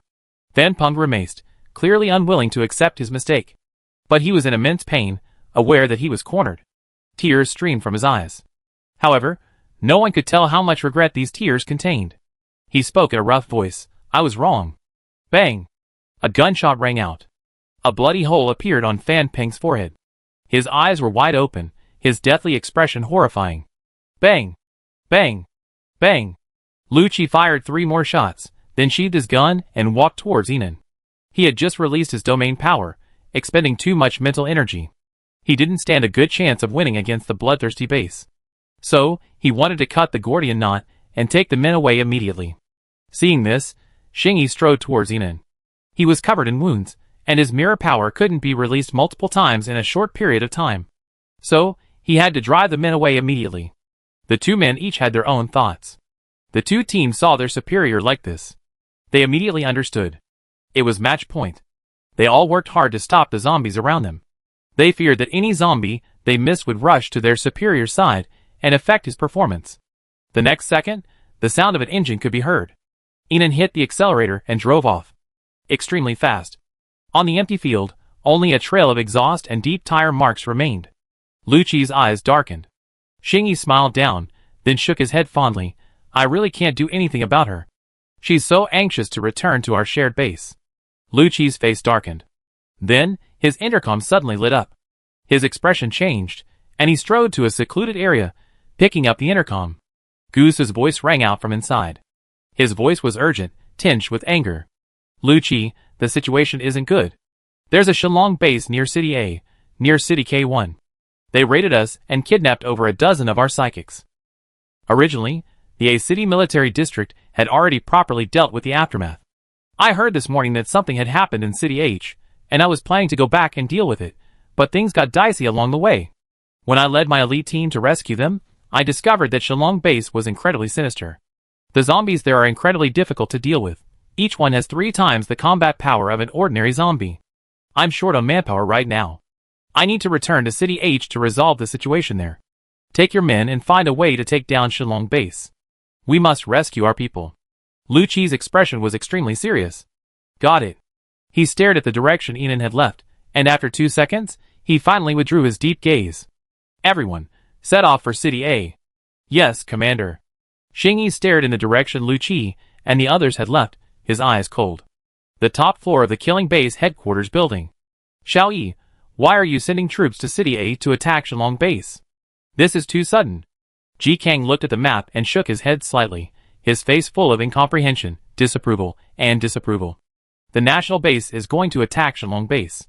I plan to arrange for the final troops to enter. By then, all the supplies and territory will be ours. Xing Yi's eyes were cold, but with a hint of stubbornness. This is a golden opportunity to seize resources and territory. Then are you aware of the massive disturbance at the border between us and City C? Ji Kang's voice grew heavier. There's been no news of the 50 men we sent out today. They're most likely in grave danger. That means the Brotherhood Alliance betrayed us, and we wiped them out. Xing Yi was unconcerned. He didn't even care about the Brotherhood Alliance. So isn't our most important task right now to resolve the situation with the Brotherhood Alliance? Going against the national base now would be extremely disadvantageous to us. You have to understand that their weapons are far superior to ours, and they have more psychics. Now is not the time for a head-on confrontation. Uncle. Xing Yi looked at Ji Kang coldly. High returns come with high risks. We have the Glory Base in K City as an ally.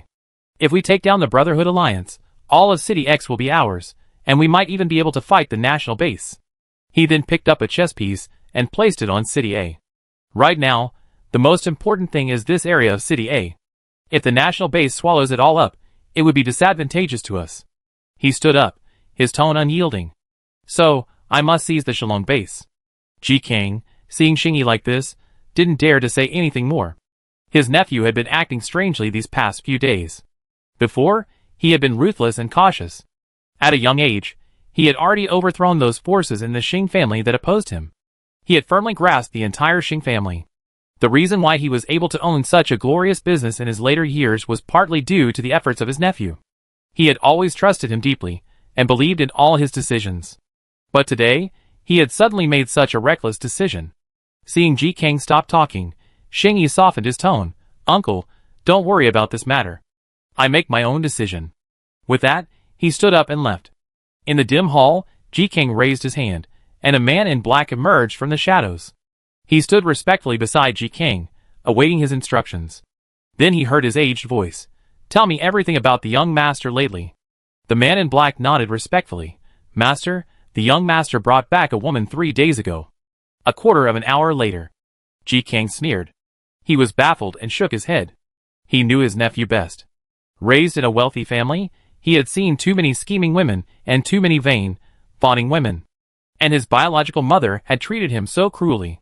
He had always mistreated women, viewing them as playthings. He was actually falling for a woman. A man who was deeply misogynistic and loveless would go to the next extreme once he fell in love. Ji Kang was deeply afraid that Xing Yi would become a lovesick person, his emotions clouding his rationality. A fierce glint flashed in his old eyes. Find a way to get the young master out of the way. Let that woman replace Su Hui and lead the team to City A. And make sure she never returns. Yes, sir. The man in black retreated, fading into the darkness. Chapter 152. Enan looked at the black-clad figure in front of her, who spoke respectfully to her. She tilted her head to look at the 40 psychics behind her. They were dressed in black. They were all strangers. Enan crossed her arms and looked at the black-clad figure. Such an important mission, and you want me to go? Yes, Commander, you are so capable. Of course, you should take on this mission. The higher-ups will feel more at ease. She raised an eyebrow, but said nothing. Early in the morning, the black-clad figure had come to her with a large group of psychics, saying they had an urgent and important mission. To go to City A and the national base to seize the resources and territory of the Shillong base. She knew this mission couldn't have been assigned to her by Xing Yi, because he had assigned it to Su Hui last night. The only person who could have assigned her this mission besides him was his uncle Ji Kang. Enan had no idea what his intentions were. The black-clad figure looked at her respectfully, yet with an indescribable treacherousness that made her uncomfortable. Enan's eyes flickered, a smile spreading across her face. Very well, I will certainly live up to your expectations. The black-clad figure respectfully withdrew upon hearing her words. She turned to the psychics behind her and grinned.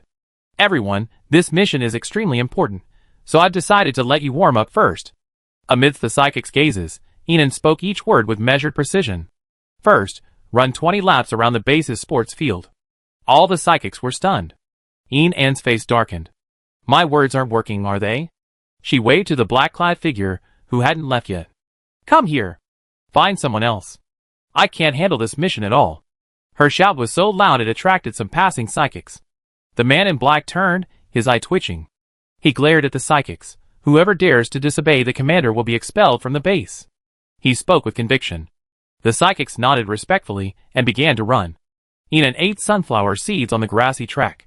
Soon, 20 laps were complete. Ian then had them do 50 pull-ups, 100 squats, 50 push-ups. Finally, looking at the 40 men collapsed on the ground, exhausted, Ian clapped her hands. "You're too weak. This mission won't be accomplished by you worthless men." With that, she waved to Jiang Hung and the others, who were watching her with fear from a distance. "Come over, your 4 teams, and join this operation." Shenlong Base, City A. Ji Xiangxuan stood on a high platform at the top of the mountain, his eyes fixed on the distance through binoculars, his lips curling up uncontrollably. In the distance, countless zombies clashed with the troops at the national base. The strengthened zombies forced them to retreat repeatedly. "Base Commander, reinforcements from K1 City are arriving at the back mountain." "Okay, have them wait there and avoid exposing themselves." Ji Xiangxuan spoke, his eyes brimming with confidence. "National base, huh? You don't think IG would act rashly without a sure win, do you? Heh, today I show you who is in charge in the apocalypse." Lu Qi frowned as he watched the zombies, who were more formidable than usual. They only had 3 helicopters. Flying directly into Shenlong Base wouldn't work. Not to mention their base's location on the top of a mountain, with wide, densely packed walls between floors. The base was constantly under heavy security, and Ji Xiangxuan had even corralled a large number of enhanced zombies. Anyone rushing in rashly would surely lose both man and machine. A deep look in his eyes. No wonder City A, whether it was the Emperor Base, Fan Peng's military district, or even this Shenlong Base, all favored corralling zombies. It seemed Fan Peng had already communicated this to them. It was because he had a method for enhancing zombies. As for what this method was, Lu Qi didn't know, and had no way of knowing. They questioned several people from the city of military district, but no one knew the method for enhancing zombies. They only knew that Fan Peng claimed to have it. Now, it was likely only the highest-ranking officials at Emperor Base and Shenlong Base knew the secret. But the Emperor Base had already been completely wiped out by them. Lu Qi felt a headache. His only option now was a frontal assault. A soldier was tackled to the ground by a ferocious zombie. He stared in horror at the zombie before him, a figure unlike any other level 3 zombie, his arms trembling with exhaustion. Ouch! The zombie's dark eyes widened, its maw ripped open, and it bit the soldier, its mouth opened so wide that it could have swallowed most of the soldier's face. Swish! Lu Qi's knife stabbed fiercely, piercing the zombie's maw. He exerted force on his wrist, thrusting it upwards. The zombie's mouth was cleaved in 2 by the long knife, and its entire jaw dropped. The zombie's dark eyes suddenly turned to Lu Qi with excitement, and it lunged at him. The rescued soldier repeatedly leaned back, trembling with fear. If it were an ordinary level 3 zombie, the commander's strike would have chopped off its head long ago, but this enhanced zombie only lost its jaw. These zombies' pupils were no longer grayish-white, but pitch black without a trace of white. Each one was faster, their bodies tougher, and one was more formidable than 3. An ordinary level 3 zombie would probably be killed by 7 or 8 shots to the head. These zombies could still survive 20 headshots. They couldn't use guns. They could only fight in close combat with superpowers and cold weapons. But many of their soldiers didn't have superpowers. This had practically rendered them incapable of fighting. For the first time since the apocalypse, they deeply realized that superpowers were more important than weapons. Ahead of the team, Qi Yi and his squad rode away. Qi Yi, in particular, had bloodshot eyes and looked utterly terrified. Qi Xian took a break from the battle to glance at the frantic Qi Yi. Bloody blood was already flowing from his hands, from the excessive force. Qi Xian gritted his teeth and rushed forward to help Qi Yi stop the zombies that attacked from behind. "Captain, don't worry too much. Sister Qi Mei will be fine." Chapter 153. X City. "Damn it!" She brought Jiang Heng's 4 teams with her. "How are we supposed to attack?" Inside the car, the men in black cursed under their breath as they watched Enan speeding ahead. "Then we do it stealthily. As long as we don't let the young master know we killed her. There are plenty of opportunities to strike." Enan slammed on the accelerator. This time, she was driving alone, feeling incredibly happy. As she drove, she secretly observed the expressions of the men in black behind her in the rearview mirror. Seeing their displeased expressions, she likely guessed they had no good intentions towards her. She simply threw in the towel, secretly enveloping her car with her light powers and charging forward. She quickly left the convoy behind her. The zombies had no way of dealing with Enan's car, and they swarmed towards the vehicles behind. This time, under attack from the zombies, the distance between them and Enon widened. In just 3 hours, Enon reached the outskirts of the city, about a kilometer from the Shenlong base. She got out of the car, quickly dispatched the zombies, and headed toward the Shenlong base. From a distance, she could see a large number of zombies and personnel from the national base. Zombie corpses lay scattered across the ground, clearly having been engaged in a long battle. Enon climbed a tree, unearthed her binoculars, and saw that the zombies in the horde had dark eyes, appearing even more ferocious than ordinary zombies. Zombie enhancement? Enon's heart sank. In a previous life, after Lu Qi finally executed Fan Peng, he discovered a palm-sized piece of black jade on his body. Putting the jade next to a zombie would, in about half an hour, enhance the zombies within 100 meters. Both attack and defense power will increase rapidly over a short period of time. Lu Qi then felt that the object was too dangerous, so he destroyed it and buried it. Unexpectedly, in this life, this object would actually end up at the Shenlong base. Most of the current psychics are only at level 2, making it extremely difficult to deal with these enhanced zombies. Sure enough, Enon soon saw Lu Qi and his team retreating to rest after a prolonged attack. However, the zombies kept chasing them. Extremely difficult. Enon chewed gum leisurely. She climbed onto the rooftop of a residential building with a few grappling hooks, scanning with her military binoculars. The Shenlong base was strategically located, nestled in a wealthy area on the top of a mountain. Easy to defend, difficult to attack. Plus, they had trapped so many enhanced zombies. Unleashing a few of them would be enough to put the people at the national base in a state of distress. And if Enon remembered correctly, Ji Xiangxuan, the boss of the Shenlong base, and Luo Kai, the mayor of K1 City, were cousins, brothers with a common purpose. With the Shenlong base in trouble, Luo Kai wouldn't refuse to help. She couldn't help but sigh. Lu Qi had finally faced a tough challenge. She wasn't interested in the Shenlong base's territory. After all, most of City A had been occupied by the national base, so the Shenlong base wouldn't be of much use to her, and she didn't want to go against Lu Qi and his men. Furthermore, if she had to choose between the killing base and the national base, she definitely wouldn't let the killing base develop. After all, Ji Kang wouldn't oppose her, but Gu Se and Lu Qi definitely wouldn't. She knew who was friend and foe. So, this time, she decided to use the people from the killing base to help Lu Qi. Soon, the psychics from the bloodthirsty base caught up. Following them were a large number of zombies. Enon stood on the rooftop, pointing down, "Hurry up and kill the zombies. What are you all just standing there for?" The group sighed. They had first received a training session, leaving them exhausted both physically and mentally. Then they had to deal with a whole swathe of zombies. Now, finally arriving, they still had to kill zombies. They were truly afraid they'd be exhausted before they could even finish Enon off. Enon called Jiang Heng and the others up, leaving the black-clad group to kill the zombies. She looked at Jiang Heng and the others with a kind face and said, "Xiao Heng, you guys clearly haven't been office workers before. You don't even know how to slack off." Jiang Heng and the others, looking exhausted, looked at Enon in disbelief. Wasn't it her fault for making them so tired? And now they're blaming her for not being lazy. Enon spoke earnestly. She stepped forward, clasping her arm around Jiang Heng's shoulders, her voice low, so the black-clad men battling the zombies couldn't hear a word. "As for the rest of the operation, you'd just be lazy and slacking off," she said, winking at the 4 teams. "You're all my men, so naturally I favor my own." Jiang Heng and the others' eyes lit up when they heard Enon's words. They looked at Enon as if she were a fairy. "Commander, if you had told us earlier, we have been slacking off all along." Enon nodded. "Yes, that's it." Jiang Heng and the others smiled broadly. The black-clad men, on the other hand, sighed repeatedly. Their resentment towards Enon was reaching its peak. They wished they could grind her to dust to ash, venting their hatred. Enon pretended not to see.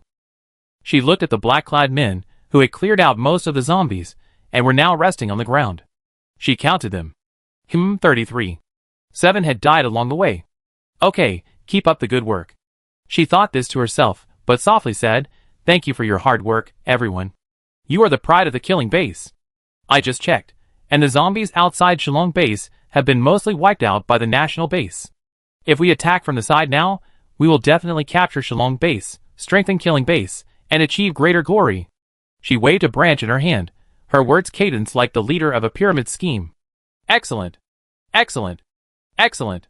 Well said." Jiang Heng and the others standing beside Enon applauded, Their boisterous voices attracted a dozen more zombies.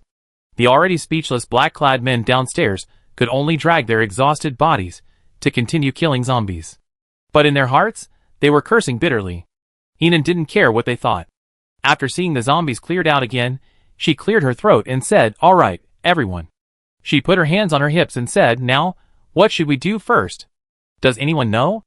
The black-clad men downstairs were completely silent. Their eyes were filled with contempt for Heroine. Seeing no one was paying attention, Heroine looked at Jiang Hung. Jiang Hung immediately transformed into Eunuch Jiang. "Commander, of course we're going to kill the zombies."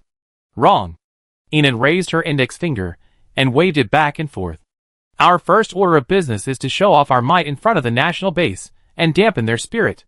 The black-clad men in the audience exchanged glances. Is this woman truly mentally sound? Jiang Hang's smile froze, and he tilted his head. "Huh? Let's go!" Heroine immediately acted, leading a group of reluctant men in an armored vehicle towards Lu Qi and his group. Lu Qi and the others heard the commotion and looked over. Heroine was alone in the armored vehicle, followed by 10 other vehicles, charging towards them in a mighty procession. As they neared Lu Qi and his group, Heroine shouted to the men behind her, "Keep your spirits up. Keep that winning smile on your face. We need to mentally suppress them." The men behind her all had droopy faces, their eyes rolled up, their complexions darkening. In their minds, they only thought about stealthily killing her the next time they encountered a zombie horde. Lu Qi's eyes darkened. When she was at the national base, on large-scale missions like this, she always led her team to the front, clearing the way for the base. Now she and he were on different sides, standing in opposition. Lu Qi felt like he'd been punched in the chest, feeling muffled.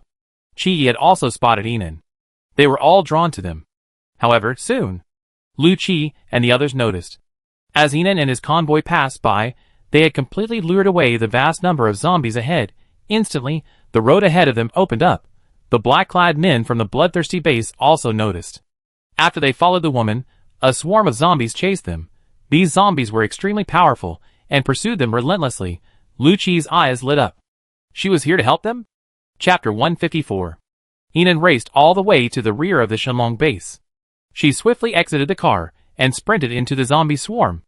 The men in black saw this and rushed in too. Jiang Hung and the others in the back exchanged glances.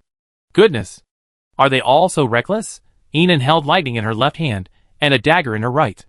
A faint layer of light-based supernatural power covered her body, protecting her perfectly. She charged forward, kicking each zombie back with a kick. The zombies all lunged at the men in black. The men in black were overwhelmed and could only engage in a fierce battle with these extremely formidable zombies. In the blink of an eye, Heroine disappeared. At this moment, Heroine had already scaled the Shenlong base's 4-meter-high defensive wall and leaped inside. She was always efficient. Now, aiming to find the strengthening stone, Heroine tiptoed directly into a room. Not far from the house, a large group of people from the Shenlong base heard the commotion and rushed over. They're outside. Don't let them in. Find a way to lure the enhanced zombies in the basement over here and stop them. People from the national base are also attacking the basement gate. We don't have enough enhanced zombies in the basement. Basement? Heroine thought the enhancement stone was likely in the basement. She strode forward. She walked silently, moving through the corridors like a ghost. Soon, Heroine caught a man and pressed her dagger firmly to his neck. Where's the basement?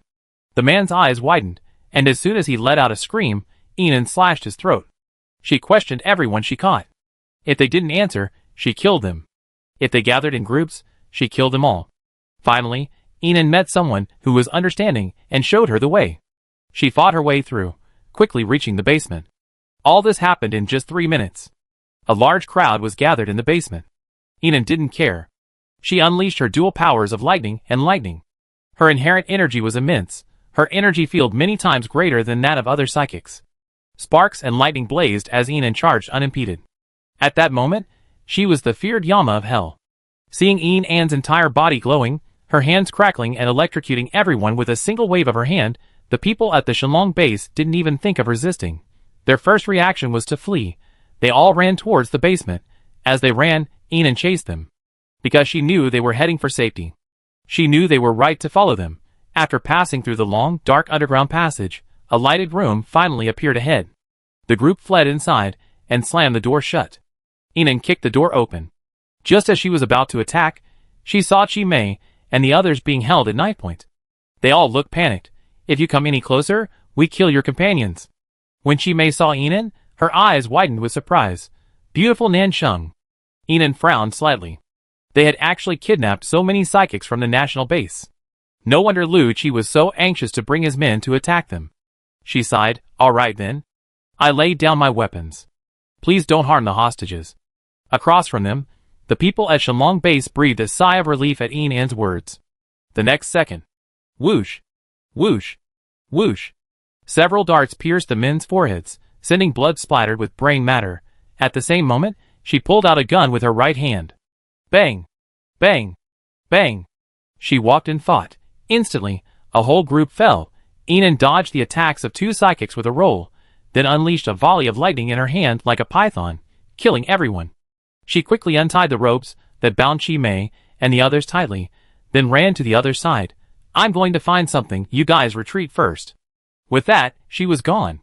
Inside the house, Chi Mei and the others stared at Yinan's departing figure in stunned silence. After a few seconds, they came to their senses and looked at the bodies strewn across the floor. They exclaimed in amazement, what just happened? Holy crap! What kind of terrifying power is this? Too strong. So impressive. How many psychic powers does she have? Too powerful. I can brag to my teammates about that scene for a year after we get out. Yinan quickly ran towards another passage. She killed any men who tried to stop her along the way. Soon, she saw a large number of zombies imprisoned behind the iron bars ahead. They were all zombies with enhanced black pupils. To keep them locked up, the Shenlong base had locked 3 iron gates in a row, and the black jade was inside the first gate. Outside the gate, 3 men stared at Yinan in horror. They knew exactly how many of their men were in the basement. The fact that this woman had made it this far meant she had already killed them all. Yinan drew her gun and stepped forward. Open the door. Her voice was low and chilling. The 3 men were now in a state of panic. We open it, don't shoot. With that, they tremblingly began to unlock the door. Click! As the iron gate's lock opened, Yinan's bullets unleashed. Bang! Bang! Bang! All 3 men fell to the ground. She quickly walked over, tossed the black jade into the space, and then strode out. Chapter 155. Inside the Shenlong base. The national base personnel were in a standoff with Ji Xiangshuan. Ji Xiangshuan and a group of Shenlong base personnel were hiding on a high platform. The platform's guardrails effectively blocked Lu Qi and the others' view. I repeat, you retreat from City A, or all of you will die here. Ji Xiangshuan's voice was harsh and stern. Lu Qi and the others didn't dare to act rashly. While signaling the soldiers to encircle them from both sides, he spoke to Ji Xiangshuan. First, release our hostages and show them to me. I want to ensure the safety of our companions. Okay, retreat 10 meters and I show you. Ji Xiangshuan steadied his voice, glancing anxiously behind him. Anxiously waiting for something. Commander, go. We've escaped. Chi Mei's voice rang out. Her high-pitched, resounding cry had Lu Qi and the others reacting quickly and rushing forward. At the same time, Chi Mei and the others, having escaped from the basement, joined the battle, armed with weapons they had scavenged from the ground. Sister. Chi Ye's heart finally settled when he saw that Chi Mei was all right. He ran over to Chi Mei, carefully examining her. Only after confirming she was unharmed did he breathe a sigh of relief. I'm glad you're all right. Brother, did you know it was the beautiful Nansheng who saved me? She saved me again, Chi Mei said, her large eyes gleaming with excitement. Rescue is coming. Suddenly, with the voice of a man from the Shenlong base, everyone noticed a large number of people pouring in from the rear of the base. They even had guns, and Ji Xiangshuan, protected by his subordinates, fled frantically. Stop them! Don't let him get away! At Lu Qi's command, everyone chased after him. Chi Yi and Chi Mei also rushed forward. Just as they reached a building, a dozen men from the Shenlong base burst out, weapons drawn, and launched a surprise attack. Chi Mei reacted quickly, turning to confront them. At that moment, a man in the crowd behind the Shenlong base pointed a gun at Chi Mei. Chi Yi noticed it immediately, using his supernatural power to flash in front of Chi Mei. Watch out! Chi Mei reacted and looked at her brother standing in front of her. Almost instinctively, a burst of strength power pushed him aside. At the same time, a bullet struck Chi Mei's heart, followed by bang, bang, bang. 3 more shots. All hitting the heart. Blood gushed from Chi Mei's chest. Her vision gradually faded, and she collapsed. Chi-Yi was already stunned. In an instant, his world seemed to collapse.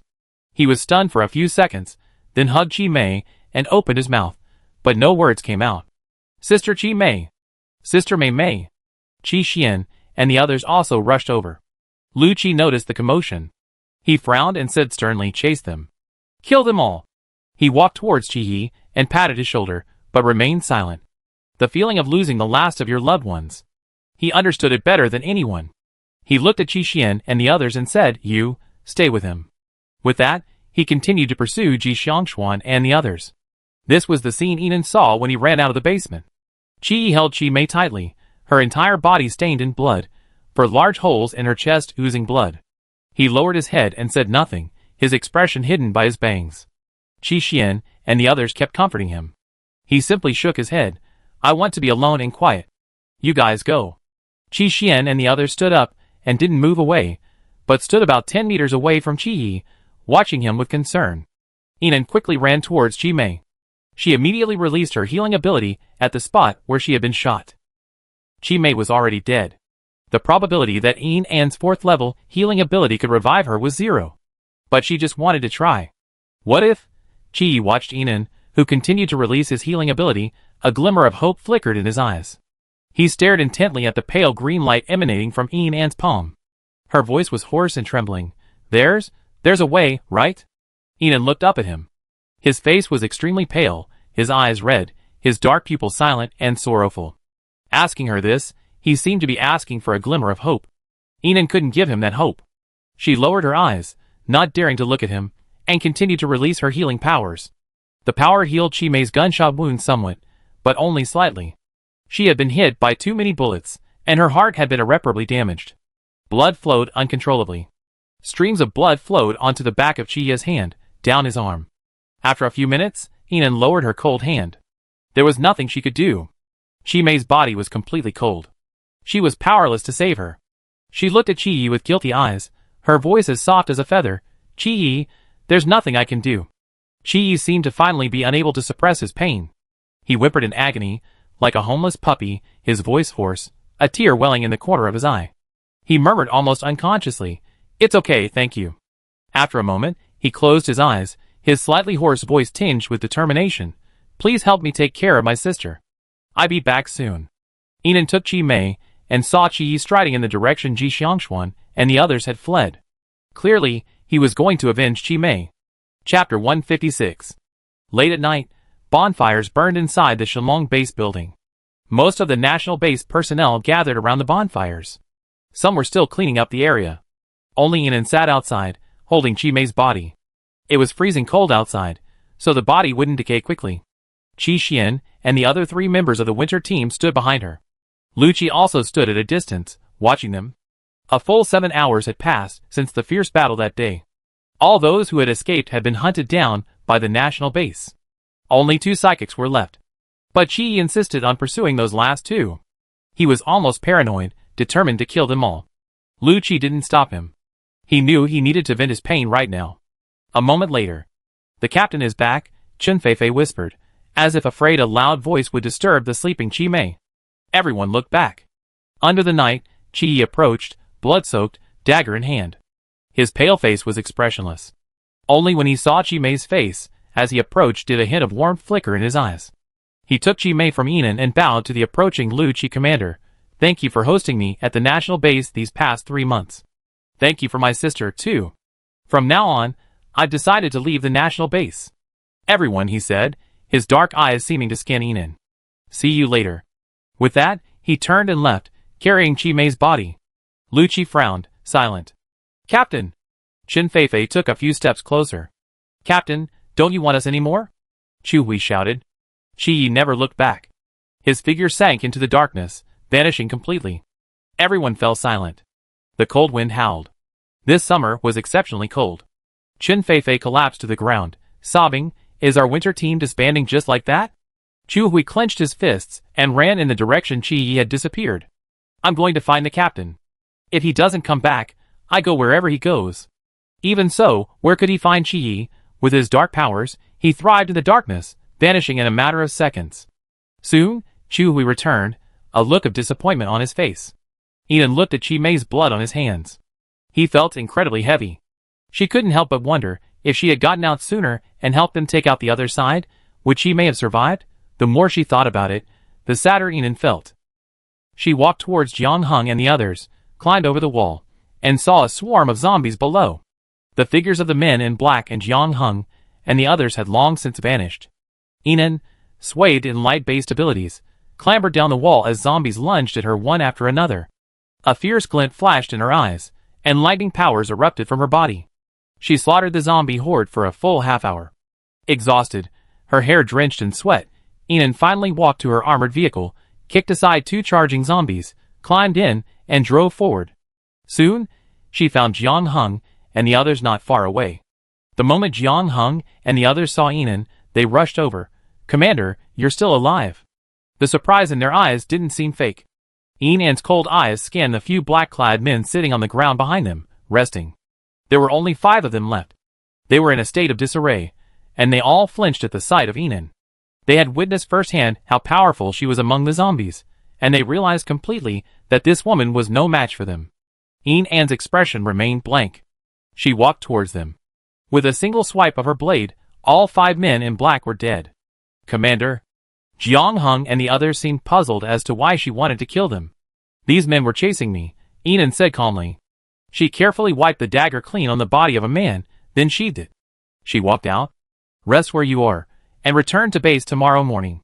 Seeing Ian's displeasure, Jiang Hung and the others dared not say anything and dispersed. Chapter 157. Ian, however, had no desire to sleep. Although many people died every day in the apocalypse, this time it was Chi Mei who died. The girl she considered a comrade. At this moment, she desperately wanted to become stronger. Only by becoming stronger could she protect those around her. Finding a secluded spot, Ian slipped into the space for a brutal training session. Vital strength +2, speed +2, toughness +2, strength +3. As the system announced, Ian's body had reached its limit. She exited the space, and the sky was now slightly brightening. The morning dew was faint, and the mist was thick, now fading. At that moment, 3 footsteps approached from afar. Ian tightened her grip on the dagger. The next second, Qi Xian emerged from the mist. The coldness in Ian's eyes faded upon seeing a familiar face. Behind him, Chen Feifei and Chu Hui followed. "Captain Nan Sheng." Chen Feifei's eyes lit up when she saw Ian. She rushed over, excitedly saying, "Finally, I found you." Ian was puzzled. "Why are you here?"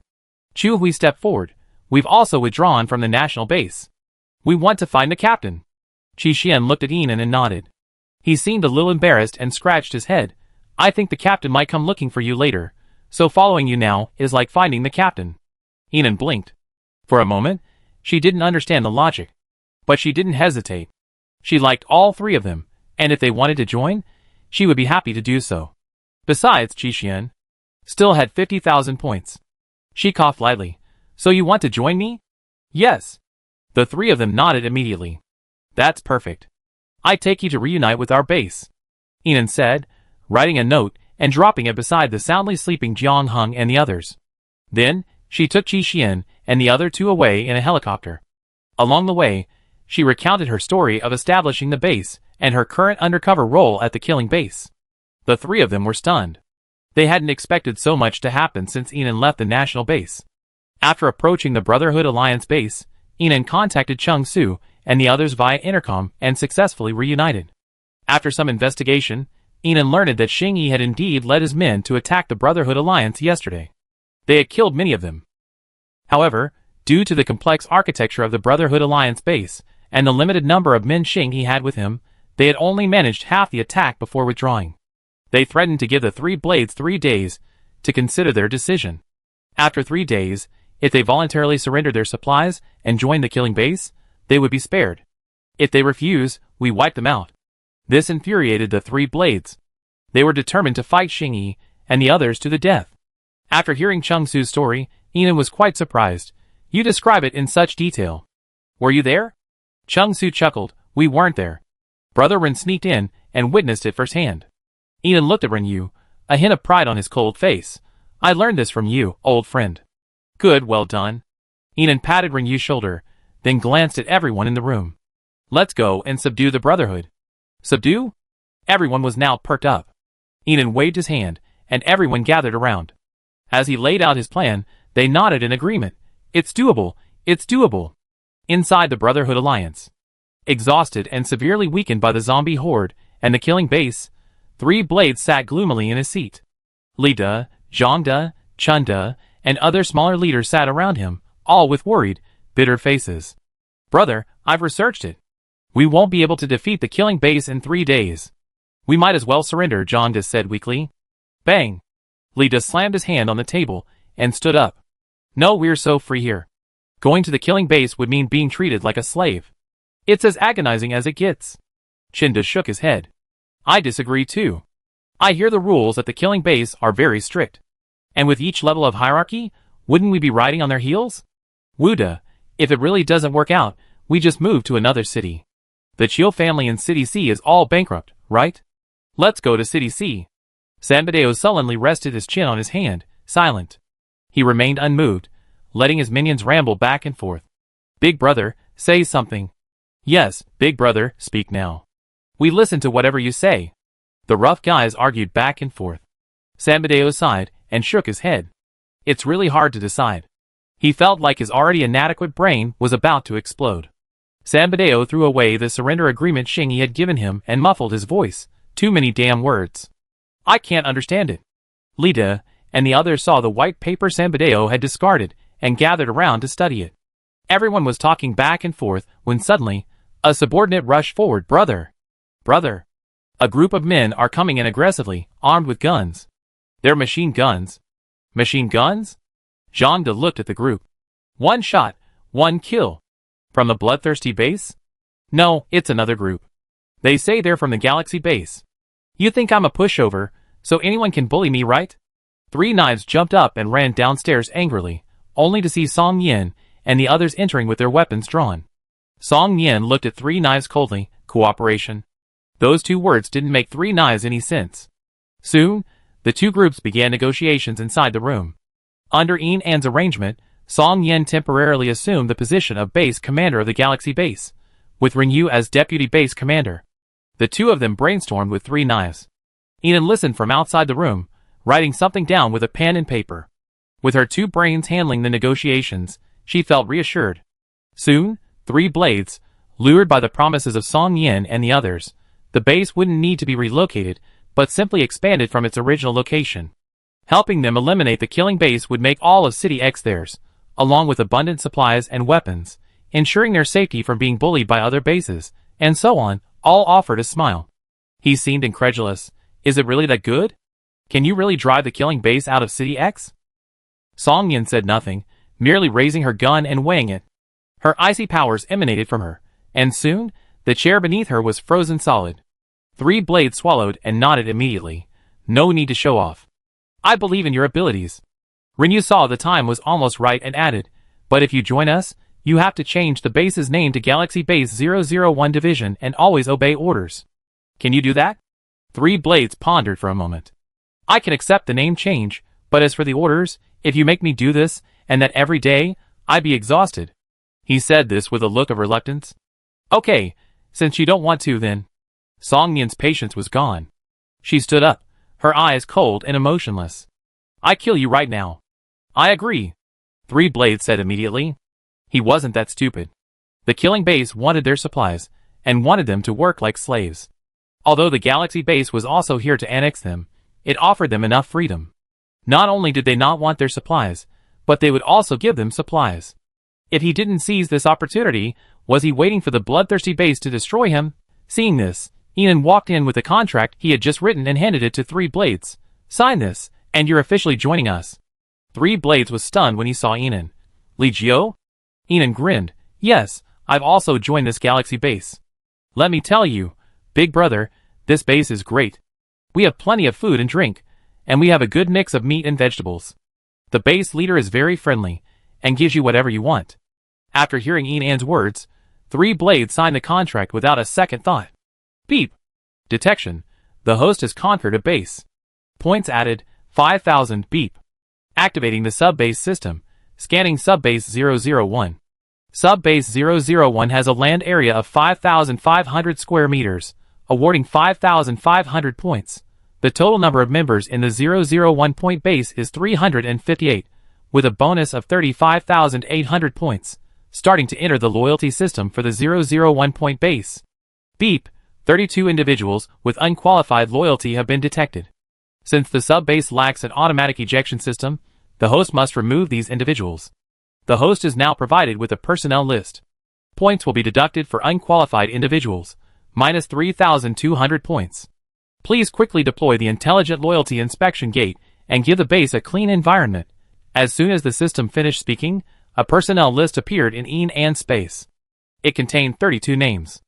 Enan walked out and pulled out the list from a corner out of sight. She quickly glanced at it, confirming that the names of Sandideo, Lida, and the others were not on it. Then she folded the list, put it in her pocket, and re-entered the room. She nodded at Song Yen, who immediately said to Sambadeo, "You are now a member of Division 001 at the Galaxy base. Let me formally introduce you." She pointed to Enan and said, "This is our base commander, Enan." Sambadeo's eyes widened. "Huh?" Enan smiled. "I will help you eliminate the bloodthirsty base, but before that, you must deal with those who are not loyal to the base." Enan handed Sambadeo the list of names. "This is a test for you. Once you've dealt with them, I promise you the position of division commander. If you don't do it well, I get rid of you." Sambadeo felt that although Enan was smiling, he was incredibly terrifying. He looked down at the list in his hand. It was almost all people on the periphery of the base with whom he had little contact. None of them were his trusted subordinates. He breathed a sigh of relief. "Okay, I take care of it." Enan handed the remaining finishing touches to Rinyu and the others. She also left Jin Fan and the others here to help Sambadeo and the others with the systematic construction of the base, and to provide oversight and supervision. After all, Enan wasn't completely confident in the newly acquired branch base. She led Qi Xian and the others to the gate. Looking through the base categories on the spatial points panel, Enan found the Loyalty Smart Verification Gate. The required points were 10,000. That's quite a lot. Enan felt a little distressed, but she gritted her teeth and bought it. Beep. The host successfully spent 10,000 points to purchase a Loyalty Smart Verification Gate. Enan looked at the gate that appeared in the space and, with a thought, placed it out. Behind her, Qi Xian, Li De, and the others looked at the newly appeared gate with a look of shock. Enan looked at Chen Feifei and the other two and said, "Once you pass this gate, you officially join the Galaxy base." After she finished speaking, the three of them immediately lined up and entered. Chen Feifei entered. Ella's intelligent mechanical voice rang out. "New member detected, loyalty 99%, loyalty passed, successfully added to the base membership list." Beep, a new member has been added to the base, 100 bonus points. Chu Hui entered. New member detected, loyalty 98%, loyalty passed, successfully added to the base membership list. Beep, a new member has been added to the base, 100 bonus points. Qi Xian blinked and entered. New member detected, loyalty 100%, loyalty passed, successfully added to the base membership list. Beep, a top quality handsome man with a max favorability level has been added to the base, 50,000 bonus points. Enan couldn't suppress the excitement of the system's announcement in his mind. She looked at Qi Xian happily. "Great. You're so welcome." Qi Xian looked at Enan, who was so happy. Did his joining her make her so happy? A hazy light shone in his pale gray eyes, a gentle joy in their depths. Chapter 158. Enan quickly briefed Rinyu and the others on the strategy and follow-up arrangements, then retrieved a large amount of weapons, ammunition, and remote-controlled explosive devices from her spacecraft and left them with them. After making all these arrangements, she returned to the killing base alone. Upon entering the base's gate, Enan saw people at the gate excitedly running inside. Soon, Xingyi rushed over in his car. He hurriedly stopped beside Enan, jumped out, and hugged her. 2 seconds later, as if realizing something, he released Enan and examined her from head to toe. After confirming that she was unharmed, the fierceness in his eyes faded. Xingyi looked at Enan, his eyes slightly red. "I thought you weren't coming back." His voice was muffled. Seeing him like this, Enan felt a pang of pain. She wanted to drive the killing base out of City X, yet he was still here, worrying about her safety. But the guilt lasted only a second before vanishing. She had seen many wealthy young men like Xingyi, who didn't care about meat. People like them had everything they wanted from a young age, and when they had some free time, they loved to date. They used that love to nourish their bodies, which had been enriched and emptied by money and power. She didn't have time for such things. Enan pushed him aside and walked inside. She had a lot of things to do right now. Seeing Enan like this, Xingyi thought she was angry. He caught up with her, explaining, "Nan Sheng, I didn't know my uncle was sending someone to harm you, or I would have stopped it. I was out on business that day and wasn't at the base. I wasn't able to protect you. I'm sorry. Can you please stop being angry? I promise it won't happen again. Do you know how anxious I was after Jiang Heng and the others told me about you? I've been looking for you, afraid you get angry and not come back." Enan paused, looking at the cautious Xingyi with a cold voice. "Young Master Xing, if you want romance, don't look for me.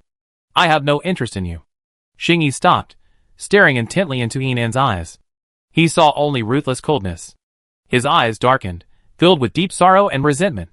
His heart surged, as if something was rising in his throat. A faint smile played at the corner of his mouth, and Xingyi's voice was hoarse. "Who wants romance with you?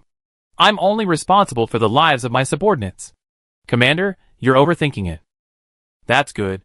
Enan left without looking back. Watching her slink back, Xingyi's smile faded, and his hands fell quietly and helplessly. He stood there for a long time. Upon returning to her office, Enan discovered it had been turned upside down. The messy office was littered with documents. She knew without hesitation that it was that old man Ji Kang who had done this. Outside the main door, several uniformed men rushed in, their faces a little flustered at the sight. "Commander, I'm sorry, it was someone from the old man's side. We couldn't stop them." Enan didn't blame them. She looked at the dozen or so men in black approaching from the other end of the hallway. "Commander, the master requests an audience." Enan didn't refuse. She followed the men to the top floor of the murderous base headquarters.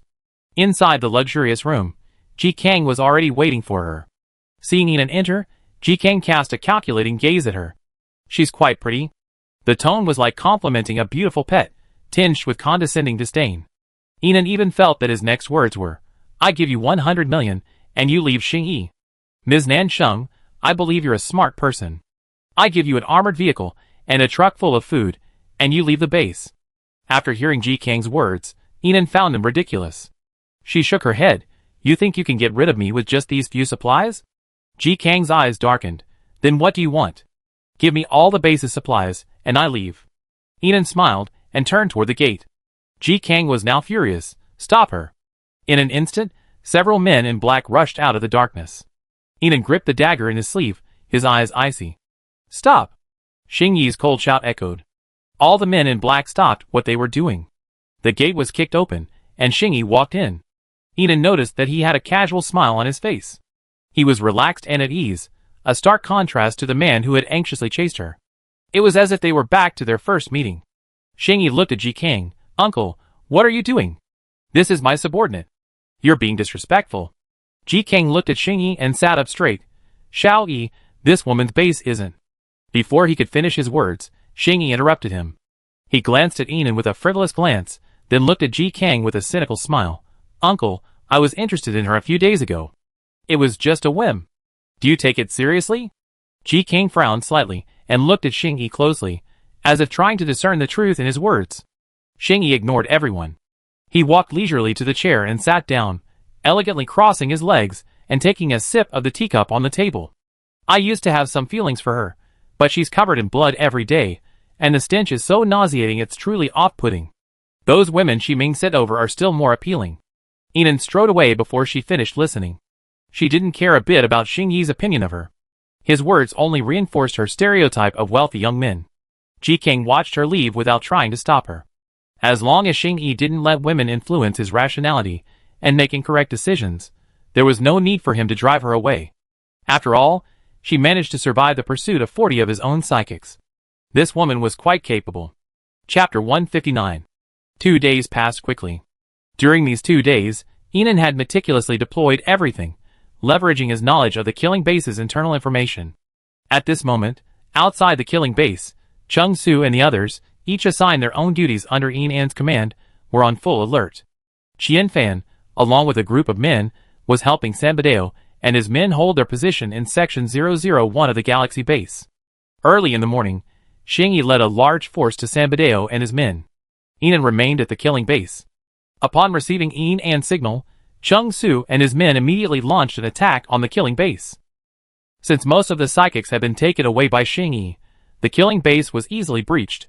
Led by Cheng Su, Song Yin, Ren Yu, and Jiang He, four highly capable psychics, the Galaxy Base team advanced without hesitation. Yinan didn't want to kill them all. After all, she found Jiang Heng and his men quite endearing. She simply wanted to drive that venomous snake, Ji Kang, out of City X, completely preventing him from launching another zombie diversion operation and endangering the Galaxy Base. So, Cheng Su and the others were attacking. Yinan, in her capacity as the psychic commander, led the people of the killing base to pack up and flee. Ji Kang, surrounded by his panicked subordinates, hurried out. He watched Yinan methodically organizing the evacuation. He felt a surge of guilt for having previously targeted her. This woman, while all the grown men were panicking, had so calmly organized the evacuation, minimizing the losses to the killing base. She was truly an elite among elites. Grandpa Ji, stop daydreaming and get in the car. Following Yinan's command, Ji Kang immediately boarded the vehicle. The people from the killing base also boarded their vehicles. Instantly, a large number of vehicles fled from the rear of the base. That was the area Yinan had specifically left for them to escape. This is the Galaxy Base. We declare that from now on, all of City X will be Galaxy Base territory.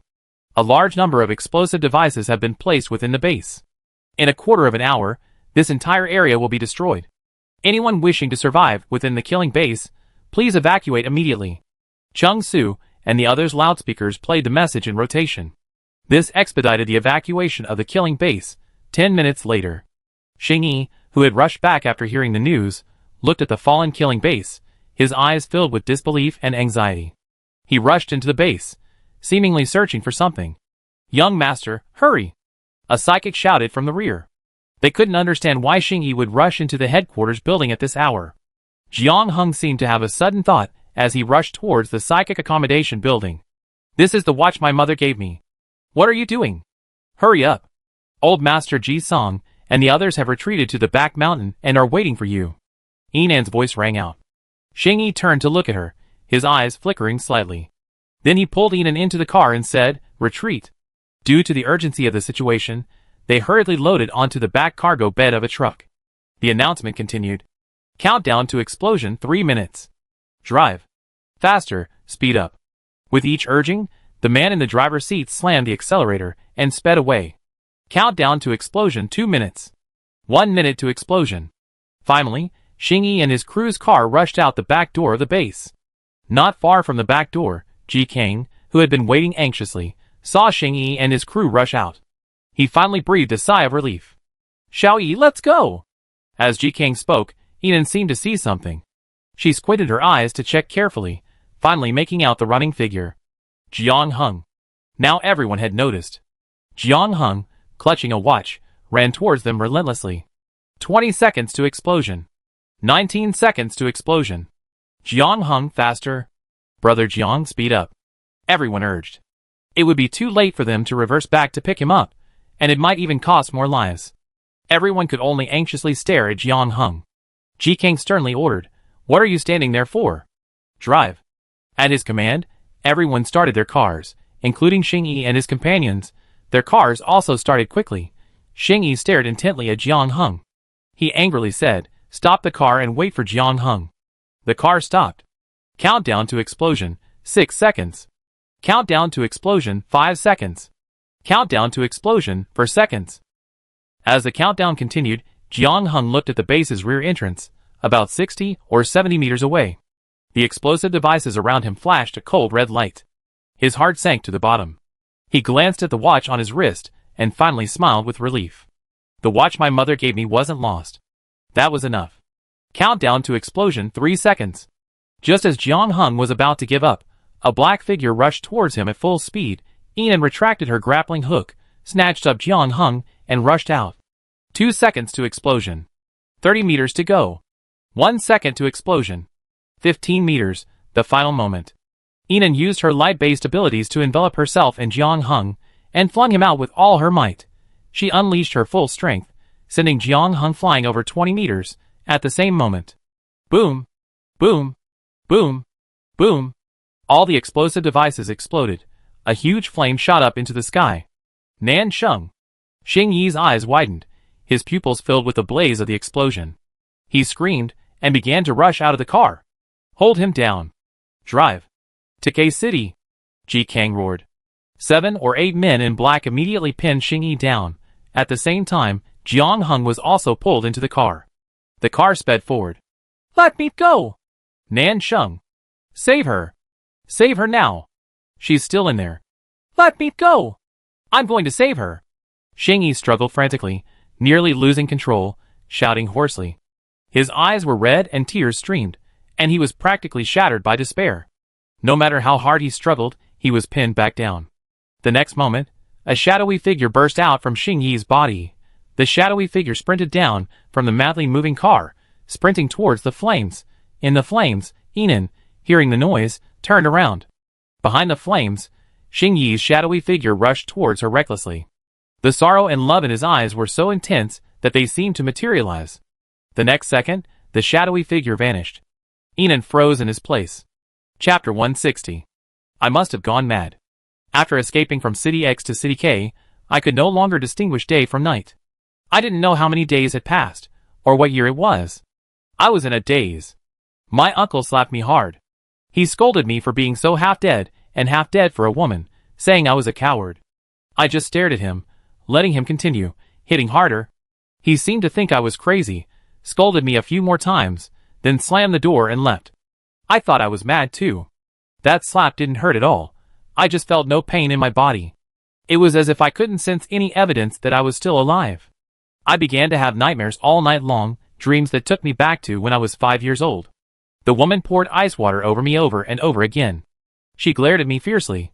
Get sick soon, you little bastard. Your father wouldn't have come if you hadn't. With that, she pushed me into the icy pool, glaring at me mercilessly. Her dark eyes held only disgust. It'd be best if you stay sick for over a month. The icy water was bone-chilling, and I shivered as I looked at this condescending woman. My mother. I didn't want to resist. Being young, I didn't know what resistance meant. I submitted, soaking in the icy water in agony. I only knew that my mother wanted me to get sick, and I had to get sick quickly. I sank deeper into the water. Silently, I prayed for myself to get sick soon. Later, I always fell ill, as I wished. In my hazy consciousness, I knew that man had arrived. My biological father, the almighty chairman of the Xing group. I knew he had many lovers, and my mother was one of them. But she was soon hated and abandoned by my biological father, and she went crazy. She blamed me for everything, saying it was because of me that her belly became sagging, her face wrinkled, and her beauty faded, which was why she was abandoned. She would often wake up crying in the middle of the night, then scream, smash things, and beat me. Little bastard. It's all your fault. Why don't you just die, little bastard? You're just here to collect a debt. Get out of here. Why don't you just die? I squatted in the corner, crying and calling for her mother over and over again. I wanted a little bit of her motherly love. As a little kid, I didn't understand why my mother hated me so much. Why was my childhood so painful? By the age of 7, I no longer wanted her love. I became numb. At an age when other children my age were happy, I was gloomy every day. Ms. Ji Linlin, your child is currently suffering from severe psychological trauma. Preliminary estimates suggest severe depression and possibly other mental illnesses. Please cooperate with us and actively seek treatment. No need. Get out of my house. Ms. Ji Linlin, you. Bang. The private doctor was kicked out. I numbly watched the woman's cold, indifferent back.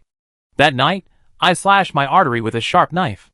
At that moment, I lost all desire to live. Alas, I didn't die, I was saved.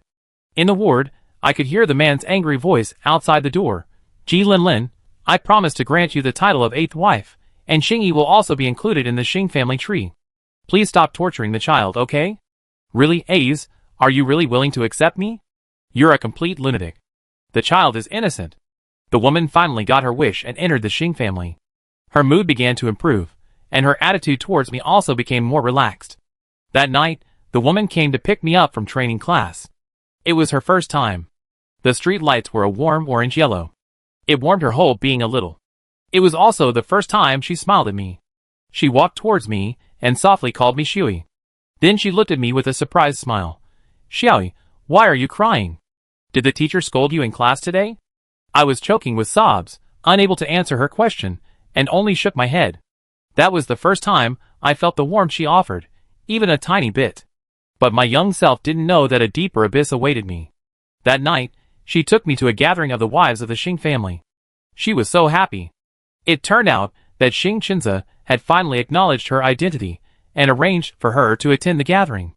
Being able to attend the Xing family ladies' gathering was like officially joining Xing Qinzi's group of ladies. She dressed up and even gave me a good beating. But at the gathering, the 7 ladies clearly didn't want to see her, and they made things difficult for her in every way. She was already in a terrible mood. Afterwards, I made a fool of myself in the children's talent show that the ladies had orchestrated. Those young masters and princesses, raised in the Xing family in luxury, had learned their talents from childhood under private tutors. And I, in the 7 years I've been with her, hadn't even attended a full year. I stood there in a daze, the mocking gazes of the ladies below me piercing me, leaving me at a loss. I frantically scanned their ranks until I finally found my mother. She stood at the back of the crowd, gazing at me with utter fury, as if I were the biggest stain on her life. That night, when we got home, she beat me up. After that night, I was completely heartbroken. I also deeply understood the truth that the weak are bullied. I wanted to become stronger. If I were stronger, she wouldn't be ashamed of me and wouldn't beat me. If I were stronger, those wives and their children wouldn't look down on me like trash. I began to focus solely on my studies. I studied relentlessly, endured with all my might. I wanted to seize the Xing family's fortune.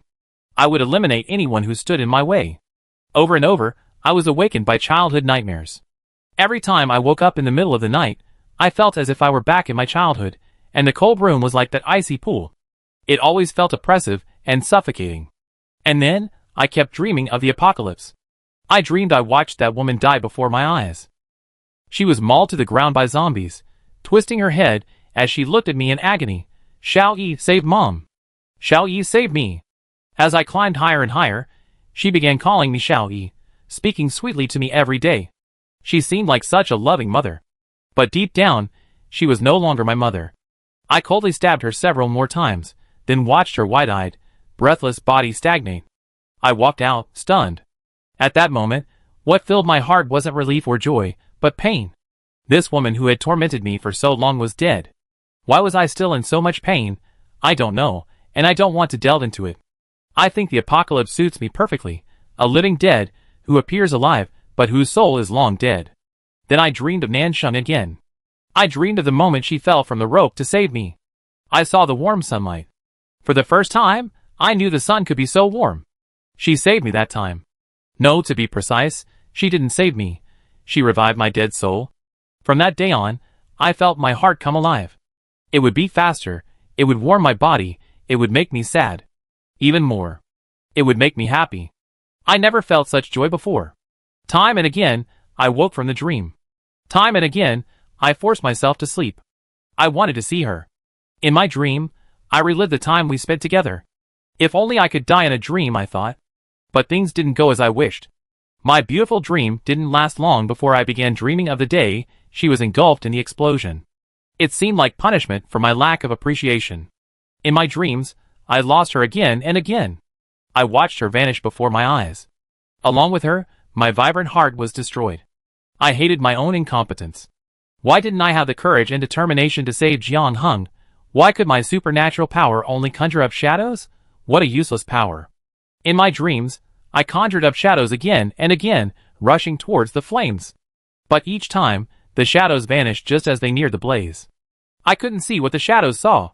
I couldn't feel what the shadows touched. This hidden supernatural power, praised to the skies by others, was so useless it couldn't even save the one I loved. I must have gone mad. To avoid experiencing the pain of losing her again, I forced myself not to sleep. When I was extremely sleepy, I even saw her apparition. But when I reached out, the illusion vanished. I couldn't help but wonder, if God saw me in such pain, would he give me a chance to be closer to her in my next life? Every time I thought of this, I couldn't help but laugh at myself for being so dreamy. It's okay if she doesn't have one. Someone like her would be perfect for a more perfect man. Besides, she doesn't like me so much that she might find me unlucky.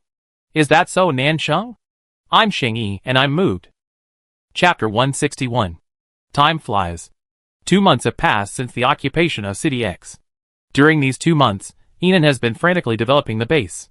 She has tripled the base's area, and the staff has grown to 437. Section 001 has also expanded from 326 to 549, and the base's area has more than doubled. Although the number of people continues to grow, Ian An's recruitment requirements are becoming increasingly stringent. No talent, no choice, no dishonest intentions, no choice, no laziness, no negativity. In short, everything from ability to character must be tested. Jiang He has put a lot of thought into this. Under her meticulous planning, the Galaxy Base's current interview system is a series of levels. But even so, it can't stop everyone's desire to join. The survivors of City C and City X are proud to join the Galaxy Base. During this time, Ian also purchased a large number of defensive devices through the points panel, greatly improving the defense and security of the two bases. After the first level 4 zombie appeared in City C, he brought it back to the base for Lin Feng to study. Lin Feng lived up to expectations. With Ian An's little advice, he discovered that the crystal cores of mutant zombies could enhance the abilities of the corresponding mutants. It could even be upgraded and mutated in later stages. This news excited everyone. The entire base was thriving. Everyone's face was filled with satisfied smiles. "Boss, it's time to eat," Chung Su roared, and Ian put down his weights and headed for the villa kitchen. There, a large, long table was already filled with delicious food. Outside, Jiang He, Song Yin, Bai Jinghe, Chen Feifei, and others frantically rushed in to grab seats. Lin Feng, due to his intense obsession with the experiment, wasn't dining with the others. Qian Fan was developing a branch base in City X, so he wasn't at headquarters.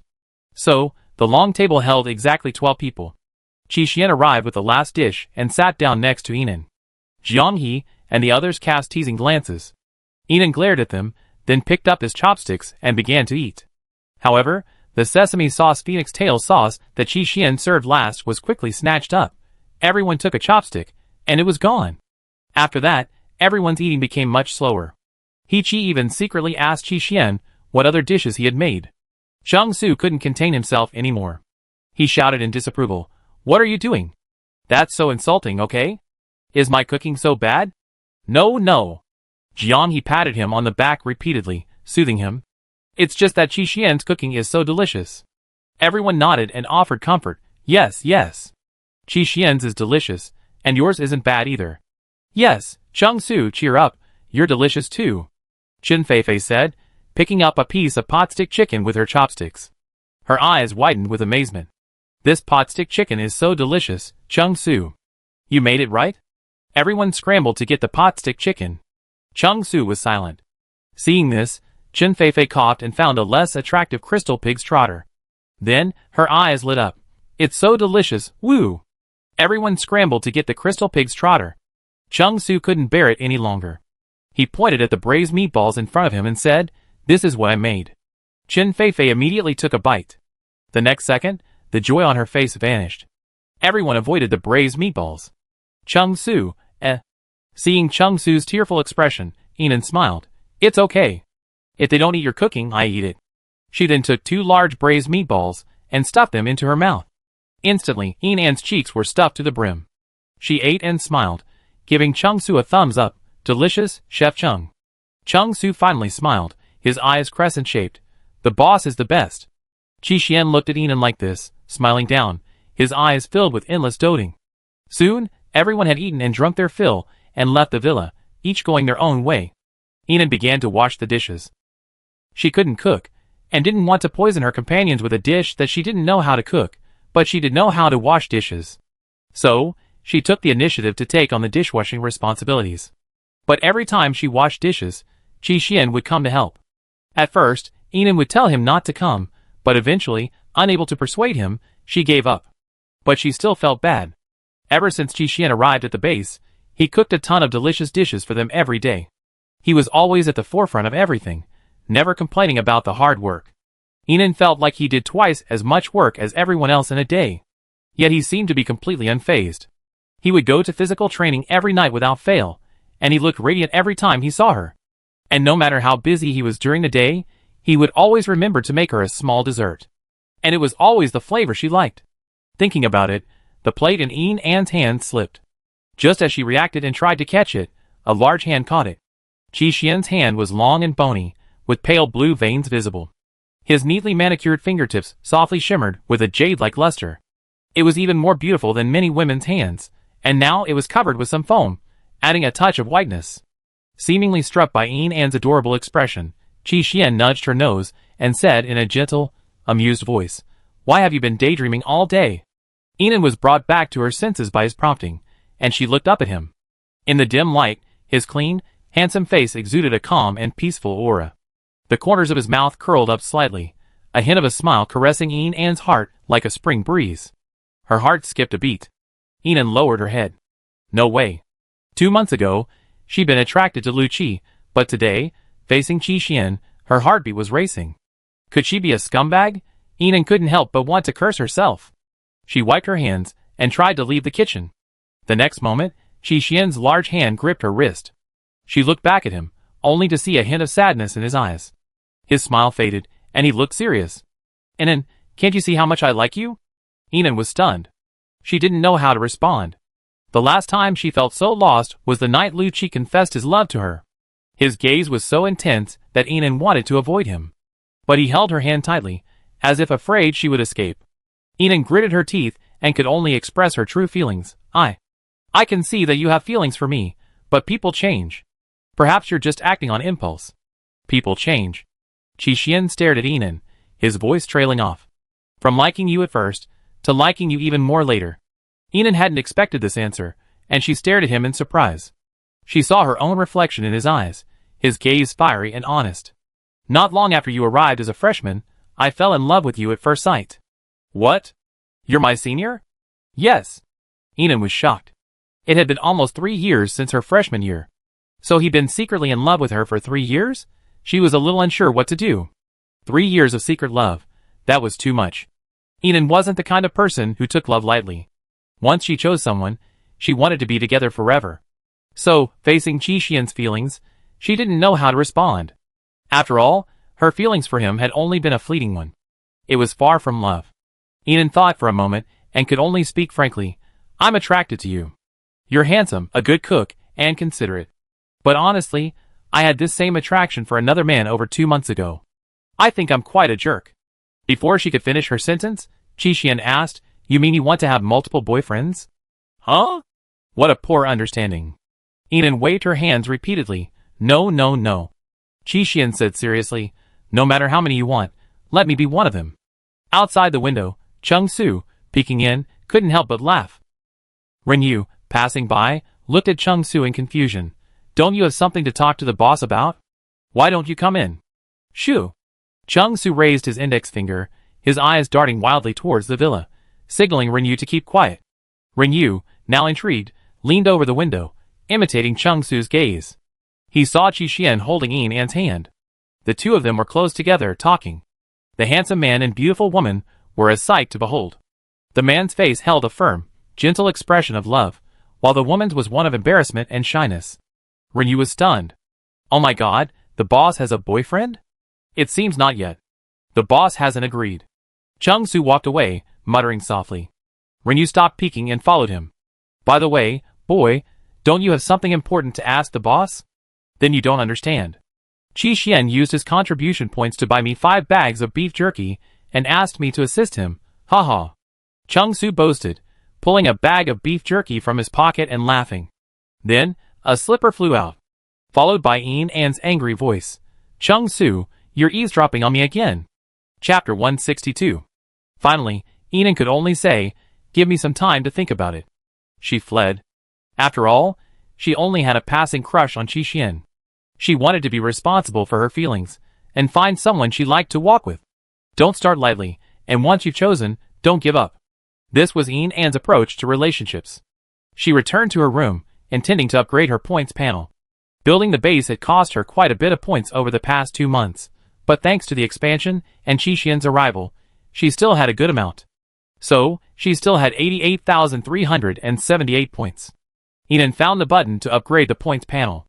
Upgrading to level 2 required 30,000 points. Sure, that's a lot. An felt a little heartbroken. But she really wanted to know what level 2 would unlock. Gritting her teeth, An clicked unlock. The points panel glowed, and the system's voice followed. "Beep, the points panel has successfully upgraded to level 2. New resources have been unlocked in each section. Please explore on your own." An eagerly clicked on the first tab, Base. The base tab had a new subtab called Level 2.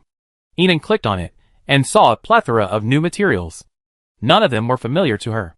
Some were used for building weapons, others for building safe houses. The names of these materials were bizarre, and none of them were new or unheard of. Enon didn't understand much about this area, so she decided to buy some for the architects and engineers at the base to study.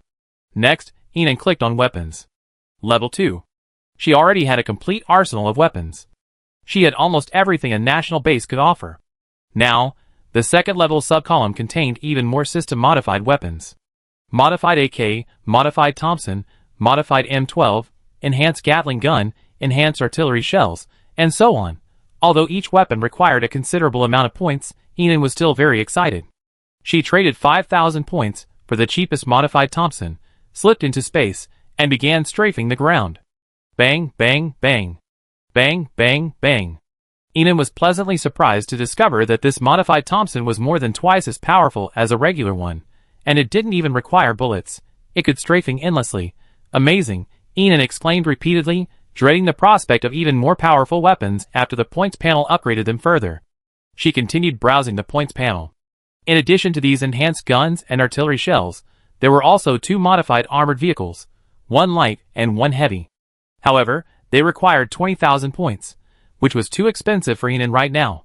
There was also a modified helicopter below, with a line of small text beneath it. Its speed is 120% that of a military helicopter, and can carry up to 80 people or 22,000 kilograms of cargo. Enon thought it was great, except that it required 50,000 points. She couldn't help but grumble, why are they so expensive? Next, Enon clicked on the supplies. Level 2. Since she stockpiled supplies after the apocalypse, her space had a wide variety of supplies. So, the Level 1 points panel contained tens of thousands of pages of supplies. The Level 2 panel had only 2 pages. But the items on it shocked Enon again. On the top, physical mushrooms, physical tomatoes, physical cabbage, supernatural radishes, supernatural flour, supernatural peas, delicious and slightly boosting supernatural energy, especially when combined with other ingredients to create delicious dishes. 2 full pages. Fruits and vegetables are divided into 2 categories, those that boost physical strength and those that boost superpowers. Enon was overjoyed. Although it currently said mild, it seemed that as the points panel continued to upgrade, even more powerful foods would be unlocked. If so, her companions at the base would become increasingly stronger, better able to resist the zombies. Enon clicked on the last column, Superpowers. A new superpower orb appeared in the second subcolumn of the Superpowers column, Random Combination Superpowers. The following line of small text read, "This superpower is a fusion and innovative superpower that no one else in the world can trigger. When activated, it will randomly yield a superpower from one of the B level to the SSS level. There are 5 levels of superpowers, B, A, S, SS, and SSS, with SSS being the highest. The power you receive depends entirely on your luck. It's just a blind box." Enon's desire to become a gambler was brewing. But when she saw the 100,000 points below, her nerves completely withered. Then, Enon caught sight of an item behind her, her eyes brightening in a look of disbelief. It was a primary zombie virus inhibitor. There was a line of small text underneath, "Can cure all viruses in zombies of level 3 and below." You have to remember, in her previous life, no one had developed a zombie virus inhibitor before she died. Only high-ranking officials in large bases could be cured by healing psychics after being bitten by zombies. Most psychics and ordinary people who weren't bitten by zombies in time to save themselves would inevitably become zombies. In other words, the zombie virus inhibitor was humanity's hope in the apocalypse. Excited, Enon checked the points required for the inhibitor, 1,000 points per tube. Luckily, she could afford it. She currently had 53,378 points. Enon had bought 3 inhibitors and a modified helicopter. She only had 378 points left. Enon sighed at the number. The thought of luring Lu Qi and Qi Yi to the base reached its peak at that moment. The system's voice then rang out, activating a top-tier handsome man with a max favorability rating, Xing Yi. "Host, please expedite the process." To motivate the host, the system is automatically upgrading. Beep, upgrade successful. From now on, each top-tier handsome man with a max favorability rating joining the base will receive 100,000 points. Qi Xian's 50,000 points will now be transferred back to the host. The next second, Ann's points went from 378 to 50,378. Ann bowed 90 degrees. Thank you, System Dad. She immediately bought a designated power ball and, armed with a zombie virus inhibitor, ran towards the research building. Chapter 163. Ann rushed all the way to the research building and handed the zombie virus inhibitor to Lin Feng. Boss, what is this? Lin Feng looked at the pale green potion in his hand, puzzled. Zombie inhibitor. Can inhibit zombie viruses of level 3 and below. Quickly study the ingredients in it, and see if there's any possibility of replication or evolution. Ann spoke rapidly, and Lin Feng's eyes brightened. There's such a thing. As he spoke, he eagerly began to study it. Base Commander.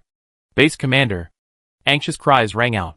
Ann looked outside the door, and saw a man, with a severely scraped arm, his entire arm covered in blood.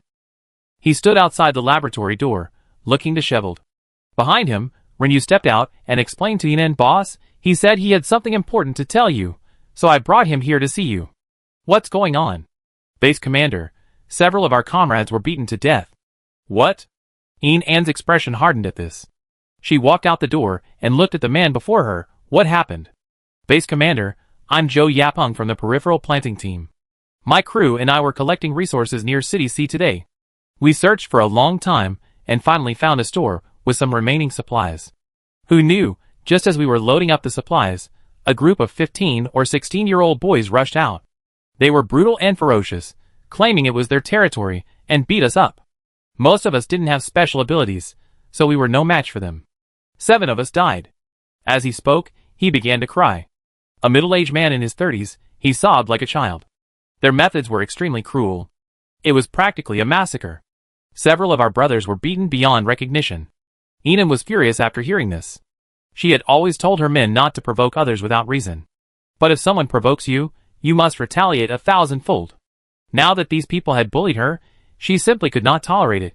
She called a medic to bandage Zhou Yapeng's wounds, then set off with Ringyu, Song Yen, and Qixian. In the armored vehicle, Zhou Yapeng continued to sob to Ann. Qixian and Ringyu, seeing his heartbreak, offered words of comfort. Song Yen remained silent throughout the journey, silently sharpening his knife. A few hundred meters after the vehicle left the base, the zombies began to multiply. Level 3 zombies, mixed with level 4 zombies, clung to the armored vehicle. Although it was August, the weather was starting to heat up again. From bitter cold to scorching heat in just 1 month. Many people couldn't adapt to the drastic change in weather. The rising temperature made this zombie-infested world even more tormenting. The stench of decaying zombies, and the stench of corpses filled the air. The car didn't drive long before it reached the place Zhou Yapeng had mentioned. This was the border between City C and City M. Base Commander, it's that 2-story shop up ahead. Zhou Yapeng pointed ahead, his voice agitated, his eyes filled with hatred, a desire to crush those people to dust. Ann only got out of the car. She now had all 4 of her abilities at level 4, Lightning, Light, Healing, and Charm. The level 4 zombies, which other psychics avoided, were no problem for her. She walked, wielding her long sword as she hacked at the zombies. The blade of the long sword occasionally gleamed with terrifying lightning. Amidst the crackling thunder, it slashed at the zombies' skulls, their brains emitting a charred stench. Sometimes enveloped in a pale yellow light, it resembled a radiant blade, slicing zombies into pieces with a single swing. For a moment, the ground was a mess of zombie bones. Ann habitually collected the crystal core and strode forward. At this moment, Zhou Yapeng, standing behind him, was completely stunned. He knew the base commander was a formidable figure. After all, he had heard his team members describe him before. Their descriptions sounded like something from a fantasy movie, and he had always thought they were exaggerating. It wasn't until he saw it with his own eyes that he realized their poor ability to express themselves. They hadn't even captured 1/10 of the base commander's power. Ringyu and the other 2 followed Ann, dispatching any zombies she had missed. Ann made his way unimpeded until he reached the store. The store was now completely deserted. There was not a single supply in it. There were only 2 zombies. Hearing Ann's cries, they frantically tried to escape, but their bodies were trapped by the collapsed shelves, preventing them from escaping. They could only gape in impotent rage. The store was littered with corpses, all of them seemingly dead for more than 2 weeks, crawling with flies and maggots. Where are the bodies of the people at the base? Ann looked at Zhou Yapeng. Zhou Yapeng ran over. In the store. He glanced toward the store, then froze in his tracks. After a few seconds, He stared at Enon with wide eyes, and said firmly, "Captain, they must have dragged the bodies away. I guarantee you, I'm not lying." He spoke with conviction. Although killing people and then dragging away the bodies was almost impossible in the apocalypse, after all, it was difficult enough to survive the zombies, let alone disposing of the bodies. But Enon still chose to believe. She raised her hand and said, "No need to say more. I believe you. Where did those people come from?" Zhou Yapeng pointed to the commercial district ahead. "It's over there." "I don't know exactly where it is." Enon pulled out a map from her spaceship and carefully examined it. This store was within the territory of their city C. She put the map away and said, "Let's go." The five of them reached the commercial district. The ground was littered with zombie corpses, clearly having been cleared many times. Renyu and the others cleared the zombies, while Enon observed the surrounding area. Just then, a boy of about 15 or 16 appeared from the second floor of a gym building. He had a kind face and spoke enthusiastically, "It's a survivor. There are a lot of zombies down there. Hurry up and get up." Enan's first reaction was to look at Zhou Yapeng. He stared at the boy, his eyes red and filled with hatred. "It was you who killed my team." The boy, upon hearing Zhou Yapeng's voice, looked at him, a look of shock on his face. "You?" He then angrily said, "Well, you were the one who came to steal our supplies, and when our people discovered you, you insulted us and pushed one of our companions toward the zombies. Now you're trying to distort the truth." For a moment. Two people, two different stories. A number of people also appeared behind the boy. They all echoed, "That's right. You were the one who started the abuse and assault, and you even killed your own companions. You're so vicious. Where are you from? With companions like that, you can't be good people." Enon frowned slightly, staring intently at their faces, as if trying to read something in their eyes. But it wasn't clear whether these people were acting brilliantly, or if Zhou Yapeng was genuinely lying. Enon couldn't detect a single flaw or hint of guilt in their eyes. "You?" Zhou Yapeng was clearly furious. He pointed at them, his chest heaving violently, clearly furious. Enon glanced at Zhou Yapeng, then looked up at the crowd, speaking calmly, "Everyone calm down. I'm here to investigate the truth. If it's truly my people who were wrong, I apologize and compensate you. Can we go upstairs and talk?"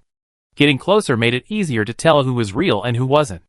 After all, she hadn't seen the bodies of the companions Zhou Yapeng mentioned, and there was no one else to testify for him. From beginning to end, it was all his story. And the expressions on their faces were so seamless. For a moment, she couldn't quite decide who was lying. The people upstairs exchanged glances.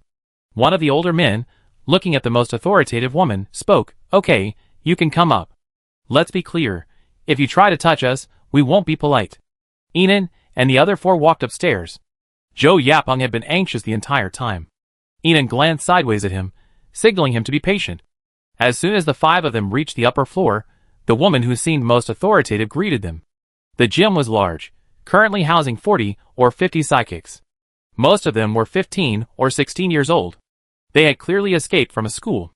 The woman had a kind expression and a strong teacher's demeanor. She sat across from Enon and the others, her demeanor calm, but when she saw Zhou Yapeng, a hint of disgust crossed her eyes. She spoke softly, looking at Enon as she spoke, "Just call me Teacher Li. I can see you're the leader of these people. I want to tell you the truth. My students have just been bullied by a fellow student like you. One student even turned into a zombie because of him." She spoke every word with utmost conviction and earnestness. Enon saw sincerity in her eyes. She asked, "Teacher Li, have you ever considered that your students have actually done something evil and are hiding it from you?" The teacher shook her head. "No, I witnessed it all with my own eyes." As she spoke, her face etched with solemn determination, she called out to the group of students watching from behind. They all ran over. 34 students. They surrounded the teacher. Teacher, don't be afraid. If the five of them bully you, we stand before you. Yes, Teacher Li, we protect you." Each of them looked sincere, deeply devoted to their teacher. Enon was momentarily perplexed. She glanced at Zhou Yapeng, whose face was already red with anger. "Base Commander, you must believe me," Zhou Yapeng said anxiously, looking at Enon. Suddenly Qi Xian's face turned painful. He held his head, his face pale, and cold sweat covered his body. "Qi Xian, what's wrong with you?" Renyu asked anxiously. Enon looked back at him, and saw that he was trembling all over, with a splitting headache, and his energy field was extremely unstable. This symptom. It was exactly like the state of activating supernatural powers, Ian grabbed Qi Xian and walked towards the corridor. Renyu and the others followed. As they reached the corridor, Qi Xian's complexion improved slightly. Ian sensed his energy field had become stronger, and was about to ask him how he was. Zhou Yaping's anxious voice rang out again. Base Commander, everything she said was a lie. I really didn't lie to you. Ian looked at him, about to say something, when Qi Xian's voice, gentle yet slightly hoarse, rang out. He's telling the truth. Ian turned to look at him. His pale gray eyes were filled with certainty. Ian was puzzled. Are you so sure? Qi Xian lowered his gaze to his palms and said softly, I just felt like a new energy surged within me. When I heard Zhou Yaping speak again, a voice told me he was telling the truth. Ian was slightly surprised. She immediately muttered to herself. System, analyzed Qi Xian. Qi Xian's character analysis. Male, 23 years old, 188 centimeters tall, 78 kilograms, Cancer. Awakened power, water power, identification power. Extremely loyal, highly responsible, intelligent, and possesses a very high upper limit on combat power. Teammate compatibility, 100% perfect compatibility. System review, a loyal dog, always by your side. Chapter 164. Ian's mind was now consumed with anger towards these students and teachers, and she didn't even register the system's words. A loyal dog will always be with you. She looked at Qi Xian. If they're lying, give me a heads up immediately. As she spoke, the female teacher approached them. Is your classmate feeling unwell? Do you need my help? I've been a doctor before. Ian glanced at the kind and peaceful teacher Li and smiled faintly. It's okay, let's continue our conversation. With that, she led the group back to their previous seats. Ian looked at the female teacher, her expression unaffected. So you just said you saw me, your classmate, bullying your students, right? The female teacher glanced at Zhou Yaping. Hate gleamed in her eyes, her voice trembling with anger. Yes, I hope you can give us an explanation. Qi Xian grabbed Ian's hand and gently pressed her pinky finger. She's lying. Ian wanted to curse. I've seen people lie, but I've never seen a whole group of people lying together, and it's a teacher and a whole bunch of students lying together. Ian stood up and said in a cold voice, All right, one by one, you're acting like it's real. She raised her knife and pointed it at the female teacher in front of her. Where are my people's bodies? Speak. The female teacher's face was filled with panic. The students around her stood in front of her and looked at Ian angrily. What are you doing, bullying our teacher? What a big beast, raising a bunch of little beasts.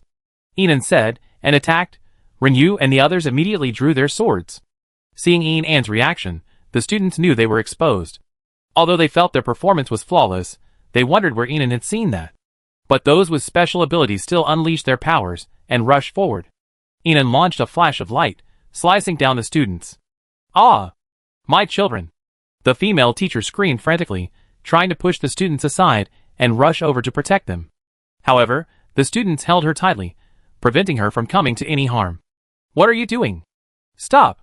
A man's voice echoed, followed by the sound of a large group of footsteps.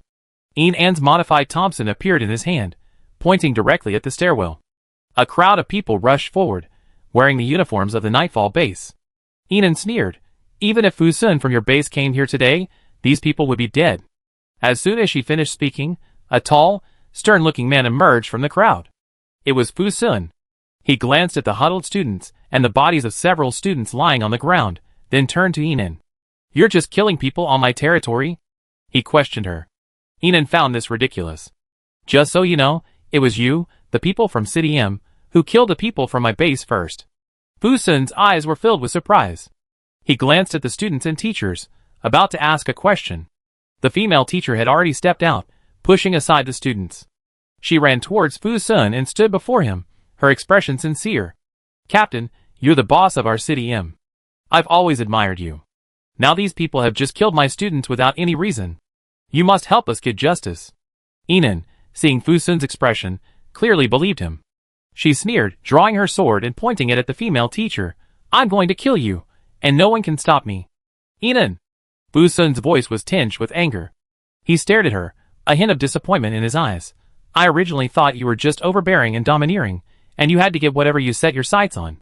But I didn't expect you to kill innocent people, not just students but teachers. Fu Yin, who had just walked up, was stunned by this scene. He stepped forward and looked at Fu Sun. Brother, you're not. Back off. Fu Sun interrupted ruthlessly. Fu Yin stopped talking and stepped back, looking at Fu Sun and Yinan with a complicated expression. Qi Xian lost his usual gentle demeanor and stood in front of Yinan. Who allowed you to say that about Yinan? Zhou Yaping also stepped forward. They were the ones who killed our people first. At the same time, Ren Yu and Song Yan drew their weapons at Fu Sun, waiting for Yinan's order to attack. Fu Sun's subordinates behind him also raised their weapons. Enough. Yinan's voice was cold. No need to explain to him. She erupted with lightning powers. I don't mind destroying your Nightfall base today. Fu Sun trembled with anger at this. He stared at Yinan intently, then glanced at Qi Xian beside her. A handsome man and a beautiful woman, a match made in heaven. He seemed furious, gritting his teeth. Okay, I believe you. Come here. Tell me exactly what happened. That's right. I just wanted to kill them all because I was upset with them. Yinan said, about to swing her knife. Calm down, calm down. Don't be impulsive. Impulsiveness is the devil. Zhou Yaping and Fu Yin both stepped in to mediate. Zhou Yaping immediately dragged Fu Sun away to explain what had happened, while Fu Yin frantically apologized to Yinan. Sister Yin, don't be angry with my brother. This is still our Nightfall base's territory, after all. He was only acting out of a sense of responsibility for his men. Blah, blah. Fu Yin went on and on. Yinan refused to listen any longer. She signaled Fu Yin and the others to hurry down, saying she wanted to avenge the people in their base. Finally, after Zhou Yaping's persistence and Fu Yin's constant attempts to mediate, Fu Sun and the others left the second floor and headed down. The female teacher hadn't expected that these people were actually old acquaintances of Fu Sun, the current leader of their city. Knowing she was cornered, she had no choice but to give up. She looked at Yinan and said unwillingly, I was only trying to protect my students. With that, she slit her throat and committed suicide. Teacher Lee. The students screamed heartbreakingly. Yinan handed them over to Ren Yu and the others, and went up to the third floor.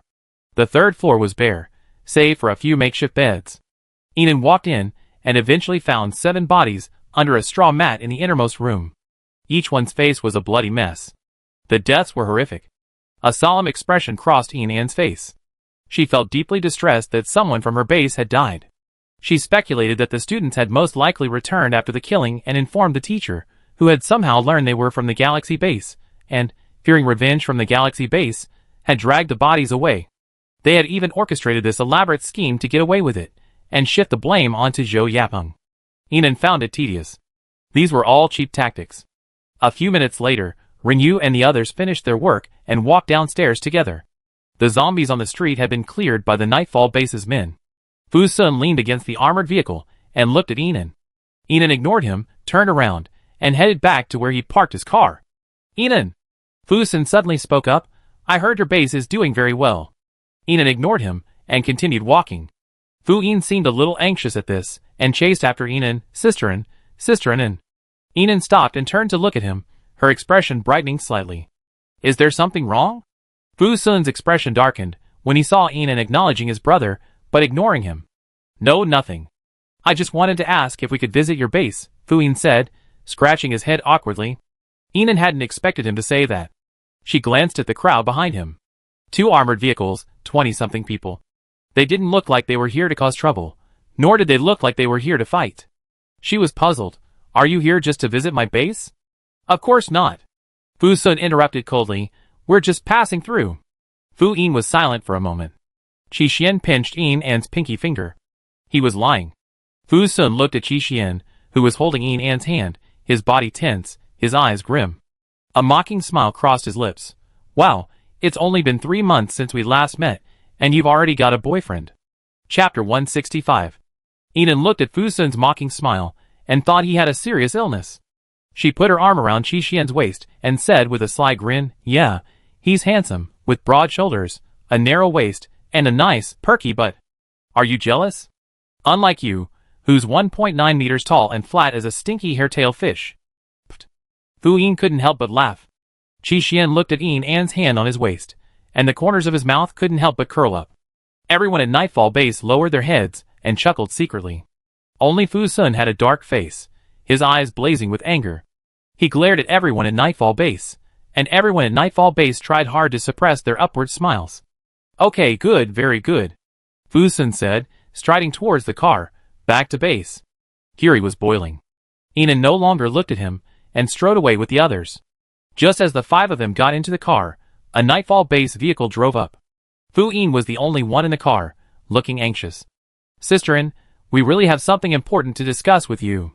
He turned to look at his brother, who was as stubborn as a stone in a latrine, and said helplessly, originally, this was my brother's idea, but I don't know what he was thinking, he had to upset you like that. Enan rolled down the window, a little impatient. What's going on?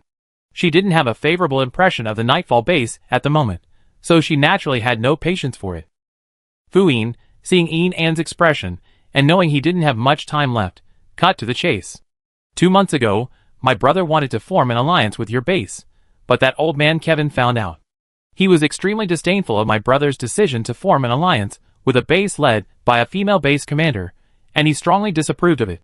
Later, they had some conflicts and parted ways. Kevin went to neighboring City T and united the bases there, and in T1 to deal with my brother, even threatening to take over City M. Fu Yin finished his speech in one breath, then took a deep breath and continued, also, a very strange phenomenon has recently occurred in City M. A large number of zombies seem to have become sentient, and are constantly and systematically attacking our base. We at Yimu are facing internal and external troubles, so my brother came to you to cooperate. Enan seemed to understand and raised an eyebrow. Does your brother always have this attitude when asking for favors? No. Fu Yin was also puzzled. He smiled wryly. I don't know. My brother was extremely unstable today. I guess he had his period. Ren Yuling interjected. That makes sense. Fu Yin stroked his chin. Alright, then, call your scumbag, and we go to my base to discuss the follow-up arrangements. After Enan finished speaking, Fu Yin immediately turned around to look for Fu Sun. About 10 minutes passed. Just as Enan's patience was about to run out, 2 armored vehicles from Nightfall base finally arrived. Fu Sun sat inside with a sullen expression and a reluctant look. Master Fu, if you don't want to go, forget it. We be leaving now. Enan said, starting the engine. My brother is willing. Fu Yin said quickly, then looked at Fu Sun. Brother, you're willing, right? Seeing Fu Sun didn't respond, he placed his hand on Fu Sun's head and nodded for him. Enan said nothing more and drove straight towards the base. When they arrived outside the base gate, everyone at Nightfall base was stunned. All that was left was a towering, steel-like defensive wall, a cannon, and a majestic, imposing tower. Inside the base, a prosperous scene unfolded, with people each working their own jobs, some cultivating the land, others raising livestock. There were also numerous factories and handicraft buildings. Not only that, the entertainment area offered a wide variety of entertainment. They even saw a variety of arcade games. This astounded the people at Nightfall base. They all stood outside the gate, looking left and right. But despite their curiosity, they politely remained outside and refused to enter. The 2 Fu brothers clearly hadn't anticipated the impressiveness of Enan's base. But Fu Sun still had to maintain his dignity, and with a cold cough, he signaled his subordinates to maintain their appearance. The rough-hewn men at Nightfall base could only stand still and maintain their composure. Even their eyes were still rolling. You 2 brothers follow me in. The rest of the base will wait outside. Enan said, and walked inside. Behind her, Ella's robotic voice echoed, new member detected, loyalty 61%, loyalty passed, successfully added to the base member list. New member detected, loyalty 100%, loyalty passed, successfully added to the base member list. 100%? Enan turned around in confusion, only to see that the person with 100% was none other than Fu Sun. His expression was grim. For a moment, everyone, Fu Yin, Renyu, Song Yin, Qi Xian, Zhou Yapeng, all looked at Fu Sun. Their expressions varied. Chapter 166. The machine's broken, Enan muttered as she kicked the loyalty meter door. She turned and walked back inside the base. Here's Fu Sun, 100% loyal to her? She didn't believe it. After all, his face was sullen, as if she owed him 8 million tons of supplies. But she could understand. She snatched supplies from him twice before, so it was normal for him to be a bit irritated with her. After hearing Enan's words, the others calmed down a bit. It turned out to be a problem with the machine. They walked into the meeting room on the 2nd floor of the base's office building. Enan led the 2 brothers, Fu Sun and Fu Yin, inside. Renyu, Song Yin, and Qi Xian remained outside. After taking their seats, Enan spoke first. Join our galaxy base and become our 002 sub-base, and I do my best to help you. No, Fu Sun immediately refused. His brow shone with pride and unyielding determination. Night Base will always be Night Base. It can never become anyone else's branch. Fu Yin fell silent upon seeing his brother like this. Their father had passed away early, and the Fu family's fortune and Night Base were largely supported by him, their brother. The Fu family and Night Base were both extremely important to him, their brother. The same was true for him. Yinan, seeing the two brothers like this, knew they were unwilling to join. She tapped her fingers rhythmically on the table. That's going to be difficult, unless you offer me sufficient benefits. Fu Sun was silent for 2 seconds, then said, for 100 tons of supplies. Yinan said coldly, 500 tons, not a gram less. Fu Sun looked at her. Under the light, her face was expressionless, her beautiful eyes filled with coldness and calculation. He chuckled softly, a hint of desolation in his eyes, and his deep voice was equally indifferent. 500 tons is fine, but please, Captain of the Galaxy Base, please act more quickly. Nightfall can only hold out for a day at most. With that, he stood up and left. Fu Yin also stood up and looked at Yinan. Sister Yinan, Kevin's gang is almost at our base. He knows our structure very well. His tone was anxious, his expression frantic, and a hint of pleading. As he spoke, he took out a map of M City and handed it to Yinan, showing the detailed location and structure of Nightfall Base. Yinan could see that they were in real danger. She nodded. Don't worry, I be there with my men tonight. Thank you, Sister Yinan. Hearing Yinan's words, Fu Yin's anxiety eased a little. He thanked her profusely, and then turned to chase Fu Sun. Fu Sun pushed the door open. Outside, Ren Yu, Song Yin, and Qi Xian, who were leaning against the window, all looked over. Fu Sun's eyes flickered over Qi Xian, intentionally or not, then, without saying anything, strode away. After the two of them left, Yinan began to deploy personnel. She currently had 437 people at her base, 2/3 of whom were psychics. The branch base also had over 100 psychics. Excluding those with fixed positions, who couldn't be transferred, there were over 300 available. Yinan decided to take 200 psychics to support Nightfall Base, with the rest remaining at the base and branch bases to protect it. M City. Nightfall Base. Upon returning to the base, Fu Sun and Fu Yin discovered that Kevin and a group of men were already waiting for them at the base gate. At that moment, the dozen or so buildings outside the base were filled with Kevin and people from City T. Cannons were mounted outside the base, glaringly. It seemed as if they could reduce the entire building ahead to rubble in the next second. At that moment, inside the Nightfall Base, Jiang Rui, Wang Kai, and the others, along with their psychics, gathered at the base gate, weapons in hand. They all wore determined expressions, ready to fight Kevin and his men to the death. Fu Sun got out of the car, and Kevin saw that the two brothers had returned. A cruel smile appeared on his face, and he walked towards Fu Sun. Master Fu, what are your thoughts? Didn't you say tomorrow night? Fu Sun's expression was stern.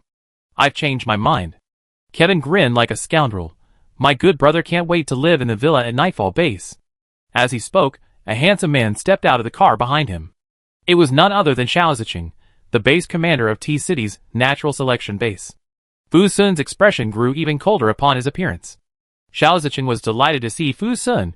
Young Master Fu, I couldn't compete with you in the business world back then, but things have changed. Now, in this apocalypse, I can finally outdo you. He glanced at Kevin with admiration in his eyes. All this is thanks to brother Kevin. Kevin smiled broadly and waved his hand. I merely stole half of young Master Fu's weapons and brought over 200 people to join brother Xiao. I don't have much to contribute. Although his words were spoken modestly, they were permeated with an emphasis on his own merits. Ha. Xiao Ziqing laughed. Kevin looked at Fu Sun. Well, young Master Fu, leave City M now. We won't touch your people. Otherwise, he said, raising the gun in his hand, a hint clearly in his voice. The next moment, bang! Fu Sun pulled out his gun and fired directly at Kevin. Kevin reacted quickly, using his speed-related mutant ability to dodge, but Fu Sun's bullet still pierced his ear. Ah! He screamed, and those around him raised their weapons to block him. At the same time, both groups opened fire simultaneously. The artillery within the Nightfall Base fired directly at the crowd and artillery on the opposite side. Xiao Ziqing and Kevin's expressions turned grim. Just as they were talking, the people from the Nightfall Base had secretly set up their artillery inside the base. Now, the Nightfall Base had taken the initiative, and they had immediately lost control. Kevin cursed loudly, covering his ears as he retreated to the building behind, avoiding the relentless fire. He hadn't expected that the Nightfall base, clearly already exhausted by the zombie wave and his betrayal, would be no match for him and City T. Fu Sun would actually confront him head-on. He was truly courting death quickly. The disadvantages in both weaponry and psychics left the Nightfall base overwhelmed. Fu Yin led the Nightfall base back into the base. Kevin, already bandaging his ears, pursued them relentlessly with hundreds of psychics. He relied on his familiarity with the Nightfall base's architecture to push through. At that moment, a large number of oil tanks, accompanied by fireballs of fire-based psychics, descended. The fire caught Kevin and his men off guard. The water-based psychic behind Kevin saw this, and immediately stepped forward to stop the fire. At the same time, over a dozen psychics jumped from the 3-story building and began fighting with Kevin's men. Fu Sun, wielding a broadsword, unleashed a furious burst of lightning-based psychic energy. In a flash, he had killed over 20 of Kevin's psychics, catching them off guard. Xiao Ziqing had clearly noticed Kevin's situation, and rushed in with a large force. Meanwhile, Tianza Base's artillery continued its relentless barrage at Nightfall Base. Boom! Boom! Boom! The barrage was incessant. Dozens of psychics at Nightfall Base were instantly killed. 2 shells barreled straight at Fu Sun, and he managed to avoid being killed by pulling his subordinates forward, dragging them both along. But the deafening roar of the bombing still severely damaged several people's eardrums. At this moment, Fu Sun's eyes were icy cold, gleaming with bloodthirstiness in the dim dusk. He was covering his men's retreat. He was wounded on the forehead, and streams of blood flowed from his forehead to the corners of his eyes, staining them red. His vision was blurry, and the bodies of his companions scattered on the ground made him feel dazed for a moment. Behind him, the anxious voices of Fu Yin and others drifted in and out. Brother, go. Base commander, run. Ahead, Xiao Ziqing and his entire force rushed towards them. Kevin and the others on the ground also scrambled to their feet, and fired wildly at them. Fu Sun turned and ran towards the rear of Nightfall Base. His heart sank deeper and deeper. He was deeply aware that they would be completely wiped out before Enon and the others could arrive to support them. Amid the chaotic psychic powers, Fu Sun looked towards the top floor of Nightfall Base, his eyes deep and resolute. Fu Yin, take some of your men and drive over to ram them, while the rest of you hold the warehouse buildings. If we're ultimately defeated, he said, looking at Fu Yin, use your last box of bombs to destroy the 2 warehouses. Don't let them get a single drop of supplies. With that, he raised his iron plate and charged at Kevin and his group. He swung his Mo Dao with terrifying lightning. His fierce, murderous face betrayed a fearlessness of death, a determination to perish together. Seeing Fu Sun's fierce fighting prowess, Xiao Ziqing's eyes flashed with ruthlessness. The earthen wall he swung was chopped in half with a single blow, completely useless. He quickly and coldly ordered his subordinates, aim your last few shells at Fu Sun. Blow him up. Chapter 167. Boom boom boom. Huge shells blasted the ground, sending up a cloud of dirt and rocks, but it wasn't Tianza Base's artillery fire, it was Enan's. All of Xiao Ziqing's artillery was instantly destroyed. He looked up in shock, only to see a fighter jet and a bomber circling overhead, clearly targeting them.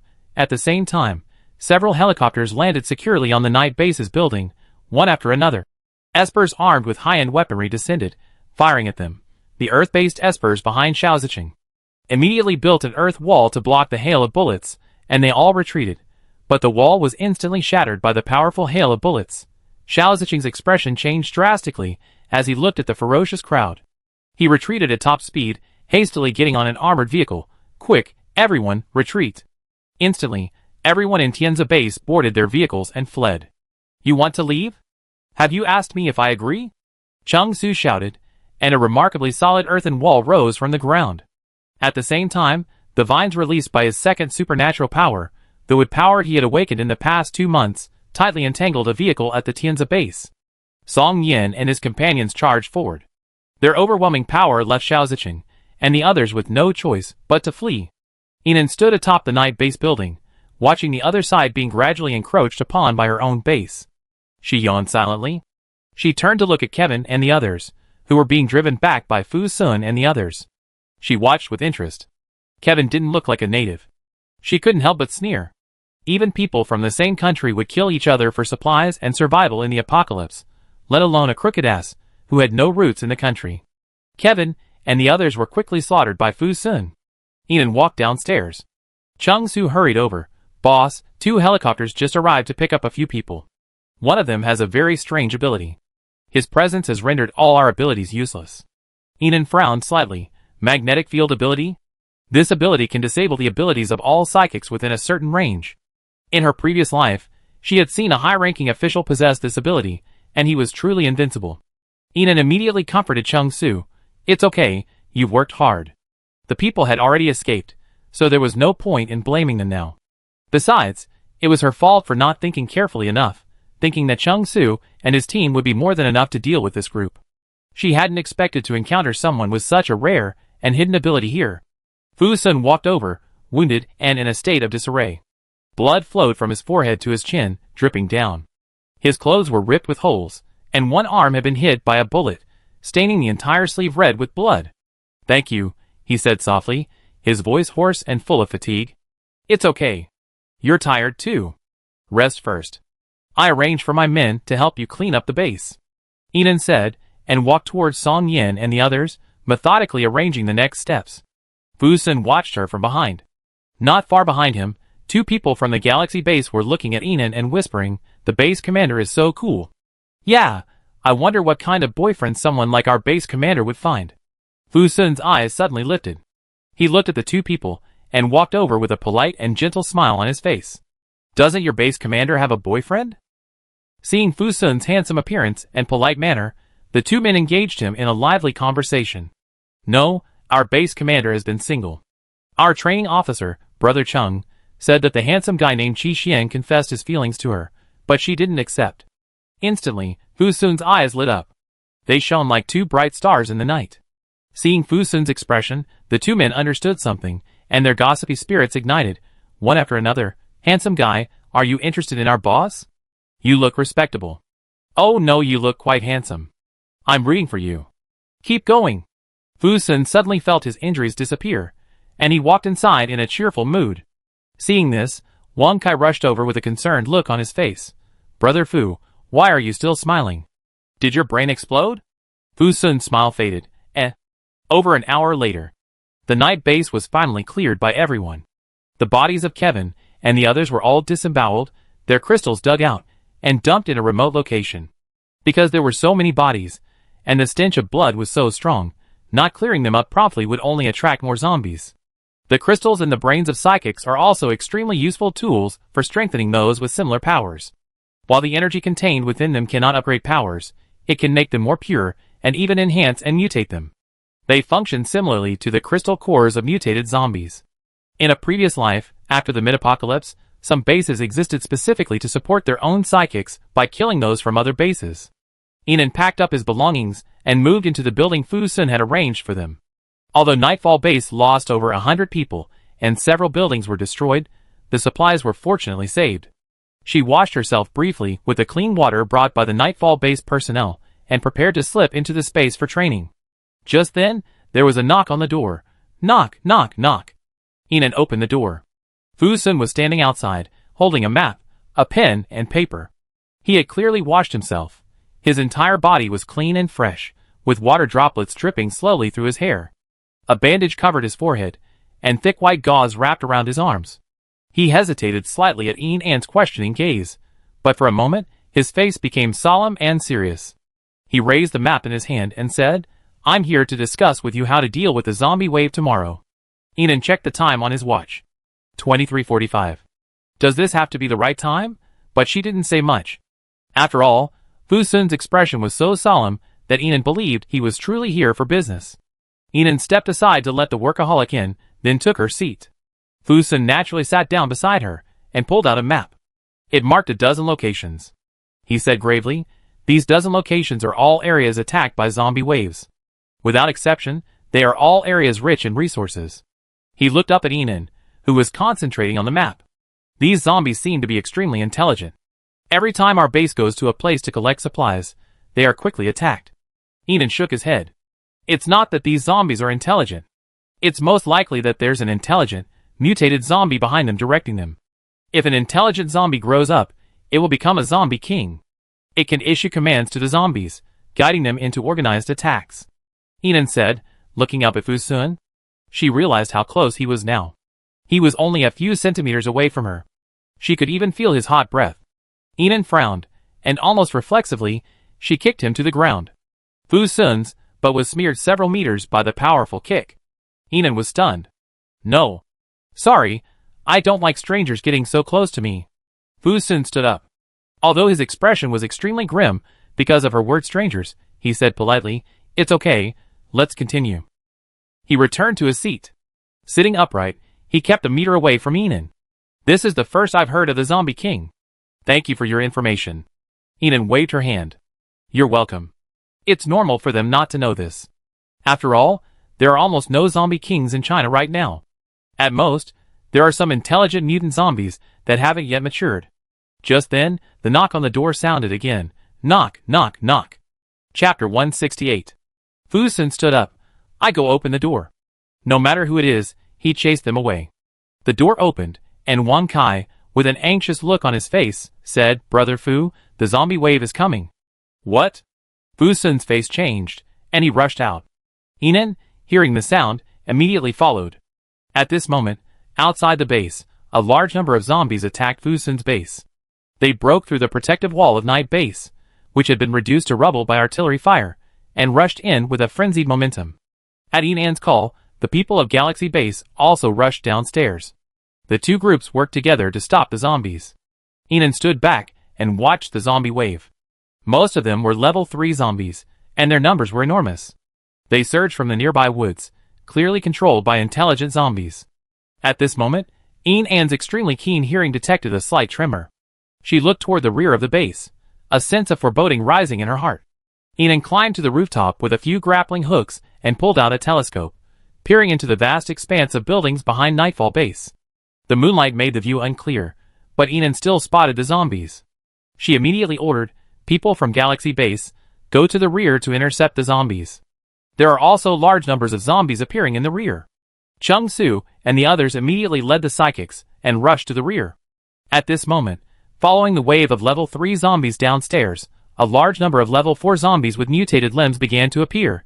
They were larger and more agile, climbing atop the wave of zombies and charging towards them. Inan then realized that the initial wave of level 3 zombies was meant to consume them. The real heavy hitters were the following wave of level 4 zombies. At the same time, waves of zombies also appeared on both sides of Nightfall Base. Having just experienced a fierce battle, Nightfall Base was now leaking air from all sides, and the destroyed defensive walls gave the zombie horde a perfect opportunity to attack. "Are there any shells left for the bombers and fighters?" Inan asked, pulling out his intercom. Soon, Renyu's voice rang out, "All gone, boss." Inan cursed inwardly.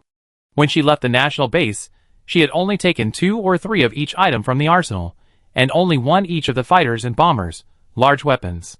Although the points panel could be redeemed, she currently had far too few points. How long would it take to kill so many zombies?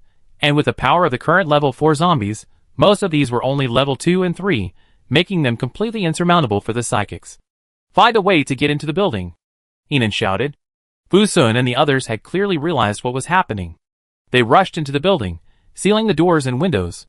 Instantly, people from Galaxy Base and Nightfall Base rushed into the building. Due to their scattered locations, they were now entering different buildings.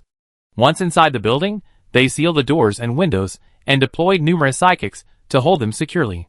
The zombies swarmed frantically towards the doors and windows, pounding them repeatedly. Level 4 zombies with 4-limb mutations even climbed the stairs.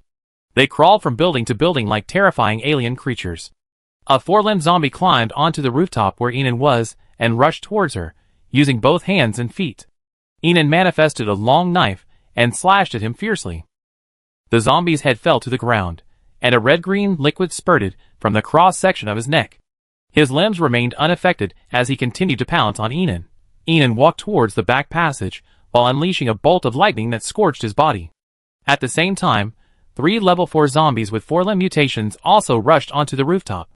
Inan closed the passageway door and pulled out several iron cabinets from her space, blocking it tightly. She walked downstairs. The 3-storied building was currently filled with numerous personnel from Nightfall Base and Galaxy Base. They gathered at the doors and windows of each floor, pressing against them. In addition to the first floor being pounded by a large number of zombies, the windows of the second and third floors were also being attacked by 4-limb mutation zombies clinging to the exterior walls. The zombies knew no fatigue, attacking relentlessly. Humans, however, were different. Their endurance and stamina were limited, making them unable to sustain a sustained battle against the zombies. Ian reached the first floor, where Chung-Soo and the others were pressing against the doors and windows. The door was practically buckling under the zombies' pounding. Crash! Bang! Ah! A window was smashed open by several zombies, their mouths gaping, their pupils pale as they charged in. Several psychics immediately stepped forward to stop the zombies. They swung their swords, hacking the zombie's face beyond recognition. Its blasted eyeballs hung from its bloody mess, its face stained with a mixture of blood and green. The ferocious mouth had been hacked so hard that its teeth had been knocked out, a few remaining teeth hanging precariously from its surface. The pus from its mouth gushed out even more frantically, splashing onto some of the psychics as they violently moved. Chop off the head, not the face, Ian shouted. The panicked psychics reacted and chopped at their necks. Zombie heads fell one after another into the room. Other psychics quickly held the window shut with iron plates. The zombie's head, which had fallen into the house, hadn't died immediately. Its one undead eye spun wildly, its mouth stretched wide open as it bit the ankle of the nearby psychic. It was a level 4 zombie. Primary inhibitors had no effect on it. The psychic had clearly not expected a zombie with its head chopped off to bite. With a wail, he dodged behind the crowd. He's been bitten. Ah, get away from us. Everyone was avoiding him. Ian looked at the Nightfall base's indifferent inhabitants. Since they weren't her people, she wouldn't use her healing powers casually. I'm cutting flesh. Don't hide from me. I'm cutting flesh, the man said in panic, reaching for his knife. But his entire ankle was bitten by the zombie, and the skin around it was rapidly turning gray. Now, he could only chop off his leg. His sweat-soaked face was filled with panic and fear. It was clear he couldn't bring himself to do it. You want to live? If you do, then attack. Another man from Nightfall Base roared. The man bitten by the zombie's hand trembled at the shouting, dropping his knife. He hastily picked it up and slashed at his knee. Ah! He cried out in pain, and then another fierce blow. Ian didn't look back. She looked at the door, which was about to collapse, and said coldly, Chung-Soo, you guys stay here and help me. Everyone else, except those guarding the windows, go to the second floor. The men from Nightfall Base and Galaxy Base immediately obeyed and headed upstairs. Although the brothers Fu Sun and Fu Yin were not present at the moment, the fierceness of Ian and the others in the battle just now still impressed everyone at Nightfall Base. They were now completely obedient to Ian's orders. Boss, what should we do? You decide. Open the gate later. When a wave of zombies pours in, you block the gate with an earth wall. We consume them bit by bit.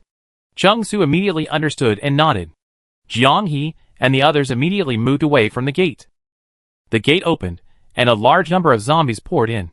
At the same time, Chung-Soo's earth wall sealed the gate. Bang, bang, bang. Ian's enhanced Thompson rifle fired furiously at the 8 or 9 zombies that rushed in. He directly blew off the heads of 3 or 4 zombies, while the rest were quickly dispatched by Jiang-He and the others.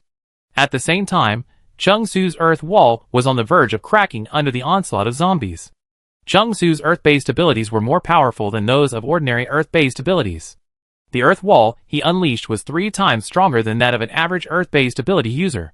If an ordinary earth-type psychic were to unleash their earth wall at this moment, they would likely be overwhelmed by the zombie horde in seconds. Chung-Soo's earth wall, however, held out for a full 30 or 40 seconds. Soon, the wall crumbled, and a new wave of zombies rushed in. Chung-Soo repeated the same trick, unleashing another earth wall. Ian continued his strafing. After clearing out this wave of zombies, she looked at Renyu and said, Here's your gun. I fly the helicopter to locate the intelligent zombie. With that, Ian handed the enhanced Thompson to Renyu. She ran to the top floor, retracted the steel cabinet that was blocking the passage door, and opening it, several 4-limbed mutant zombies rushed in. Ian quickly dispatched them, replaced the steel cabinet outside the door, and retrieved the helicopter from the spaceship. On the rooftop of the building next door, Fu Sun, having finished dealing with the zombies, looked at Ian and said, Where are you going? I fly your helicopter for you. Ian thought for a moment, and didn't refuse. If she needed to climb onto a helicopter, she would definitely need a pilot. She folded up the helicopter, and used a grappling hook to reach Fu Sun's rooftop. Then, she took out the helicopter again, and went up with him. Ian fixed his gaze firmly on one spot. Head southeast. Fu Sun was an expert helicopter pilot. He turned on his night lights and drove forward. Below, a swarm of zombies gathered. At the sound of the helicopter, They raised their heads, their mouths agape, their faces filled with longing. The helicopter flew for about 100 meters before the zombies disappeared. Ian glanced around. By now, nearly all the zombies surrounding the base had gathered inside the Nightfall base. There were few zombies outside the base, however. Chapter 169. The helicopter searched the woods and urban area surrounding Nightfall base for over 10 minutes, but Ian saw few zombies.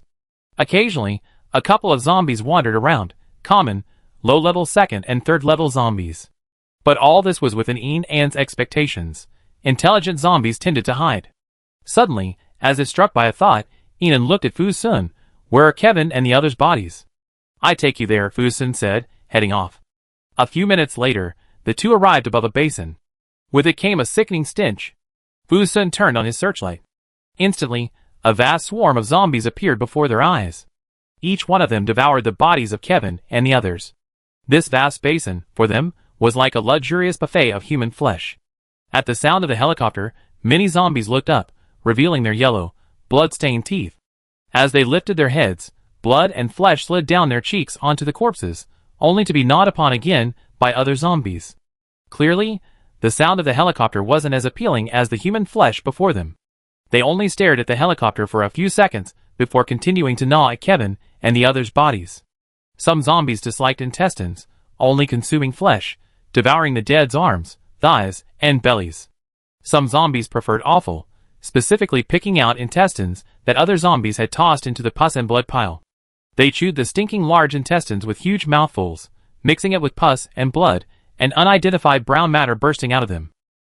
In this scorching 32-degree weather, most human flesh had already rotted, stank, and oozed with pus, but the zombies showed no disdain.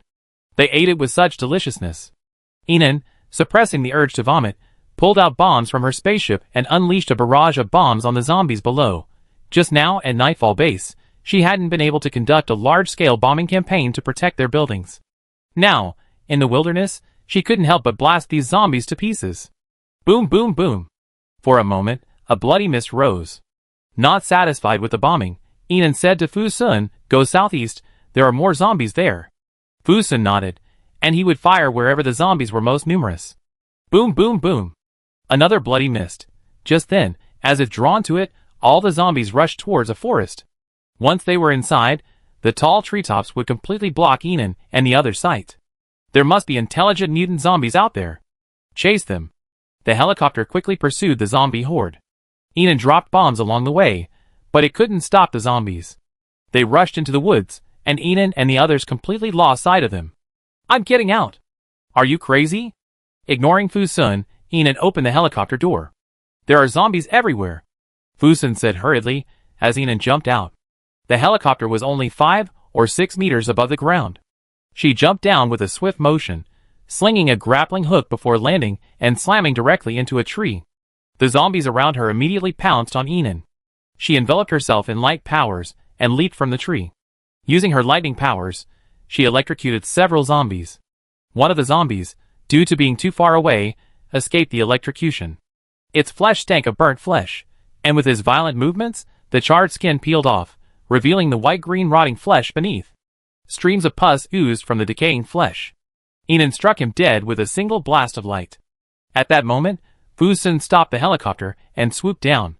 Ian hadn't expected him to come down.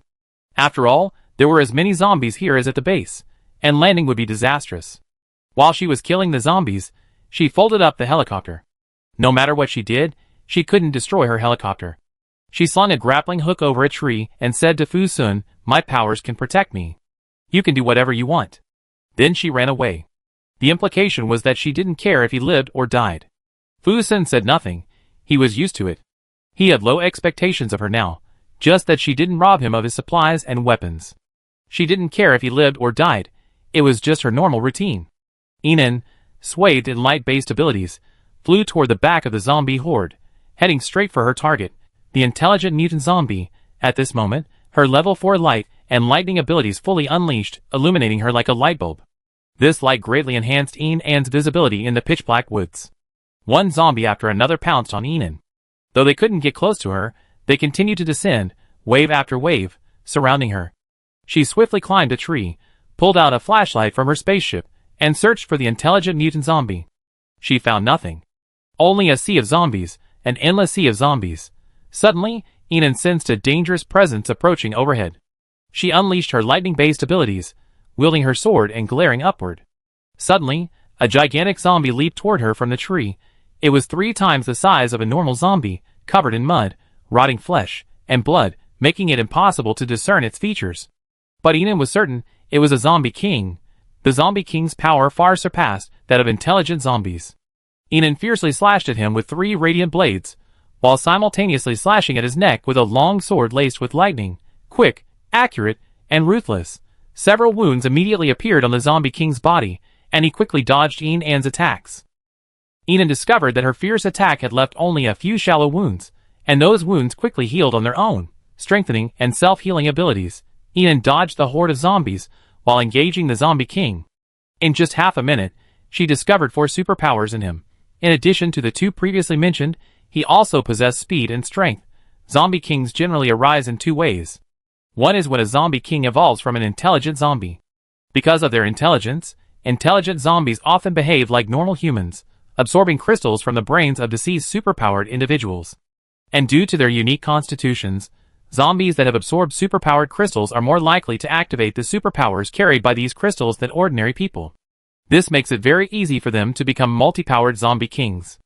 Another possible scenario for a zombie king arises when a superpowered individual, already powerful, retains some intelligence when transformed into a zombie through their indomitable will to survive. Although they have lost their human memories and emotions, they retain a certain level of intelligence and can absorb crystals, growing at an extremely rapid rate. Although Enon's mind was racing, her hands were constantly moving. This zombie king was extremely cunning, constantly commanding the zombies to attack Enon. Although Enon had light-based abilities to protect her, she was nearly overwhelmed by the zombie tide several times. Her energy and mental strength were limited, and she couldn't continue wasting them like this. With a cold look in her eyes, Enon lashed out with a grappling hook, aiming for the zombie king's eye. He quickly dodged, but Enon leaped onto his back, using the tree trunk as a weapon, and launched a frenzied attack on his eye. The eye's healing process wasn't so fast. The lightning and electricity radiating from her body seared the zombie king's skin. The zombie king used both hands to protect his eyes, and Enon took the opportunity to plunge a dagger into his cochlea. The dagger, encapsulated by lightning, gave the zombie king a splitting headache. He roared, and Enon seized the opportunity to stab him hard in the left eye. The grayish-white eyeball exploded. Roar, roar, roar! The zombie king was furious and flung Enon away. His other intact eyeball was bloodshot as he lunged at Enon frantically. Enon quickly dodged. The zombie king was furious at this point, his strength so immense that a single punch could break a tree. Every tree Enon climbed, he could break. Enon simply swung a long hook into the open space to distance herself from them. A Gatling gun appeared in her hand, and she unleashed a barrage of fire on him and his zombies. The zombie king pounced on Enon in a split second, hurling several fireballs at him. Fire power. Enon looked at the trees around her. If this fireball set the forest ablaze, she had no idea how far the flames would spread. In this scorching heat, if the fire got out of control, it would consume all of City M and potentially even spread to City C. Enon knew that the zombie king, driven to desperation by her, would unleash whatever special abilities he had. The Gatling gun vanished from her hand, and she wielded a dagger in each hand, attacking the zombie king's other intact eye. Ah! Ah! Ah! In the distance, a horde of zombies rushed towards them. Enon could even feel the ground shaking violently. It seemed that this zombie king had summoned a horde of zombies from Nightfall Base to deal with her. Her movements were swift, each one deadly. The zombie king dodged and attacked, blending with the horde of zombies to besiege Enon. But soon, the zombie king seemed to notice that, aside from a few scratches on his clothes, Enon had no injuries at all, like an invincible cockroach. He turned and ran deeper into the woods. Clearly, he was trying to evacuate. The zombie horde behind him also began to run after him. Enon launched one grappling hook after another, pursuing him frantically. We couldn't let him get away. If he escaped this time, it would be even harder to catch him next time. You know, after the zombie king's death, the crystal cores within his skull were all enhanced, each with a high probability of granting a person the supernatural power it granted. But he ran incredibly fast, and with the zombie horde blocking his way, Enon still lost him. She propped herself up on her knees, panting heavily, letting the zombies around her attack her relentlessly. Her muscles ached, and she repeatedly released her healing powers to heal her body. Stamina +1, speed +1, toughness +1, strength +3. The system's announcement flashed through her mind, and she quickly regained her composure. Enon, reassured by her healing powers, felt a great deal better.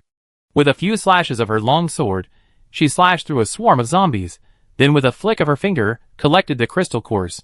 She then pulled out a dozen secondary crystal cores from her space, absorbing them to restore her energy. She quickly dispatched the dozens of zombies around her, and then spotted a swarm of zombies in the distance. They seemed to be besieging someone, and within the swarm, she could faintly see flashes of lightning. Enon held her head in her hand and said, "Oh, I forgot about this guy." She was locked in a fierce battle ahead, sparks and lightning blazing through the air. She had forgotten Fu Sun's presence. Enon, long sword in hand, walked towards Fu Sun. So, after struggling for over half an hour amidst the zombie horde, exhausted and in despair, Fu Sun saw Enon, enveloped in a faint glow, her face as beautiful as a goddess descending from the sky, slashing down from the sky and slashing through a swarm of zombies. She simply stood before him, raising her hand and unleashing a lightning-like blade. In just a few minutes, she had annihilated the 100+ zombies. Fu Sun, holding his Mo Dao, stared intently at Enon's dashing back, his eyes thick with dark energy. He had clearly been worried about her safety, chasing her all the way, and now she was the one saving him from the brink of disaster. He felt something growing increasingly turbulent within him, almost unable to be suppressed. Enon turned back to Fu Sun and said calmly, "It's good you're not dead. I saved you this time, and I give you another 100 tons of supplies. Don't forget young Master Fu." Fu Sun paused, feeling as if a bucket of cold water had been poured over him, his entire being calmed down. She saved him just for supplies? Watching Enon's graceful departure, Fu Sun sighed helplessly. What was going on? He was clearly so powerful. From the apocalypse until now, no psychic around him had surpassed him. Why did he feel so useless after meeting this woman? Holding the knife and following Enon's pace, Fu Sun secretly decided in his heart to practice for 2 more hours every night. Chapter 170. As the two emerged from the woods, Fu Sun noticed that Enon's clothes were torn in several holes. He took off his own clothes and threw them on her without further ado. Enon turned to look at him. Under the moonlight, Fu Sun's honey-colored upper body was exposed to the air. His muscular chest rose and fell slightly, his waist and abdomen were well-defined, his mermaid-like curves were voluptuous, and his 8-pack abs were tightly aligned. Enon raised an eyebrow. Nice figure. Fu Sun, observing her like this, suddenly asked, "Didn't you say I was a stinky hair tail?" Enon coughed to conceal his embarrassment. The two quickly returned to the Nightfall base. By then, the zombies within the base had vanished. The personnel from both bases were cleaning up the mess. Seeing the two return, everyone stopped what they were doing and cast curious glances. At midnight, a man and a woman were alone, the man bare-chested, the woman draped in his clothes, the holes faintly visible under his undergarment. Both of them looked drenched in sweat. This was really easy to misinterpret. "What are you looking at? You're all so idle, aren't you?" Fu Sun shouted, and the people at Nightfall Base immediately stopped looking. The people at Galaxy Base also stopped their gossiping glances under Enon's sharp gaze. Qi Xian looked at Enon, his eyes filled with endless desolation. So the person she told him she had a crush on was Fu Sun? Enon didn't have time to care about other people's thoughts. She strode inside. "We must move out as soon as possible. The Zombie King will definitely come again." Fu Sun followed Enon's pace and nodded, fully agreeing with her decision. These zombies chose this moment to attack their base, and they encountered zombie waves several times before when they went out to collect supplies. It was clearly a targeted move. "Master Fu, are you familiar with M City? Where are there more survivors and less vulnerable to zombie attacks?" Fu Sun pondered for a moment. "Wanji Entertainment City. Okay, that's where. We leave tomorrow morning." Fu Sun quickly announced the move to Wanji Entertainment City. Everyone quickly packed up and headed back to the building to rest. Some psychics, unable to sleep after the intense battle, gathered together to chat. "I really don't know why Brother Fu just listened to that woman and moved." On the first floor of a building, several men and women gathered in a circle, a casserole pot and a stove boiling potatoes between them. "We've been living here since the apocalypse. I really don't want to move now." "Yeah, I don't want to move either. Brother Fu hasn't said why or whether he'd be moving back in the future." "Hey, Captain Suing, you're close to Brother Fu, why don't you go ask him?" When Suing heard someone mention her, she glanced up at the man and shook her head. "I don't need to ask about things like that. They have their own arrangements." "Captain Suing, don't you like Brother Fu?" Do you feel comfortable seeing him so close to another woman? A girl asked. Su Ying's expression changed at that, and she subconsciously glanced at the man beside her. Sitting next to her was a handsome, tan man. A hint of displeasure crossed his face. He looked at the girl who had asked, How may you talk too much? Su Ying lowered her eyes at that, a touch of joy welling up in her heart. How Mei was annoyed. She stood up and said, Pei Yi, are you angry? You are so angry every day. Hey, How Mei, sit down. Don't be angry. Isn't Pei Yi always like this? A man pulled How Mei back to the ground. He glanced at Su Ying with a teasing look. Whenever it comes to someone, Pei Yi loses his composure. Pei Yi looked at Su Ying, his eyes filled with unwavering affection. Su Ying's ears flushed from his gaze, and she quickly said, I've long disliked Brother Fu. One must understand what one truly wants. No matter how good he is, he doesn't belong to me. As she spoke, her eyes flicked towards Pei Yi. Oh! Everyone let out a third sigh, glancing at the two of them. These two have a future. Pei Yi lowered his head, hiding a faint smile. At this moment, another girl grumbled, but I still don't understand why Brother Fu follows the galaxy-based commander so eagerly and accommodatingly. Besides having a ton of space weapons, what else is so special about her? She was beautiful and pure, the most strikingly beautiful of the group. Maybe it's just her looks. After all, who doesn't like beautiful women? The greasy man next to her said, looking at her, Just like I like you, Tan Jing, you're my goddess. Tan Jing leaned back instantly, clearly avoiding the man in front of her. How Mei looked at Tan Jing. I'm not saying anything, Tan Jing. All the men in our team like you. Aren't you satisfied? You have to keep stalking the commander? Why me? I heard the commander's been single. He can't possibly be single and have children. Goodness. You wouldn't even want me to touch you. And yet, you want to have a child for Brother Fu. The base commander has 8-pack abs, don't you? His superpowers are amazing. Can you compare? How Mei agreed. Indeed, the base commander was the CEO before the apocalypse. He fits perfectly in the mold of the male protagonists in those domineering CEO novels I read before the apocalypse. Okay, stop being so infatuated.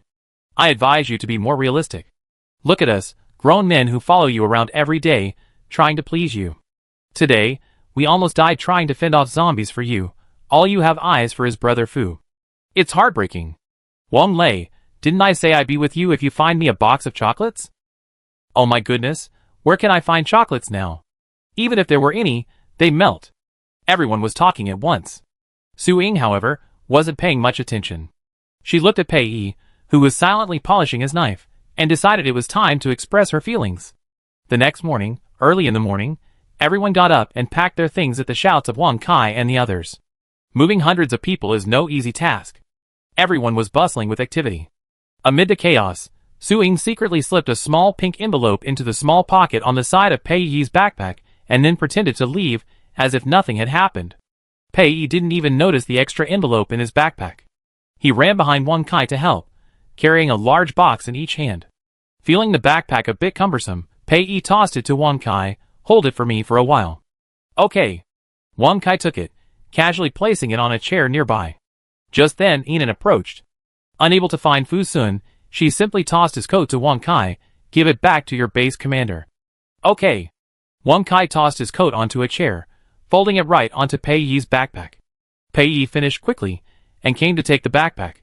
Fu Sun also emerged from the building, and took the coat Wang Kai had handed him. He was completely absent-minded. He hadn't slept well the previous night. Enan's face, her eyes, alternately cold and cunning, filled his mind. He had a terrible premonition. But he didn't dare dwell on it. Suddenly, Fu Sun felt something hard inside his clothes, something like cardboard. He lifted a corner, and saw the pink corner of a letter. Instantly, he seemed to understand something. He retreated into his room, and carefully opened the envelope. Inside, a short sentence was written in elegant handwriting, each stroke filled with earnest love. There's something I'm too embarrassed to say to your face. I love you too. Fu Sun's heart was beating wildly. His fingers gently traced the words on the envelope, as if something could no longer be suppressed, his eyes filled with tenderness. Officially, Enan, who was organizing the base personnel to board the helicopter, heard the system announce, beep, activating a top-quality handsome man with a maximum favorability level. Fu Sun. Beep, a top-quality handsome man with a maximum favorability level has been detected joining the base, rewarding 100,000 points. Enan was stunned. Huh? Chapter 171. Boss, we're all on the helicopters. Should we leave now? Chung Su walked over. Enan didn't have time to think about how Fu Sun had appeared in her maxed-out favorability system. She glanced at Fu Yin and the others, who had already left in their helicopters, and nodded, "Let's go now." And so, helicopter after helicopter took off from the night sky above the base. They flew in an orderly fashion toward Wanji Entertainment City in City M. When Fu Sun ran out of the room, he saw that Enan and the others had already flown away. He quickly boarded a waiting helicopter. In the helicopter, Wang Kai saw Fu Sun and immediately approached him. He wore a look of deep guilt for having done something wrong. "Fu, brother Fu, I just accidentally scattered a bag of flour at the base." Before he could finish his words, Fu Sun patted his shoulder. This frightened Wang Kai so much that he trembled all over. But the next second, Fu Sun's unusually gentle voice echoed, "Well done, keep up the good work." Wang Kai's face was etched with confusion. What? He hadn't heard correctly. He looked up at Fu Sun, who was staring at the departing helicopters, his lips curling up uncontrollably. His face was beaming. Wang Kai scratched his head and sat down, bewildered. Could Brother Fu's brain have truly been blown to pieces? Above Wanji Entertainment City. With the arrival of Fu Yin and his group, the survivors of the Entertainment City quickly heard the news. They were all shocked. M City's flagship base, Night Base, had actually relocated to Wanji Entertainment City. After all, Night Base was a base they couldn't get into, no matter how hard they tried. Its revenue targets were extremely high. This Wanji Entertainment City consisted of 3 high-rise buildings, 7 smaller buildings, and a circular commercial street. The survivors were primarily concentrated in the 3 high-rise buildings. Each of these 3 buildings reached 25 stories. The higher the floors, the safer and more numerous the survivors. Nightfall Base, we're requisitioning the top 4 floors. We'd be moving out soon. Beside Fu Yin, Jiang Rui led his men as they informed the survivors floor by floor. Embracing their guns and the Nightfall Base logo, most of the survivors obediently gave up their seats and moved downstairs. Soon, the entire first 4 floors were vacated. Fu Yin and his men entered the building, and everyone settled in one floor at a time in an orderly manner. But when Fu Yin, Enan, and the others reached the 22nd floor, they heard a heated argument coming from downstairs. Psychics have superior hearing to ordinary people, and the shrill voices of these people were even more piercing. "This is our territory, stay away." "What do you mean by your territory? This building belongs to all of us. You're just taking shelter here. We've been here for 3 months. This is our territory. You need to give it to Nightfall Base and stay away. How can you be so narrow-minded?" It took Nightfall Base 7 days and 7 nights to completely clear out the zombies from Wanji Entertainment City. You followed them to get to the supplies and safe place, and now you're not happy to let them stay for a few days? You sanctimony, what does your borrowing have to do with me? I'm not even on the first 4 floors. Hey, stop arguing. The people at Nightfall Base didn't take away all the supplies, so they left some for us. That's why we're still alive. Don't forget your roots. You're so high-minded, but you're not. They took away so much supplies, and only left us so little. We're almost finished eating them now. Why should we be grateful to them? Wang Ping, you're so cruel. Look at your daughter, she's almost starving to death, and all you do every day is feed your son. You're such a jerk. Qin Guixiang, what are you talking about? You're pretending to be a living bodhisattva. I can't stand you sharing some supplies with my Song Shouty. Your family. I don't think you consider this daughter yours at all. Look at the name you gave her. Do you really think your daughter is an independent being? Qin Guixiang, you're sick. I beat you to death, you bitch. You hit me, old Zhang, come on. Downstairs, the arguing gradually turned into the sounds of fighting. The clanging of pots and pans gave Fu Yin and his men a headache. He led a few of his men downstairs. Someone in the crowd saw Fu Yin and his men coming down and immediately shouted, "Stop fighting. The Nightfall Base is coming." The fighting gradually died down. They looked at Fu Yin with varying expressions. Fu Yin scanned the crowd and asked in a deep voice, "Anyone dissatisfied with us, the Nightfall Base, staying here temporarily? Stand up." A complete silence fell. Some in the crowd lowered their eyes and remained silent, while others glanced left and right, daring not to say anything. Behind their backs, they shouted arrogantly, but in front of the Nightfall Base, they acted like grandsons. No right? Fu Yin seemed amused by their behavior. He chuckled, tapping the gun in his hand. He said slowly, "Since you're all okay, if we hear anyone making a scene over there again, we won't be polite." Wait a minute. A short, Then man in the crowd raised his hand. I need to say something. Fu Yin raised his head, motioning for him to speak. The man glanced at his son beside him and shuddered. We need some food. Our children are starving. Yinan, who had just come down, happened to witness this scene. She looked at the man. He and his wife were both thin, but the boy in the woman's arms was incredibly well fed. The boy looked to be 6 or 7 years old, but he was still held in the arms of his frail mother. Behind the couple was a little girl, as thin as a skeleton, her face pale and her eyes lifeless. Yinan felt as if she could die at any moment. Are you talking about your daughter? Fu Yin asked. The couple was stunned for a moment. They didn't even glance at their daughter, nodding repeatedly yes, yes. Fu Yin saw that the little girl was indeed frighteningly thin, so he signaled to his subordinate to fetch a bag of food. The subordinate nodded and turned to head upstairs. Don't listen to Wang Ping and Song Jinghua's nonsense. Their food is for their son. Their daughter won't get a single bite. The woman on the other side said, her hands on her hips. She had some bruises, obviously from the recent fight. Fu Yin frowned at this. Seeing that Fu Yin had truly taken her to task, the woman named Wang Ping flew into a rage.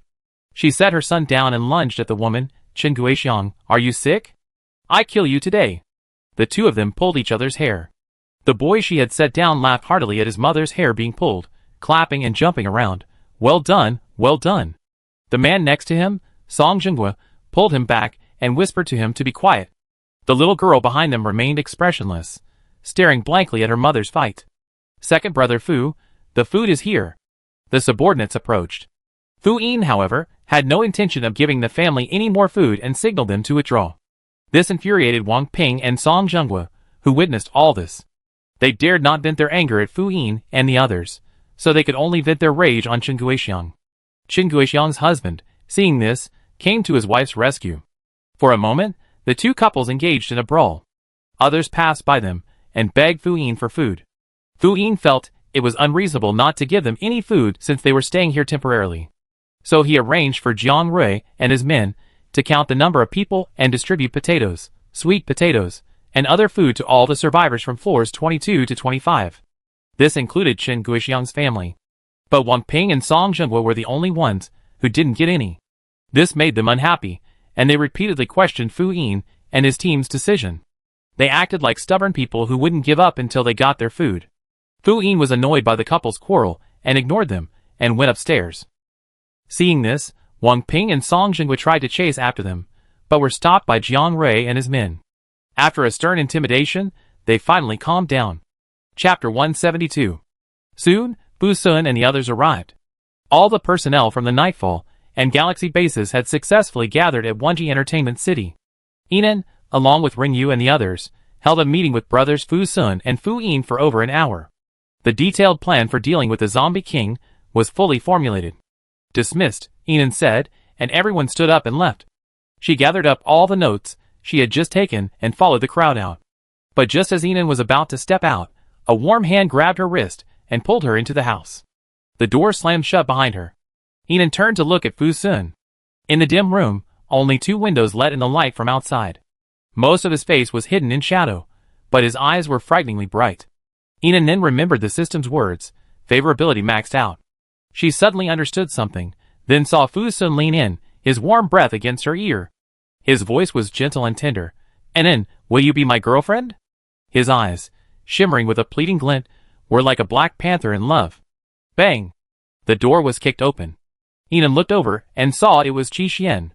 He was always gentle and polite, but this was the first time she had seen him kick a door like that. Qi Xian strode over, his handsome face expressionless, his lips pursed coldly. He grabbed Yinan and walked out. Swish! The next second, Fu Sun's Mo Dao blocked Qi Xian's path. His voice was cold. What do you mean? Qi Xian, without even turning his head, said, Please don't harass our base commander. Your base commander? Fu Sun repeated each word, seemingly finding it extremely amusing. He looked at Yinan, his voice softening. Yinan, let him go. How could he not see that this man named Qi Xian had feelings for Yinan? Why? Yinan looked at Fu Sun. He's from my base. If anyone wants to leave, it's you who should leave. Fu Sun, hearing Yinan say this, assumed she was angry with him because he disagreed with joining the Galaxy base. His eyes darkened, and he looked at Yinan seriously. Actually, I changed my mind last night. I wanted to tell you that after we defeat the Zombie King this time, our base will join you. Yinan's eyes lit up when she heard Fu Sun say this. Fu Sun's base covered a large area. If he joined, it would earn him a lot of points. She nodded immediately. Okay, better today than tomorrow. Sign the contract now. With that, Yinan pulled out the long-prepared contract and pen from his spaceship and handed them to Fu Sun. Fu Sun took the contract and began to study it carefully. He glanced at Qi Xian and coldly dismissed them. We have important matters to attend to. Those not involved may leave. Qi Xian's expression shifted for a moment. He truly didn't know what excuse to use to stay. He now felt that the person Yinan had been referring to must be this Fu Sun. His moist eyes, filled with endless sorrow, gazed at Yinan like a homeless, drowned dog. Yinan, observing Qi Xian's expression, and then the arrogant Fu Sun, suddenly felt protective. She was discontented. Why do you want him to leave? Is his presence getting in the way of you signing the contract? Fu Sun choked, not daring to contradict Yinan. He could only endure Qi Xian's thorn in his side, carefully read the contract, and then sign it earnestly. The next second, a system voice echoed in Yinan's mind. Beep, detected that the host has conquered a base. 5,000 points added. Beep, sub-base system activated. Scanning sub-base 002 begins. Sub-base 002 has an area of 88,900 square meters. 88,900 bonus points. Sub-base 002 has a total of 381 members. 38,100 bonus points. Starting to enter the loyalty system for sub-base 002. Beep, all loyalty levels pass. Please quickly install the intelligent loyalty check gate and give the base a clean slate. Wow, 132,000 points total. Yinan felt a sense of hope. She regained consciousness and realized that tensions were building between Fu Sun and Qi Xian. Their energy fields were extremely unstable. It seemed as if a fight was imminent. Fu Sun was the most arrogant of them all, his ferocity threatening to tear Qi Xian to pieces. Yinan's protective instinct surged again. She looked at Fu Sun. Young Master Fu, you be the head of Division 002 from now on. You and Qi Xian are both from the Galaxy base. Stop bullying your own people, okay? Fu Sun was furious upon hearing this. He looked at Yinan in disbelief. You said I bullied him? Yinan glanced at Qi Xian, who stood there quietly and elegantly, then at Fu Sun, who looked like a furious leopard. It was clear who was bullying whom. Boss, dinner's ready. Qi Xian, everyone come and eat. Chung Su's voice echoed from afar. Yinan pulled Qi Xian away. Let's eat. Left alone, Fu Sun's nostrils flared with anger. Brother, you're so miserable. I can't bear to watch this anymore. Fu Yin, who had been peeking at the show from the corner for a long time, came out. He couldn't believe that his brother, who had always been so high and mighty, was now so humble in search of love, even selling the entire base as a betrothal gift. However, he was happy to join the Xinghe base. He had witnessed the strength of Yinan and the others firsthand. In the apocalypse, finding a good ally was crucial. Fu Sun took a long, deep breath before snarling through gritted teeth. That man is incredibly scheming, feigning weakness to gain sympathy. Damn it! Fu Yin thought this made sense. He looked his brother up and down and began to offer advice. Brother, you're not bad looking, but you have a bad temper. You should control your temper and be more gentle. Be a strong competitor. Be a strong competitor? Fu Sun's brows furrowed into a deep frown. He pondered for several seconds before realizing what strong competitor meant. His eyebrows arched, his expression haughty and disdainful. Do I need a strong competitor? She and I are a two-way match. I already won. Really, brother? Fu Yin looked incredulous. Fu Sun nodded seriously. I'm in the atmosphere right now. At that moment, a man's anxious voice echoed from the opposite corridor. Su Ying, what's wrong with you? Fu Sun and Fu Yin both looked over. In the corridor across from her, Pei Yi chased after Su Ying, calling her name repeatedly, his expression anxious. Su Ying stopped, her head bowed, and remained silent. Pei Yi stood in front of her, holding her shoulders and looking at her intently. Tell me, what did I do today that upset you? Why are you still mad at me? Su Ying remained silent for a long moment before she said glumly, It's okay. I'm probably just being sentimental. What are you talking about? Pei Yi looked at the girl's slightly red eyes and hugged her tightly. The next second, he kissed her on the lips.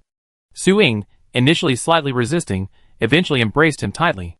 The two embraced each other tightly, kissing passionately. Fu Yin and Fu Sun, unwilling to ruin this romantic and affectionate moment, quietly left. After a while, Fu Yin finally spoke. Brother, I finally understand. Do you know where you lost? I didn't lose. I won. Fu Sun insisted stubbornly. You lost because you weren't proactive enough. You should have learned from Pei Yi and just forcefully kissed. Fu Yin's words were serious. But Fu Sun felt a little unreliable. He stopped and looked at his confident brother. You're the only one who's been single since birth, and you're trying to teach me how to date? Fu Yin was now displeased. He raised his eyebrows. Aren't you single too, brother? You're looking down on me? Fu Sun seemed to think of something, his eyes darkening. He said no more and strode forward. After 2 steps, he stopped again. He turned to look at Fu Yin. Is it really reliable? Fu Yin nodded firmly. I've learned a lot from watching those scoundrel friends date. Okay, tell me what you think. If I don't, I beat you up. Don't worry about that, brother.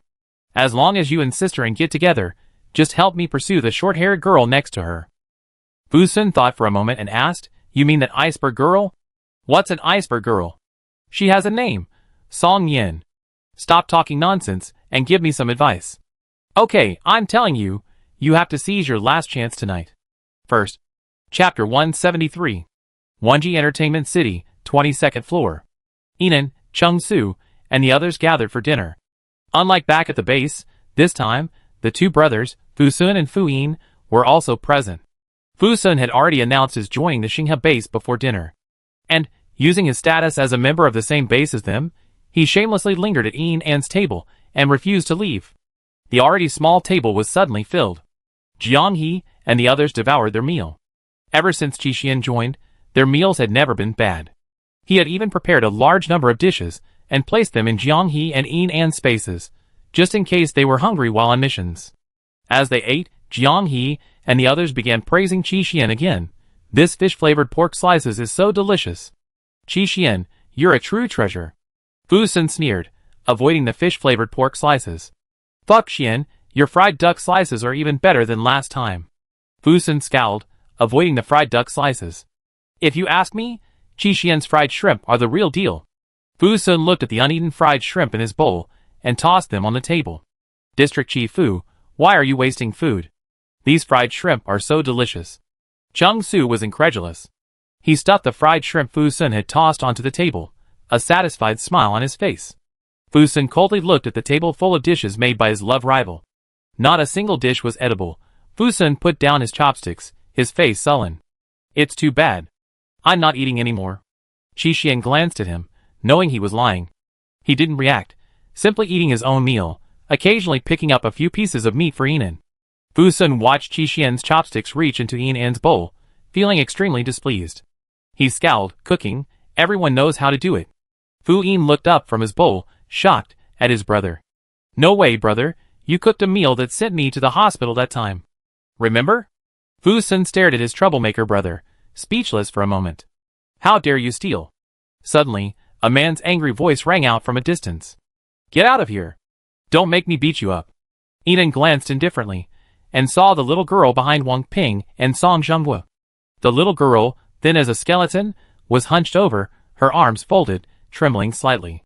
She didn't cry or make a fuss, but simply lowered her head and trembled as she walked downstairs amid the man's scolding. Wait a minute, Yinan said. She had a hunch that the little girl hadn't come to steal on her own, but had been ordered to do so by her unscrupulous parents. The man and the little girl both looked at Yinan. The man immediately bowed respectfully. Base commander. Little sister, come here. Yinan waved at the girl. The girl seemed incredulous that Yinan was calling her. She stared at him blankly, then hesitated for a few seconds before moving towards him. She walked very slowly, a touch fearful, as if she thought Yinan was going to hold her accountable for stealing. She walked woodenly to Yinan's side, head lowered, her skinny hands, as thin as a stick, fiddling with the tattered hem of her clothes. Yinan then realized that her clothes were actually boys' clothes, and because they were the wrong size, they were so tight on her body that her ribs were clearly visible.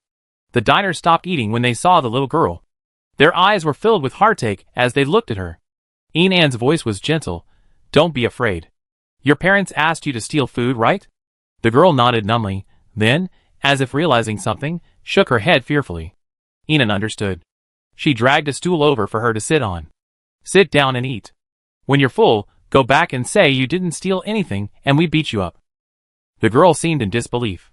She looked at Yinan, and at her encouraging nod again, She picked up her chopsticks and swallowed her dry throat as she looked at the table full of delicious food. Little sister, have this, Jiang, he said, stuffing her with a fried shrimp. Song Yin also helped her with a piece of pork ribs. Everyone took a chopstick, and soon, her bowl was piled high with food. Eat slowly. No one can bully you here, Enan said, then seemed to think of something and asked, What's your name? The girl raised her head from her bowl and answered sweetly, My name is Song Shouty. Enan was silent for a moment. She thought of a girl in her high school dorm who she had a close relationship with. Her name was Goingdi. She was an excellent student, sweet-looking and friendly. She was her best friend in high school. But before she finished her second year of high school, she disappeared without a word. Enan asked her classmates and learned that her parents didn't want her to continue studying. They wanted her to go back and get married. She was sold to a village bully for 100,000 yuan to buy a house for her younger brother. Enan thought of the plump little boy in Song Shouty's parents' arms, then looked at her pitiful figure. For a moment, she felt very uncomfortable. Little sister, how old are you? Jiang, he asked. Song Shouty raised her eyes, pondered for a long moment, then said uncertainly, I think. 13. What, you're 13? At this, most people at the table fell silent. The girl looked no more than 8 or 9 years old. If she were truly 13, it would mean she'd been suffering from chronic malnutrition and severe developmental delay. Chung Su, not forgetting her obese brother, was completely bewildered. So, your parents wanted a boy, and after the birth, you ignored him, your mind filled with thoughts of their precious son? Song Shouty ate relentlessly, seemingly having not eaten enough in ages. She swallowed her food whole, swallowing it whole without even chewing. She looked at Chung Su. I still have 5 sisters. Where are they? They're all dead? My eldest sister, Song Pundi, died before the apocalypse. After the apocalypse, my 3rd sister, Song Jindi, my 4th sister, Song Shidi, my 5th sister, Song Mingdi, and my 6th sister, Song Lady, all starved to death. Her expression remained calm. She seemed numb. But Enan and the others still felt a mixture of emotions when they heard these words. It's 2034, and there are still people like this. Enan put down his bowl and chopsticks and looked at Song Shouty. Take your time, there's no rush. She thought for a moment, then added, Little sister, you can choose your own life. Not everyone is qualified to be a parent. You can choose to leave your parents. If you want to leave them, come find me anytime. We welcome you at our base. She gave her the choice. She never made decisions for anyone, even though she knew it was right to take her away now. But she had to make this decision herself. After all, some people truly weren't worth saving, so she had to wait until the little girl wanted to redeem herself. She would lend her a helping hand. Song Shouty had clearly taken Enan's words to heart. She ate heartily, her face heavy with thought. More than 10 minutes later, Song Shouty put down her bowl and chopsticks, timidly saying she was full. To avoid her parents' suspicions, Enan smeared some mud on her body, disguising it as a beating. He carefully wiped the grease from the corners of her mouth. Just as Enan wiped the last bit of grease from her mouth, this little girl, always so calm that she felt numb, began to cry. It seemed like she had never felt cared for. She sobbed, tears streaming down her face. But her face remained expressionless. The corners of her mouth formed a firm curve. This made Jiang He and the others feel distressed, and they rushed over to comfort her. Little sister, if you'd like to follow the older brothers and sisters, come find us. We're always happy to welcome you. Yes, little sister, don't cry. Quickly, comforted by everyone, Song Shouty wiped away her tears and left. As soon as she left, Fu Sun stood up and said, I have something to take care of. I be leaving first. With that, he left first. Qi Xian watched him like this, a subtle glint in his eyes. He pulled Chung Su up and left. 1 or 2 of you, so mysterious. Jiang He shook his head, speechless. Chapter 174. Fu Sun slipped into Enan's room and closed the door. It was already night, and with the entire building without power, the room was pitch black. About 10 minutes later, the door gently opened again. A man walked in. It was Chung Su. He had sneaked in stealthily, but he had barely taken 2 steps when he was grabbed by a pair of strong hands and dragged to the balcony. On the balcony, the dim moonlight allowed Chung Su to clearly see his captor, Fu Sun. Fu Sun's face darkened, and he glared at Chung Su coldly. His voice was low yet chilling. Tell me, what did that Qi Xian offer you that made you help him? Chung Su was stunned. He was held captive by this young master Fu, unable to break free. He immediately surrendered, Brother, I obey your brother. Let go. Speak, Fu Sun said coldly. As he stood up to leave, he noticed the two of them following him from a distance. They really took him for a fool.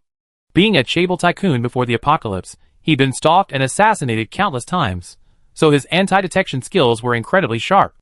Chung Su swallowed, mentally apologizing to Qi Xian, and then honestly confessed, five bags of beef jerky.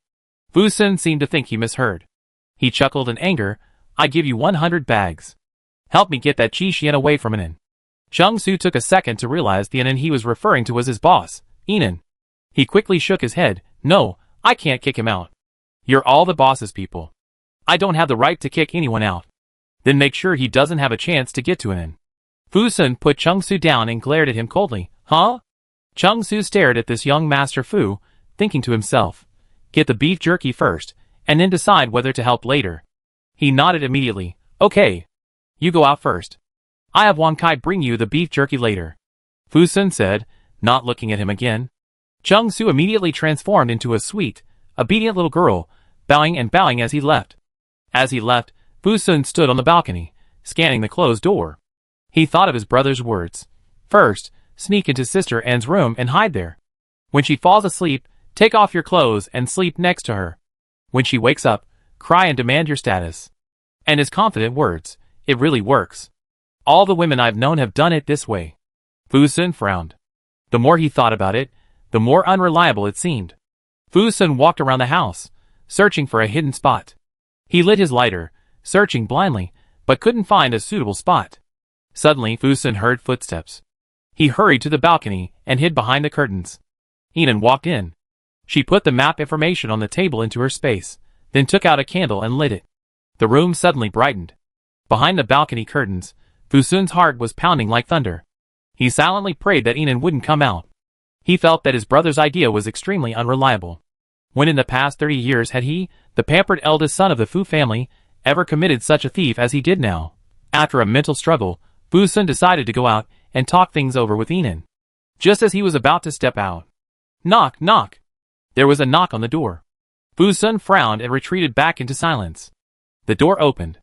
It was Song Yin. She had exchanged a few words with Inan and then left. Fu Sun stepped forward.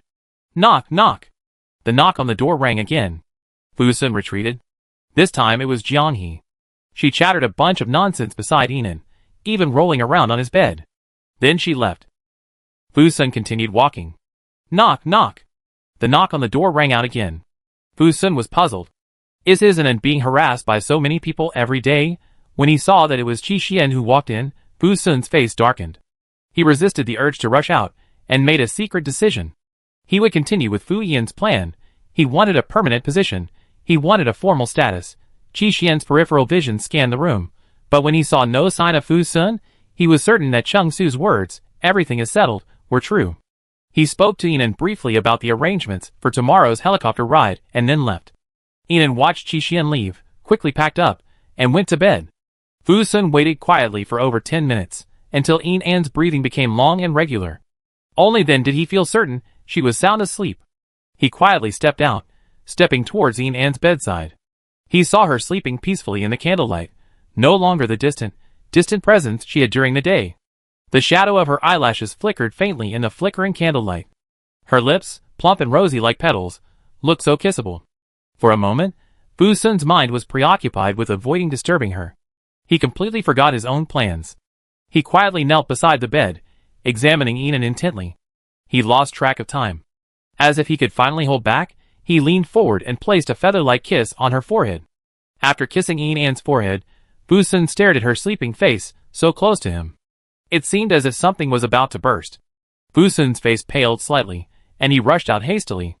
Despite his quick movements, he made no sound.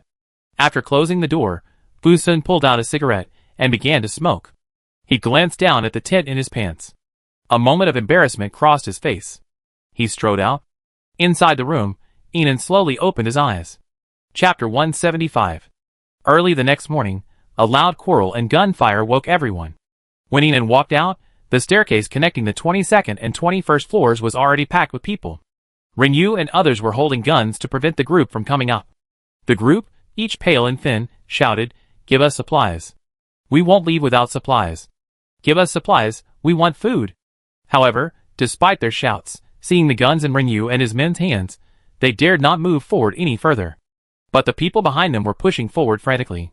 Inan could even see several extremely thin people being crushed to death in the middle. Ryu knew that in this situation, violence was the only way to stop it. He looked at Inan behind him, and saw her nod affirmatively. Ryu immediately ordered the attack. Bang, bang, bang. For a moment, the sound of gunfire deafened the air. The crowd in front saw Ryu and the others actually opening fire, and they immediately ran back, but those behind, relying on the people in front as a bullet shield, kept pushing forward frantically.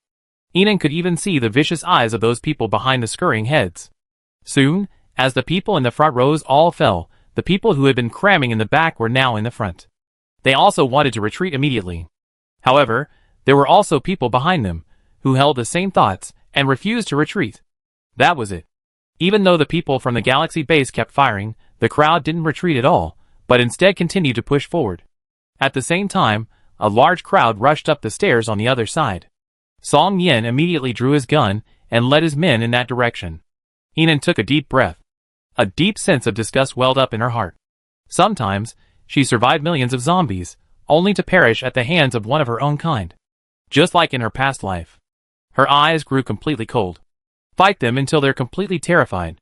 With that, she left Ryu, Song Yin, and another 100 people from the Galaxy base behind at 1G Entertainment City to guard the supplies. The others followed her to the rooftop. Their next stop, the Guangmao Wholesale Market. According to Fu Sun's previous description, that was where the zombie swarms appeared most frequently. Inan speculated that the Zombie King was most likely based there. This time, their mission was to deploy comprehensively in advance, lure the Zombie King out, and utterly destroy him. The scale of the operation was unprecedented. To this end, Inan divided the group into 15 teams of psychics. Each team was equipped with a walkie-talkie.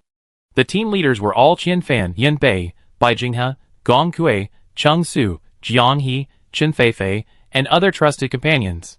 They all had a base loyalty rating of over 85%. Inan was responsible for coordinating the overall situation and pursuing the Zombie King. In the helicopter, Inan carefully studied the map. The Guangmao Wholesale Market was located at the junction of City A and City M. It was surrounded by numerous factories and 2 artificial lakes. The geographical environment was excellent, with few high mountains, and the occasional small hillsides were covered with trees and shrubs. This location was extremely conducive to pursuing the Zombie King. As Inan pondered this, she felt a gaze. She looked up and saw Fu Sun across from her, with very noticeable dark circles under his eyes. She thought of the kiss last night. Last night, as soon as she entered the room, she sensed someone on the balcony. She deliberately gone to bed early to let the other person down. She wanted to see who it was, and what they were going to do to her. Who knew? Wang Kai suddenly spoke up. Brother Fu, I heard from Zhang Binky and the others that you called a few water-based psychics over in the middle of the night to throw water balls at you. Why was that? Fu Sun's face changed upon hearing this, and he glared at Wang Kai. Wang Kai immediately shut up. He secretly thought that his boss's thoughts were getting more and more erratic by the day. Soon, the helicopter carrying Inan and the others arrived at the southeastern section of the Guangmao Wholesale Market. Once there, everyone noticed the overwhelming number of zombie corpses, and even a large number of bullet casings. At this point, those with large quantities of guns and ammunition were generally large bases. Inan and Fu Sun exchanged a glance, both becoming more vigilant. The helicopter landed on the rooftop of a building, and everyone cautiously descended, weapons in hand. There wasn't a single zombie. Not only that, judging by the traces of zombie fluid on the ground, the corpses had been cleared. Inan, rifle in hand, walked into a room and saw some cooking utensils lying on the floor, seemingly freshly used. There's someone here, Inan said. Fu Sun and the others had obviously noticed as well. Fu Sun whispered to his men, everyone, be on high alert. Soon, they reached the first floor. Just then, the sounds of an armored vehicle and zombies could be heard outside. Inan and the others grabbed their weapons and took cover. Inan glanced over and saw several psychics disembarking from an armored vehicle. They launched a fierce attack on the zombies. A few minutes later, more than a dozen zombies were dead. The 5 psychics walked back into the room. They chatted as they walked. They haven't come back yet. Helicopters can't deliver supplies that fast. Let's wait. I'm starving after going out looking for supplies so early. Is there anything else to eat? I only have 2 potatoes in my bag. Potatoes, potatoes, all potatoes. Nothing else? How dare you look down on me? You don't do your missions properly every day. Our contribution points aren't even enough to buy meat. The next second, Fu Sun and the others rushed out and captured the 5 men. They pressed their weapons against their necks, as if ready to slit their throats if they tried to pull any tricks. Where are you from? Fu Sun demanded coldly. The 5 psychics were now terrified. They pleaded for mercy, from Dawn Base. Dawn Base?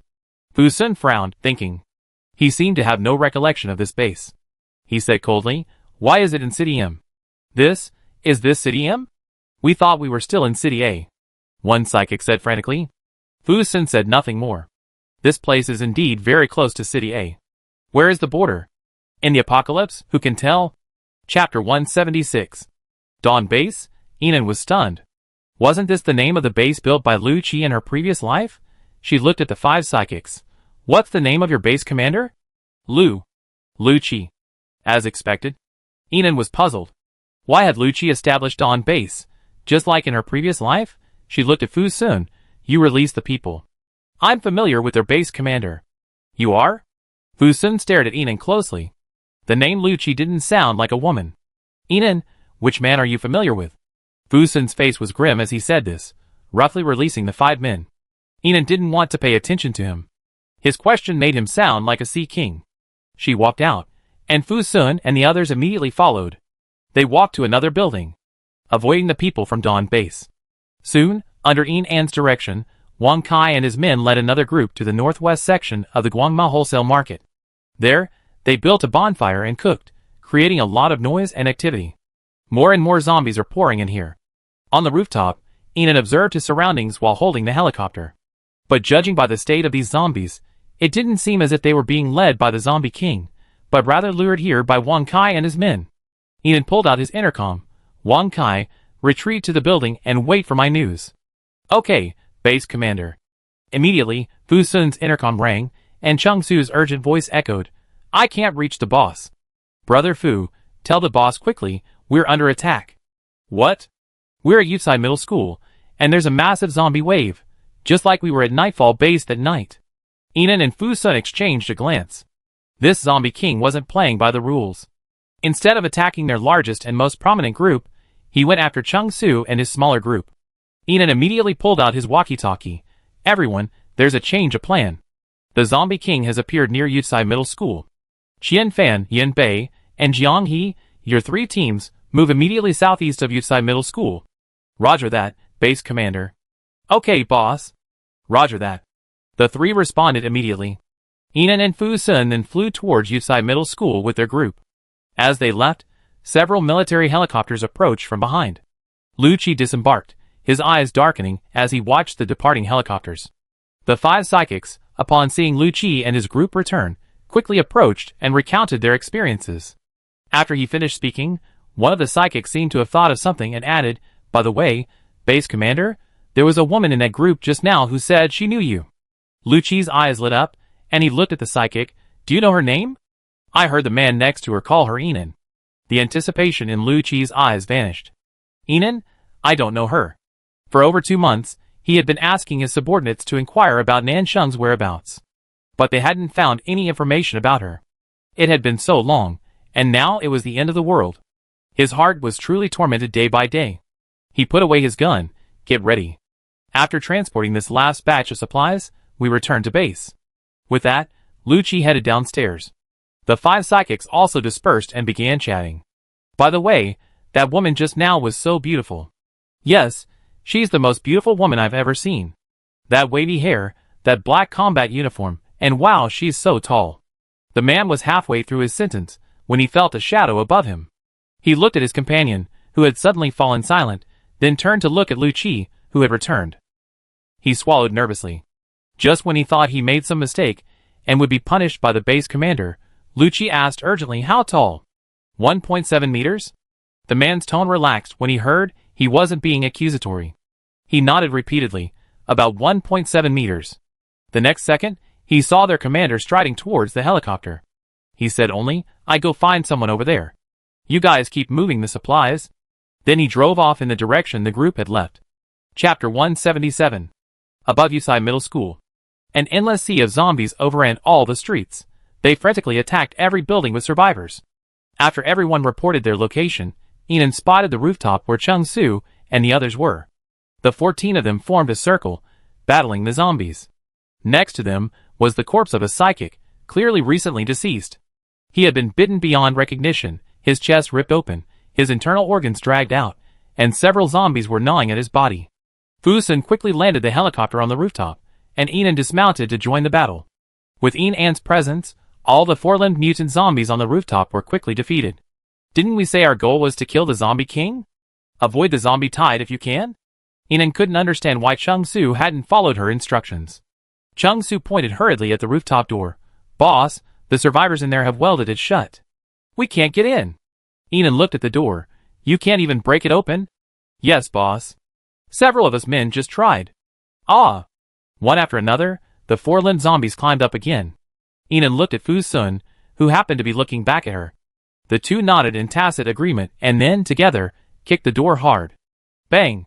With a heavy blow, the door instantly shattered in two. At the same time, the iron frame blocking the door became visible.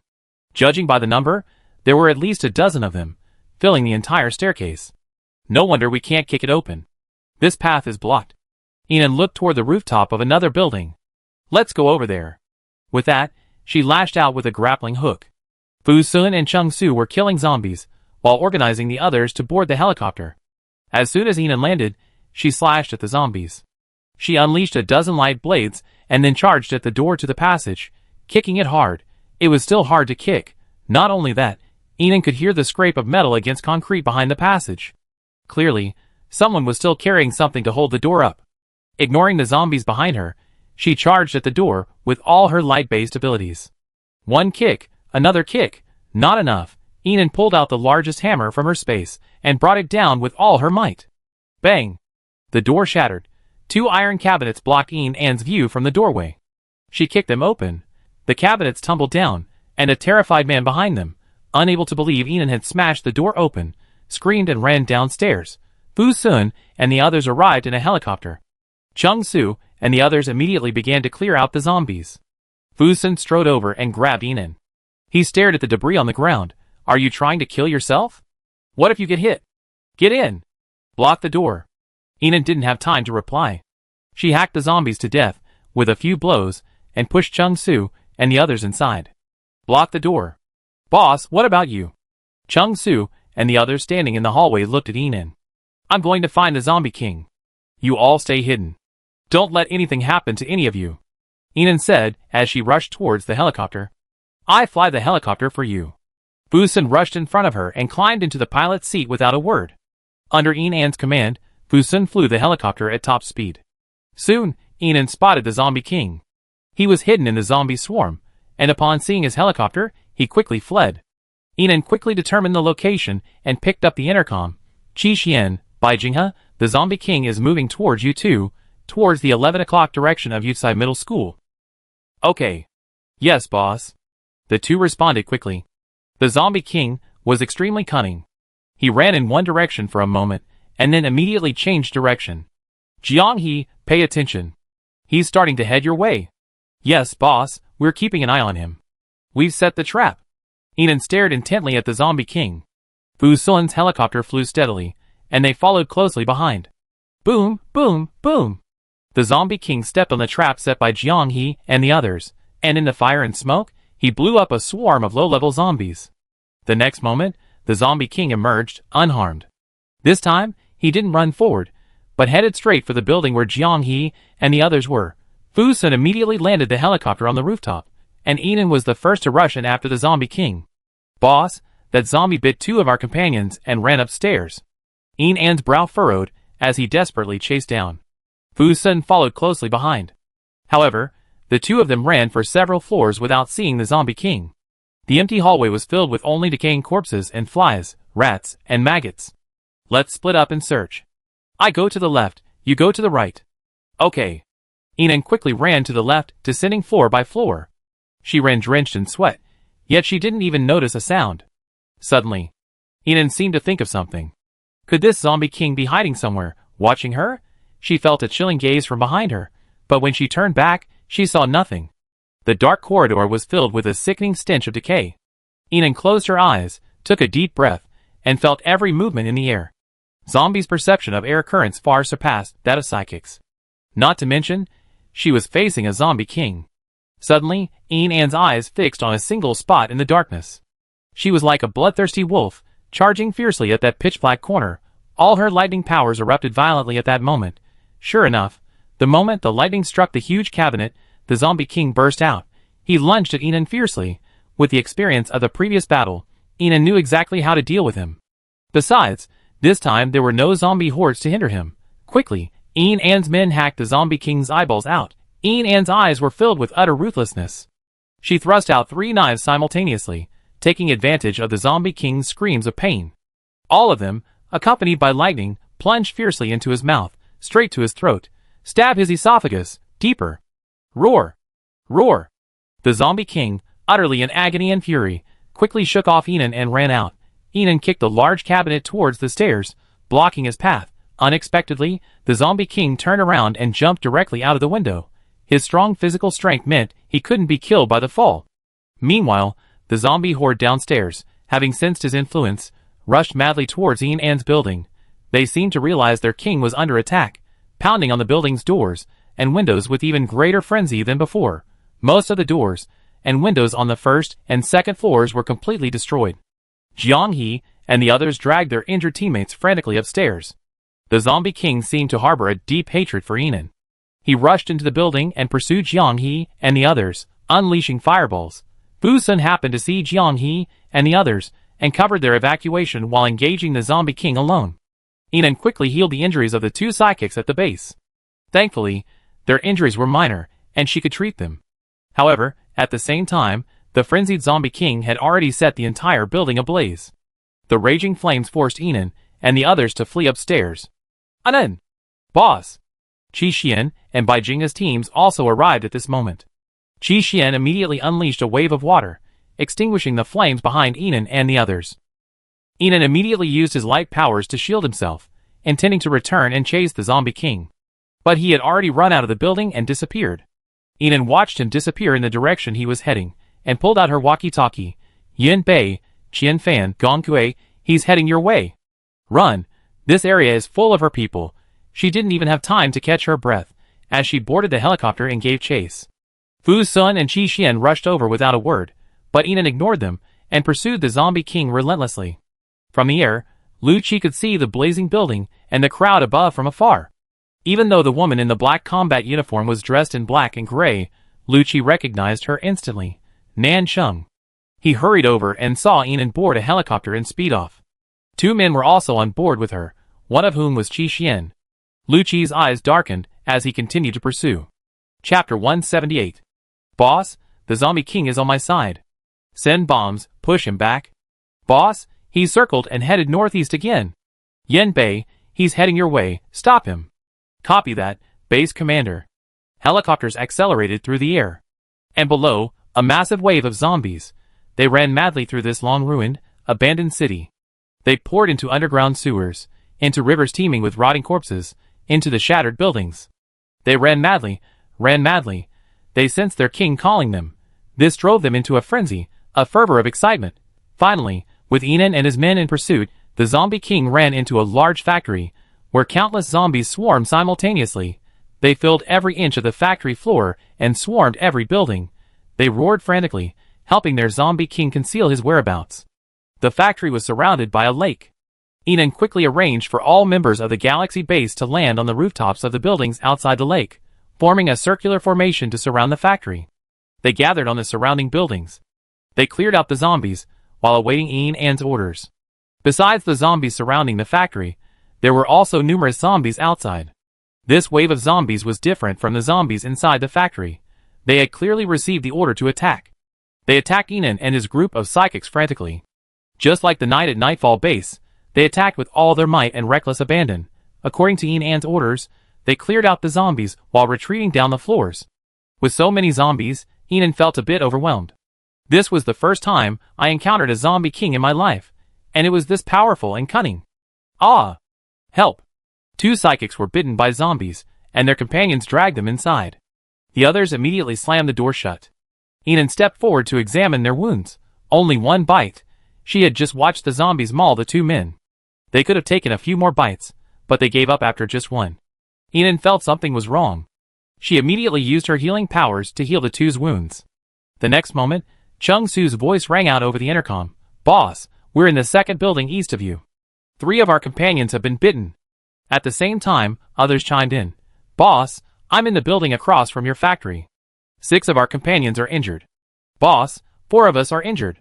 "Base Commander, 12 of our psychics have been bitten by zombies and are on the verge of mutation." Enan's brow furrowed further and further. She asked coldly, "Are they all just 1 or 2 bite wounds?" "Yes, boss." "Yes, that's right. I just checked, and it's true."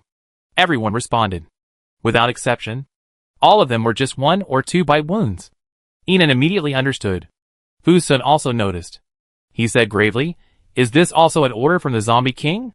Enon nodded, "Only him." Qi Xian also understood. No wonder there are so few human corpses in this area. They've all become zombies. Enon immediately spent 50,000 points from his space to buy 50 primary zombie suppressants. This terribly distressed her. She immediately ran to the rooftop. "I deliver the suppressants, you guys block the door." With that, she rushed out, bathed in light-based supernatural powers. As the rooftop door opened, several zombies rushed in. Enon slashed with his sword. Then, vines sprouted from the necks of 2 zombies. The vines tightly wrapped around their necks, strangling their heads. Enon frowned and looked over, only to see Lu Qi, sword in hand, charging out from the zombie horde. He was dressed in a black military uniform, his brows as deep as cold jade. When his eyes met hers, the deep cold in his eyes, like lingering snow melting in the early spring sun, melted instantly. Only the dazzling longing and joy remained. "Come in." Without even asking why he was there, Enon grabbed Lu Qi and pushed him into the door. "I deliver the suppressant. You guys close the door." Enon strode away with a grappling hook, hurling it towards the building opposite. The others immediately closed the passageway door. Lu Qi looked at his hand, still tinged with her warmth. His face was expressionless, but his eyes were filled with an unwavering tenderness. "Commander Lu, why are you here?" Qi Xian's voice rang out. Lu Qi then looked at the people around him. He exuded an outstanding leadership aura. He stood tall, his neat military uniform exuding a hint of abstinence, and his raised brows held an unfathomable depth. Just standing there, the surrounding psychics dared not approach, keeping a distance of more than 2 meters. Lu Qi looked at the dazzlingly handsome Qi Xian, who stood at the head of the crowd, and spoke gently, as if meeting an old friend. He paused. "I catch the intelligent zombies." At this moment, he felt a cold gaze. Lu Qi looked at the arrogant man to the side. He was extremely tall, his black shirt accentuating his broad shoulders and narrow waist. He had a noble demeanor, his brows, like swords, sharp and unyielding. But his gaze was extremely unfriendly. Fu Sun twitched his lips. "You're Lu Qi, right?" Lu Qi's expression hardened, his razor-sharp eyes staring back at Fu Sun. He didn't respond. "He only had a cold. If you have anything to say, get out of here." Fu Sun's already displeased gaze grew even more sinister. He said coldly, "Don't disturb our galaxy base operations. Please leave." Qi Xian knew that Lu Qi also had feelings for Enon. After all, they had fought side by side for so long, fighting through zombie hordes together time and time again.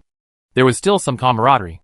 Compared to the eldest son of the Fu family, who constantly sulked at him, Qi Xian still favored Lu Qi. So, he looked at Lu Qi and explained the current situation. "Commander Lu, Nan Sheng, originally named Enon, founded the galaxy base. We're currently capturing the Zombie King." Lu Qi nodded. "I'm here to capture the Zombie King as well. It's a good opportunity for us to work together." The two of them exchanged words, ignoring Fu Sun. As Lu Qi spoke, he picked up the intercom and summoned all his subordinates waiting at Guangmao Wholesale City. After completing this, Lu Qi glanced at the dark-faced Fu Sun nearby. Looking at Qi Xian, "Who is he?"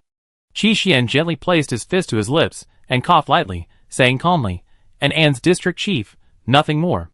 "You?" Fu Sun was furious. He looked at Qi Xian. He seemed to want to get angry, but couldn't find a reason. District chief, district chief. Isn't he just a district chief? Oh, not a high position, but a rather bad temper. Lu Qi said quietly, not even glancing at him. The psychics around them, some distance away, had varying expressions on their faces, whispering and munching on the melon. Chapter 179. When Enon returned, she was greeted by this bizarre scene. The 3 of them, Seeing Ian and safe return, all approached her. But Lu Qi, whether intentionally or not, blocked Fu Sun's path. The two of them were about the same height, and with this obstruction, Ian couldn't see Fu Sun's sullen face at all. "Why are you here?" Ian immediately looked at Lu Qi. Lu Qi's eyes were soft. "I catch the Zombie King too." Ian's eyes lit up. "Great. Help. That's perfect. We can do it together." "Yes, we can." Ian didn't bother to savor Lu Qi's hoarse, low voice. She strode into the room. "I just went to deliver the suppressants. Fortunately, most of the zombies are level 3, and the suppressants can block the zombie virus. I've already used my superpowers to treat the remaining level 4 viruses." Lu Qi followed closely behind. "Suppressants?" Ian waved her hand. "Let's not talk about that for now. I arranged for someone to burn these zombies. Don't waste all that suppressants." She then pulled out her walkie-talkie and began issuing orders. "All fire-type psychics from all teams, get on the helicopters and launch a fireball attack on the factory. Burn every corner of the factory." "Yes. Roger that. Let's go now." All the team leaders responded one by one. Lu Qi stared intently at Ian's profile, her earnest, efficient, and dashing demeanor filling him with contentment and satisfaction. Ian opened a window, dispatched 2 four-limbed mutant zombies crawling along the wall, and gazed down at the circular lake below. The lake surrounded the entire factory. At this moment, a large-scale fire within the factory wouldn't spread to the outside world. Instantly, all the psychics from the galaxy base began pouring out from the rooftops. Ian rolled up his sleeves and looked at the psychics in the room. "All fire psychics, follow me. I fly the helicopter," Qi said, and walked towards the passage door. Instantly, dozens of people were walking out together. Fu Sun had been following Ian closely. But the next second, he felt something trip him. He nearly fell. Fu Sun looked down at the ground. The smooth surface was empty, smooth without a single pebble. His dark eyes scanned the background of the crowd, but he couldn't find the source of his trip. He then looked at Lu Qi's back. His intuition told him that it was most likely that man's doing. He clenched his fist tightly, vowing to himself that once this crisis was over, he would ensure that this man named Lu Qi could never again reach Ian. Under the protection of Wang Kai and other espers, all the fire espers followed Ian to the helicopter. This helicopter was a modified version that Ian had purchased with his points. It had a large space. After all the fire espers had boarded, Lu Qi slammed the door shut. Busting Fu Sun, who had nearly stepped inside, the door shut. The swift slam of the door blew Fu Sun's bangs up, revealing his sullen face, which was completely black from head to toe. Lu Qi shielded Fu Sun's sullen face from the window, and calmly glanced at Qi in the driver's seat. "Let's go!" The helicopter quickly took off. At this moment, the other team's helicopters also took off, and together they flew towards the factory. Then, all the fire-powered users unleashed their fire powers, throwing fireballs. Large volleys of fireballs hurled down. Instantly, the factory erupted in flames. As if that wasn't enough, Ian grabbed several bottles of diesel from his spaceship and threw them down. The diesel rained down on the zombies, further fueling the raging fire. Soon, the entire factory was ablaze. The zombies howled and scurried about, each one ablaze. Yet they continued to run at breakneck speed. Large clumps of charred flesh began to fall from their bodies, revealing the white bones beneath. Some zombies even had their entire heads singed, their eyeballs charred and falling, yet they continued to run frantically. As they ran, their cooked, blackened heads were flung out, and the scalding liquid in their throats surged out like a boiling pressure cooker. Such a vast tide of burning zombies. From above, it looked like demons roaming the rampage of hell. "All water-based psychics, control the fire. Don't let it spread across the lake. Other psychics on this floor, keep an eye out for the zombies. If any jump into the lake, shoot them." Ian put down the walkie-talkie. Her eyes were icy cold. "You like to summon waves of zombies, don't you? Then burn all your minions. Let's see what you summon." The fire was intense, adding to the scorching heat. All the helicopters began returning to the rooftop. On the rooftop, Wang Kai and the others were killing zombies to clear a path for Ian and the others. Among them, Fu Sun was the most formidable. He had a dark face, and his fighting ability was exceptionally high. He killed 3 with a single blow. The zombies seemed a little intimidated by him. Ian and the others disembarked from the helicopter and entered the building. She informed all teams to await instructions. Because she had to wait. Wait until the fire consumed all the zombies. Wait until all the zombies in the factory were dead. She would then lead the others in to kill the Zombie King. The Zombie King had fire abilities, and wouldn't be burned to death. But she could slowly wear him down. Right. Inan seemed to think of something and looked at Lu Qi. Why did you create the Dawn base? Lu Qi's eyes gleamed.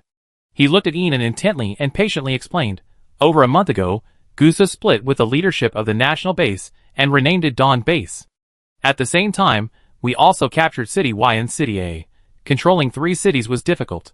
After discussion, we decided that I would merge City A and City Y into the Dawn Base, and he would continue building Dawn Base in H City. We're now allied bases. Inan nodded.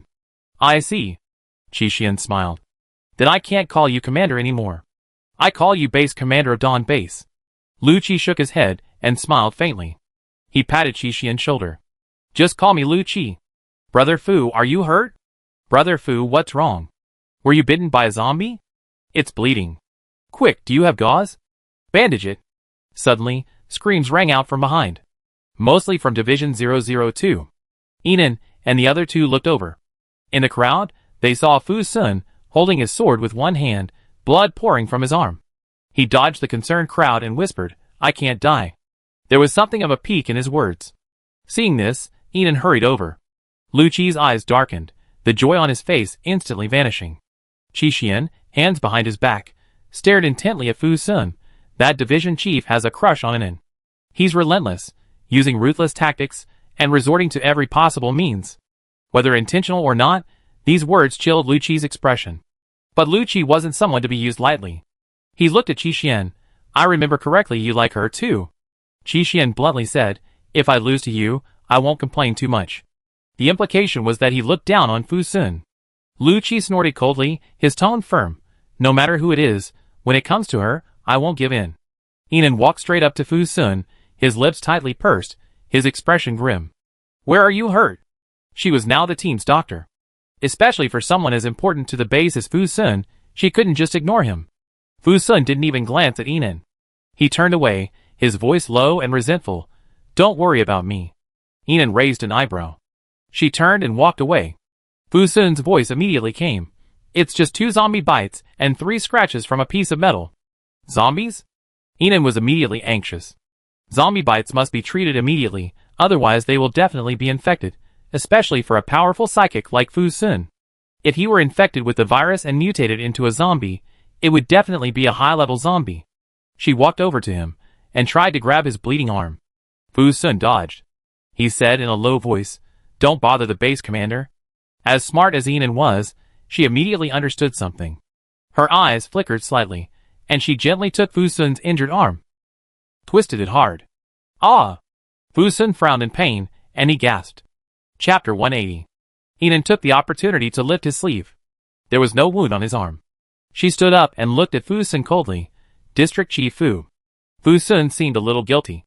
He stood up, glanced at the blazing fire outside the window as if nothing had happened, and said seriously, What are our next plans? Wang Kai and the others were filled with mixed feelings upon seeing this. As the district chief of Division 002 at the Galaxy base, their district chief had actually feigned injury to gain the base chief's attention. This was truly disgraceful to Division 002. Is this still their high and mighty brother Fu? So flattering, so embarrassing. Lu Qi now fully understood what Qi meant by cruel tactics and scrupulous. Just then, Lu Qi's intercom rang. A man's voice rang out over the intercom. Base Commander, we're here. After some difficulty, the people from Dawn Base successfully entered the passageway and reunited with Inan and the others. Inan counted the number of people. Lu Qi's men numbered 36, mostly psychics. The fire outside was still raging fiercely. Inan decided to lead them to a meal. She called the intercom to all the teams to rest and eat, and she herself brought out a large amount of delicious food from the space. Each team had prepared varying amounts of food in advance, but none of them were as abundant as Inan's. It seemed as if it was a reward for the companions who had fought alongside him through thick and thin. Inan selected some of Qi's delicacies and the most delicious food from the space and brought them out. Suddenly, the room, once filled with the stench of decay and blood, was filled with a fragrant aroma. Everyone gulped down their food as they gazed at the large table and delicacies that had appeared. Eat! Why are you standing there like idiots? With Inan's words, everyone in Galaxy Base immediately began to eat. They devoured their food with gusto. The people in Section 002 were particularly voracious. They had just joined Enan's base, and hadn't yet fully experienced the delicious food. Although their food at Nightfall base was much better than that of the other survivors, it was still far inferior to the food at Enan's Galaxy base, not to mention that it was Qi Xian's cooking. The people in Dawn base were different. Although they all gulped down their food frantically, no one dared to move. Because their base commander, Lu Qi, hadn't spoken yet. Enan looked at the indifferent Lu Qi and said, "Eat. Let the people in your base eat too."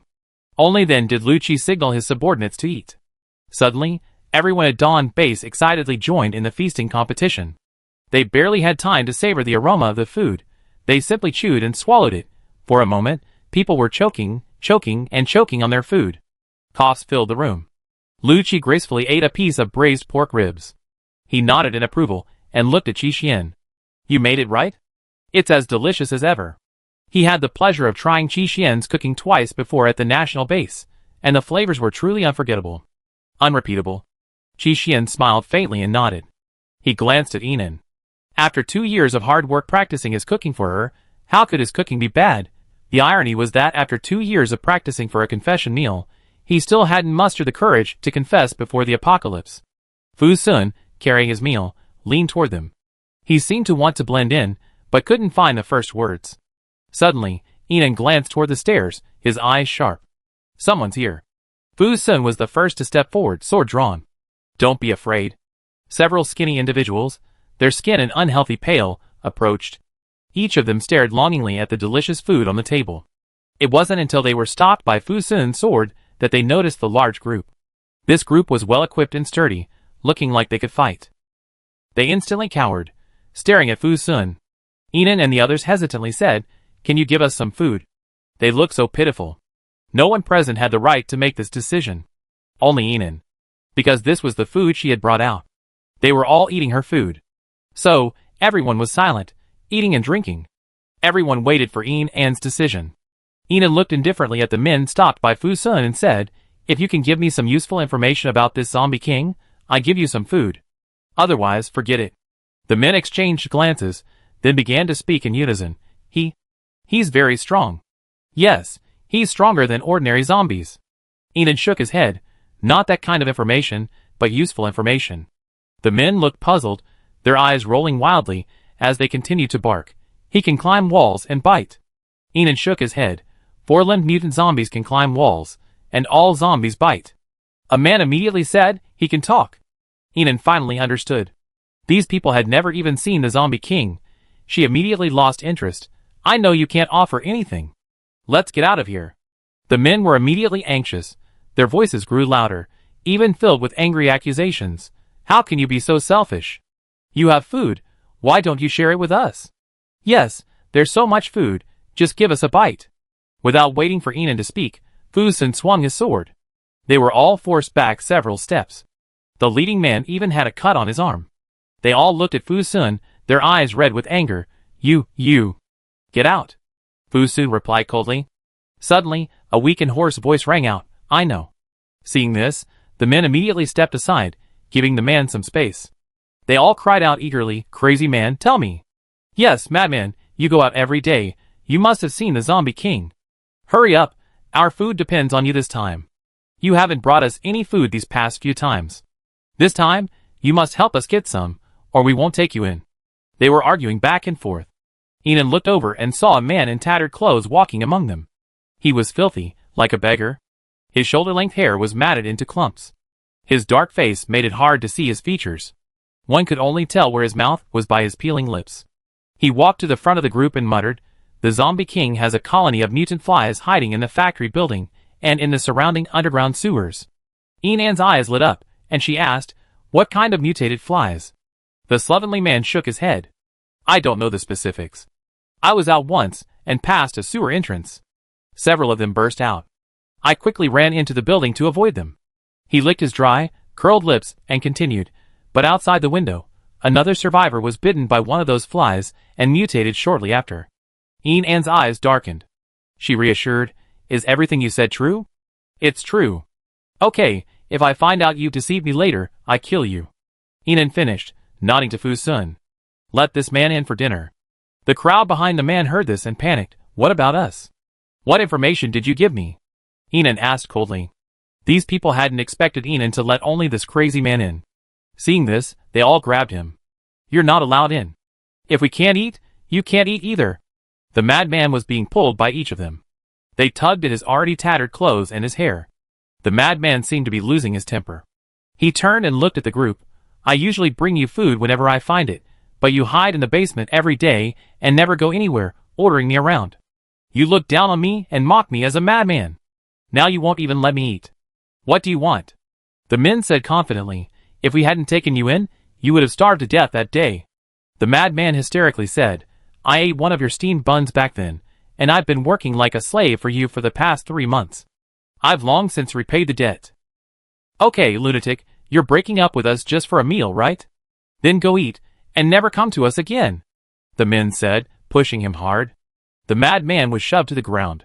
Fu Sun seemed unable to tolerate the noise any longer.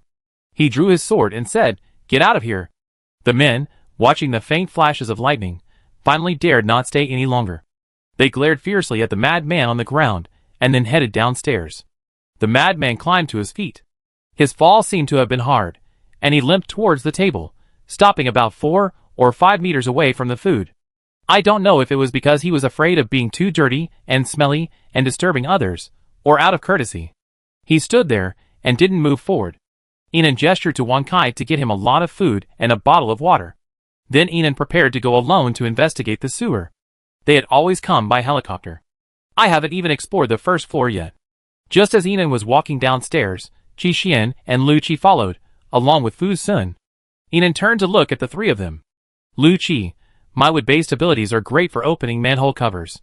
Qi Xian, I'm a water-based ability, so I can help you put out the fire. Enon nodded. It all made sense. She finally looked at Fu Sun. Fu Sun's expression changed. He kept a straight face, then said, I can help you attract the zombies. The three of them were silent. It seemed quite reasonable.